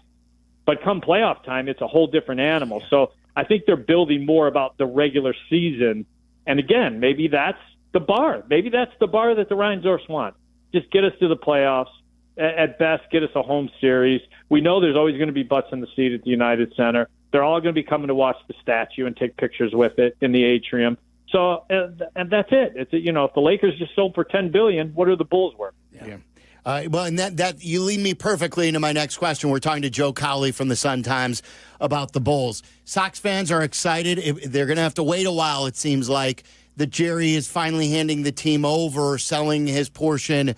And what about the Bulls? We've always heard that he wants to keep that in the family because it's a moneymaker. Is that still the case, Joe, from what you're hearing? Do you believe that the Reinsdorfs will own this team for a while going forward? 100%. That's going to be the family business. From everyone I've talked to, it's a capped league, and that's what Jerry always wanted in baseball. If baseball would have capped within the last 10 years or any of the work stoppages, I don't think the White Sox would be for sale at all. Jerry's big thing is you can't make money, the money you want to make, in a sport that's not capped. And since baseball wasn't capped, the writing was on the wall that eventually he was going to sell the White Sox. The Bulls are a keeper. Just look what Boston sold for, and then look what the Lakers just sold for. They'd be dumb to even think about selling. It's just the NBA teams are just cash cows, and the money that's going to be coming in. And don't forget, they're going to expand. There's going to be an expansion fee for probably two more teams. I would probably kick Minnesota to the east, and then probably put Vegas and Seattle in the west, is my guess. And there's going to be billions of dollars in expansion fees that the owners all cut up. And then there's going to be two more teams, so there's going to be even more money that way. So, it'd be dumb for them to even think about selling. No, this will always be a Reinsdorf-owned organization as far as I can see in my lifetime. Joe, what do you expect them to do tomorrow night at 12? It's interesting. If they take a guard, if they take, the kid from Illinois, if they go with Ior Demon, then that tells me they feel really good that there's something in place for Alonzo Ball or Kobe White. If they go front court, which they need to do, whether it's Murray or whether, whatever they want to do. From everything I've heard, they want a guy that fits their style, whether it's Asa Newell and his ability to run the floor and be an athlete. They want someone that's going to fit their style of play. That's why the Derek Queen thing, I think a lot of people, Derek Queen, great offensive mind. He would have to have done something in the private workouts that I don't foresee or other scouts don't foresee, because by all indications, he is as unathletic a big man as you can get in the first round. So why do you want to be a high-paced team and take a guy that's going to be an anchor and drag you down? So I'll be surprised if it's Derek Queen, but guess what? Arturis always tends to surprise me, and it's not a good surprise. No, ever. Joe, so you with Kobe, which you just mentioned, we were talking a lot about Kobe White yesterday. They have decisions to make. First on Giddey as a restricted free agent, and then I think Kobe's a free agent in 2 years, I want to say. Next year, after one more year. So like these are nice players, but I don't know if they're nice players to have on that big deal. So what do you foresee happening with those two? Yeah, I mean, they're great pieces if you had that dude, and they don't have that dude. The Giddey deal is going to get done, and it's going to be $30 million a year. He did make that trade, and is watching that parade today in Oklahoma City to not keep Giddey and give him what Giddey wants. And to me, it comes down to, do they let the market dictate the price and let him go explore and see what the market does? But then you have some ill feelings that could be there. I mean, Zach LaVine, say what you want, he never got over what the Bulls did to him with Sacramento, restricted free agency, and he carried that into this front office. He left not trusting this front office. So I don't think they want to do that with Josh Giddey, not that Giddey keeps that kind of stuff in his head. But at the same time, I think out of good faith, they're going to go ahead and give him a deal before he gets to market. Kobe White, I think they're going to wait on, see what happens. If they can't trade him this offseason, I think he could be. They'll kick it around, but $40 million a year, because that's what Kobe White's going rate's going to be. That's tough. You'll have $70 million plus Patrick Williams. You'll have about $89 million in just three guys, and not one of them is that dude. Yeah. Not one of them is an all-star. I mean, that's bad. That's malpractice of a roster. So that's why I could see them trying to move off Kobe this summer. And it's no reflection on Kobe. I think he's been great as far as improving his skills. He's just not that dude, and they need to figure out a way to get draft picks and get that dude. Joe, before we let you go, and forgive me for asking this question, any idea what Juan Uribe is doing these days? It's probably something wonderful. He doesn't know anybody's name around him. I remember when he shot the Italian sailor, and they blamed it on his brother. Because this guy was trying to steal chickens off his property, and he said to me, he called me white guy. He said, "What did he call you?" White guy. He never knew my name, and that's fine. We were all white guy. He'd call Merkin white guy, me white guy, Gonzalez white guy. And he said, "You come visit me this summer. I fly you down." And I was like, "Really?" And he goes, "You go home like this." And he folded his hands over like a dead person. I was like, "What?" Terrific. So I never made it down to the Uribe compound. I would like to, but don't touch the chickens. Yeah. Joe, this was fantastic. Keep up the great work, okay? Thanks, Joe. All right, boys. Take care. There you go. Gosh, that's the best. Another thing I keep seeing, Cowley and C-Red Fred arguing on Twitter. Oh, yeah? He goes after C-Red Fred because it's something. But Fred can be a bit out over his skis with optimism at times. Yes, every year it's the same thing. This is the year, this is the year, this is the year. And it's never the year. I would say, Joe, when Joe was talking about, going to the atrium, seeing the statue, that the building is still going to be full, is what I was alluding to before. I'm always the belief that you fan the way you want to fan. And I will never hold ill will if you don't join my boycott. Like, that's fine. You want to go to games because it's your entertainment and you still get joy of going to the United Center, go. I will not say you're a bad fan for that. I will just say, if you are frustrated like me and you do want hope for change, The only way to get that across to this group is by staying away. To join the Bullcock. Yes. And I would say there's nothing wrong with waiting and seeing to see if they're going to be legit or if they're going to continue to screw this up. Don't renew those season tickets if you want change. Now, if you want to go to games and you continue to get joy out of it, fine. But if you are with me and you're so frustrated and there are 97% who don't believe that they're going to get it even right this offseason, then I would tell you, join me. Join me on the Bullcott. Sounds like Obvious Shirts could make a little bit of cash with a Bullcott T-shirt in mass production. Well, I did that on you coined the term Bullcott. And then I had Joe from Obvious Shirts print me up one. Joe should just start printing them up now. You think they would sell? I was going to wear mine earlier today, but I forgot to pack it. If you're a Bulls fan, why not? Instead of spending the money on the ticket, and they're spend so it on expensive. a T-shirt. That's what I mean. There's no great value of going to a Bulls game. If you're still paying one of the top dollars in all the NBA. And they keep seeing you there, and they're like, we've got no problems. What do you mean we've got problems? 39 wins and a house full of people. We're fine with that. We don't need anything more. They're buying our beer. Yeah. They're buying our concessions. We even hiked the prices up for concessions more than the Blackhawks do. We're fine here. We don't need, what do we need to win for? But when there are more people who are saying enough's enough, I can't continue to buy these tickets at these prices for this return on investment as far as wins, it's time to join me. So it's my public service message to you. 312-332-3776. We'll talk to Michael Wilbon next. This is Waddle and Silvy. Waddle and Silvy on Chicago's Home for Sports, ESPN Chicago. Chicago White Sox baseball. Do you believe? Len Casper and Darren Jackson bring you the call of White Sox and Diamondbacks. Live coverage begins tonight at 6 on ESPN Chicago, the home of the White Sox. Now backed by the power of the Pope.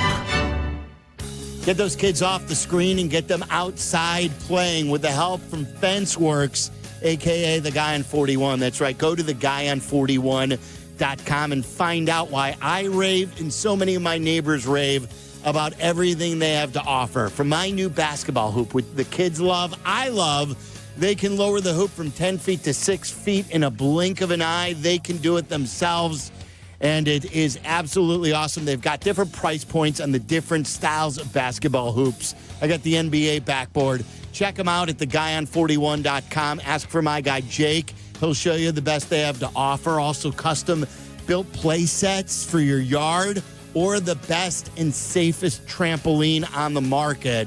And, of course, they've been doing it for over 58 years, starting with Grandpa Stan. And, you know, he has built this because of the great customer service, white glove delivery service, no middleman. They're going to make sure they pick up all the boxes. You have nothing to worry about when you get it installed from theguyon41.com. And they've got the best fences in the game as well. So check them out today at theguyon41.com. Bub City Rosemont is raising a glass to number 14 bourbon, your whiskey of the month all June long. Taste the strength of bourbon, softened by the sweetness of real Vermont maple syrup. Sip on handcrafted cocktails like the Maple Old Fashioned and Blueberry Smash. Or stop by Friday evenings for sampling events to explore the flavor firsthand. Plus, number 14 Bourbon is turning up the volume as the proud sponsor of select shows at Joe's Live this month. Come for number 14 Bourbon. Stay for the music at Bub City Rosemont. Hi, it's Peggy Kaczynski. You've heard me talk about how the village of Bolingbrook continues to rank as one of the most livable communities in Illinois. Here's Mayor Mary Alexander Basta to tell you herself. Thanks, Peggy. With excellent schools, beautiful parks, and a wide range of shopping and dining options, I invite you to come and experience the warmth and friendliness of Bolingbrook for yourself. If you're looking to elevate your future and the future of your family, visit bebolingbrook.com to learn more. Join us and be Bolingbrook. News just in. Bet365 is now live in Illinois. That's right. Join Bet365 today and get $150 in bonus bets when you bet $5, win or lose. That's amazing. That's for sure. With Bet365, you can bet on the spread, totals, and money line. Well, there you have it, Illinois. Download the Bet365 app and get your $150 in bonus bets today. And see why it's never ordinary at Bet365. Gambling problem? Call 1-800-GAMBLER. 21 plus only. Must be physically located in Illinois. TVs apply in app only. Hey guys, it's Carmen. Now is a great time to visit my friends at Howard Orloff Imports. They have pre-tariff prices on Range Rover and Range Rover Sports. The 25 Range Rover is a compelling premium class SUV with opulent luxury and impressive all-terrain prowess. And the Range Rover Sport is the definition of sporting luxury. Howard Orloff Imports has the full lineup of Range Rovers, but at current prices, they're sure to move quickly. This is your chance to buy an outstanding premium SUV at a great value. So visit them off the Kennedy at Armitage or explore more online at orloff.com.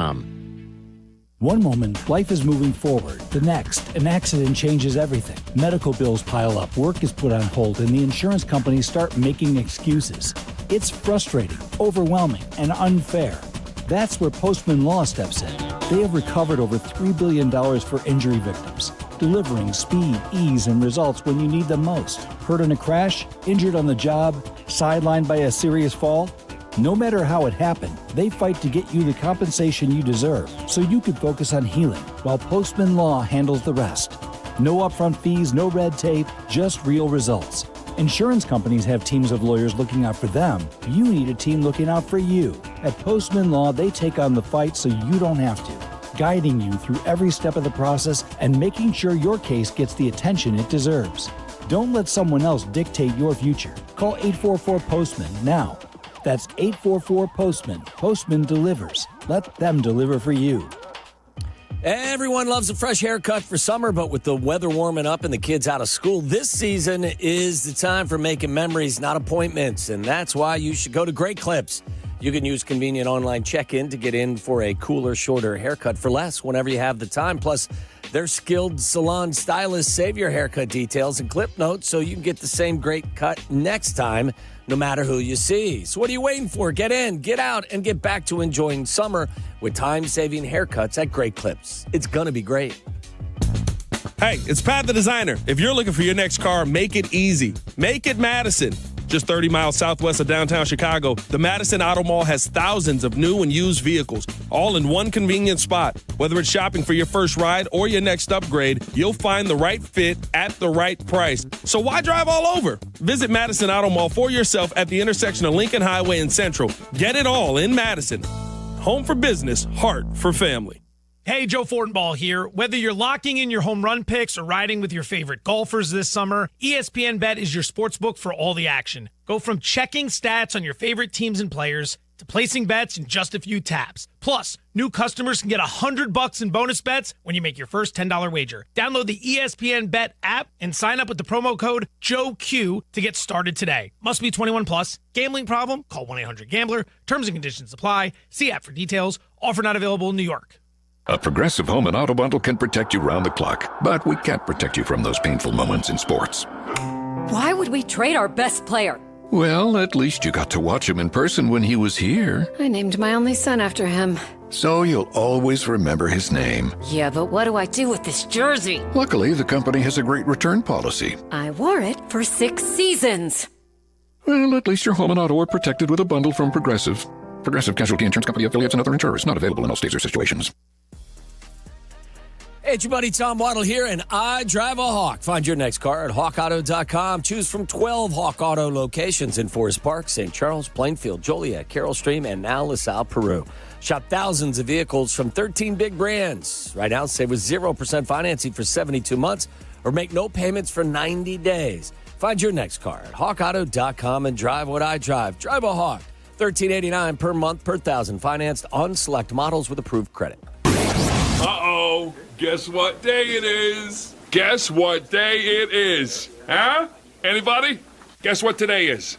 It's Wilbon Day. Woo-hoo! Chicago native Michael Wilbon, host of Pardon the Interruption with Waddle and Silvy. on ESPN Chicago. Troy Wilbon's brought to you by Waddle's guys over at Hawk. HawkAuto.com. Looking for a newer pre-owned vehicle? Shop HawkAuto.com and search over 3,000 vehicles at 9 convenient locations and find your next car at HawkAuto.com. Our buddy Michael Wilbon joins us on the Yingling Guest Hotline. Michael, what's up? Not much. We're in the dog days now. NBA over, NHL over. I'm worried about the Cubs. Very worried. Oh, you are. But I'm watching. I'm of course I'm turning the TV off last night at 6-1. But other than the Cubs, we got a month before training camp. We've got, we're in the. I mean, if you know some big soccer events, but we're in the dog days. So now the dog days used to last like 3 months. Now it only lasts like 3 weeks. Right, exactly. So look, I was going to start with hoops, but since you led me there, you said you're concerned. You're very concerned. Which are you over the Cubs? Concerned.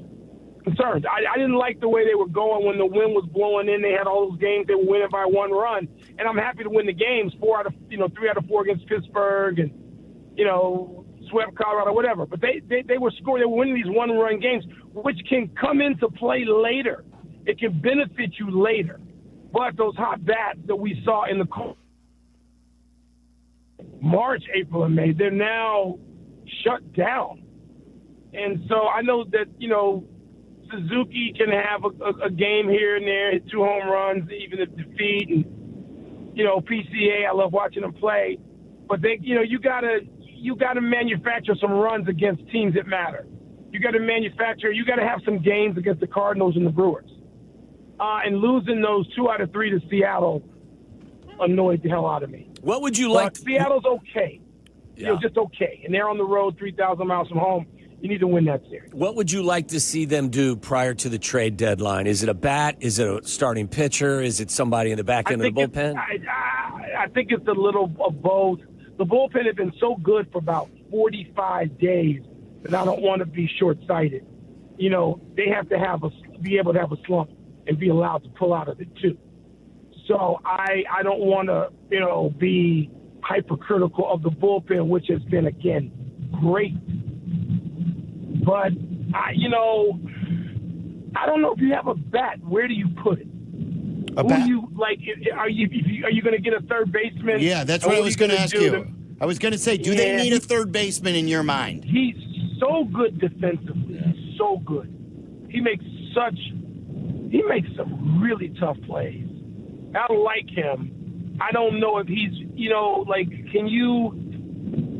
what can you live with?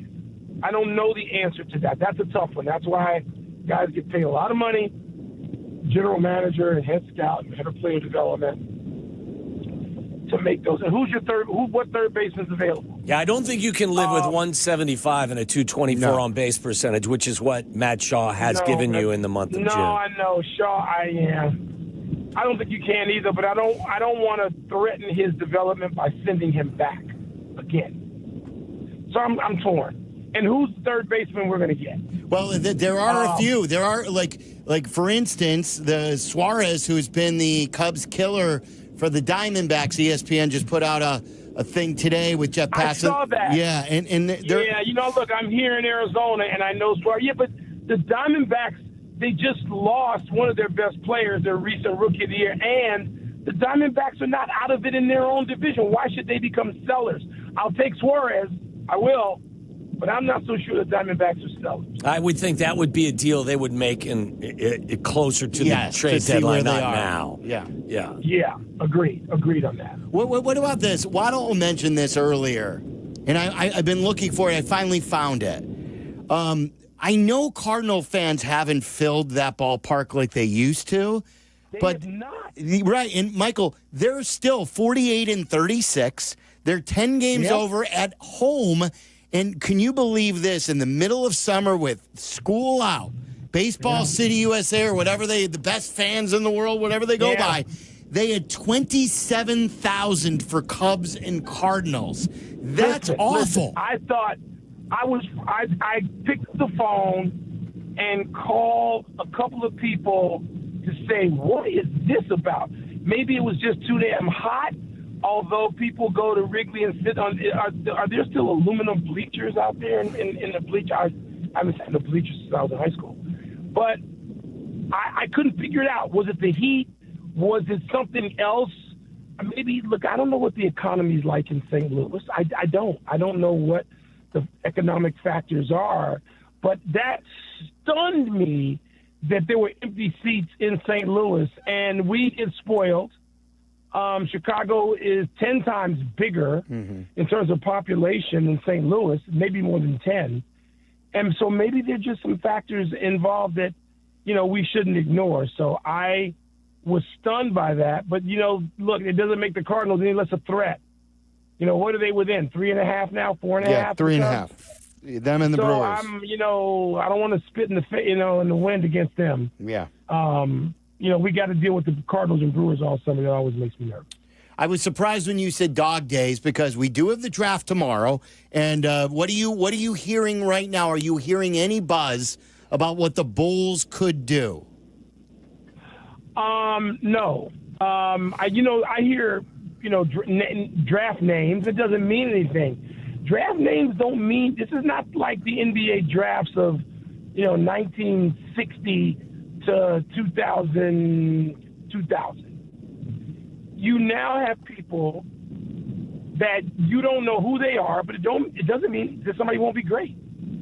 Like, suppose the Bulls had taken Pau Gasol in 2000. I don't know who they took that year. I know the Wizards took Kwame Brown, which was a disaster, as opposed to taking, and they had one, as opposed to taking Pau Gasol. Pau Gasol turned out to be a Hall of Fame basketball player, the anchor of a two-time champion. You didn't know that night. So they're going to be people drafted tomorrow night that we don't know they're going to anchor championship teams. That's just the way it is. This Shai Gilgeous-Alexander draft night. They might have known him if they watched Kentucky basketball or they followed Canadian junior national team. They didn't know. Nobody knew Giannis Antetokounmpo. They didn't.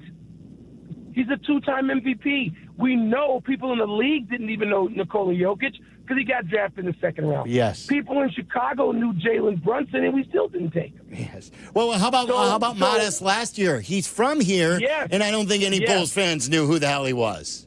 No, and he might be the breakout. Look, from what we saw in March and April last year, I'm hopeful. I really have high hopes that kid may come into the season and say, yeah, I got this. And he may have the skill set for it. Maybe it's our time to get that kid. And then he and Kobe White you keep and you hold on to, and they're at the center of something as you acquire others or draft others. Maybe it's our time to draft, Shai Gilgeous-Alexander. From your lips. So we don't know that. Is that Derek Queen? Maybe.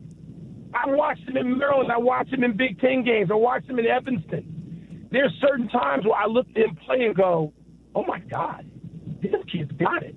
And then times I watch him like a lot of scouts, and I just go, But isn't that what happens when you're 18? I mean, last year people went crazy over Reed Shepherd. I'm like, why? Why? Maybe he has to be, and Houston held on to him, wouldn't get rid of him. I tell you what, Miami held on to a guy who now scores 27 a game. I didn't see it. And they wouldn't trade him. 26 a game.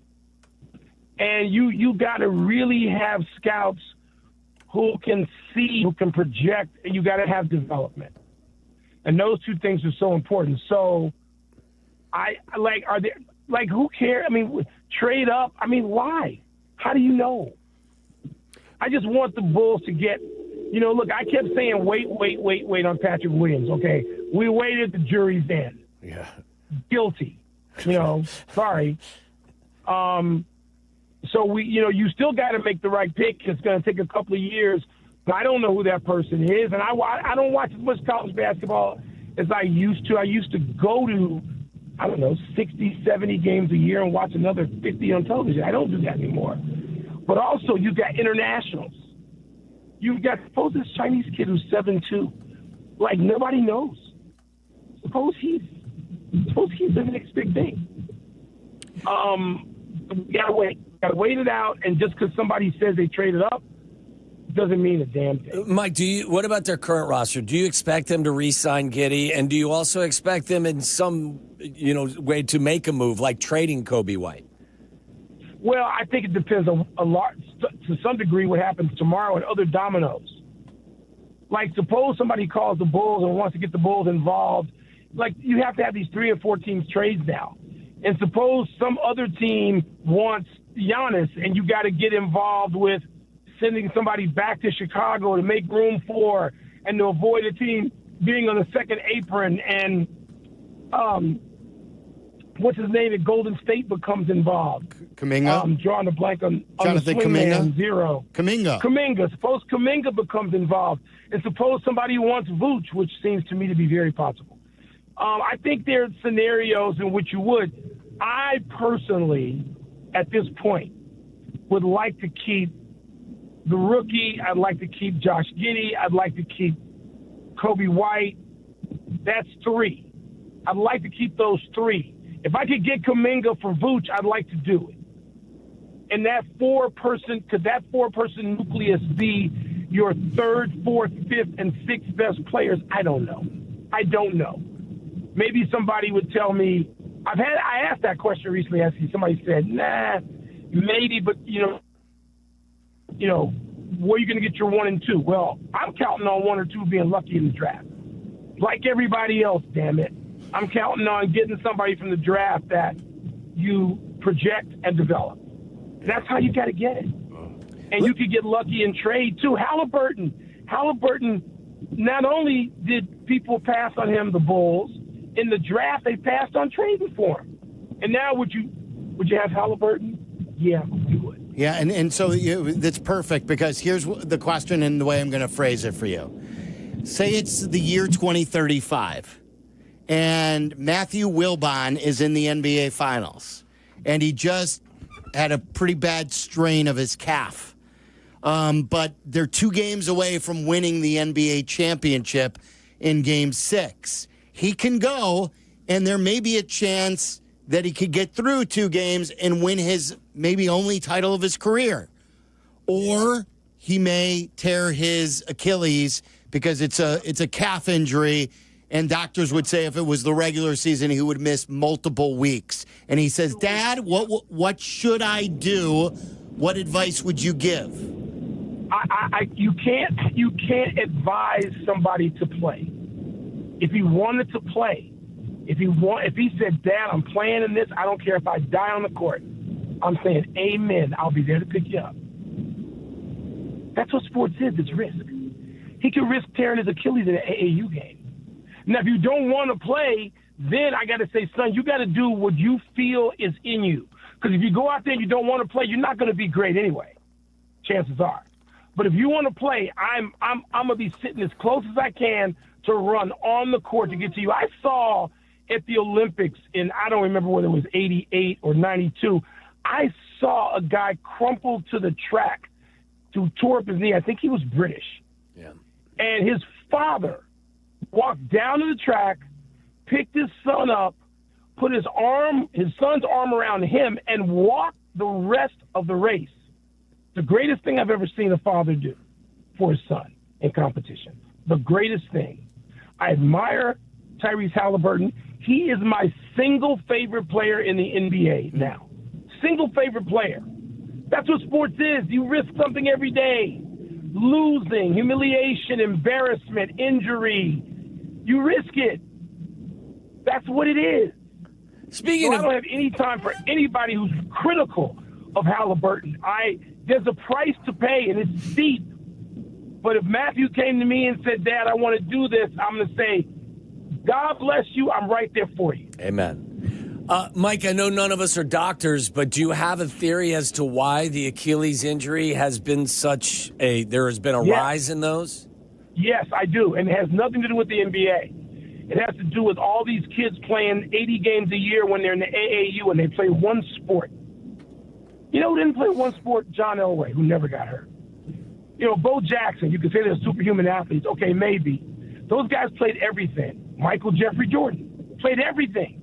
Michael didn't just play basketball, golf, and baseball. He played tennis. He played everything. All the great athletes of yesteryear played everything. We just got through talking about today a guy who played for the Lakers and the Cubs. Chuck Connors did. He played for, they all played everything. The rifleman. Yeah. Danny Ainge, the rifleman. Danny Ainge played everything. Those muscles, different muscle groups, tendons. And I've talked to enough doctors. It's not my theory. I don't have the original thought on this. I've talked to doctors who say to me, this is not good. These kids playing 75 of the same game in the same sport only every year. Not good. Jackie Robinson didn't play one sport. He played like 6. Jackie Robinson lettered at UCLA in boxing, basketball, football, and baseball. You're talking about people who didn't have the kind of catastrophic injuries that we're seeing. And Wilt was the NCAA high jump champion. And he was also the greatest volleyball player, Jim Brown. These guys never got hurt.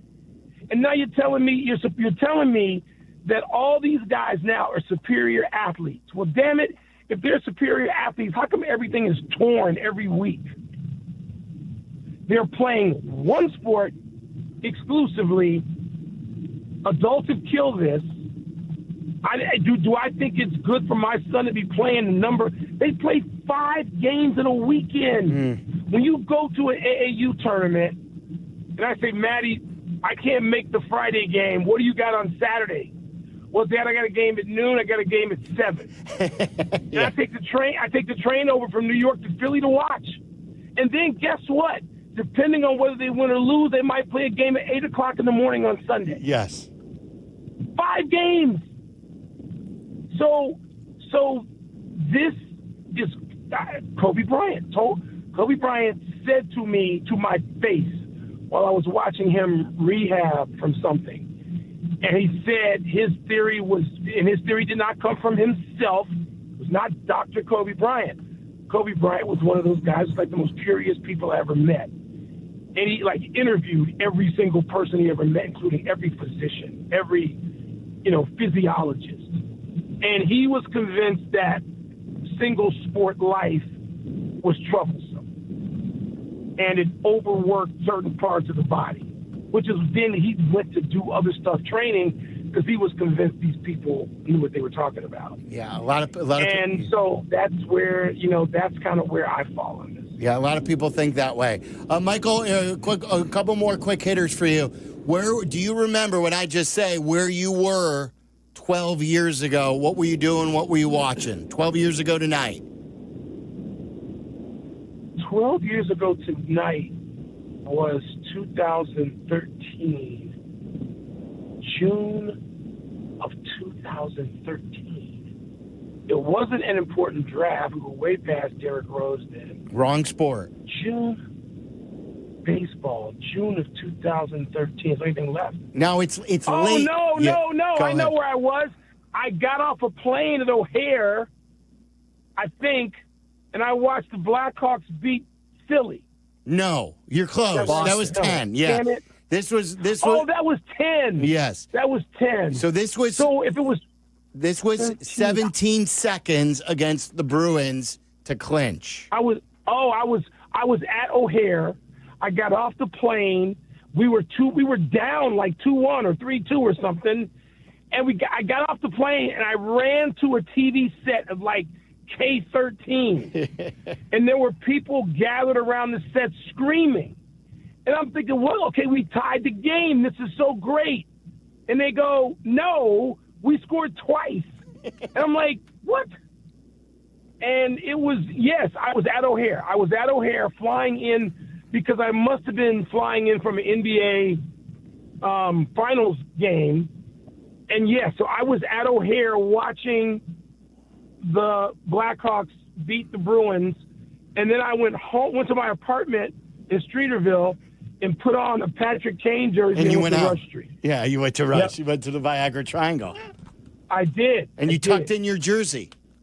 No, the jersey was not tucked. All right, good. That's good. Yeah. All right, and then before we let you go, Duncan Keith was voted into the Hall of Fame today. Another he was as great and steady as anyone on that team. Yeah, and didn't get, obviously we think first of Kane and Taves unless you are really locked into the team, zeroed in on who the important players were. And those can't be the only 2 Hall of Famers. So it's good to know that Duncan Keith is in, and maybe a couple of more people as well. Is Quinville in? No, he's not. We brought that up before. Hosa's already in, so that's 1.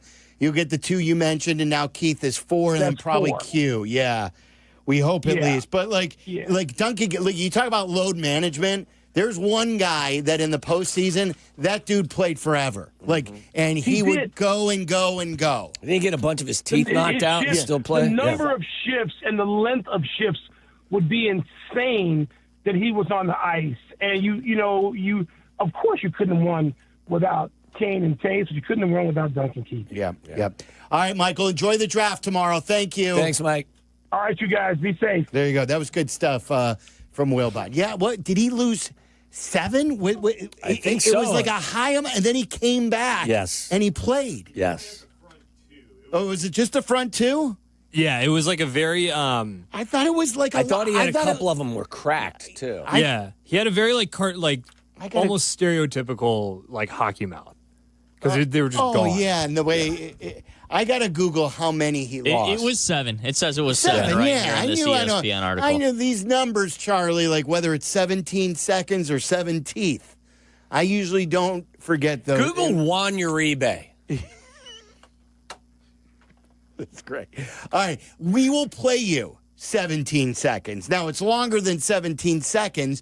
We're going to do that coming up. To me, this is someone who grew up with the Hawks, probably my 3rd or 4th favorite team. It was the Bulls, the Cubs, and then the Bears. So they were like my 4th favorite team. But this, to me, is one of my all-time favorite moments in Chicago sports history. I think it's up there with the greatest of them all. What happened that night 12 years ago in Boston, we will play for you next. Waddle and Silvy on Chicago's home for sports, ESPN Chicago. Got a few minutes? Check out our shorts. YouTube. Got an hour? Watch interviews and silly show moments. YouTube. Got nothing going on now? Join us on our live stream. It's all on YouTube right now. Subscribe at ESPN 1000 Chicago. All right, Chicagoland, are you ready? Steinhoffel's newest furniture and mattress superstore is coming soon to the Maryville Plaza in Maryville, Indiana. Established in 1934, Steinhoffel's is 100% employee-owned, 4th-generation family-run, and the first choice for quality selection and service, including us in the Silverman household. Mason and the crew, Braxton and Mason, they love it. Mason's in the car right now on the way to basketball practice. Shout out to him and his buddies. Steinhoffel's is Chicagoland's furniture and mattress leader. To find more and shop, visit steinhoffels.com. Your new room is only a click away. 6 Chicagoland locations and the 7th in Northwest Indiana soon. Shop Steinhoffels today.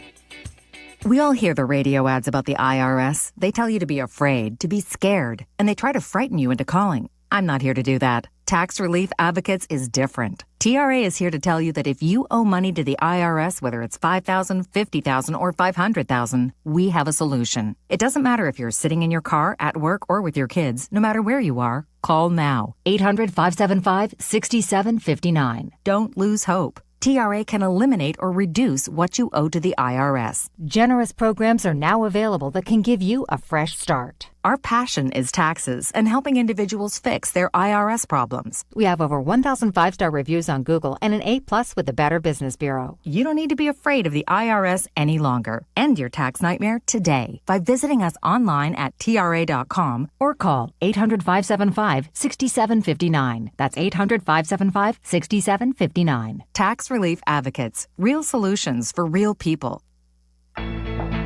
These days, we're all thinking more about our health. And if you're living with joint pain, I get it. You want real relief, but without the surgery, pills, or endless steroid shots that only cover up the pain. If that sounds like you or someone you care about, don't give up. It's your friend Tom Waddle here, and I want you to know about QC Kinetics. They're doing something truly different with regenerative treatments that help your body heal and restore damaged tissue naturally. This isn't about masking pain. It's about treating it at the source without surgery, meds, or downtime. You'll meet with Dr. Ashley Caravelli and her incredible team here in Chicago. They'll walk you through the process and answer all your questions. QC Kinetics has already helped thousands. They'd be honored to help you, too.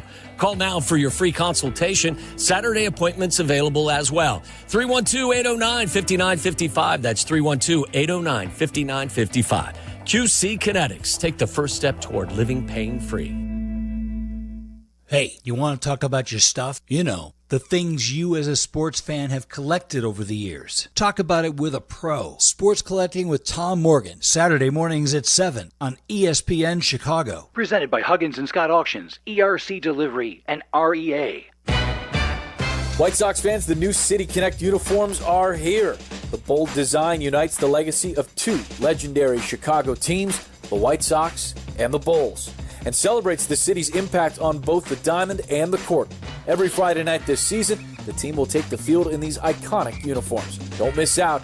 Grab your tickets now and check out the full City Connect collection, available at the White Sox team store.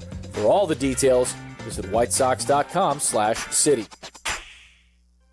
Our local hospitals are the heartbeat of our communities, delivering critical care every hour of every day for everyone, training the next generation of caregivers.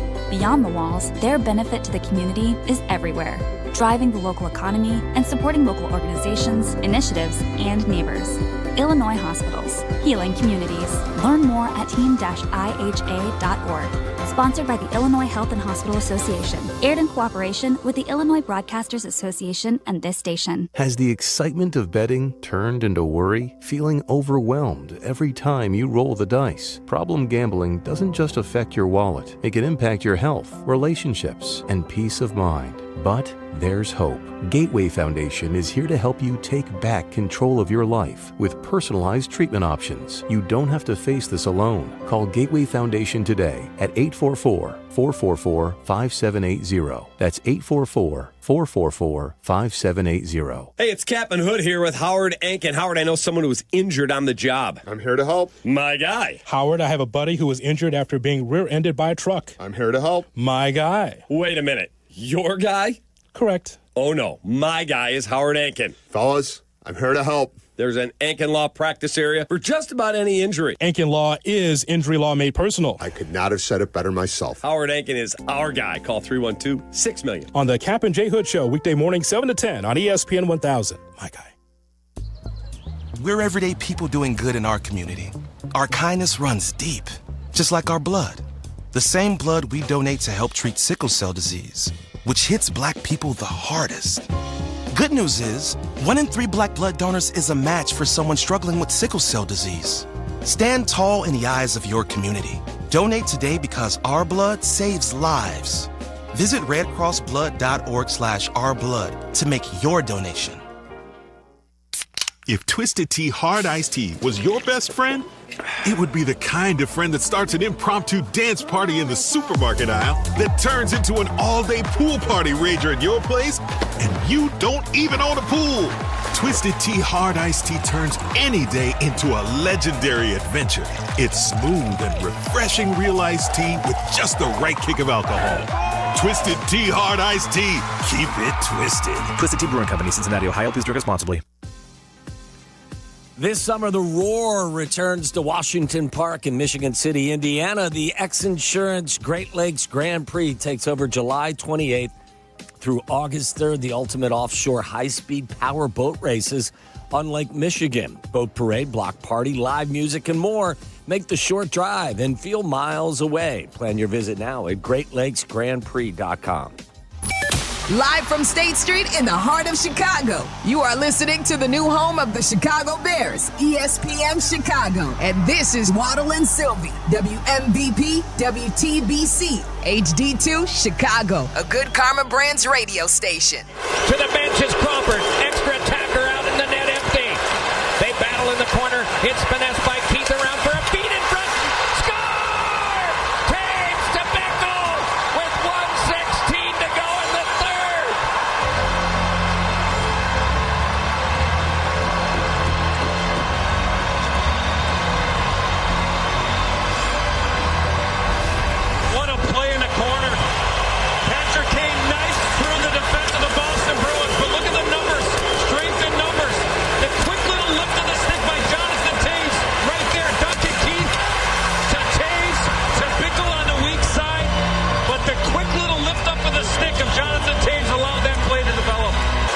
It is Lucic back to Ferentz with 70 seconds separating these teams from another overtime. Hasn't happened yet, though. Here's one thrown by Frolik that's blocked away by Rask. Help to the back. Oduya shot deflected. Scramble. They score! Bolland 3-2 with less than a minute to go. 2 goals in 17 seconds. From a 2-1 deficit, a 3-2 lead. Happy anniversary, happy anniversary, happy anniversary, happy anniversary. That's right, there it is. 2 goals in 17 seconds. I don't remember much in life. You know where I was for that. Denver I tell you all the Airport. time. Yeah, I'll never forget it. I remember where you were more than I remember where I was at home. I was in Ukrainian Village. I was watching with my wife, and Perry was over too. Yeah. And we were all watching Game 6 together. 2013. It was, those are some tough trivia questions. I don't know how many people would name. You just heard it. Who scored the 2 goals? Bickle. And I don't know. You just heard it. Like, I know. It's a really Johnny Oduya. Oduya was involved in the play. It was Dave Boland. Remember, he threw off his gloves like it was actually like a walk-off. Rat. Was he the Rat? The Rat, yeah. And it was like they won it then, the way he sort of celebrated, but there was still obviously time left. But it was pretty crazy. Like, those 2 goals I think are tough. Can you name both World Series MVPs? White Sox and Cubs. Second baseman, don't tell me. Damn! Ben, and then the other MVP was... No, I'm not buzzing you. I'm Ben Zobrist. Yeah, there you go. I was just God, I almost said the F word twice. Now, can you name the 05 World Series MVP? The 05 MVP was Scotty Pods. It was not Scotty Pods. It was Paulie Konerko. It was not Paul Konerko. It was Jermaine Dye. It was Jermaine Dye. Boom. Very good. 3 tries. Yeah, it's not Jermaine Dye was a hell of a player. Ben Zobrist was a heck of a player for the Cubs. And those 2 guys were important players, Boland and Bickle. But I think those are interesting trivia questions. Like, ask your friends tonight text them. Who built those teams, those Blackhawks teams? Was that? Well, first it started with Dale Talon, and then Bowman had a hand in a lot of it, too. I mean, think about the talent on that team, the top-end talent, and then the pieces. The supporting staff, that fit into place brilliantly. Yes, exactly. And they would rotate some of those guys, too, like the guys who were there in 10, were not the guys who were there in 13 or maybe even 15. Bufflin wasn't there in 10, right? No, Bufflin was there in 10. And then he capitalized off of that, and signing a free agent deal. Yeah. And then they just found other guys. Saad. Was Saad in the first one and they traded? I'm trying to think when Saad was dealt, or maybe it was after all of them. I think he was He was on the 13 team for sure. And I think he was on the 15 team as well. And came back then, And Charlie's our hockey expert. He plays hockey. He came back. I remember he came back my freshman year of college. So it was 2017 was when he would have come back. Yeah, it's incredible now that this was 12 years ago. It's incredible that the last one was 10 years ago. It's insane. And it's been this big drought with all the teams winning series and winning playoff games. So that was back tonight. But quiz your friends, guys, tonight. Can you tell me, it was 12 years ago tonight, that the Blackhawks scored 2 goals in 17 seconds. Can you name the guys who scored the 2 goals? I'm going to quiz my daughter Emerson when I get home. Tell me now, who scored the 2 goals? Boland and Bickle. Very good. Very good. Who was the Cubs MVP in the World Series? Ben Zobrist. Very good. All right, let's get to Aki's A-List. Jackson for Tyler today. It's time for Aki's A-List. From the mind of the man who understands the 4 P's of Waddle's world. Aki's A-List. The top questions and topics floating around in Tyler Aki's mind. Are these really the questions that I was called here to answer? Aki's A-List on ESPN Chicago. Aki's A-List is always brought to you by our friend and partner, Mr. Finance. Build wealth through smarter investing by visiting BrandonMrFinance.com. It's that easy. Go to BrandonMrFinance.com. All right, so yeah, Charlie and Jack are both in. Tyler's off for the next few days. Jack, you will be presiding over Aki's A-List? I will be presiding over Aki's A-List today. Okay. So what did you call it? Jackie's List. Jackie's List. Yeah, just Jackie's List. Okay, Jackie. All right. Has anyone ever called you Jackie? Did your mom or grandma? My Little League baseball coach used to call me Jackie, but that was anyone about call you Jackass? No. Well, my mom did call me that one, but I tried to get Jackie Mack off the ground. It didn't really stick. I like Jackie that. Mack is Jackie good. Mack is good. A little play on the last name. I like it too. Yeah. All right, for a year on out, you're Jackie Mack. All right. All right, Jackie Mack. Jackie Mack. We had a caller earlier today already say that it's game over for the Cubs, and he's out on the Cubs season. That was Matt. Matt and Elgin. Matt and Elgin. And I want to ask you guys, on a scale of 1 to 10, what's your panic meter at right now for the Chicago Cubs? 10 being you're extremely panicked, 1 being you're not panicked at all. If you know me, Jack, you've heard me say this. I roll out of bed at a 5. So like that's just how I live life. Some people, they don't understand it. Other people who love sports, they get it. So I'm at a 5 because that's my lowest. I'm not in a panic right now over the Cubs. That doesn't mean I won't get there, but I really believe while they're not playing good baseball, there is no reason to panic at this point. I think they've played a little above what they were with all the injuries that they had. They had injuries in the bullpen. They had injuries to their top 2 starters. And I'm fine with a 3.5 game lead right now. I'm going home hoping they play better tonight in St. Louis. It would be disingenuous of me to tell you I would be panicked because I'm not a Cub fan necessarily. I would say this, though, and I have enjoyed the hell out of watching them play. I've taken notice of some stuff. That's all. No panic. Give me your list. What are you taking notice of? I've taken note of the fact that they have struggled, like most teams, against top-line pitchers. I've taken notice that they have recently, since the beginning of May, struggled against better teams. Now, again, most teams do that. But when you're an all-in, you are an elite contender.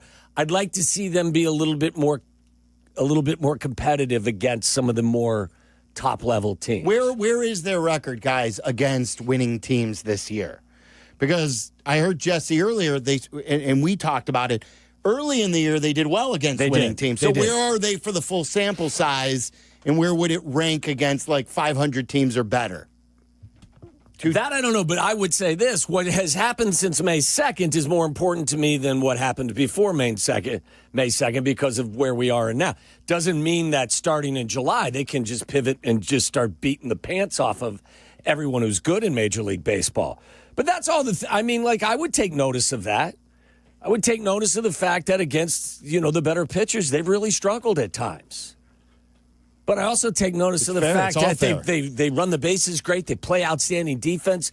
They score in bunches. Like, they've got some guys. They're going to get Shota back. Like, I wouldn't be panicked in the slightest. I would just say I've taken notice of some things. I would think a Dodger fan would say, hey, I've taken notice of a few things with my favorite team. Or the Yankees, who went scoreless for 3 or 4 games. Mets fans are panicking. Yeah. Which I don't understand either, considering what happened last year and the way they rallied. Is it hard to do that in consecutive years? Yeah, of course it is. Mets fans are 13 games over. Your team's 13 games over 500. Yeah, and then it's still June. One thing, while it may be tough to duplicate, they won't have to come back from the depths to where they were last year. I mean, look, they're 1-10 or 1-9 in their last 10 games. It's a long freaking season. Didn't the Yankees have a weekend where they didn't score a run? For 3 games. They didn't score a single run. I think it extended past 3 games, didn't it? At least it was in that neighborhood. So, and to answer your question, Silvy, the Cubs are 24-26 this year against teams above 500, which ranks right in the middle of the pack. Okay, of all MLB so they could teams. be better, yeah. But you did that. You did the most of your work early in the season because in the last 2 months, you've lost series to the Giants, Mets, Tigers, Phillies, and Mariners. So that, it's really evened out. You need to get back to the other part. Look, I would tell you my concern level would go up if Jed doesn't make a couple of deals before the trade deadline. I find that to be, that's hard to believe. I think we both agree that we expect a few deals. Oh, yeah, I do. I think that I do believe that they have a different outlook and perspective now.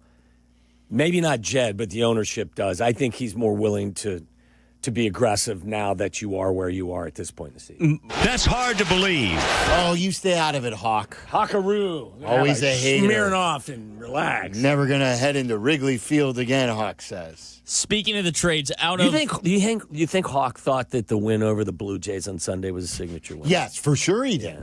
All right. Sorry, Jack.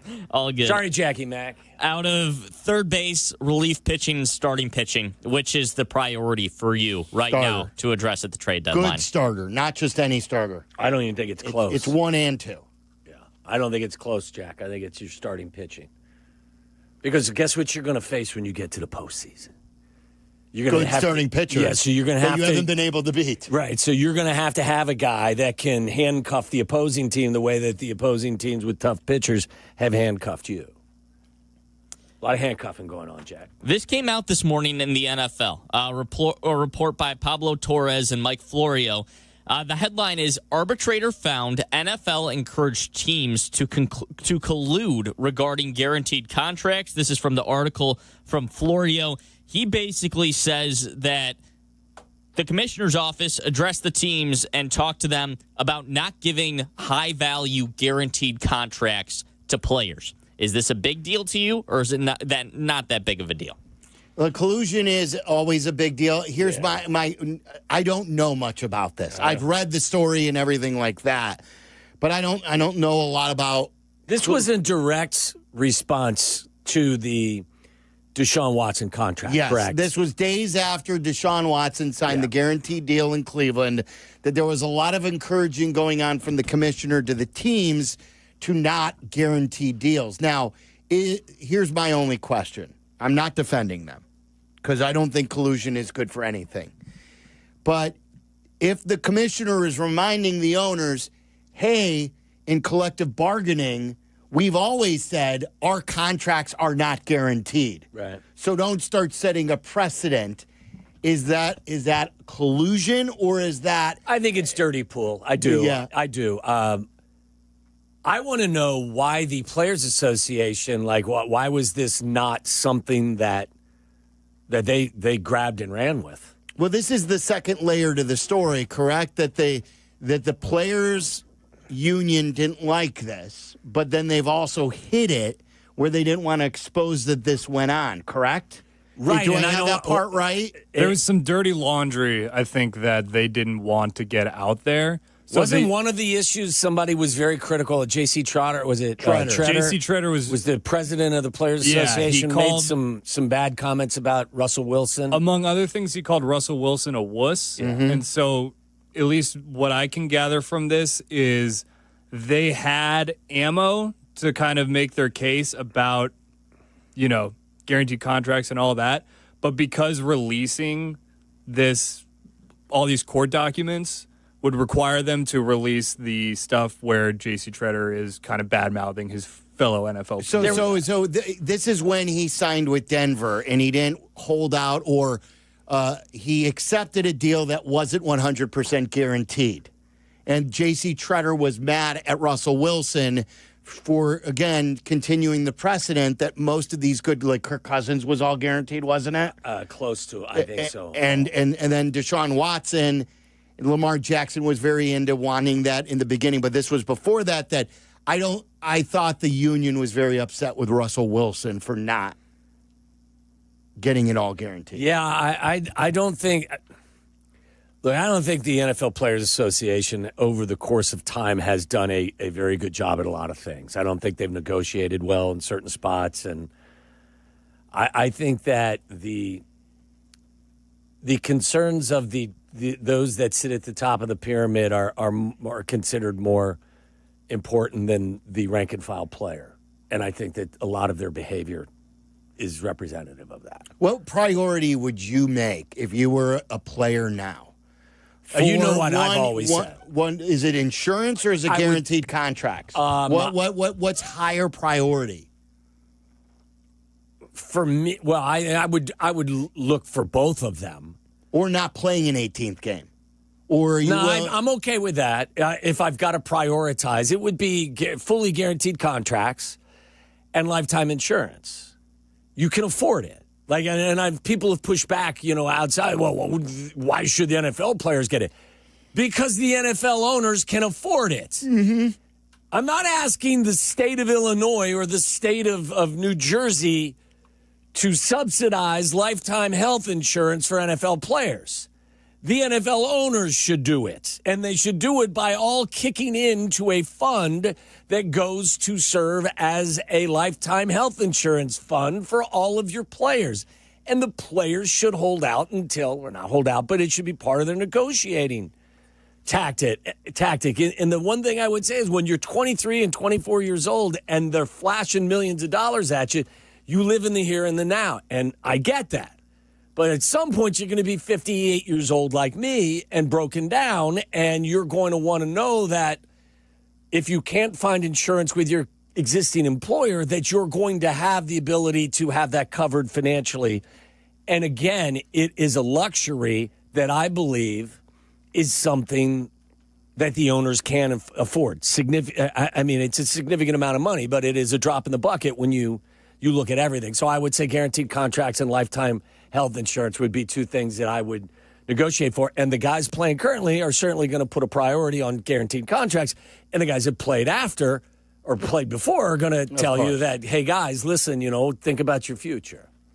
So, what else, Jack? The Athletic released an article yesterday. Stop me if you guys have seen these odds, because I want you to guess. The Athletic released an article yesterday with the odds of the next Chicago team to win a championship. They consulted DraftKings and BetMGM and released these odds. So this was the local story from John Greenberg? Exactly, correct. And based on these odds, first, who do you think has the best odds to win the championship? Yeah, and we've talked about that. Yeah. The rest I don't know. So and what do you say? What do you say when you mean the odds? So it's the team that has the best odds to win the next championship in Chicago. So I bet you the Cubs are minus 280. According to BetMGM, the Cubs are minus 160. Okay, 160. And then the Bears would be second. The Bears then would be plus 135. Plus 220. Oh, plus 220. Okay. And then third would be, so we've got White Sox. We've got it would have to be the Bulls. We've got the we've got the Blackhawks. I don't know. The White Sox just set a record for. The Bulls are stuck, though. I know. Did you think I'm going to say the Blackhawks at plus 480. According to the BetMGM odds, Blackhawks plus 2,000 are plus next. Yeah. Where are the Bulls? The Bulls are after that at plus 2,500. And the White Sox are plus 50,000. 6,600. 66 to 1 odds. Okay. That ain't happening. Oh, does that surprise you that the Blackhawks have better odds to win it than the Bulls? It doesn't surprise me. Because they have a superstar. They have a player already, and they've dedicated themselves to tanking. They have a plan. That's the thing. They at least picked a lane. We'll see if they execute it. But what if the Bulls, with the 12th pick of the draft the next Giannis? Now you sound like Wilbon. I'm just saying. There's only 5 guys on the court at the time. But what are the chances of the Bulls getting the next Giannis at 12? Not good. Yeah, exactly. And you think say about plus 2,500? Just what BetMGM says. It sounds like the odds based on. I mean, there is a difference, but the Blackhawks and Bulls aren't that far off. There's a huge drop off to the White Sox. So where would you put your money if those odds were posted? They're not. But if those odds were posted, where would you put your money? Would you take the long shot with maybe the Blackhawks or the White Sox? Or are you putting your money on the You're Cubs? saying where's the best value? Where's the best value? I think it's... What's the Cubs odds? Is it minus 190. I think I said 160 earlier. Minus 190 is the Cubs odds. Is it the Bears? I think it's the Bears. And plus 220, right? We think they got the quarterback. We think they got the coach. You're not even willing to bet the over this year. That's this year. This is the next championship. The Cubs will have a shot to win a title this year, though. We know that. They have a shot. They've got some good young pieces, too. Yeah, I'd probably just play the favorite. I would, too. Northie would for sure. Well, no doubt. All right, there you go. Aki's A-list with Jackie Mack. Jackie Mack. Sounds weird. I'm not going to call you Jackie Why? Mack. I don't know. We were in for it for 10 minutes? It sounds like I'm talking to my aunt. Hey, Jackie Mack, how you been doing? Jackie Everything Mack good? is a very anti name. Yeah. Anti-Jackie Mack. Yeah. All right, coming up next, we've got Waddle's World late. So this is good because we had Wilbon at 4:30. We didn't get to go to Waddle's World. We'll end things. I'm going to stay away from the murder stories today just for you. No. I mean, like. What? You didn't like them yesterday. Well, they were too murdery. They were too murdery. There was not as much humor. It was basically. Oh, so there is a humorous side to certain murders and a less humorous side to other What did you bring to us? You brought to us a murder. There was a nudist couple that lived in a nudist colony that were married by a guy who also lived there, and he got pissed off. Yeah. Because one of them gave him a hot dog. Yeah, that's it. It was because the funny part was it was over a hot dog and it was at a nudist colony. How can that's a couple got murdered? Welcome to the Chuckle Hut. All right, all that. If you like that sort of stuff, you're going to get it next. And the Cubs did make a move today. Waddle will keep you up to date on that coming up next. You're listening to Waddle and Silvy on ESPN 1000, Chicago's home for sports. Sometimes the conversation can get away from the team on ESPN Chicago's Kap J Hood show. Fortunately, there's always room for a sidebar. Just a quick sidebar, may I approach? Sidebars on the Kap J Hood show are presented by Ankin Law.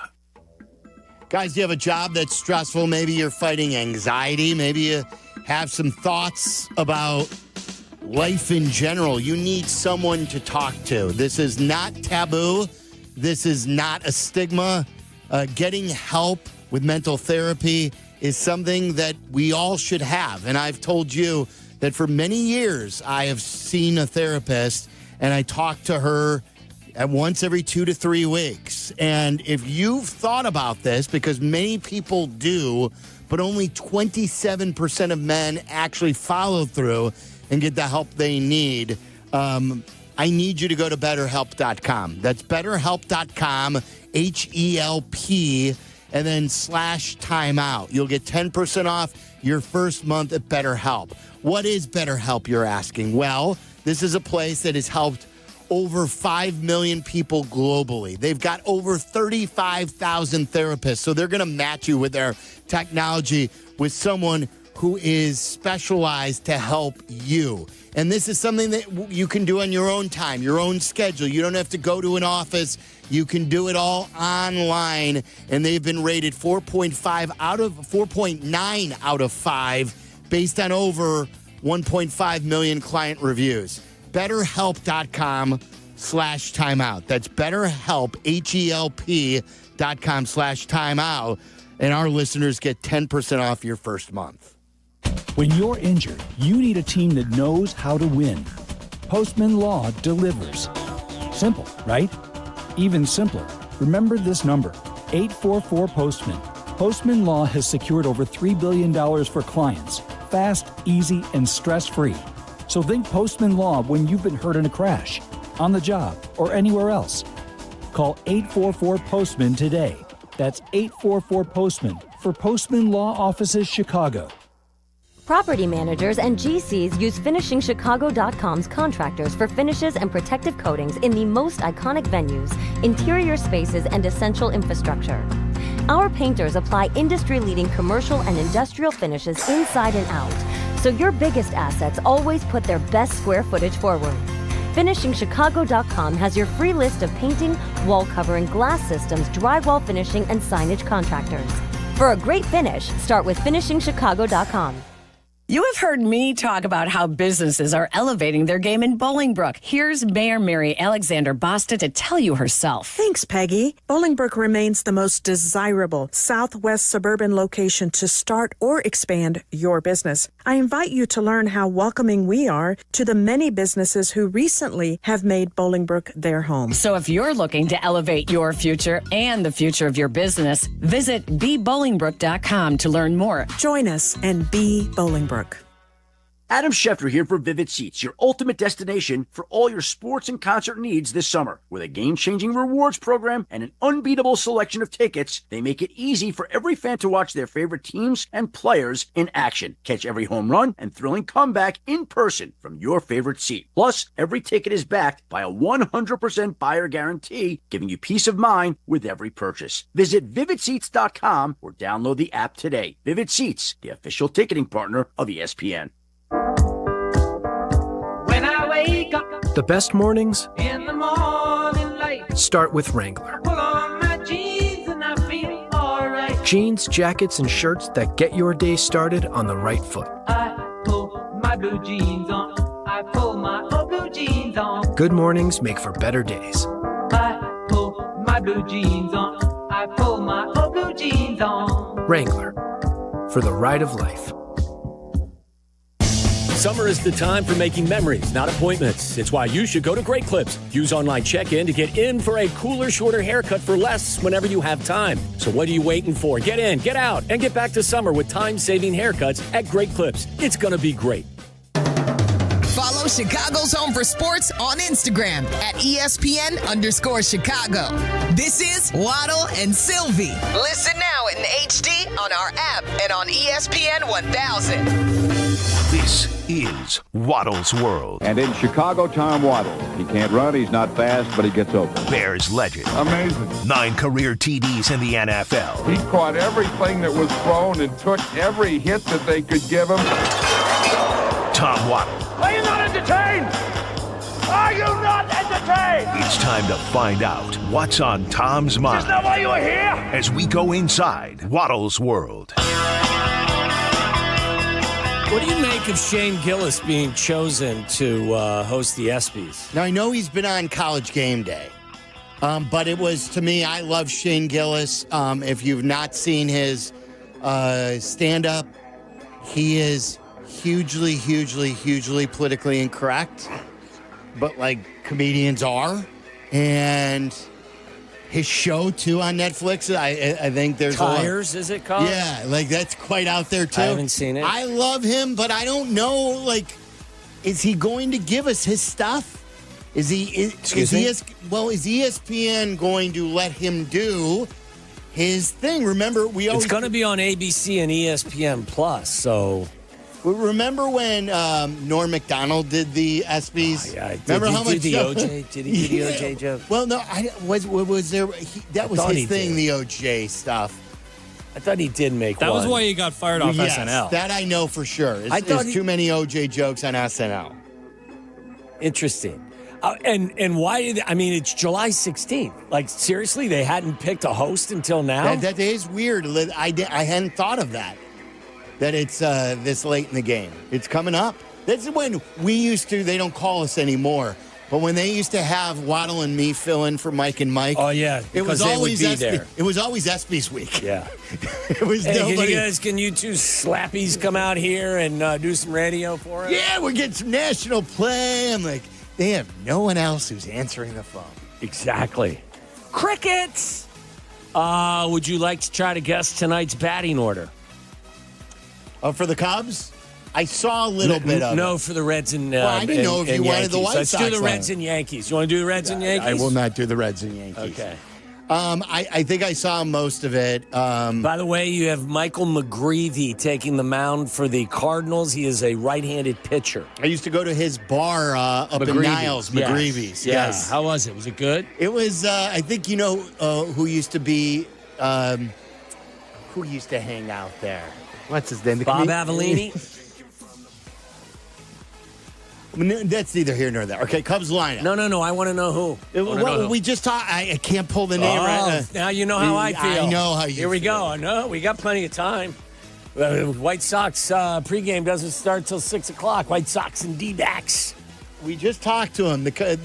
He's as big of a comedian as anybody out there. From Arlington Heights. Help me, Charlie. Sebastian Maniscalco. Yes, Sebastian. That's right. How do you not remember him? Because sometimes it's just a mental block.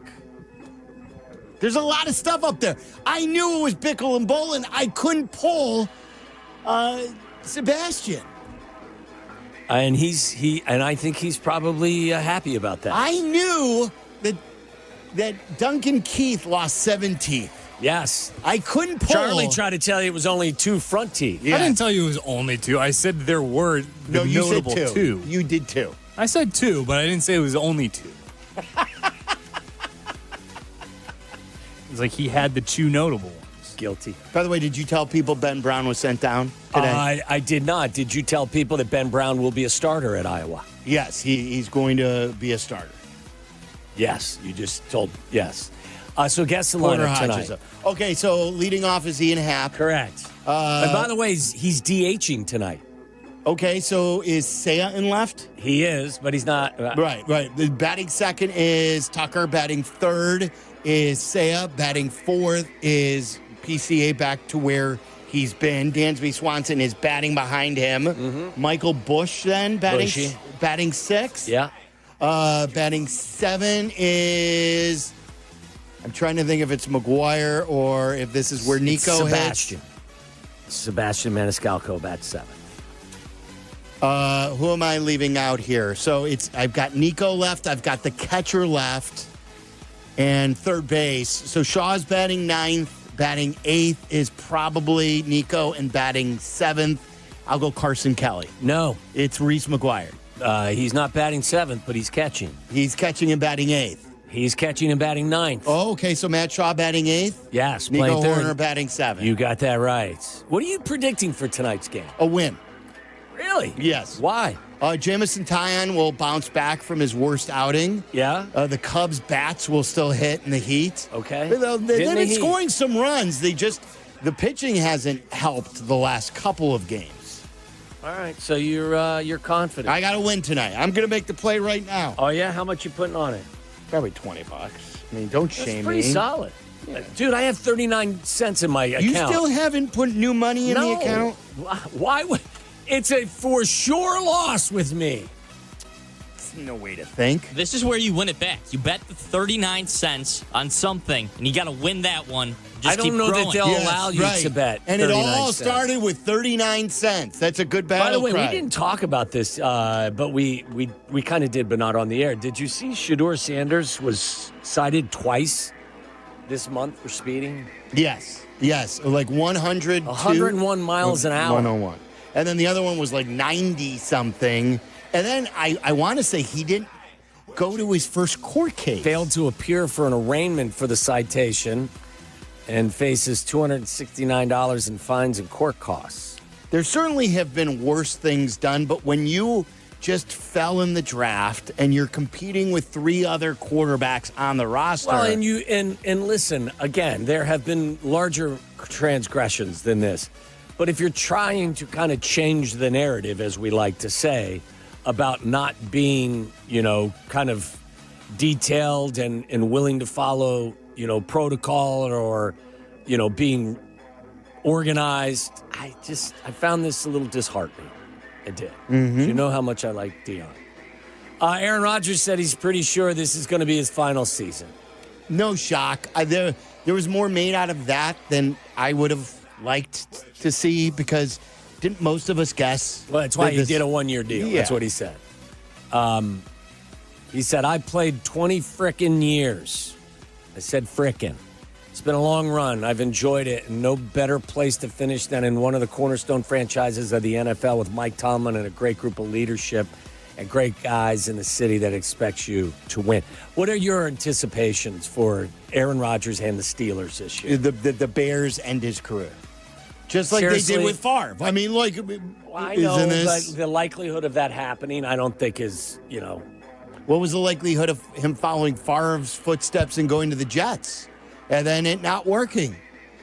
and then going to a third team here. I'm going to predict that in Aaron a year Rodgers they play the Bears. Has a pretty good year this year. It won't be an MVP caliber year, but he'll go out on a high note. I'm going to say that it at one point all falls apart. Not necessarily the performance, but there are controversies. I've been reading too.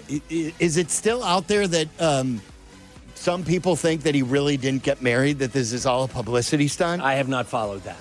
That has not been like part they of my have yet following. to find who this. Not that it should be public, but there has been, like, even his family has been questioning this. Have you guys seen this at all, or is this just me? I have. He actually spoke out about it. He says it's embarrassing that people want to know more about his wife. Why? I don't know.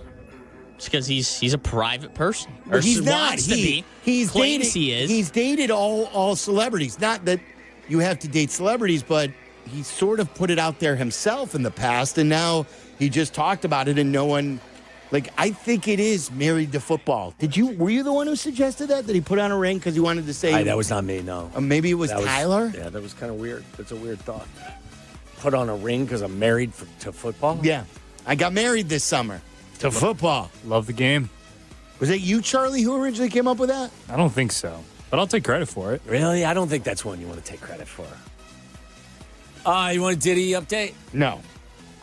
Okay, well, you're going to get one anyway. Okay, was it salacious? No. Okay, then. The defense, as I told you, has rested their case.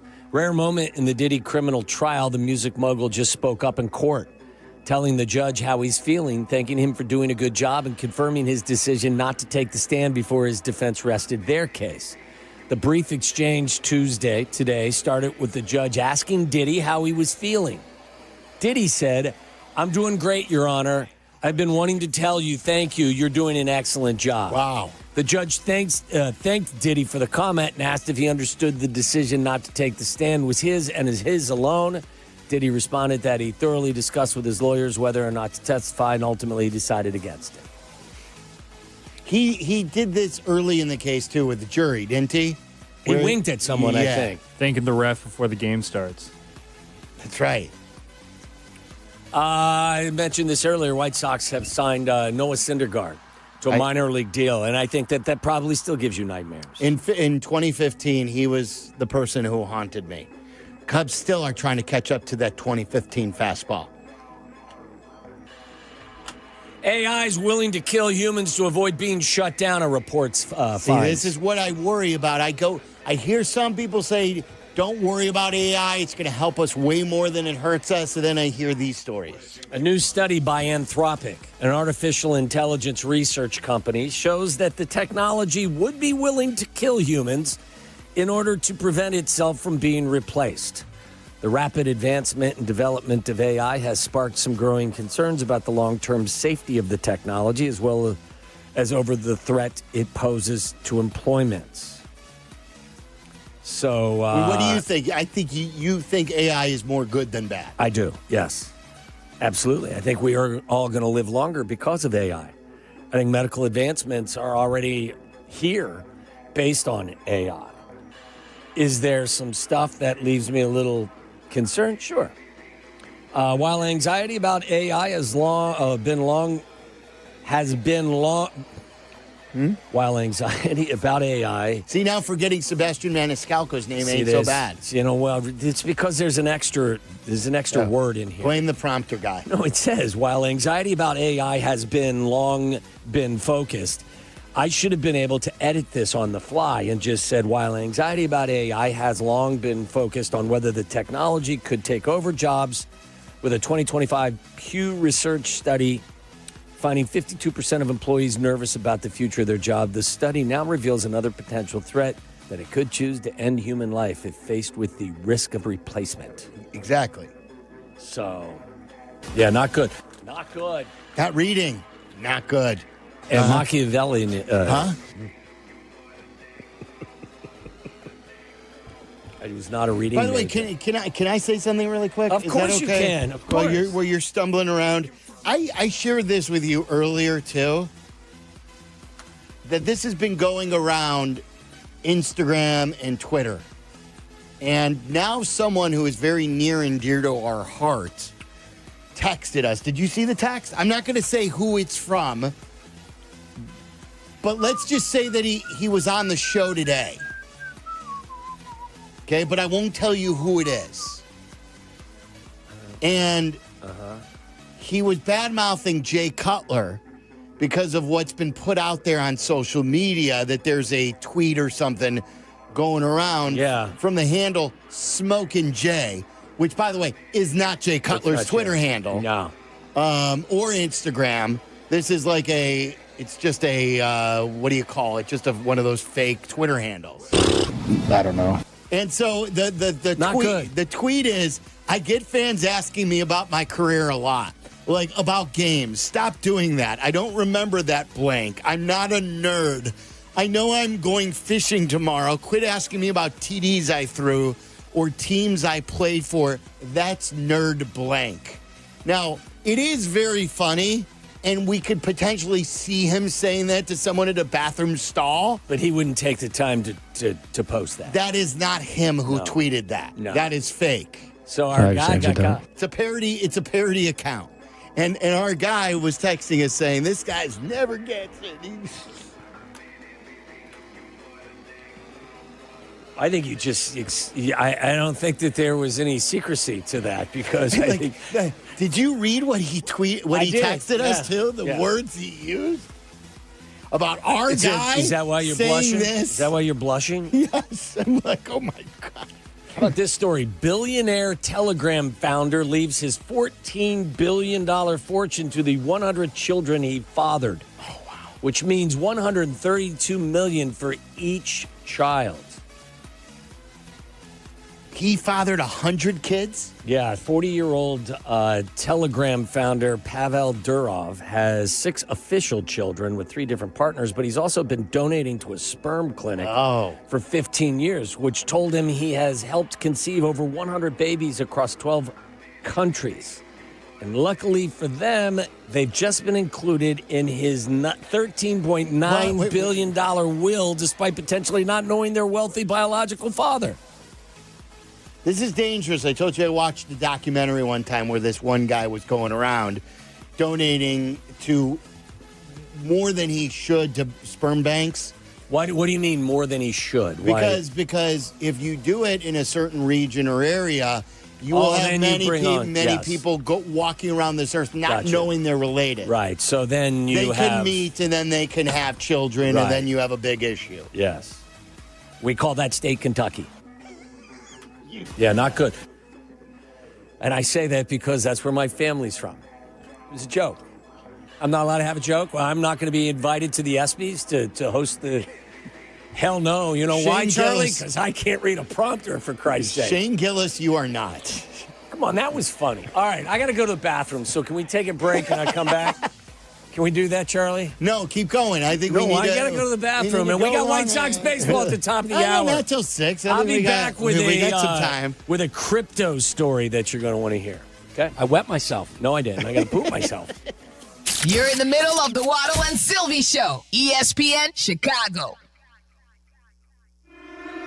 Need insights on your favorite football team? I mean, do you want to know more than all your friends? Done. Courtney Cronin checks in often with breaking news, insight, and foresight on ESPN Chicago. Reports brought to you by Costa Ivoni. Doctors and nurses make their living trying to help others, but they are human beings, and human beings sometimes make mistakes. When a doctor has worked for 24 hours straight, fatigue and lack of focus can lead to critical mistakes being made. Other times, it's the policies or system that's to blame.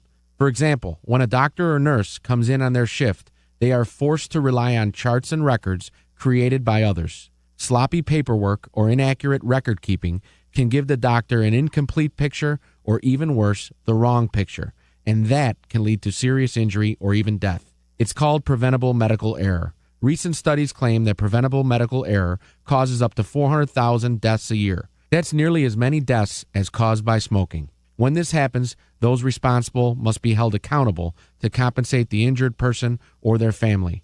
But the good news is, just like you and I are required by law to purchase auto insurance, doctors also get insurance coverage in case they accidentally hurt someone. For help, call the Verdoliak Law Group. Breaking news coming in from Bet365, where every nail-biting overtime win, breakaway, pick six, three-point shot, underdog win, buzzer beater, shootout, walk-off, and absolutely every play in between is amazing. From football to basketball and hockey to baseball, whatever the moment, it's never ordinary at Bet365. Gambling problem? Call 1-800-GAMBLER. 21 plus only. Must be physically located in Illinois. Don't miss your chance to see iconic rapper, singer, and songwriter Flo Rida live at Rate Field this summer. Be here on Friday, June 27th as the White Sox take on the Giants at 6:40 p.m. Everyone with a game ticket will have the chance to enjoy Flo Rida perform a post-game concert presented by Coca-Cola.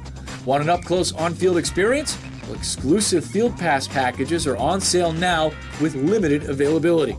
To purchase your tickets, visit whitesox.com/concert. Has the excitement of betting turned into worry? Feeling overwhelmed every time you roll the dice? Problem gambling doesn't just affect your wallet. It can impact your health, relationships, and peace of mind. But there's hope. Gateway Foundation is here to help you take back control of your life with personalized treatment options. You don't have to face this alone. Call Gateway Foundation today at 844-444-5780. That's 844-444-5780. Hey guys, it's Carmen. You've heard me profess love for my 25 Defender from Land Rover Chicago and Howard Orloff Imports. And right now is your opportunity to buy your Defender at pre-tariff prices. From my travel to the draft in Green Bay, to my weekends with my son's travel baseball team, every trip is an adventure, and the Defender perfectly combines rugged off-road capability with the refinement and luxury you expect from Land Rover. Howard Orloff Imports has the full lineup of 25 Defenders. At current prices, these are sure to move quickly. So visit them today just off the Kennedy at Armitage or explore more online at Orloff.com. Evan Cohen here. Whether you're locking in your home run picks or riding with your favorite golfers this summer, ESPN Bet is your sportsbook for all the action. Go from checking stats on your favorite teams and players to placing bets in just a few taps. Plus, new customers can get $100 in bonus bets when you make your first $10 wager. Download the ESPN Bet app and sign up with promo code USL to get started today. Must be 21 plus. Gambling problem? Call 1-800-GAMBLER. Terms and conditions apply. See app for details. Offer not available in New York. Whether you're building a single roof or a successful roofing business, roofing contractors like you need the right tools for the job, and software is no exception. Service Titan is on a mission to be the most powerful software platform for the trades, with purpose-built technology proven to maximize revenue, streamline operations, and deliver 5-star customer experiences. We are taking roofing companies like yours to the next level and beyond. Service Titan, we are built for this. See what we can do for roofers at servicetitan.com. Prescriptions require an online consultation with a healthcare provider who will determine if appropriate. Restrictions apply. See website for details and important safety information. Price varies based on product and subscription plan. Hey guys, let's talk ED because millions of men experience it, but not everyone can access or afford treatments like Viagra. Well, Hims can help. Through Hims.com, you can get a full range of treatment options for ED, including daily or as-needed meds through a 100% online process. It all starts with an online intake form. Get started at hims.com/joy, and from there, a medical provider licensed in your state will determine if ED treatment is right for you. If prescribed, your medication is shipped to you for free.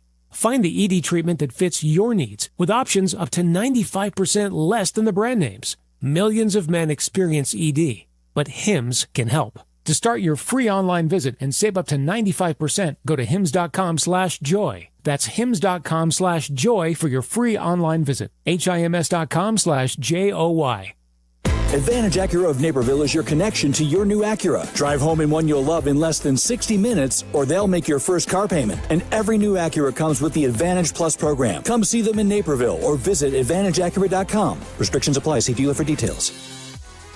WindowWorks has been the trusted choice for Chicago homeowners for over 30 years, delivering custom windows and doors that fit your style, your home, and your budget.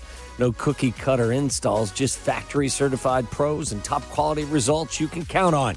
And with summer heating up, now's the perfect time to upgrade. Act fast. Buy one window, get one free.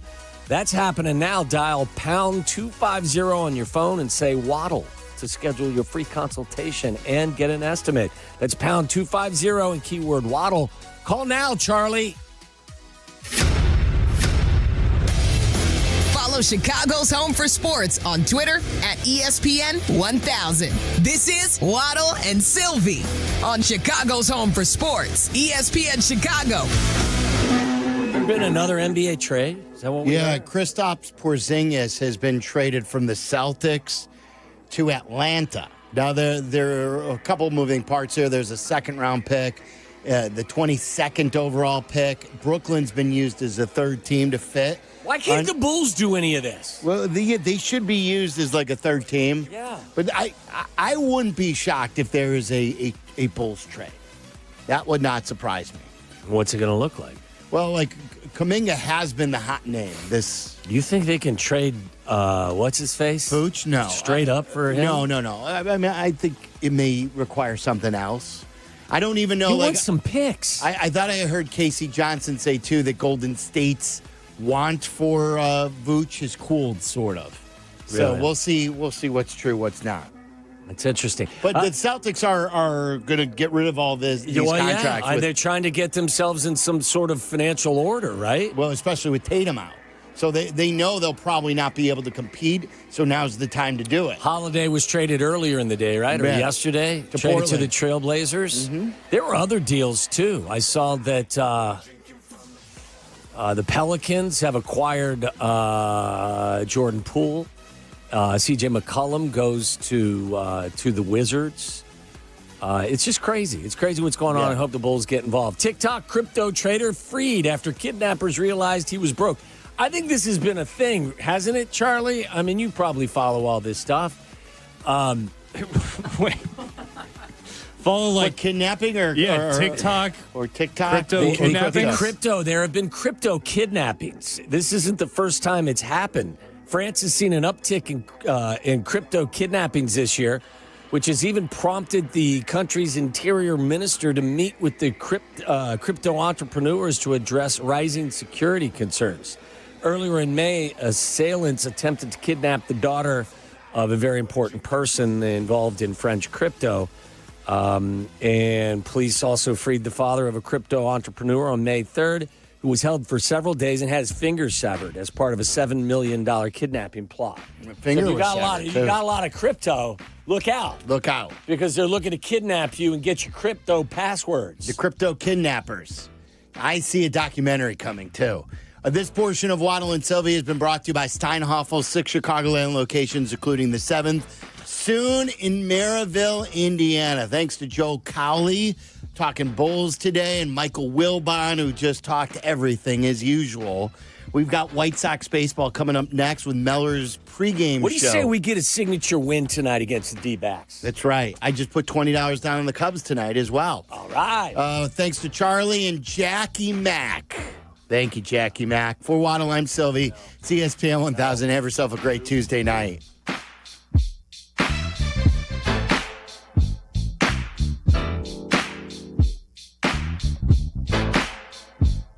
Waddle, he's gone. Really excited. That was a big thrill. Hi, it's Andre Dawson, including myself, Ed Belfour. There's a very